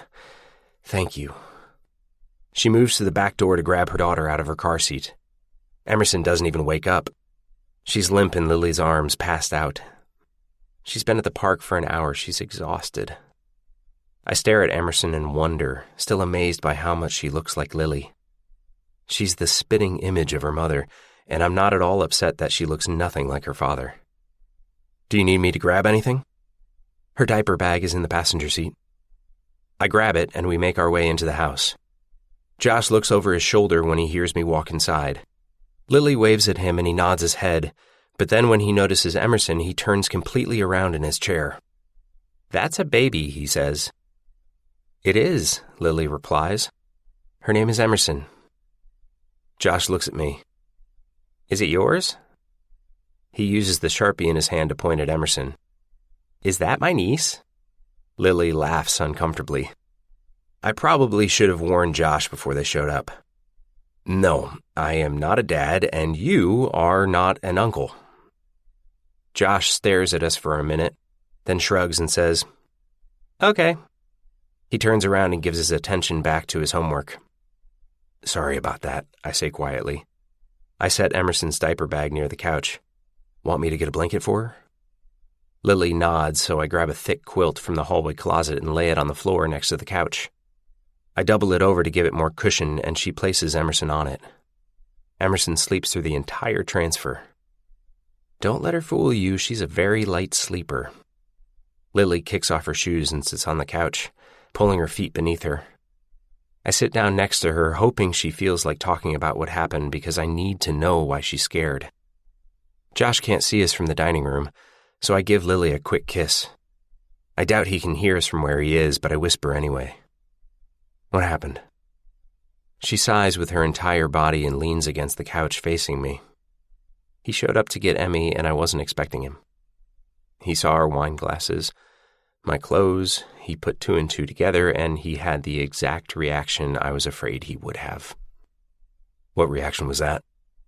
He got angry, but he left before it got too bad. Too bad? What does that even mean? Does he know it was me who was there? Lily nods. That's practically the first thing he asked. He got angry and I asked him to leave, and he did, but she stops talking. And for the first time, I notice her hand is trembling. God, I hate him so much.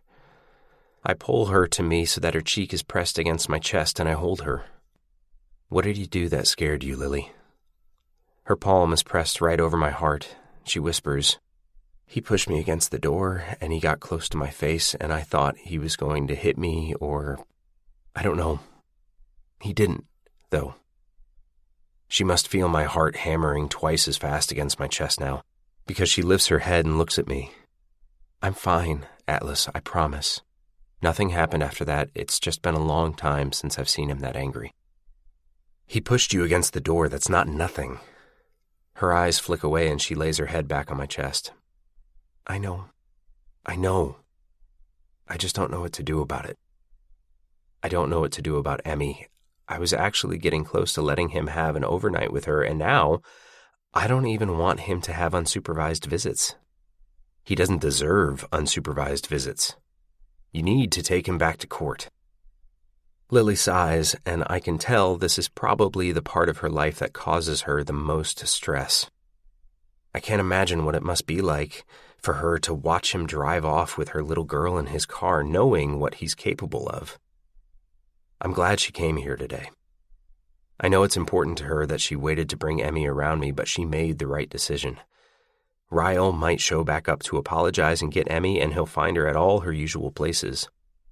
He won't find her here. Besides, Lily and I know this thing that's been brewing between us is absolutely a long-term situation. She doesn't have to worry about me forming an attachment to Emmy and then disappearing. As long as Lily wants me around, I'm not going anywhere. She lifts her face to look at me again, and there's a smudge of mascara near her temple. I wipe it away. This conflict with him, she says, this is what I tried to warn you about. It could be a constant thing, especially now that he knows you're back in my life. She's saying this like she's giving me the opportunity to bow out of this thing with her. I can't believe she assumes that's even crossing my mind. You could have 50 ex-husbands who try to make our lives hell, but as long as I have you, I will be absolutely unaffected by anyone else's negativity. That's a promise. That makes her smile for the first time she showed up here. I don't want to do or say anything that could steal that smile, so I changed the subject away from her weak-ass ex-husband. You thirsty? She pushes off my chest and grins even bigger. Yes. I'm thirsty and I'm hungry. Why else would I show up at a chef's house? Lily and Emerson have been here for about 4 hours now. Once Josh did as much of his homework as he could, he started playing with Emerson. Lily said she's been taking steps for a few weeks now, and Josh finds it hilarious that she follows him everywhere. He moved around for an hour while she stumbled after him, but now she's asleep again. She fell asleep on the floor next to me with her head on my leg. Lily offered to move her, but I wouldn't let her. I would be lying if I said this wasn't a little surreal. Deep down, I know that Lily and I are going to work out. She's my person, and I am hers, and that's something I've known since the first week we met. But looking at Emerson, knowing this child is likely going to end up becoming a huge part of my life, that's a lot to take in. I could be her stepfather someday. I'll likely be more of an influence in her life than her biological father, because Lily and I will eventually move in together. We'll likely marry someday. I'd never admit any of this out loud because people like Theo would say I'm getting ahead of myself, but the truth is, I'm years behind where I want to be with Lily, where I could have been with her. This is a hugely significant day, even if I don't see Emerson again for months. This could be the first day I'm spending with someone who might one day end up becoming my daughter. I brush thin strands of strawberry hair behind Emerson's ear and try to understand where some of Ryle's anger is coming from. He can't be clueless to what Lily moving on would mean for his relationship with Emerson. Lily has Emerson the majority of the time, so whoever Lily chooses to bring into her life will also be around Emerson that same amount of time. I'm not excusing Ryle's behavior by any means. If I had my way, he'd get a job offer in Sudan and we'd only have to deal with him once a year. But that's not the reality here. Ryle lives in the same city as his daughter, and his ex-wife is moving on with someone else. That can't be easy on anyone. While I can understand how difficult it probably is for him, I'll never understand his failure to recognize that it's no one's fault but his own. If he would have been a more mature, more rational man, Lily never would have left him. He'd have his wife and his daughter, and me and Lily wouldn't even be in contact. I'm worried for Lily. I'm worried Ryle is a little bit like my mother, and that he's going to retaliate by fighting for the sake of fighting and for no other reason. Have you ever made a report against Ryle? I ask, looking at Lily. She's sitting on the floor next to me, watching Emerson sleep on my leg. No. There's a drop of shame in Lily's response. Do the two of you have a custody agreement? She nods. I have full custody, but it comes with stipulations. Because of his schedule, I'm required to be flexible, but technically he gets her 2 days a week. He pays child support? She nods. He does. He's never been late.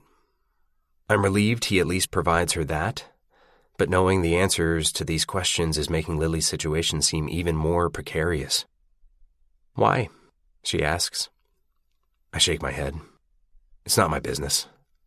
Is it? I don't even know. I'm trying to take things slow and give Lily space, but that part of me is warring with the part of me that wants to protect her. Lily lifts a hand and pulls my focus to hers. It is your business, Atlas. We're together now. Her response makes my heart stutter. Did she just make us official? Are we? Together? I smile and urge her closer to me, my pulse thrumming. Are me and you a thing, Lily Bloom? Her lips grin against mine. She's nodding when she kisses me. I think we both knew it was official long before last night. But if her daughter weren't asleep on my leg right now, I'd probably pick Lily up and spin her around. I'm that happy. And that much more invested. My quick burst of adrenaline begins to slow again, bringing me back to my thoughts from before Lily declared us official. Ryle. Custody. Immaturity. Lily's head is on my shoulder and her hand is on my chest, so she feels it when I exhale all the air from my lungs. She lifts her head and looks at me anxiously. Just say it. Say what? I ask her. Your thoughts about my situation. Your eyebrows are all scrunched together like you're worrying about something. She lifts her hand and uses her thumb to smooth out my serious expression. Is it too late to tell the court he was a danger to you in the past? Maybe that would prevent him from getting overnights with her. Once two people agree on a custody arrangement, you can't use past evidence to modify an arrangement. Unfortunately, I never reported him, so I can't use the abuse as a defense at this point.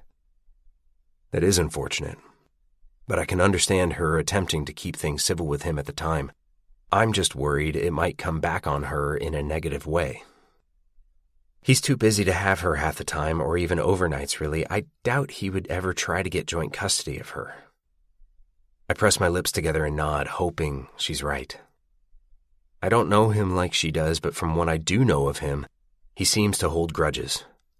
And people who hold grudges tend to need retaliation. Parents do this all the time. They don't like what another parent is doing or who they're seeing, so they use their child as a weapon. And that worries me. I could absolutely see Ryle making the decision to take her to court simply to get back at her for being with me. And he would likely get what he wants. He's never hurt Emerson. He's never been reported for hurting Lily. He's never been late on child support. And he has a successful career. All these things are in his favor. When I glance at Lily, it looks like she's about to sink into the floor. I didn't mean to upset her even more by talking about this. I'm sorry. I'm not trying to be a pessimist. We can change the subject. You aren't a pessimist, Atlas. You're a realist, and I need that from you. She lifts her head off my shoulder and peeks over at Emmy, who is still asleep on my leg. Then Lily settles against me again, releasing a quiet sigh. You know, even if I had reported Ryle and fought for sole custody, my chances were slim. He has no criminal history, and he has money for the best lawyers. Almost every lawyer I spoke to encouraged me to work it out civilly with him because they've seen cases like ours. And the arrangement Ryle was agreeing to at the time was my best option. I grab her hand and lace my fingers through hers. She wipes away a tear that skates down her cheek. I hate that I even brought it up, but these fears are already in her. I'm just glad to know she's thinking about it because she needs to stay a step ahead of Ryle. Whatever happens, you aren't alone in this anymore. Lily smiles appreciatively. Emerson begins to stir awake on my leg. She opens her eyes and looks at me and then immediately searches for Lily. She makes a beeline for her right across my lap. When she's in Lily's arms, I lift my leg and stretch it. I haven't been able to move it for over half an hour, and it's asleep. We should go, she says. I feel guilty for even being here with her. I'd be livid if Ryle took her around a girlfriend without me knowing. I think your situations are a little different. Ryle isn't having to find a safe place to hide your daughter for the day because he's scared of your temper. Don't be so hard on yourself. Lily shoots me a grateful look. I help her gather their things, and I walk her to the car. Once Emerson is in her car seat, Lily moves close to say goodbye. I burrow my fingers in her hips and tug her closer. I dip my head, grazing her nose, and then I catch her lips with mine. I kiss her deeply, wanting her to still feel it on her drive home. I slide my hands into the back pockets of her jeans and squeeze her ass. It makes her laugh. Then she sighs wistfully. I already miss you. I nod in agreement. There's been a lot of that on my end, I admit. I'm kind of obsessed with you, Lily Bloom. I kiss her cheek and then force myself to release her. This is the only negative aspect of finally being with the person you're meant to be with. You go years aching to be with them, and when they finally become a significant part of your life, it somehow hurts even more. Chapter 26. Lily. You disappoint me, Lily. I'm staring at my phone in shock. Is this a joke? You treat me like a monster. I'm her goddamn father. It's 5 a.m. I woke up to use the bathroom, and naturally I glanced at my phone before attempting to get the last hour of sleep before my alarm goes off. All the texts are from Ryle. I haven't heard from him since he showed up at my house on Sunday. It's been 4 days, and he never even bothered to reach out and apologize for losing his temper on me. He was silent for 4 days. And then this? I was happier before I met you. I read through the barrage of text messages, knowing full well he was drunk when he sent them last night. The first one was sent at midnight, and the last one, from 2 a.m, reads, "Have fun fucking the homeless guy." I drop my phone onto my bed, my hands trembling. I can't believe he sent these. I was hoping the 4 days of silence was a stretch of remorse on his part, but it's obvious he's been stewing in his anger. This is so much worse than I thought. I try to go back to sleep, but I can't. I get up and make myself a cup of coffee, but my stomach is too upset to drink it. I spend the next half hour standing in my kitchen, staring at nothing, replaying those texts over and over in my mind. When Emerson finally wakes up, I'm relieved. I am more than welcoming to the distraction of our chaotic morning routine. By the time I drop her off with my mother and make it to work, it's 8 o'clock sharp.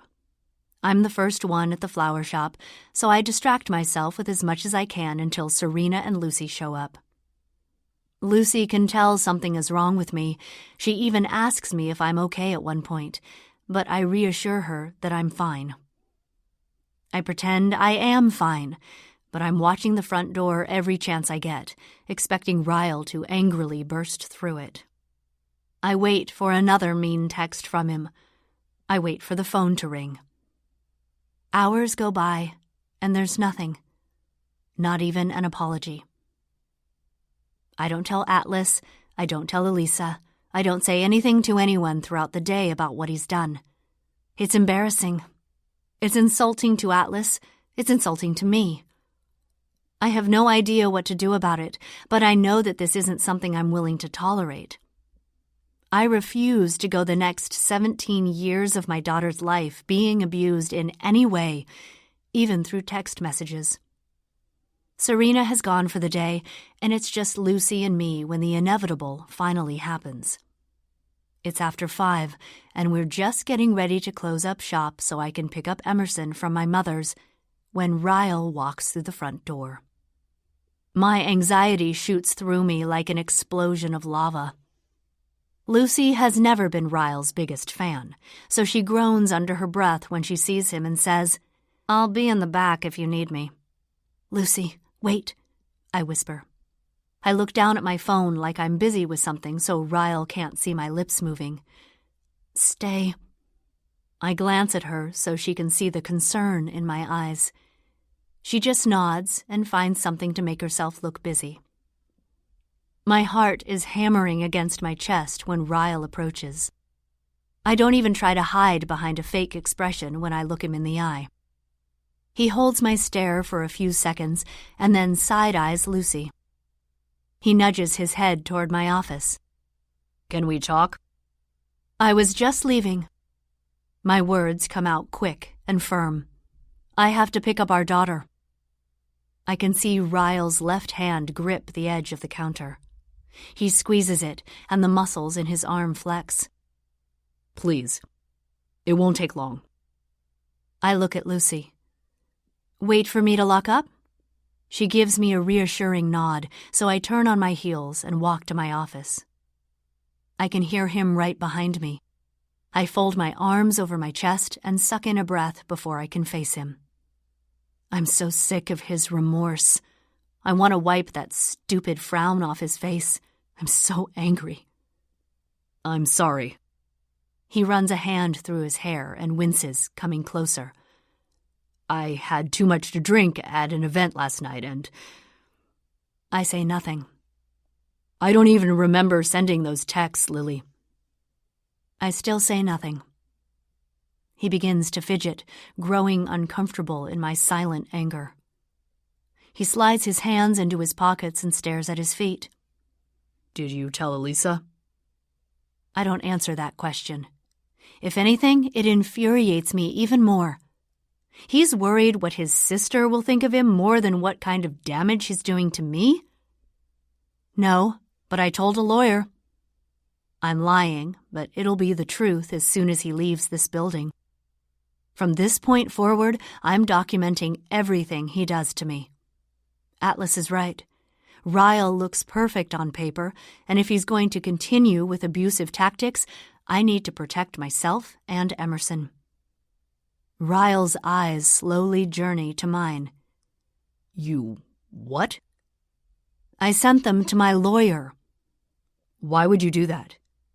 "Seriously?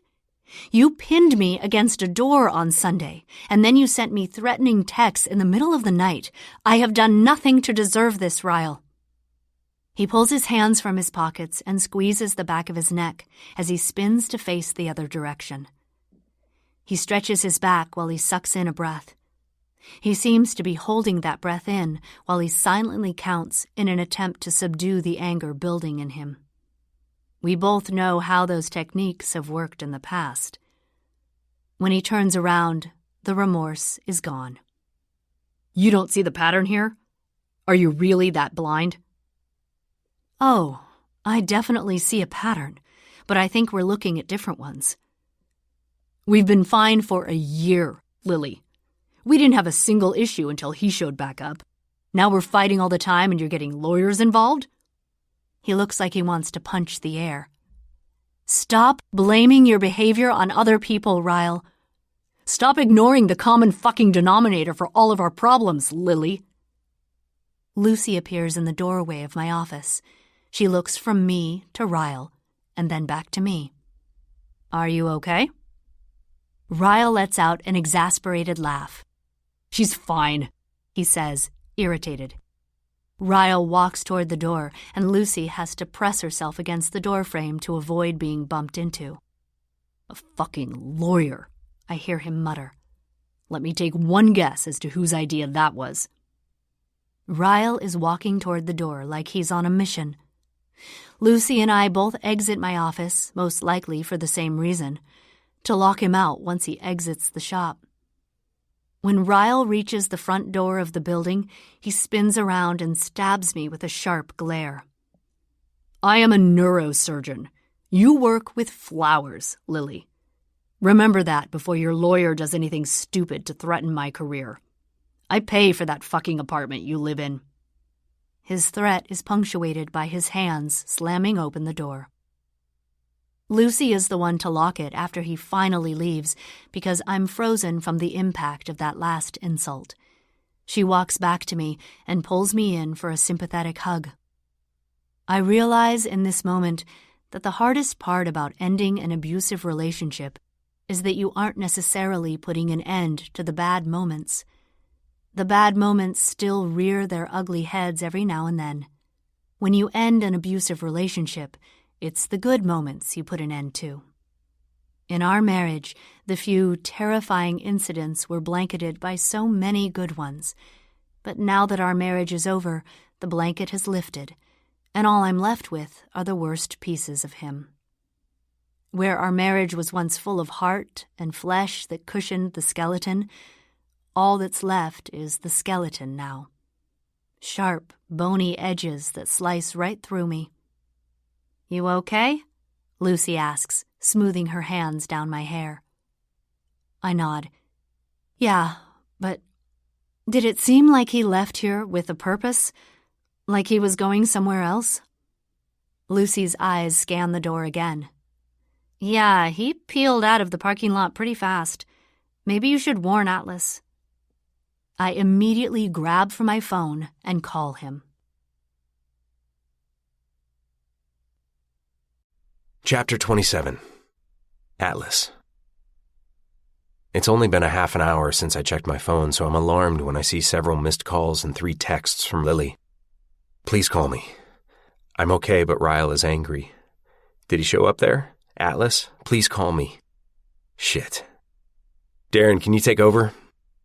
Darren moves to finish plating for me, and I immediately walk to my office and call her. Her phone goes straight to voicemail. I try her again. Nothing. I'm preparing to head out back to my car when my phone finally rings. I answer immediately with, "Are you okay?" "I'm fine," she says. I stop rushing toward the door and lean my shoulder into a wall. I release my breath, my heart rate plummeting back to normal. It sounds like she's driving. "I'm going to pick up Emmy. I just wanted to warn you that he's angry. I was worried he might show up there." "Thanks for the warning. You sure you're okay?" "Yes." "Call me when you get home. I don't care how late it is." Ryle bursts through the kitchen doors in the middle of her sentence. He makes enough of a ruckus that everyone notices and pauses what they're doing. Derek, my head waiter, is right behind Ryle. "I said I would get him," Derek is saying to Ryle. Derek looks at me and throws up his hands to let me know he tried to prevent the intrusion. "I'll call you on my way home," I say. I failed to mention Ryle just showed up. I don't want her to be concerned. I end the call right as Ryle's eyes land on me. I don't think he's here to congratulate me. "Who is that?" Darren asks. "My biggest fan." I nudge my head toward the back door so Ryle starts walking in that direction. The kitchen begins to buzz again, everyone ignoring Ryle's intrusion. Everyone but Darren. "You need me to do something?" I shake my head. "I'll be fine." Ryle pushes open the back door so hard it slams against the outside wall. What a piece of work. I head in that direction, but as soon as I open the back door and walk onto the back steps, Ryle comes at me from the left. He knocks me off the steps, and then when I try to stand up, he punches me. It's a good punch, too. I'll give him that. Fuck. I wipe my mouth and stand up, thankful he's at least giving me room to do that. It's not really a fair advantage when one person is on the ground when the punching begins, but Ryle doesn't seem like the type to play fair. He's about to hit me again, but I back up and he ends up tripping. He pushes off the ground, and when he's back on his feet, he stares at me, fuming. He doesn't seem to be in attack mode in the moment. "You done?" I ask him. He doesn't respond, but I don't think he'll lunge for me again. Ryle straightens his shirt and smirks. "I liked it better when you fought back last time." I struggle not to roll my eyes. "I have no desire to fight you." He pops his neck and starts to pace. He has so much anger in him. I can't imagine what this must be like for Lily when she has to witness it. He's breathing heavily, his hands on his hips, his eyes piercing me like knives. I don't just see anger in his expression. I see a hell of a lot of pain. I sometimes try to put myself in Ryle's shoes, but as much as I struggle to stand in them, they don't fit. They never will. Because there isn't a single human in history with a past misfortunate enough to excuse beating the person you're supposed to protect. Just say whatever it is you came here to say. Ryle wipes blood away from his knuckles with his shirt, and I notice his hand is swollen. It looks like he was punching things before he showed up and hit me. I'm glad I know Lily is okay, or he wouldn't be walking away in the same condition he showed up in. "You think I don't know the lawyer was your idea?" he says. I try to hide my surprise, but I have no idea what he's talking about. Did she speak to a lawyer about her situation? It makes me want to smile, but I'm sure a smile would antagonize Ryle, and I do enough of that simply by existing. My lack of response is getting under his skin. Ryle's face twists in anger. "You might have her fooled right now, but you'll have your first fight with her. And your second.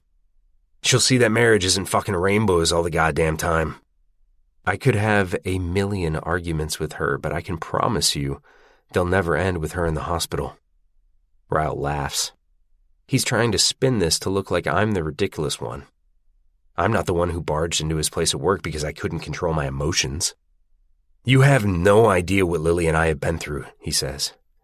"You have no idea what I've been through." It's like he showed up wanting a fight, but I'm not giving him that, so he's using it as a venting session. Maybe I should give him Theo's number. I'm seriously at a loss here. I don't want to come back to this moment tomorrow and see it as a lost opportunity. My only goal is to make Lily's life with this man more peaceful. The last thing I want to do is make things more difficult between us all. But until he gets it through his head that he's the only one in control of his reactions, I'm just as confused as Lily as to how to deal with him.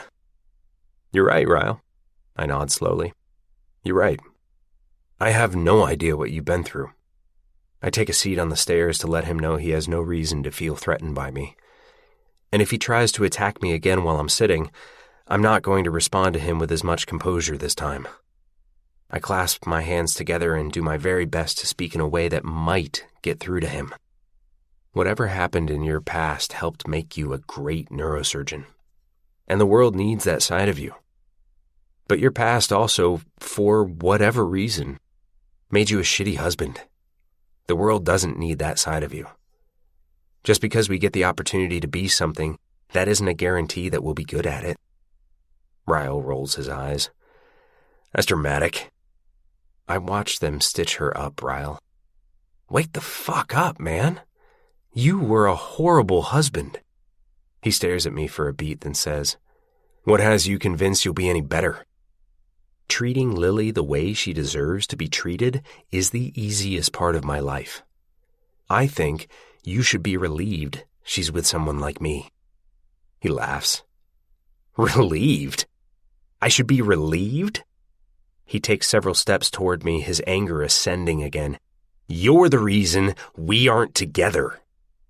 It takes everything in me to remain on these steps, and every ounce of patience I have not to return his shouts with my own.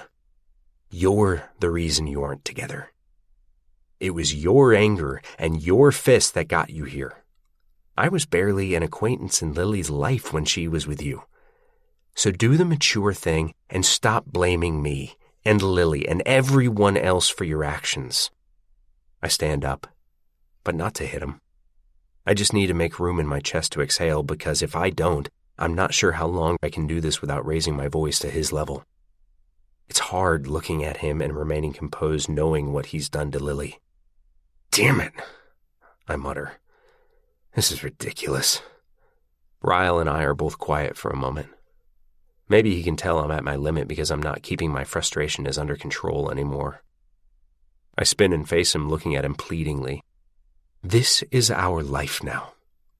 Yours, mine, Lily's, your daughter's. We have to deal with this. Forever. Holidays, birthdays, graduations, Emerson's wedding.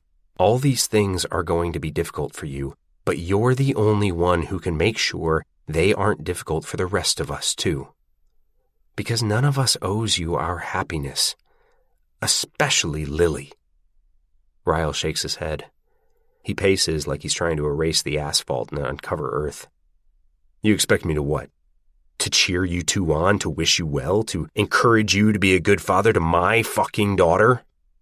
He laughs at the absurdity he finds in the idea of that, but I keep a very straight face. Yes, exactly that. I think my response throws him off. He pauses and threads his hands at the nape of his neck.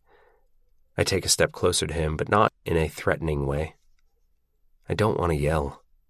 I want Ryle to hear the absolute sincerity in my voice. As happy as I know I can make Lily, she'll never be fully happy until she has your acceptance and cooperation. And you're making it difficult, even though you know she deserves a good life. They both do. If you want your daughter to grow up with the best version of Lily, then please work with her. This is possible for all of us. Ryle rolls his neck. What are we, some kind of team now? I hate that he's trying to make any of this sound beyond the realm of possibility. A team is the only thing people should be when kids are involved. That hits him. I can see it in the way he flinches and then subtly swallows. He turns around and faces away from me, taking a few steps while he contemplates everything I've said. When he turns back around and looks at me, there's a little less vitriol there. When things don't work out between the two of you and Lily needs somewhere to run, I'm not picking up the pieces this time. With that, Ryle walks away. He doesn't go through the restaurant this time. He heads down the alley toward the street. I can do nothing but stare at him with pity as he walks away. He truly doesn't know Lily at all. At all. Lily doesn't run to people. She didn't run after me when I left Maine. She didn't run to me when she left Ryle. She focused on being a mother. Yet that's what he expects her to do if things don't work out between us? Run to him like he's her home base? Lily's home base is Emerson, and if he still can't see that, he's clueless. If Lily had stayed with him, he would have spent the rest of their lives inventing issues in order to justify his excessive anger. Because I was never an issue in their marriage, and I never would have been. I thought I pitied him before, but he's fighting for a woman he barely even knows, which means he's just fighting for the sake of fighting. He's got a very similar personality to my mother, and sometimes there's no fixing that. You just have to learn to live your life around it. Maybe that's what Lily and I are going to have to do. Learn to live our lives the best we can while occasionally having to deal with the ridiculous wrath of Ryle. That's fine. I'd go through this shit every day if it means I'm the one who gets to fall asleep next to her every night. I walk up the steps and return to the hustle of the kitchen, and I get right back to work like he was never even here. I don't know if my response tonight made the situation better, but I definitely don't think I made it worse. Darren hands me a wet rag. You're bleeding. He points to the left side of my mouth, so I hold the rag there. Is that her ex? Yeah. Everything okay now? I shrug. I don't know. He might get mad and come back. Hell, this could go on for years. I look at Darren and smile. But she's worth it. 3 hours later, I'm knocking softly on Lily's apartment door. I texted her to let her know I was coming. I thought she might need another drive-by hug. When she opens the door, it's clear that's exactly what she needs, and what I need. As soon as we're inside her living room, she slips her arms around my waist and I fold myself around her. We remain embraced for a couple of minutes. When she lifts her face, her eyebrows draw apart when she sees the small cut on my lip. He's such an immature asshole. Did you put ice on it? I'll be fine. Didn't even swell. Lily lifts up onto her toes and kisses my cut. Tell me what happened. We sit on the couch and I try to recall everything that was said, but I'm sure I leave a few things out. When I'm finished speaking, she's leaning against the back of the couch with a leg draped over mine, concentrating. She's threading her fingers in and out of my hair. She's quiet for a long time. Then she just looks at me with a sweetness that melts over me. I'm convinced you're the only man on the planet who could get punched and then offer the aggressor advice. Before I can respond, she's sliding onto my lap, bringing her face close to mine. Don't worry. I find it so much more appealing than if you would have fought him back. I slide my hands up her back, surprised she's in such a good mood. I don't know why I thought this conversation would be a weight on her. But I guess this is the best possible outcome. Ryle knows we're a thing, I had a chance to say my piece, and we all come out of it relatively unharmed. I can't stay long, but I can probably stretch this hug out for another 15 minutes before Josh notices I'm late. She raises an eyebrow. When you say hug, do you mean... I mean get naked? We're down to 14 minutes. I push her onto her back and kiss her, and we don't stop for 14 minutes. Then 17. Then 20. It's 30 minutes later before I finally walk out of her apartment. Chapter 28. Lily. Elisa has the bright idea of just setting them on the floor on a layer of trash bags, so it'll be an easy cleanup.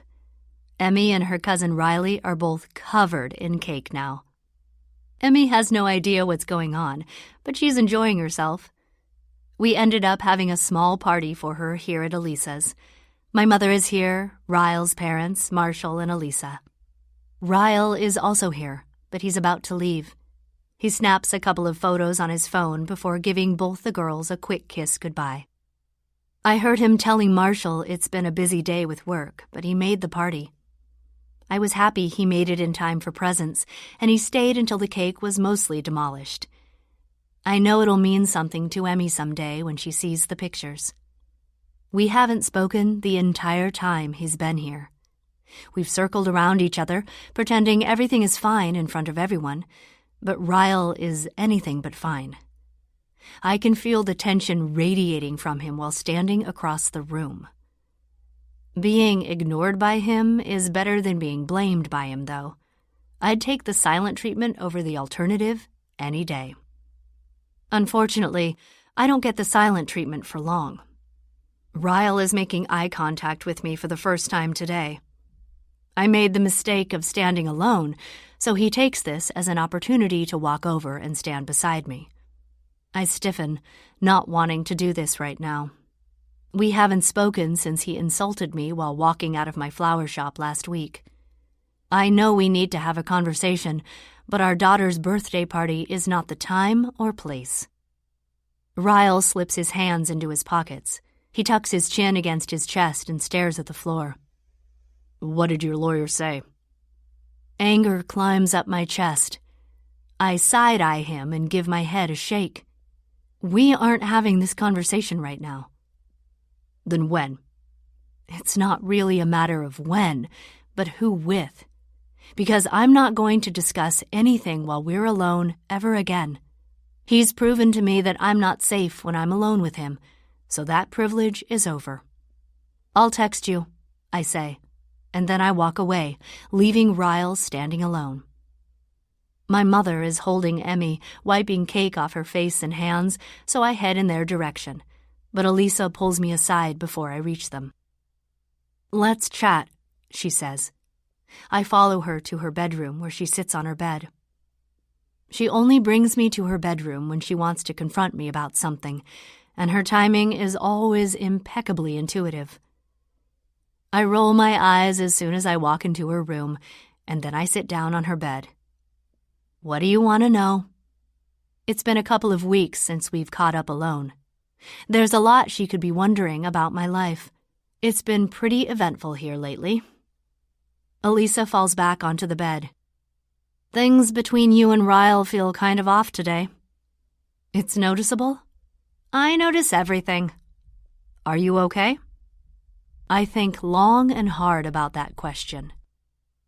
Are you okay? I used to hide from that question because I wasn't okay. Even months after Emerson's birth, when someone would ask me that, I would put on a smile while I shriveled up inside. This is the first time I'm not lying when I say, "Yes, I'm okay." Elisa regards me silently. There's a reassurance in her expression, like she might even believe me this time. She grabs my hand and pulls me until I'm lying on the bed next to her. She locks our arms at the elbows, and we just stare up at the ceiling, enjoying a moment of silence in a house full of people. I'm glad I still have Elisa. That would have been the most heartbreaking thing of all to have to lose in my divorce. I'm grateful she's so full of forgiveness and positivity. I wish I could say the same for her brother. Sometimes I feel like Ryle has a monster inside him that is on a constant search to be offended. His dark side feeds off drama, and if no one gives him any, he makes it up. But I can't be a player in his game anymore. I know my intentions were pure when I was married to Ryle, no matter how much Ryle wanted his delusions to be true so they could excuse his behavior. "How are things with Adonis?" I laugh. "You mean Atlas?" "I said what I said. Adonis, the beautiful Greek god you're in love with." I laugh again. "Wasn't Adonis a product of incest?" Elisa shoves me. "Stop deflecting. How are things going?" I roll onto my stomach and lift up on my elbow. "Good, if we'd ever get to spend time together. His restaurant doesn't open until my flower shop closes. We haven't even spent an entire night with each other yet." "What's Atlas doing right now? Working?" I nod.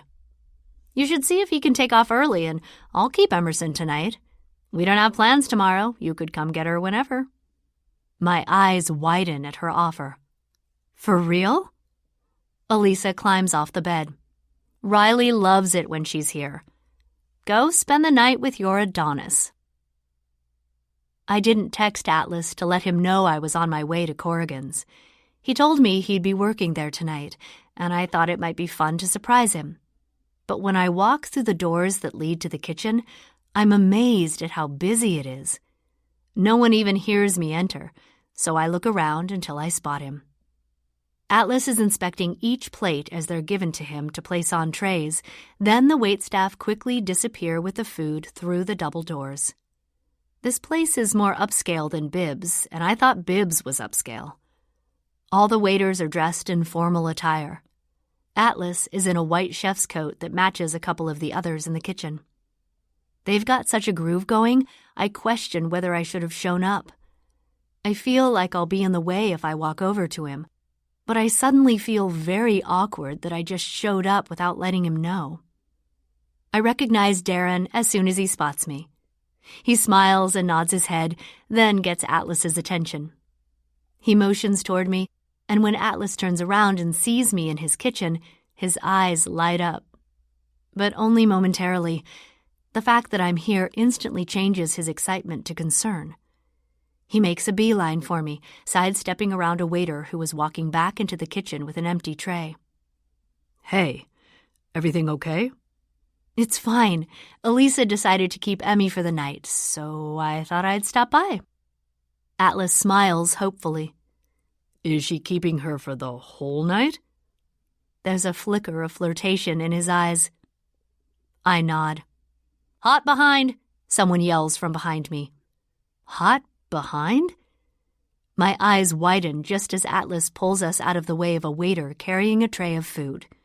Kitchen slang, he says, means you're in the way of hot food. Oh. Atlas laughs and then looks over his shoulder at all the plates he's falling behind on. Give me about 20 minutes to get us caught up. Of course. I didn't come here to ask you to leave early. I thought I could watch you work for a while. It's kind of fun. Atlas points to a metal counter. Sit there. It's the best view, and you won't get knocked over. Gets pretty busy back here.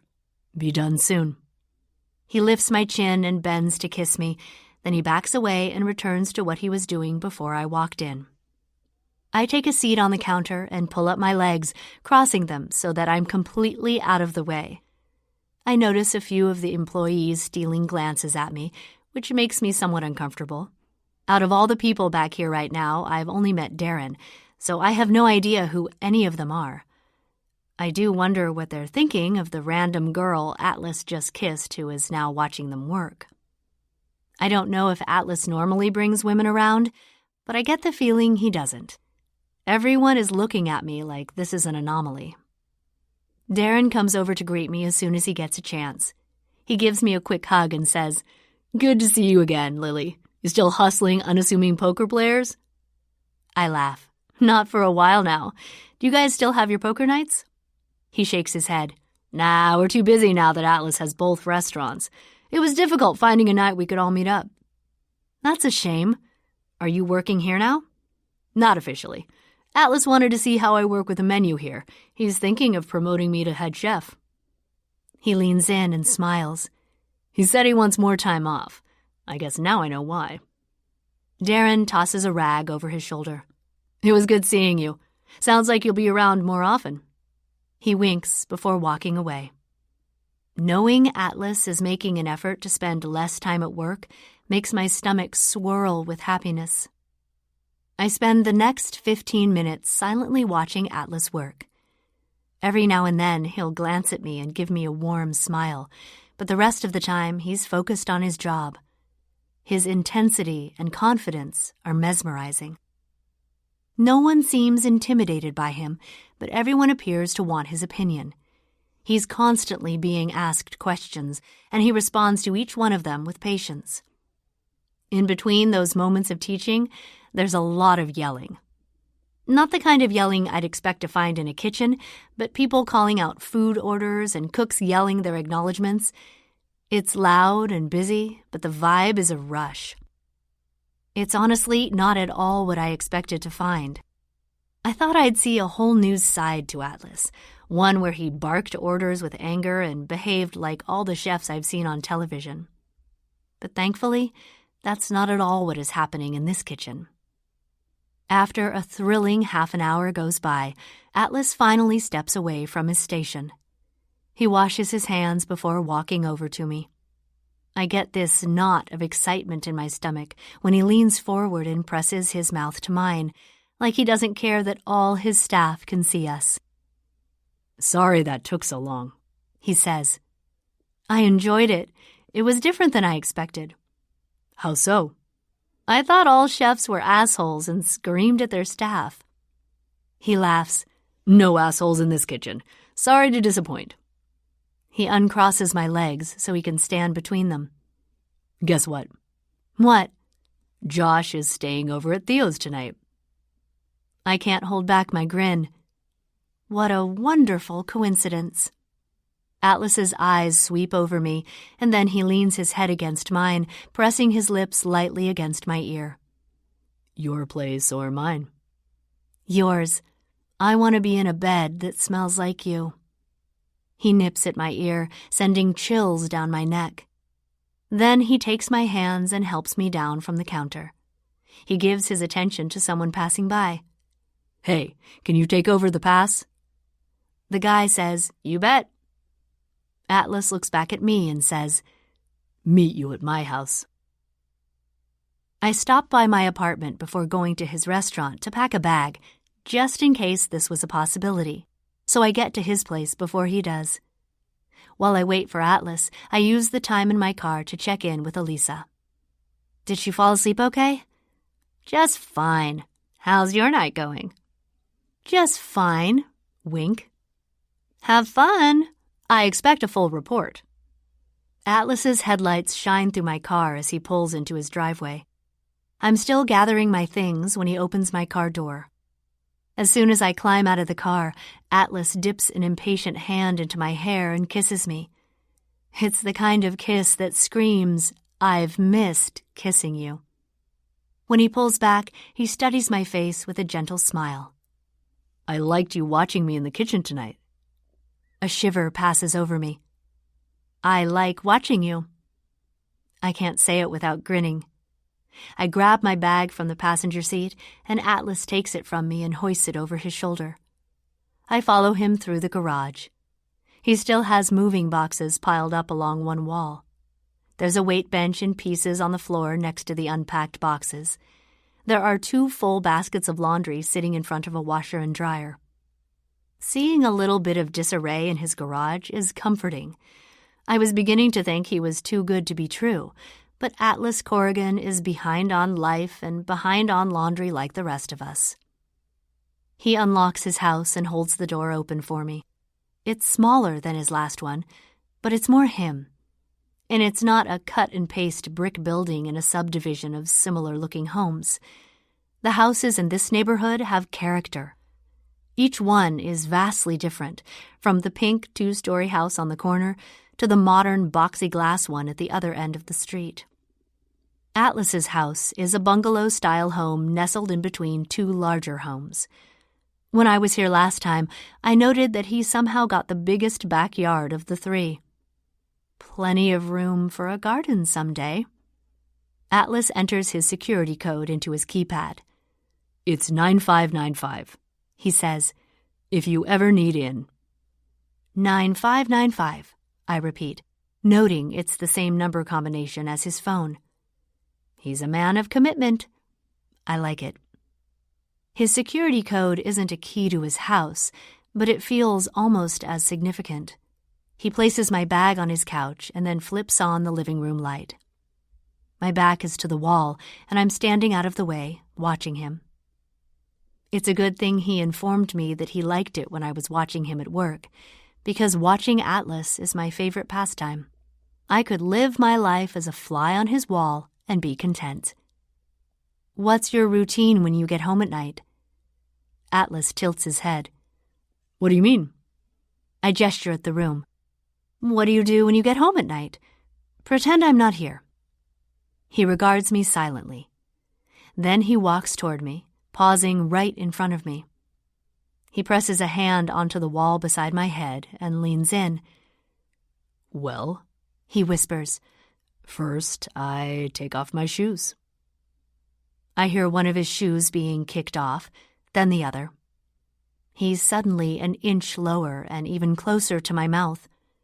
He feathers his lips lightly across mine, sending fireworks popping beneath my skin. Then he kisses the corner of my mouth. I take a shower. He pushes off the wall and backs away, his eyes locked on mine in a dare. He disappears into his bedroom.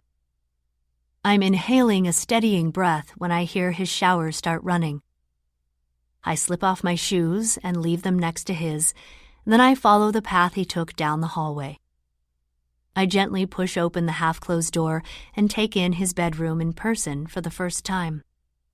I've seen it in our video chats, but I didn't come in here when I came to his house the first time. I recognize his black headboard and the denim blue accent wall behind it, but the rest of his bedroom is new to me.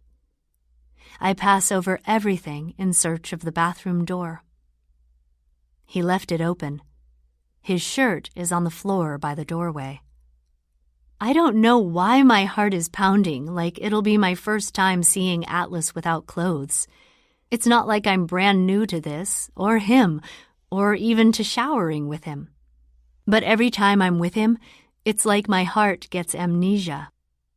I make it to the doorway of his bathroom, disappointed to see that his shower is hidden behind half of a stone wall. I can hear the breaks and splashes in the shower stream, and I feel a tightening in every curve of my body. I don't leave my clothes with his. I stay dressed and slowly make my way over to the shower. I press my back flush against the long wall of his bathroom, and I inch closer to the shower opening, leaning my head in just enough to get a peek at him. Atlas is standing under the stream of water, his eyes closed, the water coming down directly on his face as he runs his fingers through his hair. I stay quiet and still and continue leaning against the wall while I watch him. He knows I'm here, but he ignores my presence and allows me to soak up the sight of him. I want to run my hands over the rise and fall of muscles across his shoulders, and I want to kiss the dimples in his lower back. He is absolutely beautiful. Once he rinses all the soap out of his hair and off his face, he looks toward me. His eyes catch mine, and they narrow, darken. Then he faces me, my gaze falling. Lily. My eyes move back up to his, and he's smirking.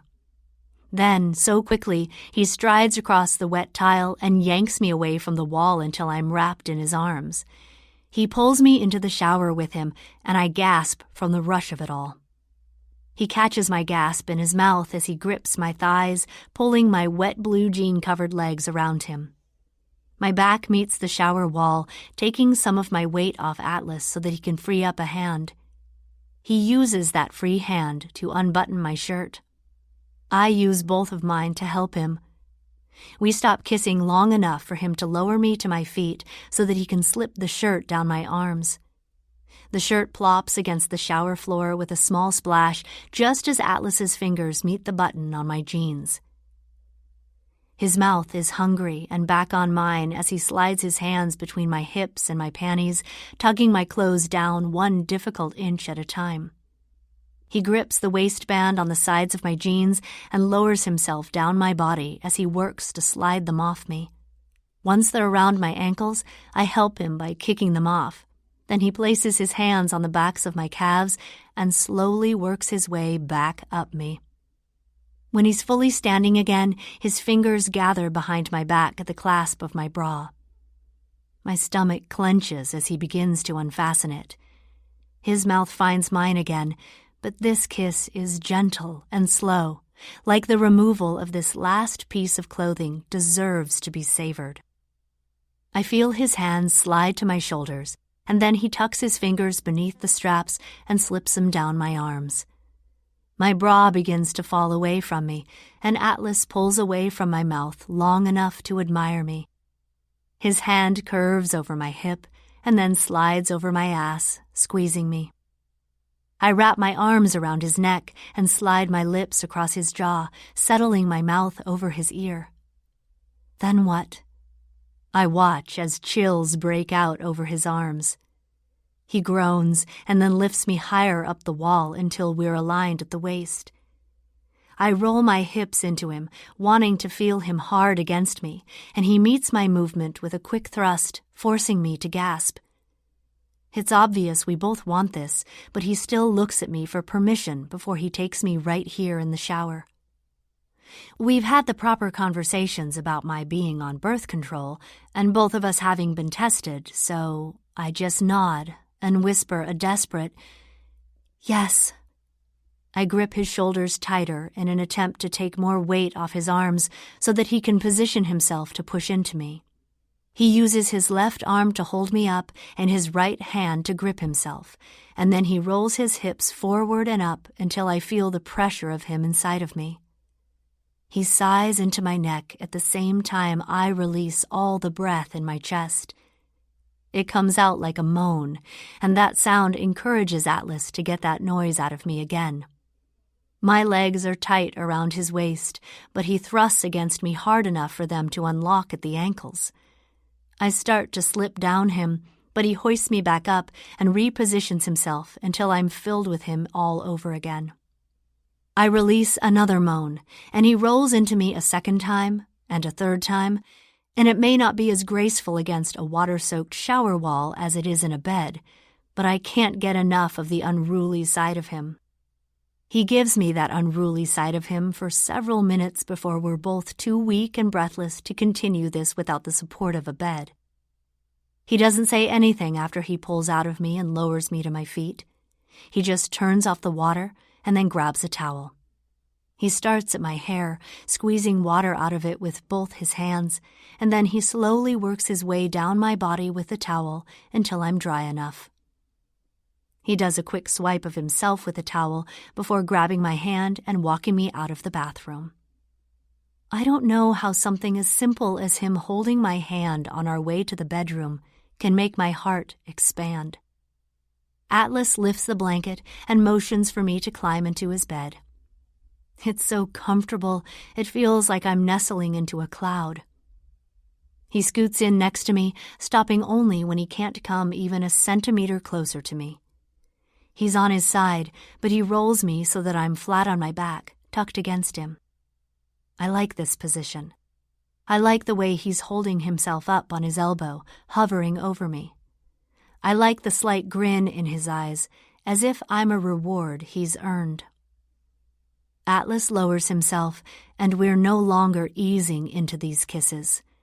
It's an immediate, deep, and hungry kiss that starts with the dive of his tongue and ends with him impressively reaching for a condom and putting it on without interrupting the strength of his kiss. Atlas grips the inside of my thigh and pushes my leg aside to make room for himself. Then he's above me, pushing into me, and he moves against me until I find myself in the middle of a beautiful falling apart. Atlas is on his back on the bed, and I'm curled into him, my leg draped over his thigh. These are the moments I look forward to sharing with him the most, the quiet minutes we get to steal from the chaos of our lives, where it's just the two of us, satiated, content. My head is resting on his chest, his fingers are trailing back and forth over my arm. He kisses the top of my head and says, "How long has it been since we ran into each other on the street?" 40 days, I say. I've been counting. He makes a huh sound, like that surprises him. Why? Does it feel longer? No. I just wanted to know if you've been counting like I have. I laugh and press my lips against his skin, right over his heart. How were things at the party today? He asks me. I know what he's asking without him having to say it. He wants to know how Ryle treated me. The party was good. I spoke to Ryle for maybe 5 seconds. Was he unkind? No, we just stayed out of each other's way mostly. Atlas runs his fingers through my hair, pulling them through the strands and letting them fall over my back. He takes another handful and repeats the movement. That's progress. Hopefully it'll just get easier from here. Hopefully.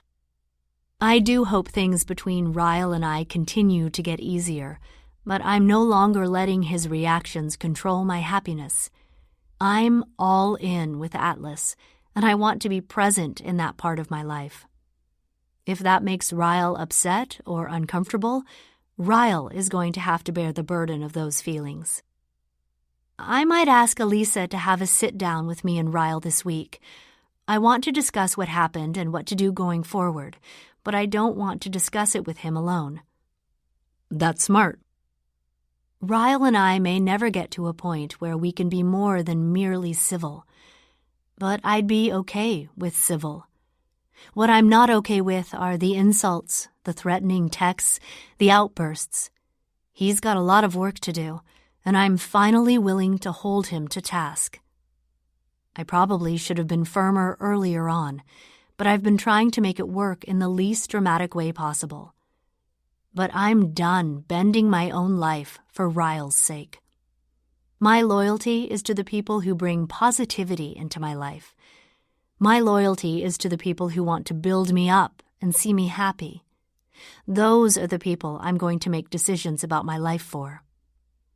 I'm going to continue doing the best I can, and that's all I can do.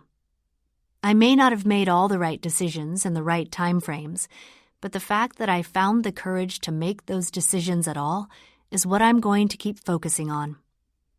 Atlas slips a finger beneath my chin, tilting my head back so that I'm looking at him. He's got this look on his face like he's right where he wants to be. I can't tell you how much I've enjoyed this, he says. He pulls me closer, sliding me up his chest so that I'm eye to eye with him. He caresses the side of my head. I wish I could have you in my bed like this every night. I want to shower with you and cook with you and watch TV with you and go grocery shopping with you. I want everything with you. I hate that we have to pretend like we don't already know we're spending the rest of our lives together. It's incredible how fast a heart rate can double. I slide my fingers over his lips. We aren't pretending. We are going to spend the rest of our lives together. How long do we have to wait until we start? From the looks of it, we've already started, I say. How long do I have to wait before I ask you to move in with me? Heat swirls in my stomach. 6 months, at least. He nods as if he's taking mental notes. And how long before I'm allowed to propose? A thickness forms in my throat, making it hard to swallow. A year and a half. A year from when we move in together, or a year from now? From now. He grins, pulling me flat against him. Good to know. I can't help but laugh into his neck. That was a surprising conversation. Yeah, my therapist is going to kill me when I tell him about it. I'm smiling as I roll off him and lay on my side. I snuggle into the crook of his arm and run my fingers over Atlas's chest, and then trail them over the ridges of his stomach. His muscles clench and twitch beneath my fingernails. Do you work out? When I can. It shows. Atlas laughs lightheartedly. Are you trying to flirt with me, Lily? Yes. I don't need compliments. You're naked and in my bed. Not much else you need to do. You won me over years ago. I lift my head and smirk, like that's a challenge. You don't think so? He shakes his head, smiling lazily. He runs his thumb over my bottom lip. Pretty sure I am filled to capacity. I think I may have even reached enlightenment tonight. I keep my eyes locked with his, but I readjust myself, and then I slowly start to slide down his body. I think I can still impress you, I whisper. He releases a deep exhale when I press a kiss to his stomach.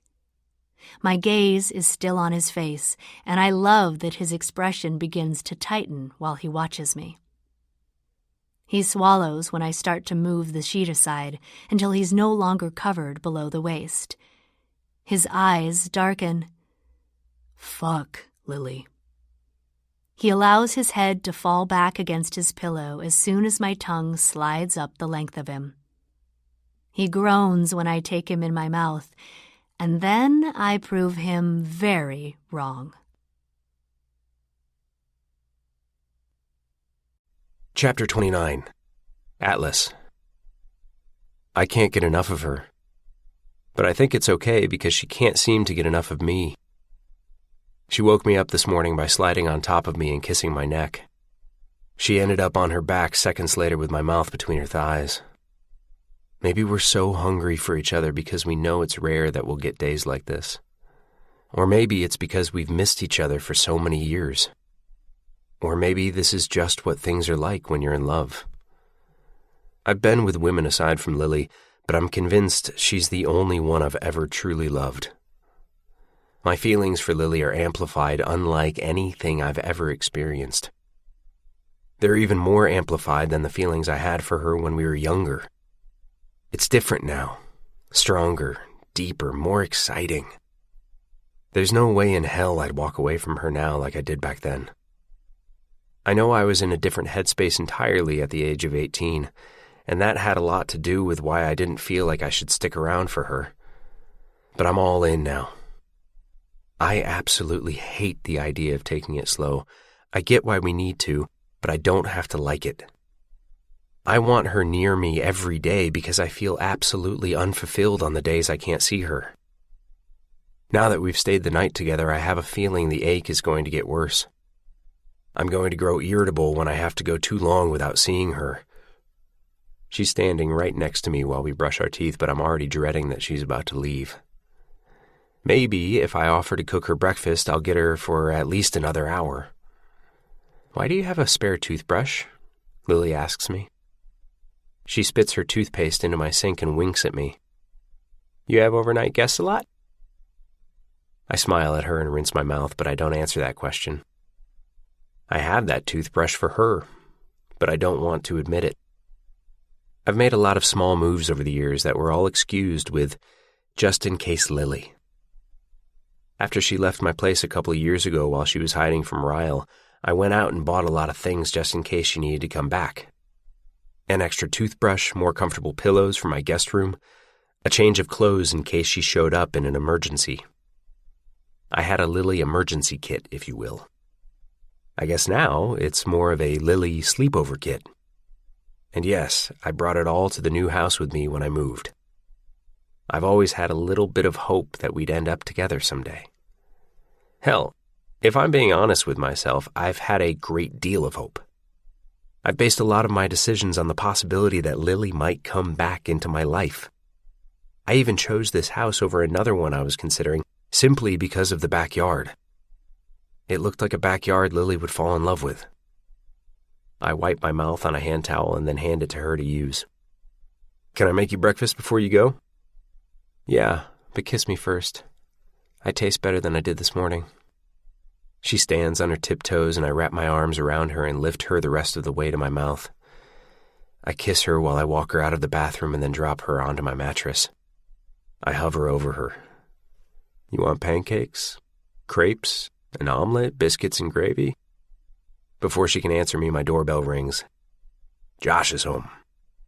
I give her a quick peck. "He likes pancakes. Will that work?"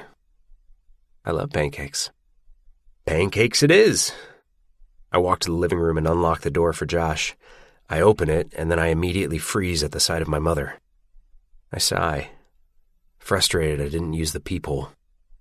She looks at me flatly, her arms folded across her chest. "I got a visit from a caseworker yesterday."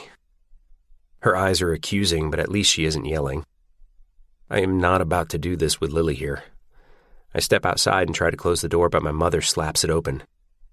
"Josh, get out here," she yells into the house. "He isn't here." I keep my voice low. "Where is he?" "At a friend's house." I pull my phone out of my pocket and check the time. Brad said he'd have Josh here by 10, and it's 10:15. Please don't let him show up while Sutton is here. "Call him," she demands. The door is wide open from when Sutton pushed it, so I can see out of the corner of my eye when Lily emerges from the hallway. This is not how I wanted my morning with Lily to end. I can feel the regret slide all the way through me. I shoot her an apologetic look and then give my attention back to Sutton. "What did the caseworker say?" I ask her. Her mouth screws into a tight twist and then she looks to her left. "They're not even opening an investigation. If you don't return him to me today, I'll file charges." I know the steps Child Protective Services has to take during an investigation, and they haven't even contacted Josh for an interview yet. "You're lying. I'd like you to leave." "I'll leave when I have my son." I exhale. He doesn't want to live with you right now. Or ever. But I save that sting.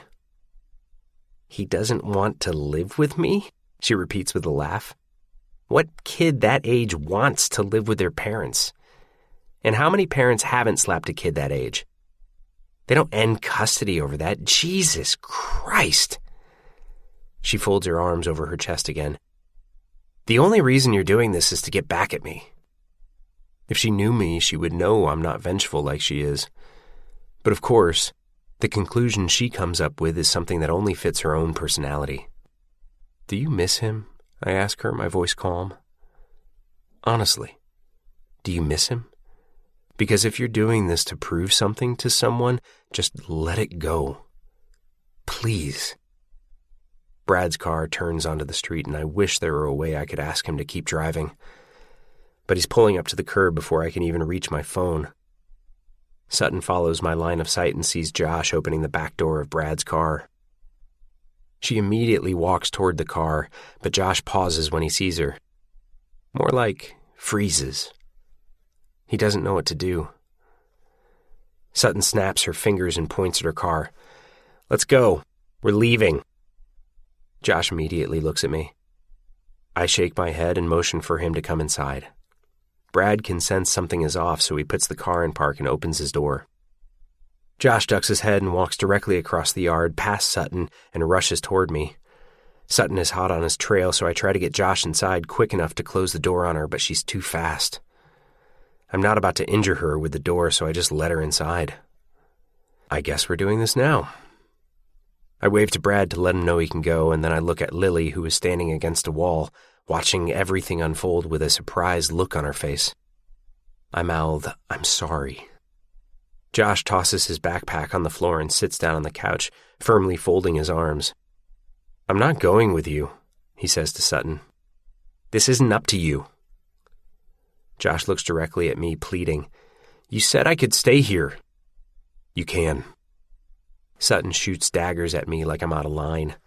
Maybe I am.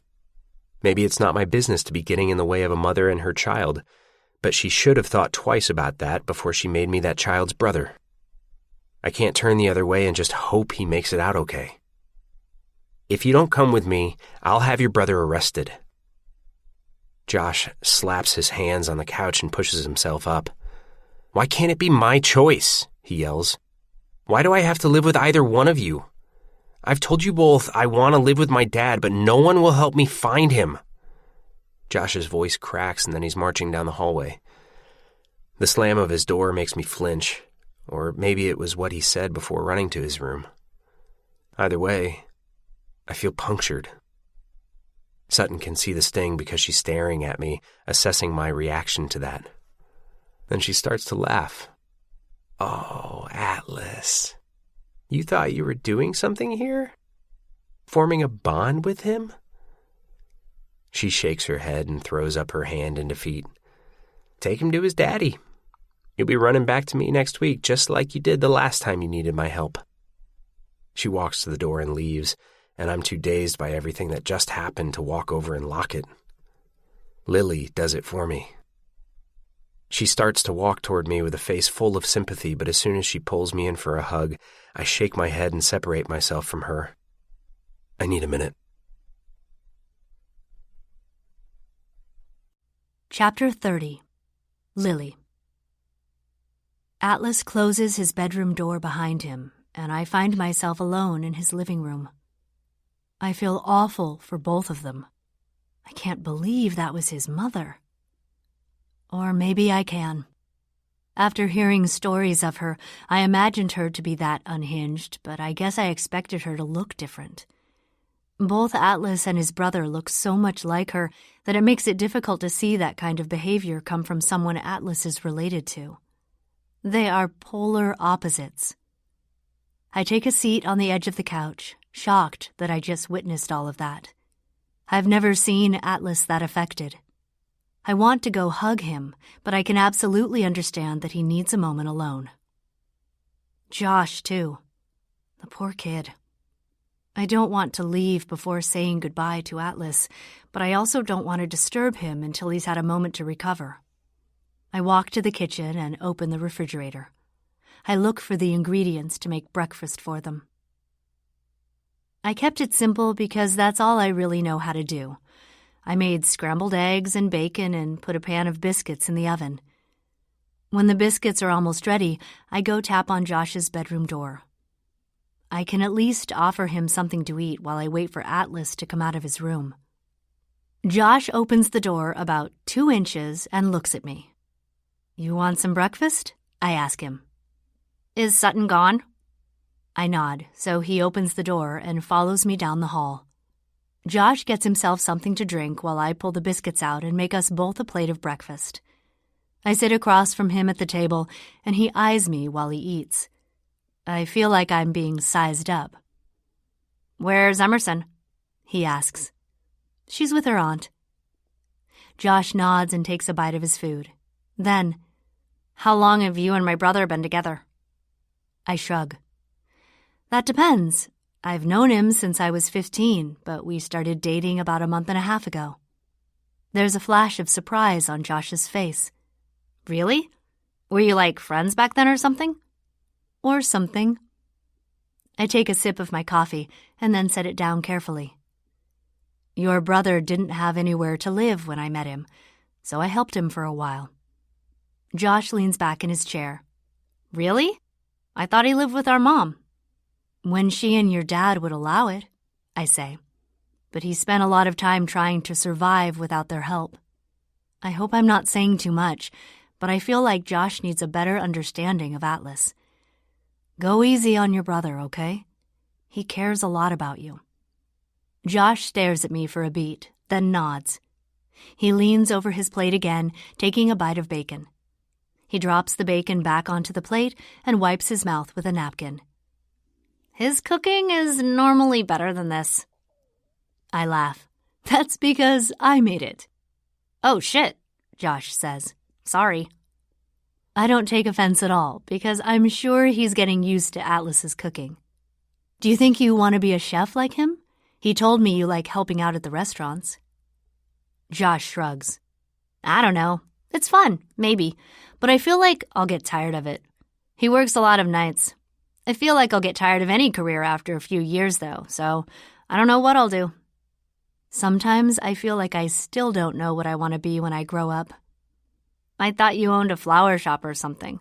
That's what Atlas told me. I do. Before that, I used to work at a marketing firm. I push my plate aside and fold my arms on the table. I still feel like you do, though. Worried about boredom. Why are we expected to pick one thing to try and be successful at? What if I want to do something completely different every 5 years? Josh nods like he's in complete agreement. The teachers at school talk like we have to decide on one thing we love and stick with it, but I want to do 100 things. I love how animated he is right now. He reminds me so much of a younger Atlas. Like what? I want to be a professional fisherman. I don't know how to fish, but it sounds fun. And I want to be a chef. And sometimes I think it would be fun to make a movie. Sometimes I dream of selling my flower shop and opening a clothing boutique. I want to make pottery and sell it at fairs. I'd like to write a book someday. I want to be the captain of a ship, he says. I think it would be fun to be an art teacher.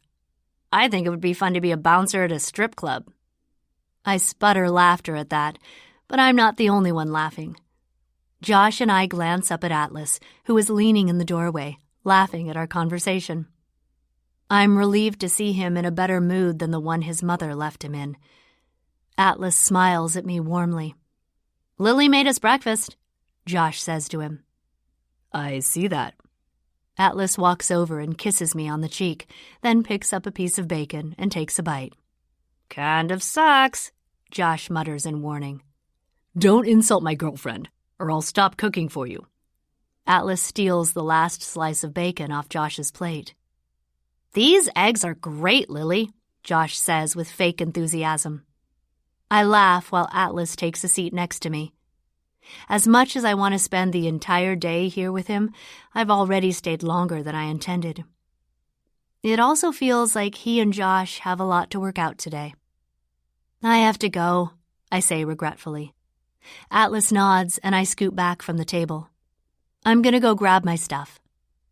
I walk to the bedroom, but I don't close Atlas's door, so I hear their conversation as I'm packing my bag. Atlas says, You feel like taking a road trip today? Where to? Josh asks.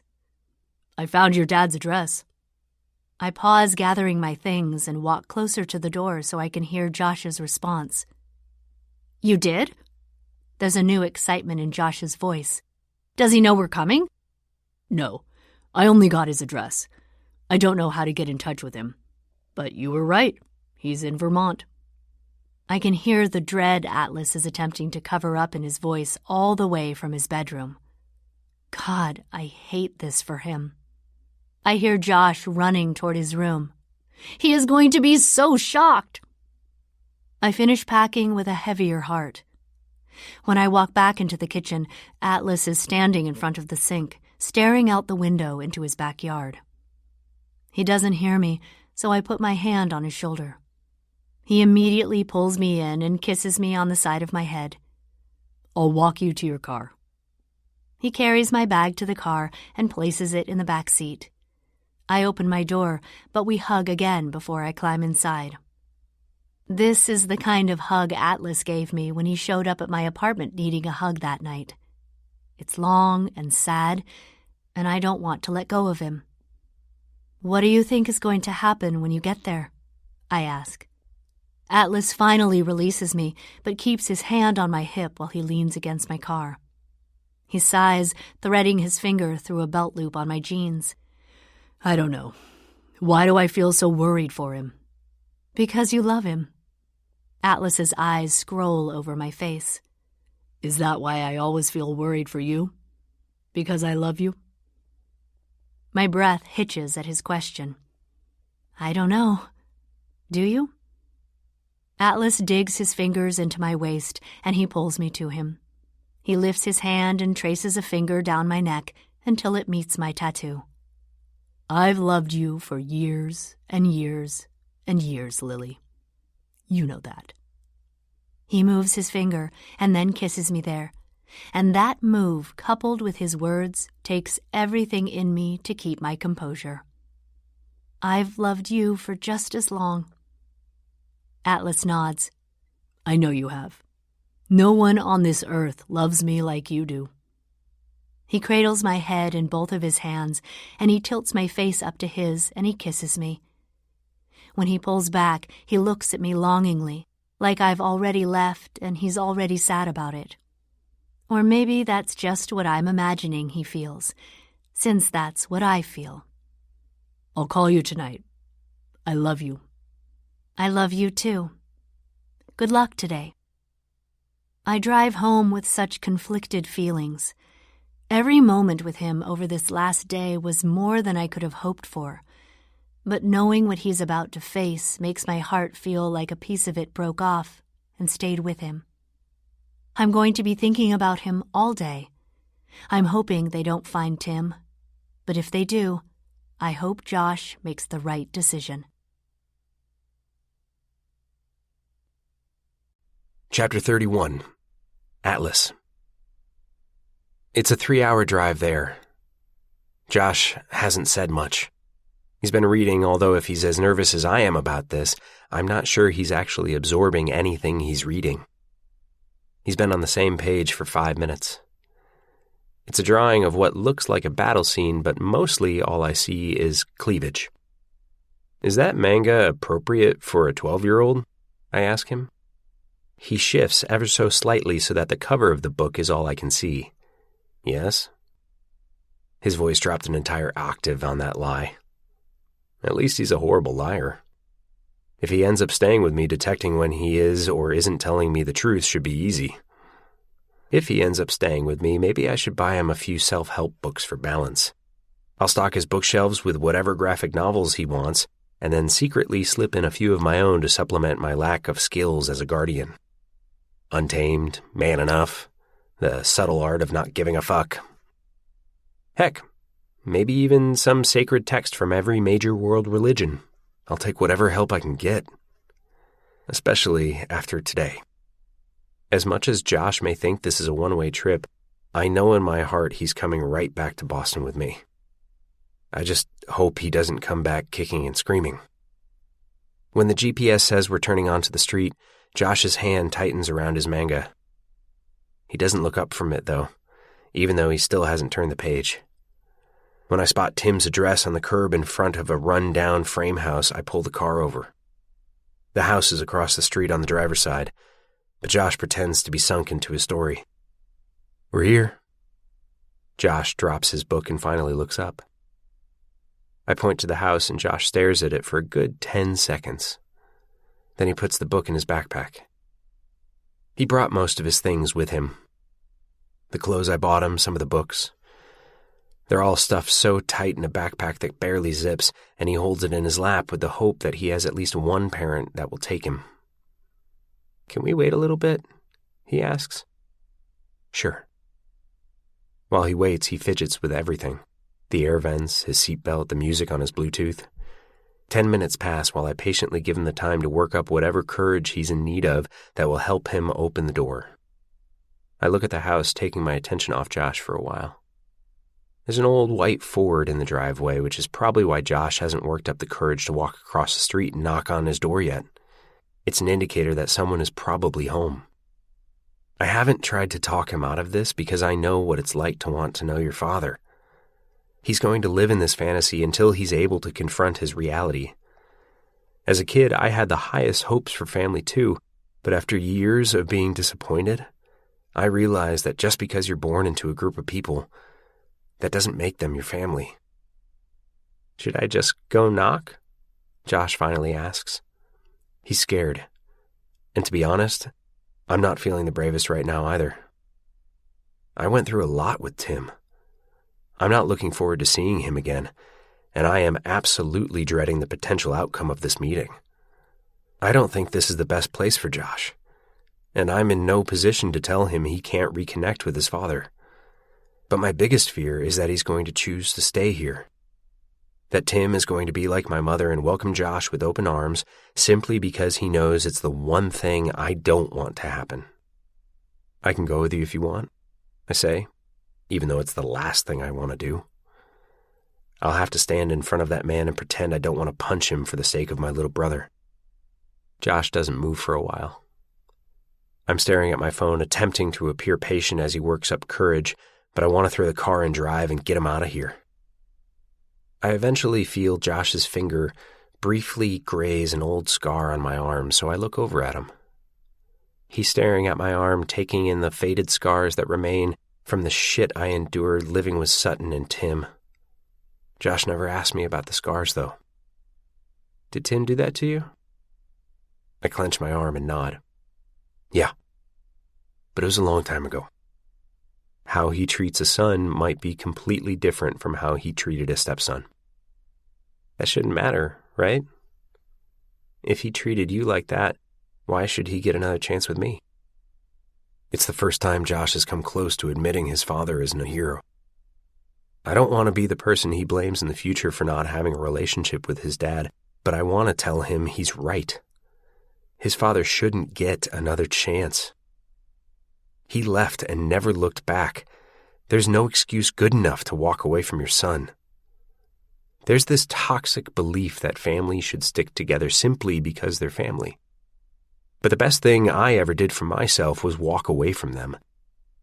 It scares me to think of where I might be had I not done that. It scares me to think of where Josh might end up if he doesn't do that. Josh looks past me toward the house. His eyes grow a little wider, prompting me to turn and look. Tim is outside, making his way from the front door to his truck. Josh and I watch in mutually stunned silence. He looks fragile, older and smaller. Or maybe that's because I'm no longer a kid. He's swigging from the last of a beer can when he opens the front door to his truck. He tosses the empty can into the bed and then leans inside his cab in search of something. "I don't know what to do," Josh whispers. He seems all of the 12 years old that he is right now. It kind of breaks my heart to see him so nervous. Josh's eyes are pleading for truth when he looks back at me like he needs me to guide him in this moment. I've never said a bad word about Tim to Josh. But knowing I'm not being completely honest with him about my feelings feels like I'm doing a disservice to him as a brother. Maybe my silence on the matter is more damaging than my truth would be. I sigh and set my phone down, giving this moment my full attention. Not that it didn't have my full attention before, but I was trying to give Josh space. It doesn't seem like he wants it, though. He wants brutal honesty, and what else is an older brother good for if not for that? I don't know my dad, I admit.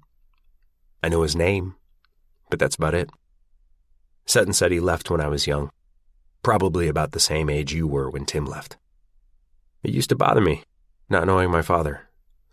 I used to worry about him. I imagined there was something awful that was keeping him away, like he was locked up in a prison somewhere on a wrongful conviction. I used to come up with these wild scenarios that would excuse how he could know I existed but not be in my life. Because what kind of man could have a son and not want to know him? Josh is still staring across the yard at Tim, but I can see that he's soaking up every word I'm saying. My father never sent a penny of child support. He never made an effort at all. My father never bothered to do a Google search because if he had, he would have easily found me. Hell, you did that at the age of 12. You found me, and you're a kid. He's a grown-ass adult. I move so that I have Josh's full attention. So is Tim. He is a capable, grown man, and if he cared about anything more than himself, he would have made an effort. He knows your name. He knows what city you live in. He knows how old you are. Josh's eyes are starting to tear up. It blows my mind that this man has you for a son and you want to be in his life, yet he still hasn't made an effort. You're a privilege, Josh. Believe me, if I'd known you existed, I would have knocked over buildings to find you. As soon as I say that, a tear trickles out of his eye. So Josh quickly looks out his passenger window away from Tim's house, away from me. I see him wipe at his eyes, and it breaks my heart. It also makes me angry as hell that they kept him from me knowingly. My mother knew I would have been a good brother to him, which is why she chose not to let us be a part of each other's lives. She knew my love for him would outweigh the love she was capable of, so she selfishly kept us apart. But I don't want my anger for my mother or Tim or even my father to bleed into Josh's decision. He's old enough to make up his own mind, so he can take my honesty and his hope, and I'll support him in whatever he decides to do with those things. When Josh finally looks back at me, his eyes are still filled with tears and questions and indecision. He's looking at me like I need to be the one to make this decision for him. I just shake my head. They took 12 years from us, Josh. I don't think I can forgive them for that, but I won't be upset if you do want to forgive them. I only ever want to be honest with you, but you are your own person. And if you want to give your father a chance to get to know you, I'll put a smile on my face and walk you straight to his front door. You just let me know how to be here for you, and I'll be here. Josh nods and uses his shirt to wipe away another tear. He inhales, and on his exhale he says, "He has a truck." I don't know what he means by that, but I follow his line of sight back to Tim's truck. All this time, I imagined him to be really poor, without a way back to Boston, he says. I even thought maybe he never came because he wasn't physically able to drive, like maybe his vision was too bad or something. I don't know. But he has a truck and he never even tried. I don't interfere with his thought process. I just want to be here for him when he finalizes it. He doesn't deserve me, does he? He says it like a statement rather than a question. Neither of them deserve you. He doesn't move for an entire minute as he stares past me out the window. But then he looks at me firmly, sitting a little taller. You know that homework I'm behind on? The family tree? Josh pulls at his seatbelt and begins to fasten it. They never said how big the tree needed to be. I'll just draw a baby seedling. They don't have branches. He pats the dash. Let's go. I laugh hard at that. I wasn't expecting it. The way this kid weaves humor into the most depressing moments gives me hope for him. I think he's going to be okay. A seedling, huh? I start the car and pull on my own seatbelt. That might work. I can draw a seedling with 2 tiny branches. Yours and mine. We'll be on our own brand new tiny family tree. One that starts with us. I feel heat behind my eyes, so I grab my sunglasses off the dash and put them on. A whole new family tree that starts with us. I like it. He nods. And we'll do a much better job of keeping it alive than our shitty parents did. Shouldn't be too hard. I am absolutely relieved by this decision.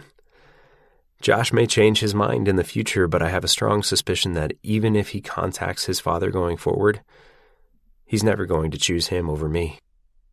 Josh reminds me a lot of myself, and devotion is a trait we have in spades. Atlas? Josh says my name right as I put the car in drive. Yup. Can I flip him off? I stare back at Tim and his truck and his house. It's an immature request, but one I happily respond to with, please do. Josh leans as far toward my window as his seatbelt will allow. I roll down the window and honk the horn. Tim looks over at us right as I start to drive away. Josh flips him off and yells, "Asshole!" out my window. Once we're out of Tim's eyesight, Josh falls back against his seat laughing. It's asshole, Josh, one word.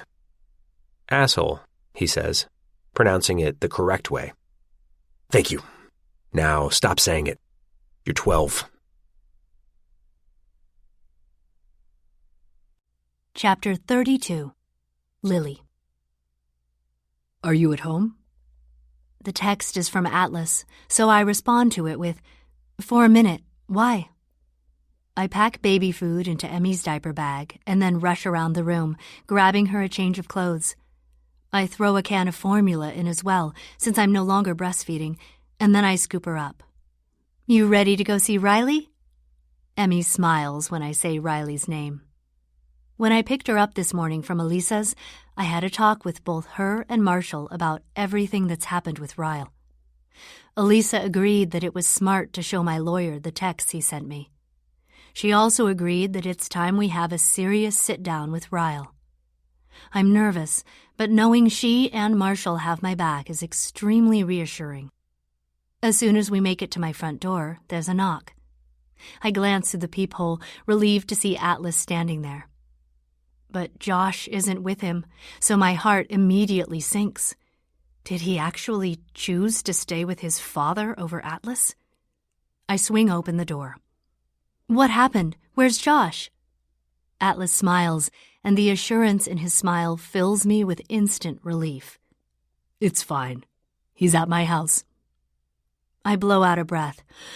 "Oh, why are you here then?" I'm on my way to my restaurant. I was driving by and thought I'd run up and steal a hug. I smile, and he holds the door open for me. He can't give me a full-on hug since I have Emerson perched on my hip, so he gives me a quick kiss on the side of my head. "Liar, my apartment isn't on your way. And it's Sunday. Your restaurant is closed." Details, he says, waving off my point. Where are you headed? Elisa's. We're having dinner with them tonight.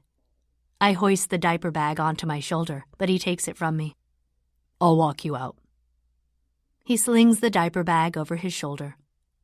Emmy reaches for him, and I think we're both a little surprised when she willingly transfers from my arms to his. She tucks her head against his chest, and the sight of it makes me pause for a second. It makes Atlas take a pause too.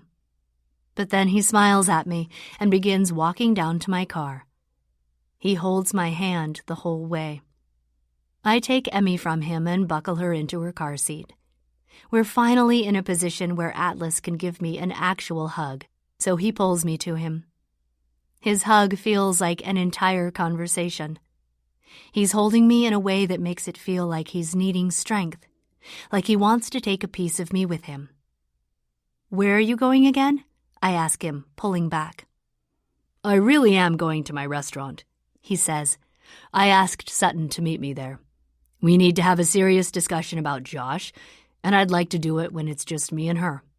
She feeds off an audience, so I refuse to give her one." Wow. I'm actually on my way to Elisa's to have that sit down with Ryle I told you I wanted. What is this, problem-solving Sunday? Atlas laughs softly. Hopefully. I kiss him. Good luck. He smiles gently. You too. Be safe and call me as soon as you can.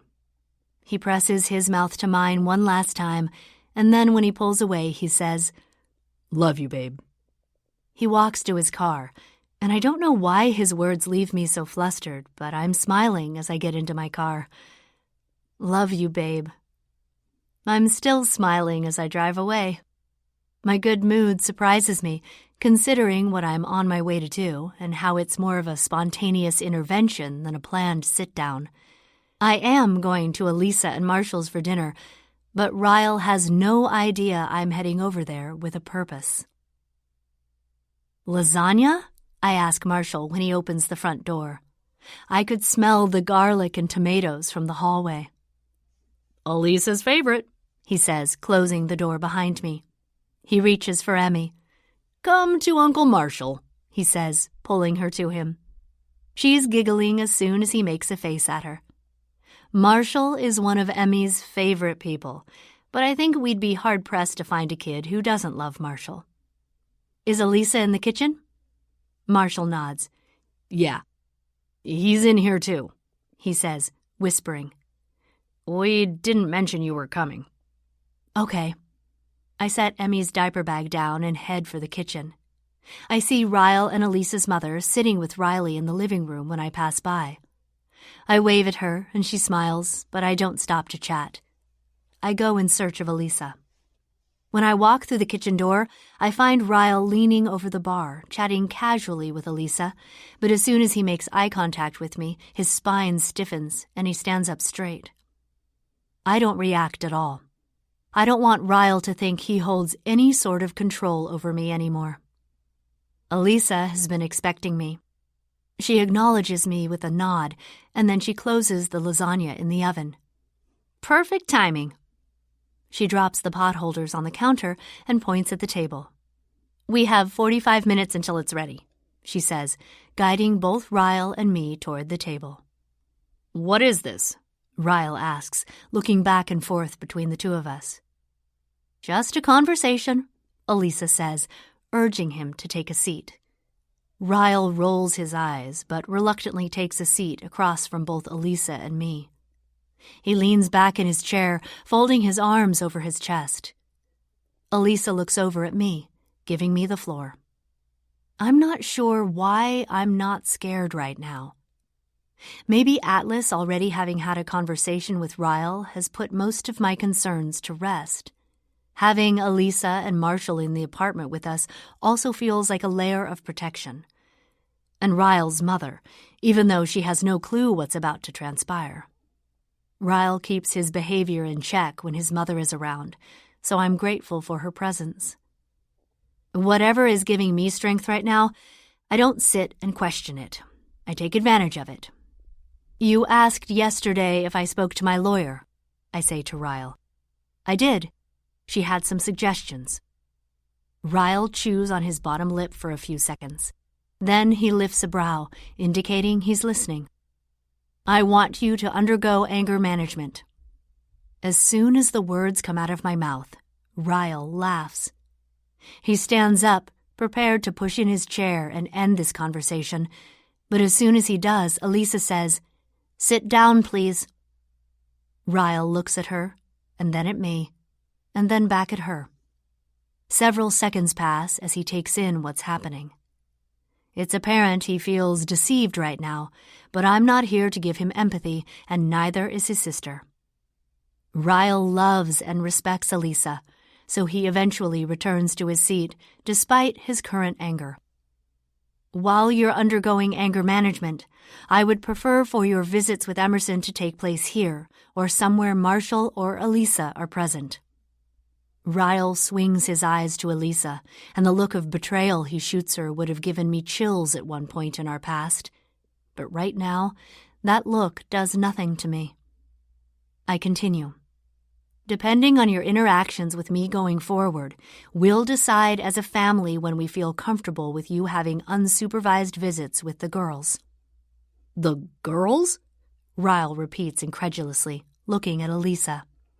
"Did she convince you I'm not safe around my own niece?" His voice is louder now. The kitchen door swings open and Marshall walks in. He takes a seat at the head of the table and looks from Ryle to Elisa.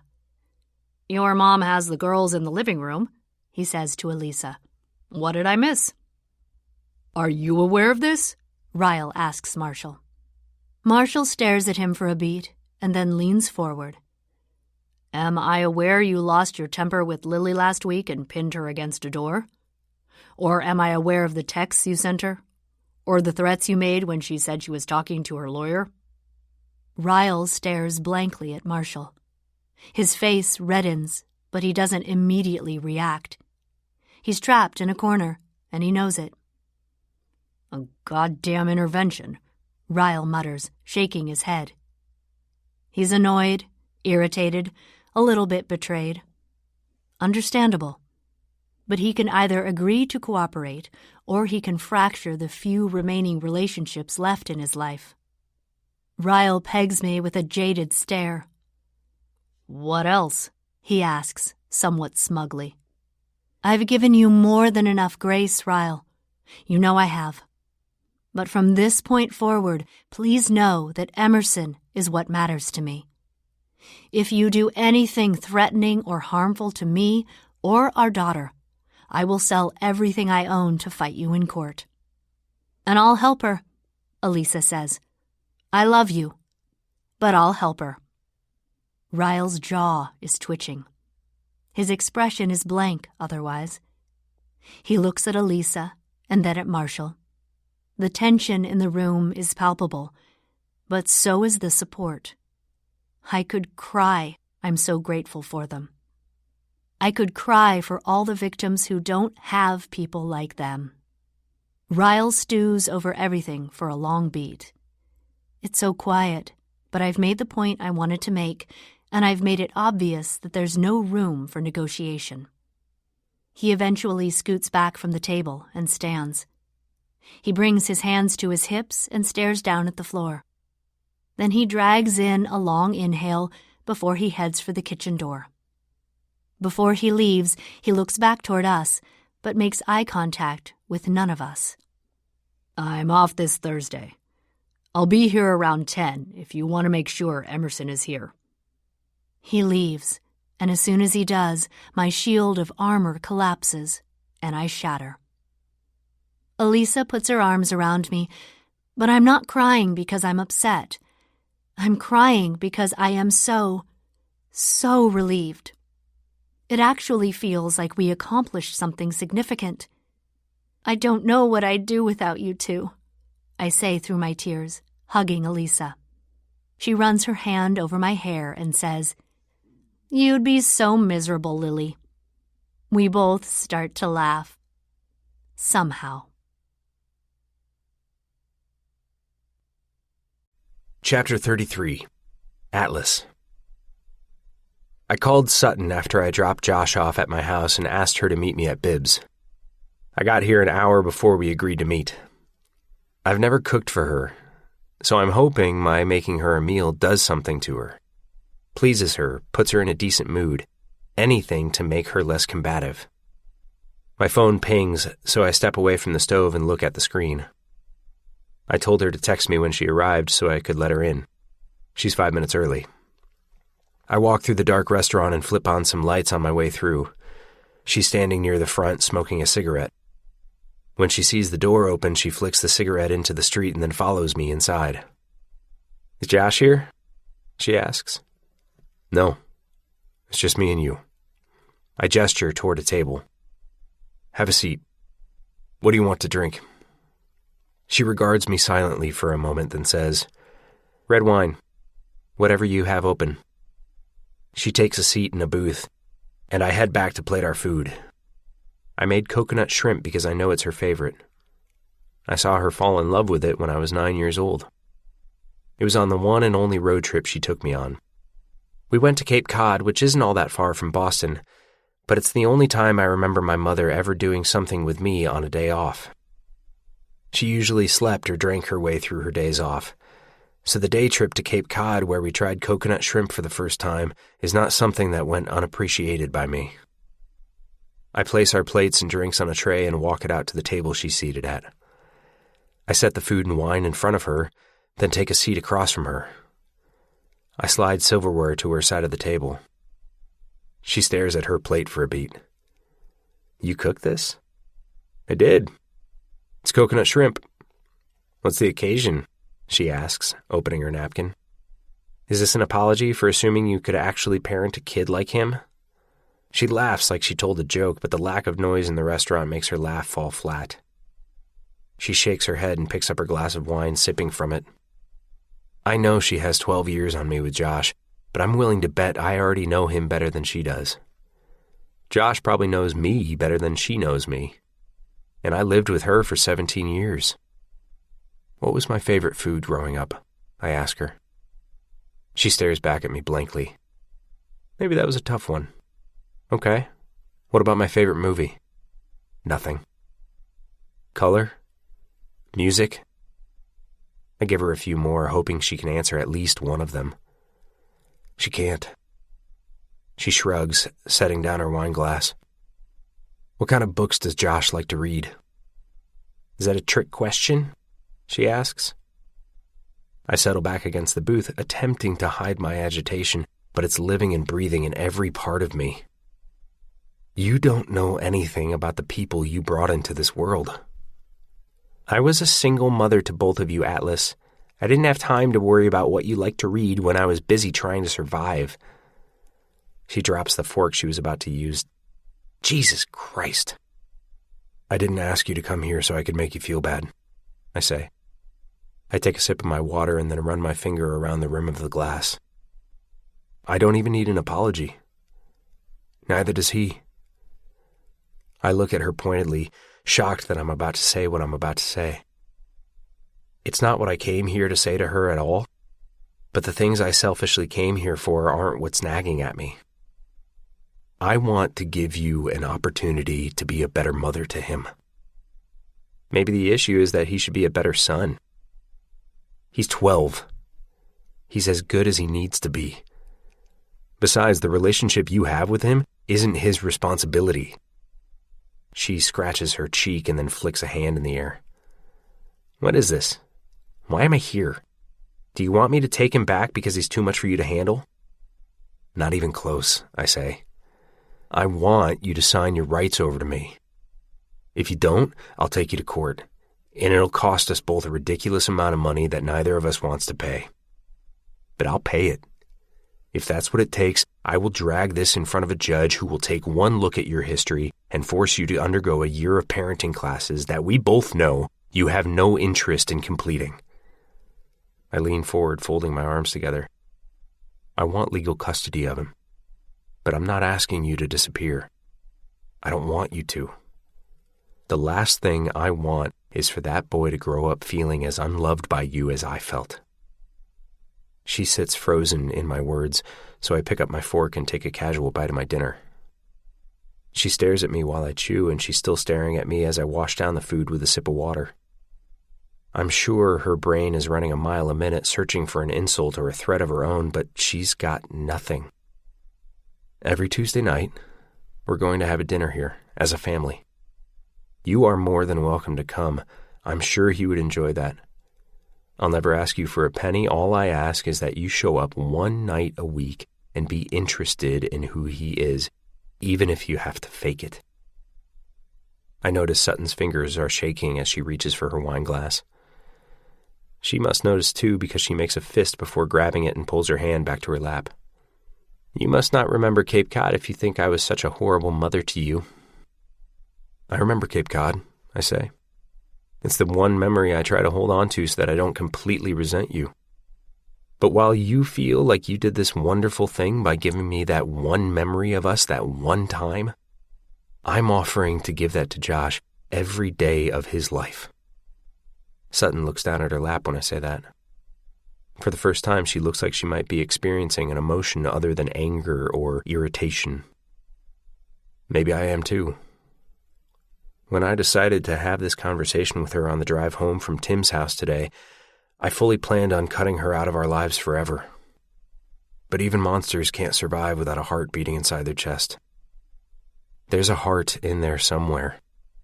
Maybe no one in her life has ever let her know they're appreciative that it still beats. Thank you, I say. Her eyes flicker up to mine. She thinks I'm testing her with that comment. I shake my head, conflicting by what I'm about to say. You were a single mother, and I know neither of our fathers helped you in any way. That must have been really difficult for you.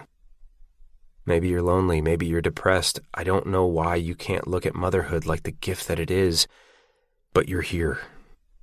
You showed up tonight, and that effort is worth a thank you. She looks down at the table, and it's a completely unexpected reaction when her shoulders begin to shake. But she fights back the tears with all that she is.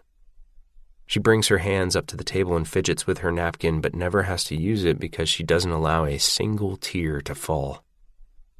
I don't know what she went through that made her so hard, so unwilling to be vulnerable. Maybe one of these days she'll share that with me, but she has a lot to prove as a mother to Josh before she and I will ever get to that point. She pulls her shoulders back, sitting up straighter. What time will dinner be on Tuesdays? 7. She nods and looks like she's about to scoot out of the booth. I can get you a to-go box if you want to take it with you. She nods quickly. I'd like that. It's always been my favorite dish. I know. I remember Cape Cod. I take her plate to the kitchen and prepare it to go. Josh is asleep on the couch when I finally make it back home. Anime is playing on the television, so I hit pause and set the remote on the coffee table. I watch him sleep for a little while, overcome with relief after the day I've had. Things could have gone a lot differently. I press my lips together, choking back the emotional exhaustion as I watch him sleep in peace. I realize, as I'm staring at him, that I'm looking at him the same way Lily looks at Emerson, like she's so full of pride. I pull the blanket off the back of the couch and drape it over him. Then I walk to the table where Josh's homework is laid out. Everything is completed, even the family tree assignment. He drew a tiny seedling sprouting from the ground with 2 small branches. One says Josh, and one says Atlas. Chapter 34. Lily.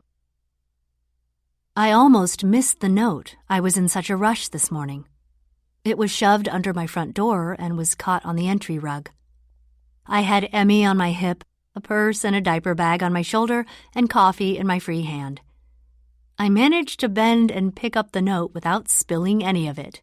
Super Mom. I had to wait until I got a quiet moment at work to open it. When I unfold the note and see Atlas's handwriting, I feel a shiver of relief run through me. Not because I thought the note would be from anyone other than Atlas. We've been together several months now, and he leaves me notes all the time. But this is one of the first notes he's left that a small part of me hasn't dreaded opening, in the off chance the note was from Ryle. I make a mental note of the significance of this moment. I do that a lot. Mentally note significant things that are clues my life is finally getting back to normal. I don't do it as often as I used to, but that's a good thing. Ryle is such a small part of my life now, I sometimes forget how eternally complicated I used to believe it would be. He's still a part of Emmy's life, but I've been demanding more structure from him. He sometimes tries to push back on how strict I am with her visits, but I'm never going to be comfortable until she can tell me in her own words what her visits with Ryle are like. I'm hoping anger management is helping, but only time will tell. The contact Ryle and I do have is still sometimes terse, but all I've ever wanted out of our divorce was my freedom from fear, and I truly feel like I have that. I'm hiding in my office storage closet, sitting cross-legged on the floor because I wanted to read this letter uninterrupted. It's been months since I forced Atlas to hide out in here, but it still smells like him. I unfold the note and trace the little open heart he drew at the top left-hand corner of the first page. I'm already smiling as I begin to read. Dear Lily, I don't know if you're aware of the date, but we have officially been dating for half of an entire year. Do people celebrate half-year anniversaries? I would have gotten you flowers, but I don't like to make the florist work too hard. I decided to give you this note instead. They say there are two sides to every story, and I've read a couple of stories of yours that, even though they happened the way you said they did, I had an entirely different experience.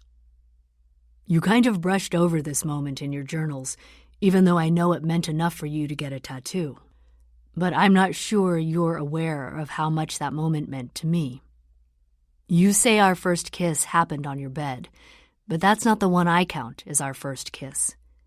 Our first kiss happened on a Monday in the middle of the day. It was that time I got sick and you took care of me.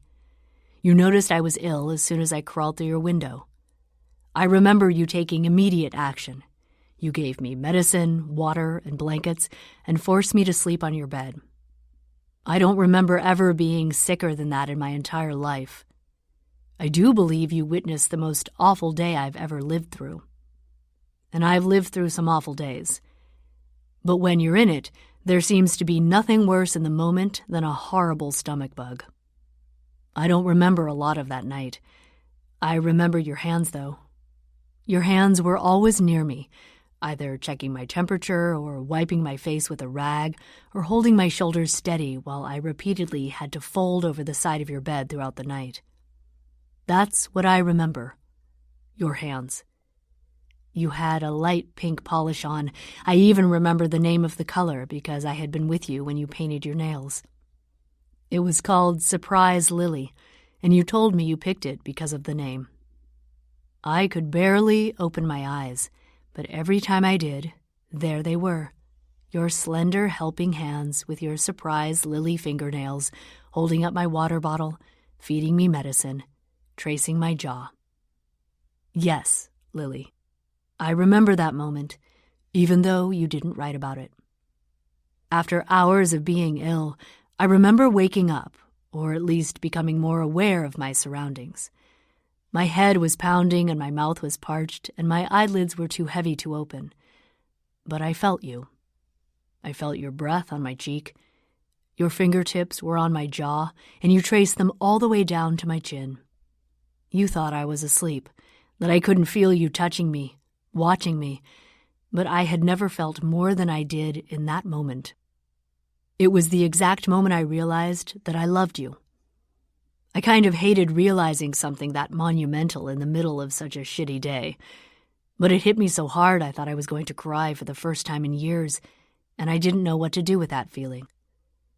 But man, Lily, I had gone my whole life not knowing what love felt like. I didn't have the love a mother and son should have, or a father and son, or a sibling. And until you, I had never spent that kind of time with anyone unrelated to me, especially a girl. Not long enough to truly get to know a girl, or for them to get to know me, or for us to connect and deepen that connection, and then for that girl to prove to be caring and helpful and kind and worried and everything that you were to me. I'm not even saying it was the moment I realized I was in love with you. It was just the first moment I realized I loved something, anything, anyone, ever. It was the first time my heart had ever reacted, at least in a positive way. People had done things to me in the past that made my heart shrink, but never expand like that. When your fingers were trickling over my chin like soft drops of rain, I thought my heart was going to swell so big it might pop. I pretended to slowly wake up in that moment. I put my arm over my eyes, and you quickly pulled your hand back. I remember craning my neck and looking at your window to see if it was light outside. It almost was, so I started to pull myself out of your bed, pretending not to know you were awake. You sat up and asked me if I was leaving, and I had to swallow before I could get my voice to work. It barely did. I said something like, "Your parents will be up soon." You told me you were going to skip school and come back for me in a couple of hours. I nodded without speaking because I was still sick, but I had to get out of your bedroom before I said something or did something to embarrass myself. I didn't trust the feeling that was buzzing beneath my skin. It was creating this burning need to look at you and say, "I love you, Lily." It's funny how, as soon as you feel love for the first time, You suddenly have this huge desire to profess it. The words felt like they were forming right in the center of my chest, and even though I was weaker than I'd probably ever been, I had never lifted your window and crawled out of it that fast before. I shut it and flattened my back against the cold wall of your house, and I exhaled. My breath turned to fog, and I closed my eyes, and after the absolute worst 8 hours of my life, I somehow cracked a smile. I thought about love the rest of the morning. Even after you'd come back to get me once your parents were gone and I spent several more hours being sick at your house, I was thinking about love. When your surprise lily fingernails would flash across my line of sight every time you checked my temperature, I'd think about love. Every time you'd walk into your room and adjust the covers, tucking them under my chin, I'd think about love. And then when I finally started to feel a little better around lunchtime, I stood in the shower, weak and dehydrated from being sick, yet I somehow felt like I was standing taller than I ever had before. That whole morning and into the rest of the day, I knew something significant had happened. For the first time, I had felt a flicker of what I knew life could be. Before that moment, I never gave much thought to falling in love or having a family someday, or even the idea of cultivating a successful career. Life to me had always felt like a burden I had to bear, something heavy and murky that made waking up difficult and falling asleep a little bit scary.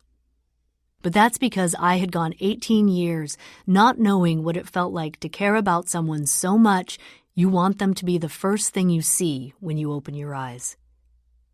I even felt a desire to make something of myself because you were the first person I ever wanted to become something better for.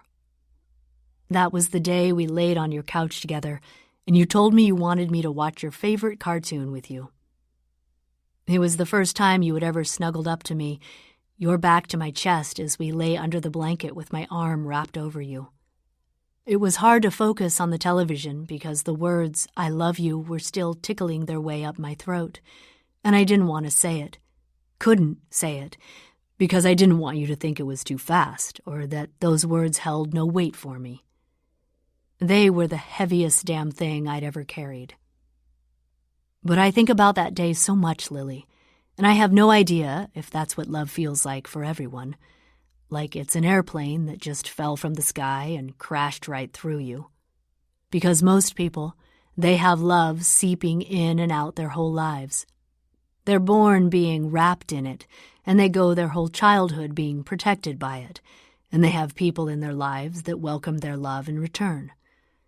So I'm not sure it hits people like it hit me, in one small moment, in such a colossal way. You were wearing this shirt I loved. It was too big for you, and the sleeve was always falling off your shoulder. I should have been watching the cartoon, but I couldn't stop staring at that stretch of exposed skin between your neck and your shoulder.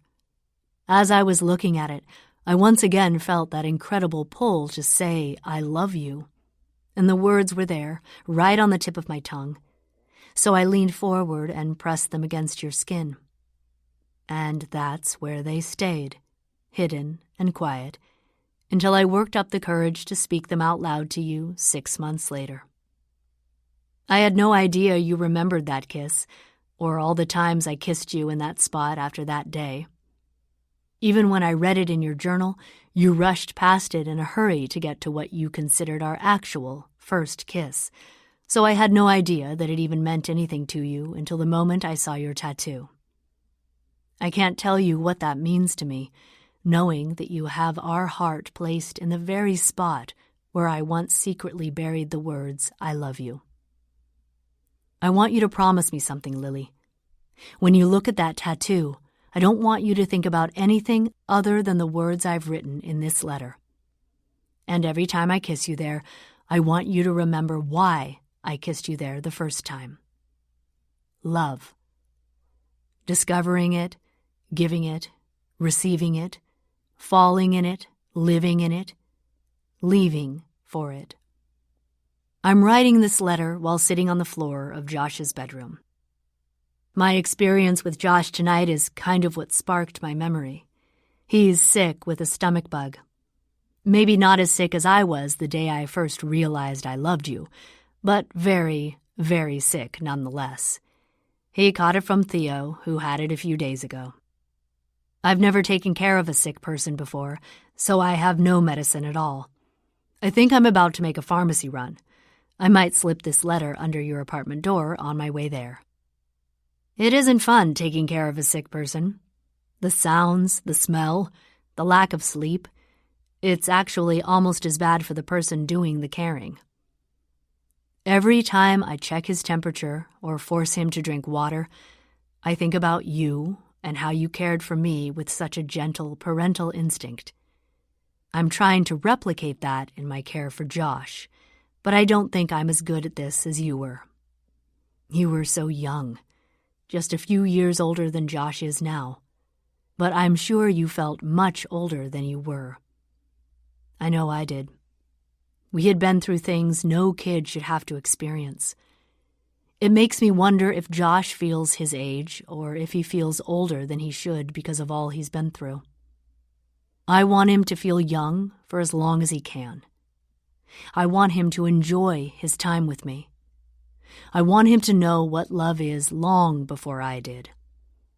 And I hope that love has been seeping slowly into him so that it doesn't hit him all at once like it did me. I want him to grow up with it, wrapped in it, surrounded by it. I want him to witness it. I want to be an example for him. I want us to be an example for him and for Emerson. Me and you, Lily. It's been 6 months. Move in with me. Love, Atlas. As soon as I finish reading the letter, I set it down and wipe my eyes. If this is how much I cry when he asks me to move in with him, I have no idea how I'll survive a proposal. Or wedding vows, for that matter. I pick up my phone and call Atlas over video chat. It rings for 10 long seconds, and when Atlas finally answers it, he's lying on his living room couch. He's smiling through his obvious exhaustion from being up all night with Josh. Hey, beautiful. His voice is barely awake. Hi. My hand is curled into a fist, and I'm resting my cheek on it, pushing down my huge smile. How's Josh feeling? He's okay, Atlas says. He's sleeping, but I think I stayed up so long my brain is too overwhelmed to shut off now. He puts a fist to his mouth and stifles a yawn. Atlas. I say his name sympathetically because he does look absolutely drained. Do you need me to come over and give you a hug? You mean, do I need you to come home and give me a hug? I smile when he says that. Yes, that's exactly what I meant. Do you need me to come home and give you a hug? He nods. I do, Lily. Come home. Chapter 35. Atlas. Aren't you rich? Brad asks. Couldn't you hire people to do this for you? I own 2 restaurants. I'm not even close to rich. And why would I hire someone when I have you guys? At least we're going downstairs, Theo says. Take notes from your son, Brad. Silver lining.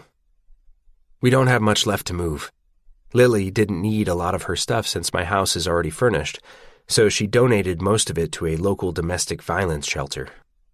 We should have her apartment completely cleared out by this afternoon. Brad is the only person I know with a truck, so he and Theo have been helping us load things we can't fit into our cars. Emerson's crib, Lily's living room television, some of the artwork hanging on her walls. Josh lucked out. He's at baseball practice, so he didn't have to help with the move. I was surprised when he came home a few months ago and told me he had signed up for tryouts. He made the team and has been giving it everything he has. Between Lily and I, we haven't missed a single game. I texted our mother his schedule, but so far she hasn't shown up to a game. She's only shown up once to the dinners we started having every Tuesday night. I was hoping she would want to be more involved, but I'm not surprised she isn't. I doubt Josh is surprised either. We don't focus too much on what isn't working out in our lives. We focus on what is, and there's a lot to be grateful for. The two main things being that I was able to get custody of Josh, and Lily and Emerson are moving in with us. Funny how drastically life can change on a dime. The Atlas of last year wouldn't know what to think of the Atlas of this year. Lily is heading up the stairs right as I reach the bottom of them. She grins and gives me a kiss in passing, then runs up the rest of the steps. Theo shakes his head. Still can't believe you made it this far with her. He hoists his box up with his knee and then presses his back against the exit door to push it open. He holds it open for me and Brad, but I pause once we're in the parking garage. There's a car that resembles Ryle's pulling into a parking spot a few spaces away from Brad's truck. A sense of dread washes over me. I haven't had a single interaction with him since that day he attempted to fight me at my restaurant, but that was months ago. I have no idea how much he's warmed up to the idea of me and Lily, but from the look he's shooting in my direction, it doesn't seem like he's warmed up much. Someone else is with him. A man gets out of the passenger seat, and from what Lily has told me, it looks like he could be Ryle's brother-in-law. I've met Lily's mother, and I've met Elisa and Riley, but I've never met Marshall. I walk over to Brad's truck and load up the box I'm carrying, but I'm watching Ryle's car the whole time. Theo and Brad head back inside, unaware of Ryle's presence. Marshall lifts Emerson out of the back seat and closes the door. Ryle remains in the car as Marshall walks Emerson in my direction. He holds out his hand. Hey, Atlas, right? I'm Marshall. I return his handshake. Yeah, good to meet you. He nods, but when Emerson sees me, Marshall has to clasp a tighter hand around her because she lunges for me. I step forward and take her from him. Hey, Emmy, did you have fun today? Marshall watches me with her for a moment, then says, Be careful. She puked on Ryle twice today. Is she not feeling well? She's fine, but she's been with the two of us all day. Both the girls had sugar for breakfast, and snack, and lunch, and second snack, and he waves a dismissive hand. Lily and Issa are used to it. Emerson reaches up and pulls the sunglasses off my head. She tries to put them on her own face, but they're crooked, so I help her adjust them until she's wearing them right. She grins at me and I smile back at her. Marshall glances over at the car that Ryle's sitting in and then back to me. Sorry he's not getting out. This is all still a little weird for him, her moving in with you. When Marshall says her, he doesn't mean Lily. He's looking at Emerson. I nod in understanding because I do understand. It's fine. I can't imagine this is easy for him. Marshall ruffles Emmy's hair and then says, I'll get out of here so you guys can finish up. It was good finally meeting you. You too, I say. And I mean that. Marshall seems like someone I could be friends with if the circumstances were different. He turns to head back to Ryle's car, but he pauses and faces me again before he gets very far. Thank you, he says. Lily means a lot to my wife, so yeah, thanks for making Lily happy. She deserves it. As soon as Marshall says that, he shakes his head and holds up his hands, taking a step back. I'll go now before it gets too awkward. He makes a beeline for Ryle's car, but I kind of wish he wouldn't have run off so fast. I would have thanked him too. I know his support has meant a lot to Lily. Marshall shuts the passenger door, and Ryle puts his car in drive and heads out. I glance at Emmy, who is now chewing on my sunglasses. You want to go say hi to Mommy? I start to walk in the direction of the building, but I pause when I see Lily standing in the doorway to the stairwell. As soon as she sees me, she spins around and wipes quickly at her eyes. I'm not sure why she's crying, but I walk a bit slower so she can erase the tears before she greets her daughter. Sure enough, several seconds later, she spins around with a big grin and takes Emmy from me. Did you have fun with your daddy today? She asks, right before she smothers Emmy with several kisses. When she looks at me, I shoot her a curious look, wondering why she was crying. She gestures toward the parking lot where Ryle's car was moments before. That was a big thing, she says. I mean, I know Marshall was with him, but the fact that he felt okay enough to leave her with you. She's starting to tear up again, which makes her sigh and roll her eyes at her own reaction. It feels good knowing the men in her life can at least pretend to get along for her sake. It honestly makes me feel good too. I'm glad she was upstairs when they showed up. I know Ryle sat in the car while Marshall handed her over, but it was a step in the right direction. Maybe Ryle and I needed an exchange like that just as much as Lily did. We just proved cooperation is possible even if it stings. I wipe at Lily's wet cheek and then I give her a quick kiss. I love you. I put my hand on Lily's lower back and guide her toward the stairs. One more trip before you're stuck with me forever. Lily laughs. I can't wait to be stuck with you forever. Chapter 36. Lily. I'm curled up on Atlas's couch, exhausted from moving. Our couch. This is going to take some getting used to. I had Theo and Josh help me unpack the rest of Emerson's and my things because Atlas has a late night at work. I wake up early, he gets home late, but it's exciting that we'll now get more pieces of each other, even when it's in passing. And we have Sundays together. But tonight is a Friday, and tomorrow is a Saturday, Atlas's busiest days, so I'm entertaining Josh and Theo until my mother returns with Emerson. The three of us have been watching Finding Nemo, but it's almost over. I honestly didn't think they would sit through it, because they're at the age when preteens tend to want to separate themselves from Disney cartoons. But I'm learning that Gen Z is a different breed. The more time I spend with these two, the more I think they're unlike any generation that came before them. They're less prone to peer pressure and more supportive of individuality. I'm a little bit jealous of them. Josh stands when the credits begin to roll. Did you like it? He shrugs. It was pretty funny, considering it started with a brutal slaughter of all that caviar. He takes his empty bag of popcorn toward the kitchen, but Theo is still staring at the television. He's shaking his head slowly. I'm still stuck on Josh's description of the beginning of the movie. I don't get it, Theo says. The caviar comment? Theo looks between me and the television. No, I don't get why Atlas said that to you about finally reaching the shore. It wasn't even a quote in the movie. He told me he said it because of Finding Nemo. I waited for someone to say it through the entire movie. I'm sure I'll have to get used to a lot of things now that I live with Atlas, but knowing he talks to this kid about our relationship is probably not one of the things I'll ever get used to. The confusion in Theo's eyes flips like a light switch. Oh, because when life gets them down, they keep swimming, so Atlas was saying life will no longer... Okay. His mind is still going a mile a minute behind those eyes. He starts to shake his head as he pushes himself off the floor. I still think it's cheesy, he mutters.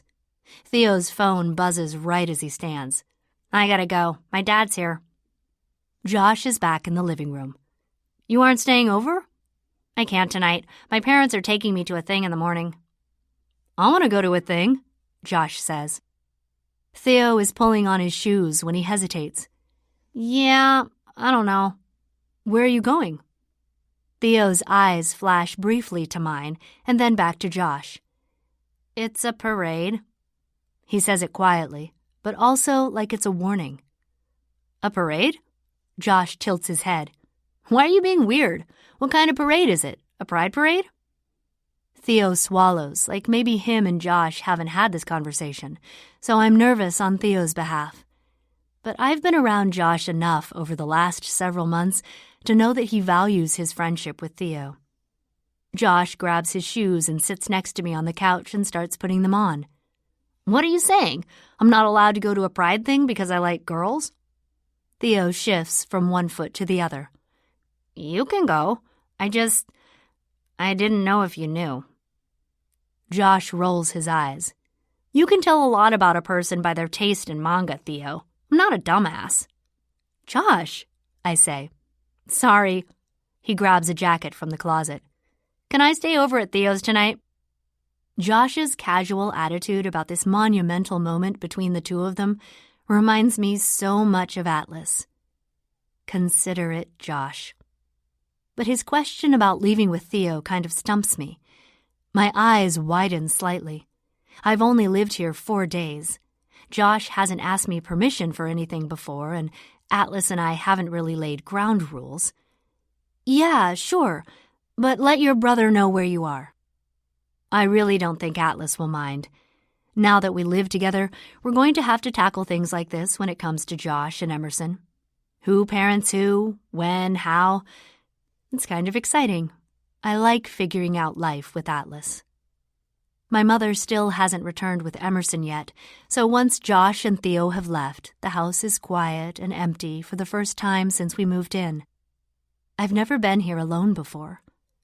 I spend my alone time walking through rooms, looking in cabinets, familiarizing myself with my new house. My new house. That's fun to say. I go out back and sit in a chair on the deck, staring over the backyard. It's the perfect backyard for a garden, almost unheard of for a place this far into the city. It's like Atlas searched for a house specifically for the perfect garden space, just in case I ever came back into his life. I know that's not at all why he chose this house, but it's fun imagining he did it for that reason. My phone rings, startling me. It's Atlas returning an earlier call with a video chat. Hi. What are you doing? He asks. Picking out a spot for my garden. Josh wanted to stay over with Theo, so I let him go. I hope that's okay.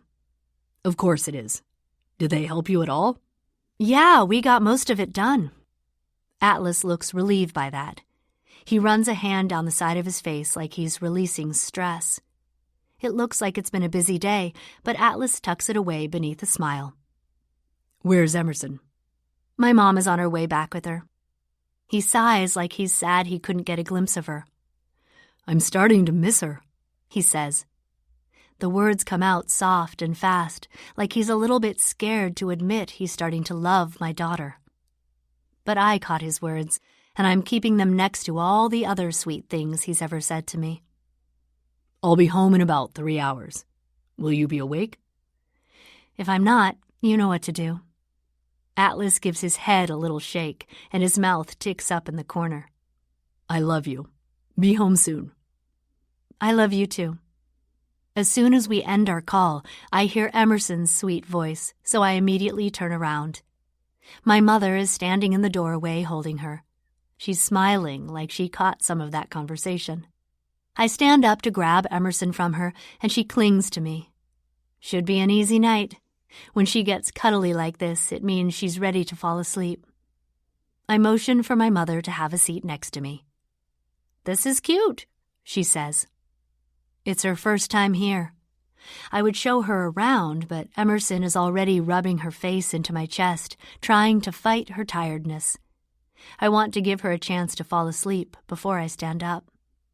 What a magnificent place for a garden, my mother says. You think he chose this place on purpose, hoping you'd come back into his life? I shrug. I was actually wondering that myself, but I didn't want to assume. I pause, then turn and look at her after her question actually registers. Back into his life? I never told her Atlas was a friend from back in Maine. I just assumed she didn't remember him. I assumed she had no idea that the Atlas in my life now was anyone from my past. She can see the surprise on my face, so she says, "It's a unique name, Lily." I remember him. I smile, but I'm also confused as to why she never brought it up before now. I've been dating him for over 6 months, and she's been around him a handful of times. I guess I shouldn't be surprised, though. My mother has always been a little hard to get to open up. I can't blame her. She spent years with a man who left her no voice, so I'm sure it's been hard for her to learn how to use it again. Why didn't you ever say anything? I ask her. She shrugs. I figured you would bring it up to me if you wanted me to know. I wanted to, but I didn't want it to feel awkward for you being around him. Not after what Dad did to him. She looks away from me, her eyes scanning the backyard. She's quiet for a beat. I never told you this, but I spoke to Atlas once. Kind of. I came home from work early, and the two of you were asleep on the couch. Talk about a shock, she says, laughing. I thought you were so sweet and innocent, but there you were on my living room sofa, asleep with a random boy. I was about to yell at you, but when he woke up, he looked so scared. Not scared of me, really, now that I think about it. He looked more scared of the possibility of losing you. Anyway, he left in quite a hurry, so I followed him outside because I was going to threaten him and tell him never to come back. But he did the weirdest thing, Lily. What did he do? My heart is in my throat. He hugged me, she says, her voice tinted with a drop of laughter. My jaw drops. He hugged you? You caught him with your daughter red-handed, and he hugged you? She nods. He did. And it was a knowing hug, too. It was like he carried this genuine sorrow for me, and I felt that in his hug.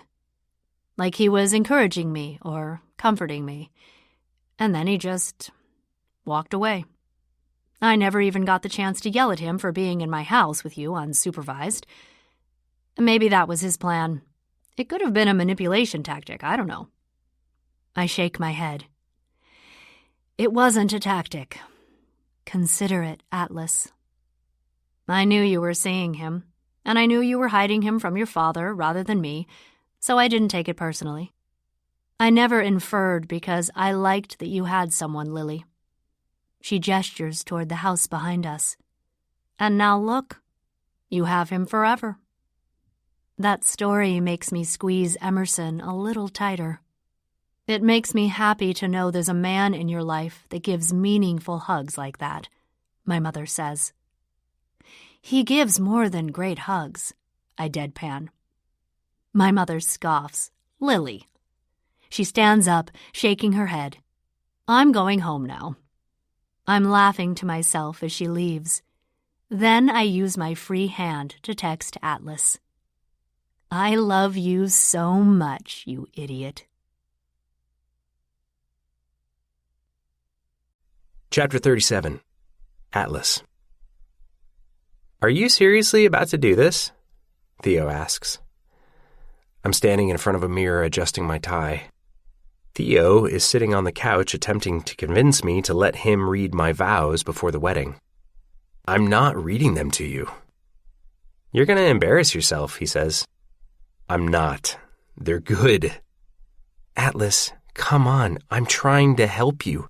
For all I know, you probably end them with something like, "It is my wish for you to be my fish." I laugh. I don't know how he still comes up with these lines after 2 years of this. Do you practice your insults when you lie awake at night? No, they come naturally. Someone knocks on the door and opens it a crack. 5 minutes. I give myself one more glance in the mirror before turning to Theo. Where's Josh? I need to make sure he's ready. I'm not supposed to tell you. I tilt my head. Where is he, Theo? Last time I saw him, he was in the gazebo with his tongue down some girl's throat. He's going to make you a granddad soon. I'm his brother. I'd be an uncle, not a granddad. I look out the window, but the gazebo is empty. Go find him, please. Josh and I are a lot alike, but he's a little bit more confident with girls than I was at that age. He just turned 15, and so far, this is my least favorite age. I'm sure when he's old enough to drive next year, it's going to age me an entire decade. I need to think about something else. I'm already nervous. Maybe Theo is right, and I should look over my vows again to make sure there's nothing I want to change or add. I pull the page out of my pocket and unfold it, and then grab a pen in case I want to make any very last-minute changes.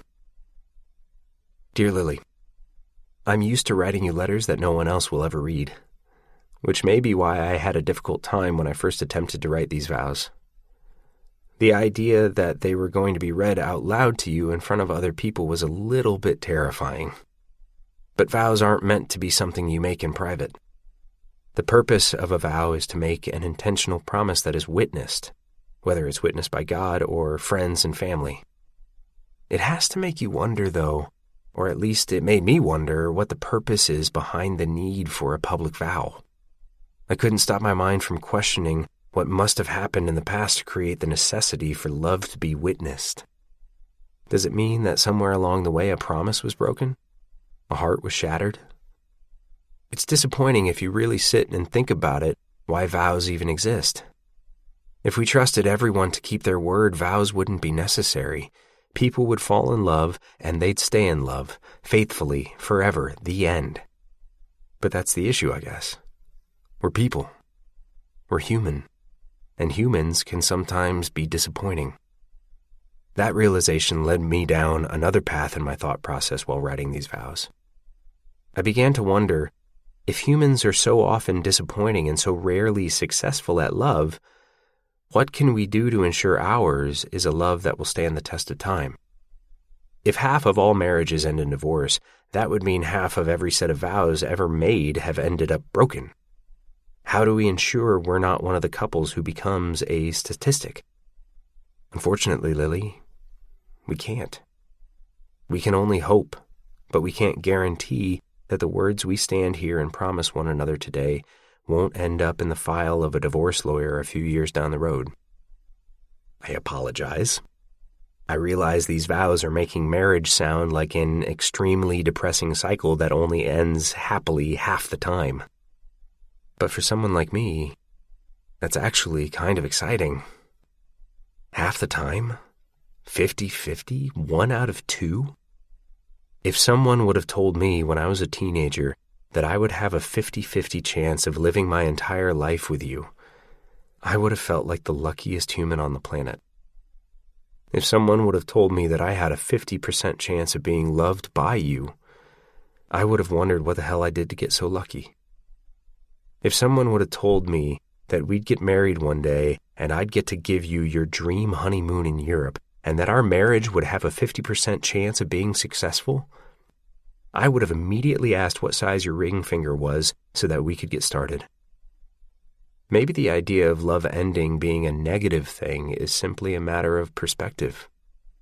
Because to me, the idea that a love came to an end means that at some point, there was love that existed.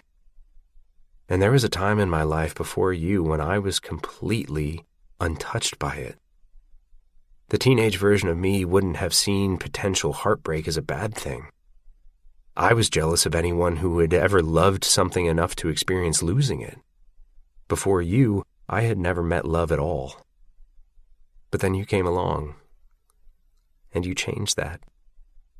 Not only did I get the opportunity to be the first person to ever fall in love with you, but I also got to experience a shared heartbreak with you. And then, like a miracle, I was given the opportunity to fall in love with you all over again. 2 times in one life. How can one man be so lucky? All things considered, the fact that I made it here, that we made it here, to our wedding day, is quite frankly more than I ever dreamed I would get out of life. 1 breath, 1 kiss, 1 day, 1 year, 1 lifetime. I'll take whatever you'll give me. And I vow that I will cherish every second I'm lucky enough to spend with you from this moment on, just as I've cherished every second I've ever spent with you before this moment. Optimistically speaking, we could live our entire lives together happily, until we're old and frail and it takes an entire day for me just to reach your lips to kiss you goodnight. If that happens, I vow that I will be immensely grateful for the love that carried us through our life together. Pessimistically speaking, we could break each other's hearts again tomorrow. I know we won't. But even if we did, I vow that I will be immensely grateful for the love that led to that heartbreak until the day that I die. If it's my destiny to end up a statistic, There's no one else I'd rather become a statistic with than you. But you once told me I was a realist, so I want to end my vows realistically. In my heart, I believe we're going to leave here today and face a journey together that's full of hills, valleys, peaks, and canyons. Sometimes you're going to need me to hold your hand down the hills, and sometimes I'll need you to lead me up the mountain. But everything, from this point forward, we're going to face together. It's you and me, Lily. In good times and bad, for richer or poorer, in sickness and in health, in the past and for forever. You are my favorite person. Always have been. Always will be. I love you. Everything that you are. Atlas. I exhale, the page trembling in my hand. They're exactly how I want them. So I start to fold the paper when Josh walks into the room. He's joined by Darren, Brad, Theo, and Marshall. Marshall is holding open the door. You ready? It's time. I nod. More than ready. But before I stuff my vows back into my pocket, I decide to make one small change. I don't touch anything already written, but I do add a line to the very end. P.S. It is my wish for you to be my fish.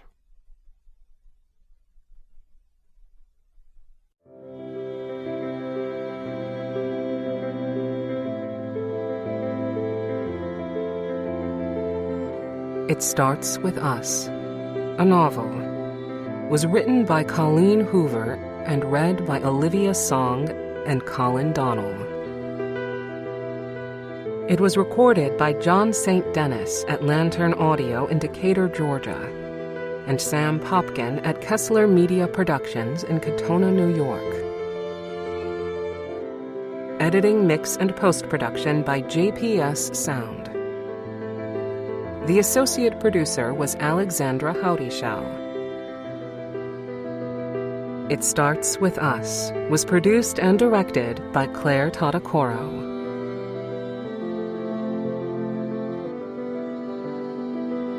This has been a presentation of Simon & Schuster Audio.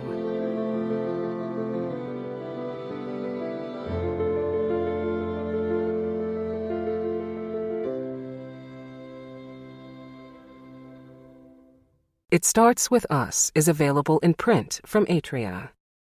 Also available from Simon & Schuster Audio. All Your Perfects, written by Colleen Hoover and read by Madeline Mabey. And now, listen to a special extended excerpt from the Simon & Schuster audiobook, It Ends With Us, a novel, Book 2, by Colleen Hoover. Chapter 1. As I sit here with one foot on either side of the ledge, looking down from 12 stories above the streets of Boston, I can't help but think about suicide. Not my own. I like my life enough to want to see it through.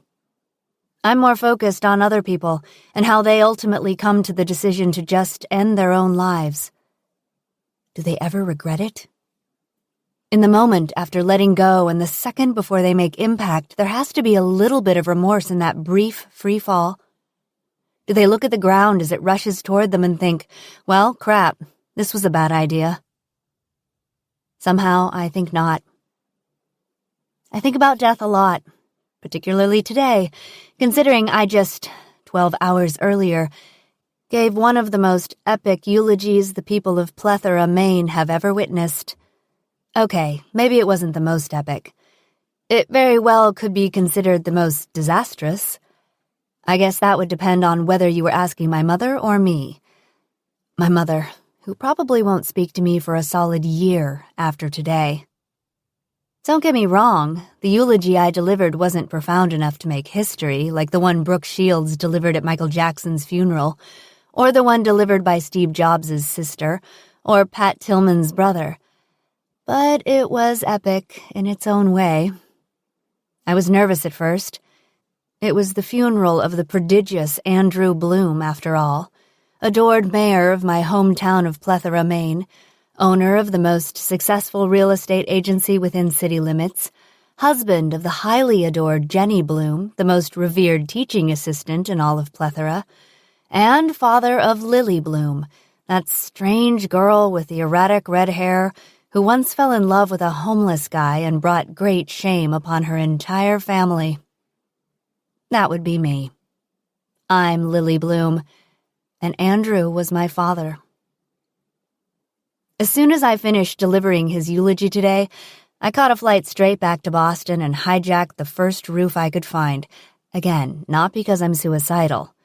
I have no plans to scale off this roof. I just really needed fresh air and silence, and damn it if I can't get that from my third-floor apartment with absolutely no rooftop access and a roommate who likes to hear herself sing. I didn't account for how cold it would be up here, though. It's not unbearable, but it's not comfortable either. At least I can see the stars.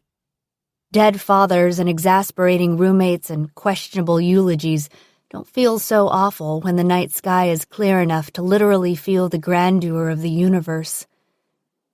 I love it when the sky makes me feel insignificant. I like tonight. Well, let me rephrase this so that it more appropriately reflects my feelings in past tense. I liked tonight. But unfortunately for me, the door was just shoved open so hard I expect the stairwell to spit a human out onto the rooftop. The door slams shut again and footsteps move swiftly across the deck. I don't even bother looking up. Whoever it is more than likely won't even notice me back here straddling the ledge to the left of the door. They came out here in such a hurry, it isn't my fault if they assume they're alone. I sigh quietly, close my eyes, and lean my head against the stucco wall behind me, cursing the universe for ripping this peaceful, introspective moment out from under me. The least the universe could do for me today is ensure that it's a woman and not a man. If I'm going to have company, I'd rather it be a female. I'm tough for my size and can probably hold my own in most cases, but I'm too comfortable right now to be on a rooftop alone with a strange man in the middle of the night. I might fear for my safety and feel the need to leave, and I really don't want to leave. As I said before, I'm comfortable. I finally allow my eyes to make the journey to the silhouette leaning over the edge. As luck would have it, he's definitely male. Even leaning over the rail, I can tell he's tall. Broad shoulders create a strong contrast to the fragile way he's holding his head in his hands. I can barely make out the heavy rise and fall of his back as he drags in deep breaths and forces them back out when he's done with them. He appears to be on the verge of a breakdown. I contemplate speaking up to let him know he has company or clearing my throat, but between thinking it and actually doing it, he spins around and kicks one of the patio chairs behind him. I flinch as it screeches across the deck, but being as though he isn't even aware he has an audience, the guy doesn't stop with just one kick. He kicks the chair repeatedly, over and over. Rather than give way beneath the blunt force of his foot, all the chair does is scoot farther and farther away from him. That chair must be made from marine-grade polymer. I once watched my father back over an outdoor patio table made of marine-grade polymer, and it practically laughed at him. Dented his bumper, but didn't even put a scratch on the table. This guy must realize he's no match for such a high-quality material, because he finally stops kicking the chair. He's now standing over it, his hands clenched in fists at his sides. To be honest, I'm a little envious. Here this guy is, taking his aggression out on patio furniture like a champ. He's obviously had a shitty day, as have I, but whereas I keep my aggression pent up until it manifests in the form of passive aggressiveness, this guy actually has an outlet. My outlet used to be gardening. Anytime I was stressed, I'd just go out to the backyard and pull every single weed I could find. But since the day I moved to Boston 2 years ago, I haven't had a backyard. Or a patio. I don't even have weeds. Maybe I need to invest in a marine-grade polymer patio chair. I stare at the guy a moment longer, wondering if he's ever going to move. He's just standing there, staring down at the chair. His hands aren't in fists anymore. They're resting on his hips, and I notice for the first time how his shirt doesn't fit him very well around his biceps. It fits him everywhere else, but his arms are huge. He begins fishing around in his pockets until he finds what he's looking for and, in what I'm sure is probably an effort to release even more of his aggression, he lights up a joint. I'm 23. I've been through college and have done this very same recreational drug a time or two. I'm not going to judge this guy for feeling the need to toke up in private. But that's the thing. He's not in private. He just doesn't know that yet. He takes in a long drag of his joint and starts to turn back toward the ledge. He notices me on the exhale. He stops walking the second our eyes meet. His expression holds no shock, nor does it hold amusement when he sees me. He's about 10 feet away, but there's enough light from the stars that I can see his eyes as they slowly drag over my body without revealing a single thought. This guy holds his cards well. His gaze is narrow and his mouth is drawn tight, like a male version of the Mona Lisa. "What's your name?" he asks. I feel his voice in my stomach. That's not good. Voices should stop at the ears, but sometimes, not very often at all, actually, a voice will penetrate past my ears and reverberate straight down through my body. He has one of those voices, deep, confident, and a little bit like butter. When I don't answer him, he brings the joint back to his mouth and takes another hit. "Lily," I finally say. I hate my voice. It sounds too weak to even reach his ears from here, much less reverberate inside his body. He lifts his chin a little and nudges his head toward me. "Will you please get down from there, Lily?" It isn't until he says this that I notice his posture. He's standing straight up now, rigid even, almost as if he's nervous I'm going to fall. I'm not. This ledge is at least a foot wide, and I'm mostly on the roof side. I could easily catch myself before I fell, not to mention I've got the wind in my favor. I glance down at my legs and then back up at him. "No thanks, I'm quite comfortable where I am." He turns a little, like he can't look straight at me. "Please get down." It's more of a demand now, despite his use of the word please. "There are 7 empty chairs up here." "Almost 6, I correct, reminding him that he just tried to murder one of them. That was a special extended excerpt from It Ends With Us, a novel by Colleen Hoover, read by Olivia Song. Available wherever audiobooks are sold.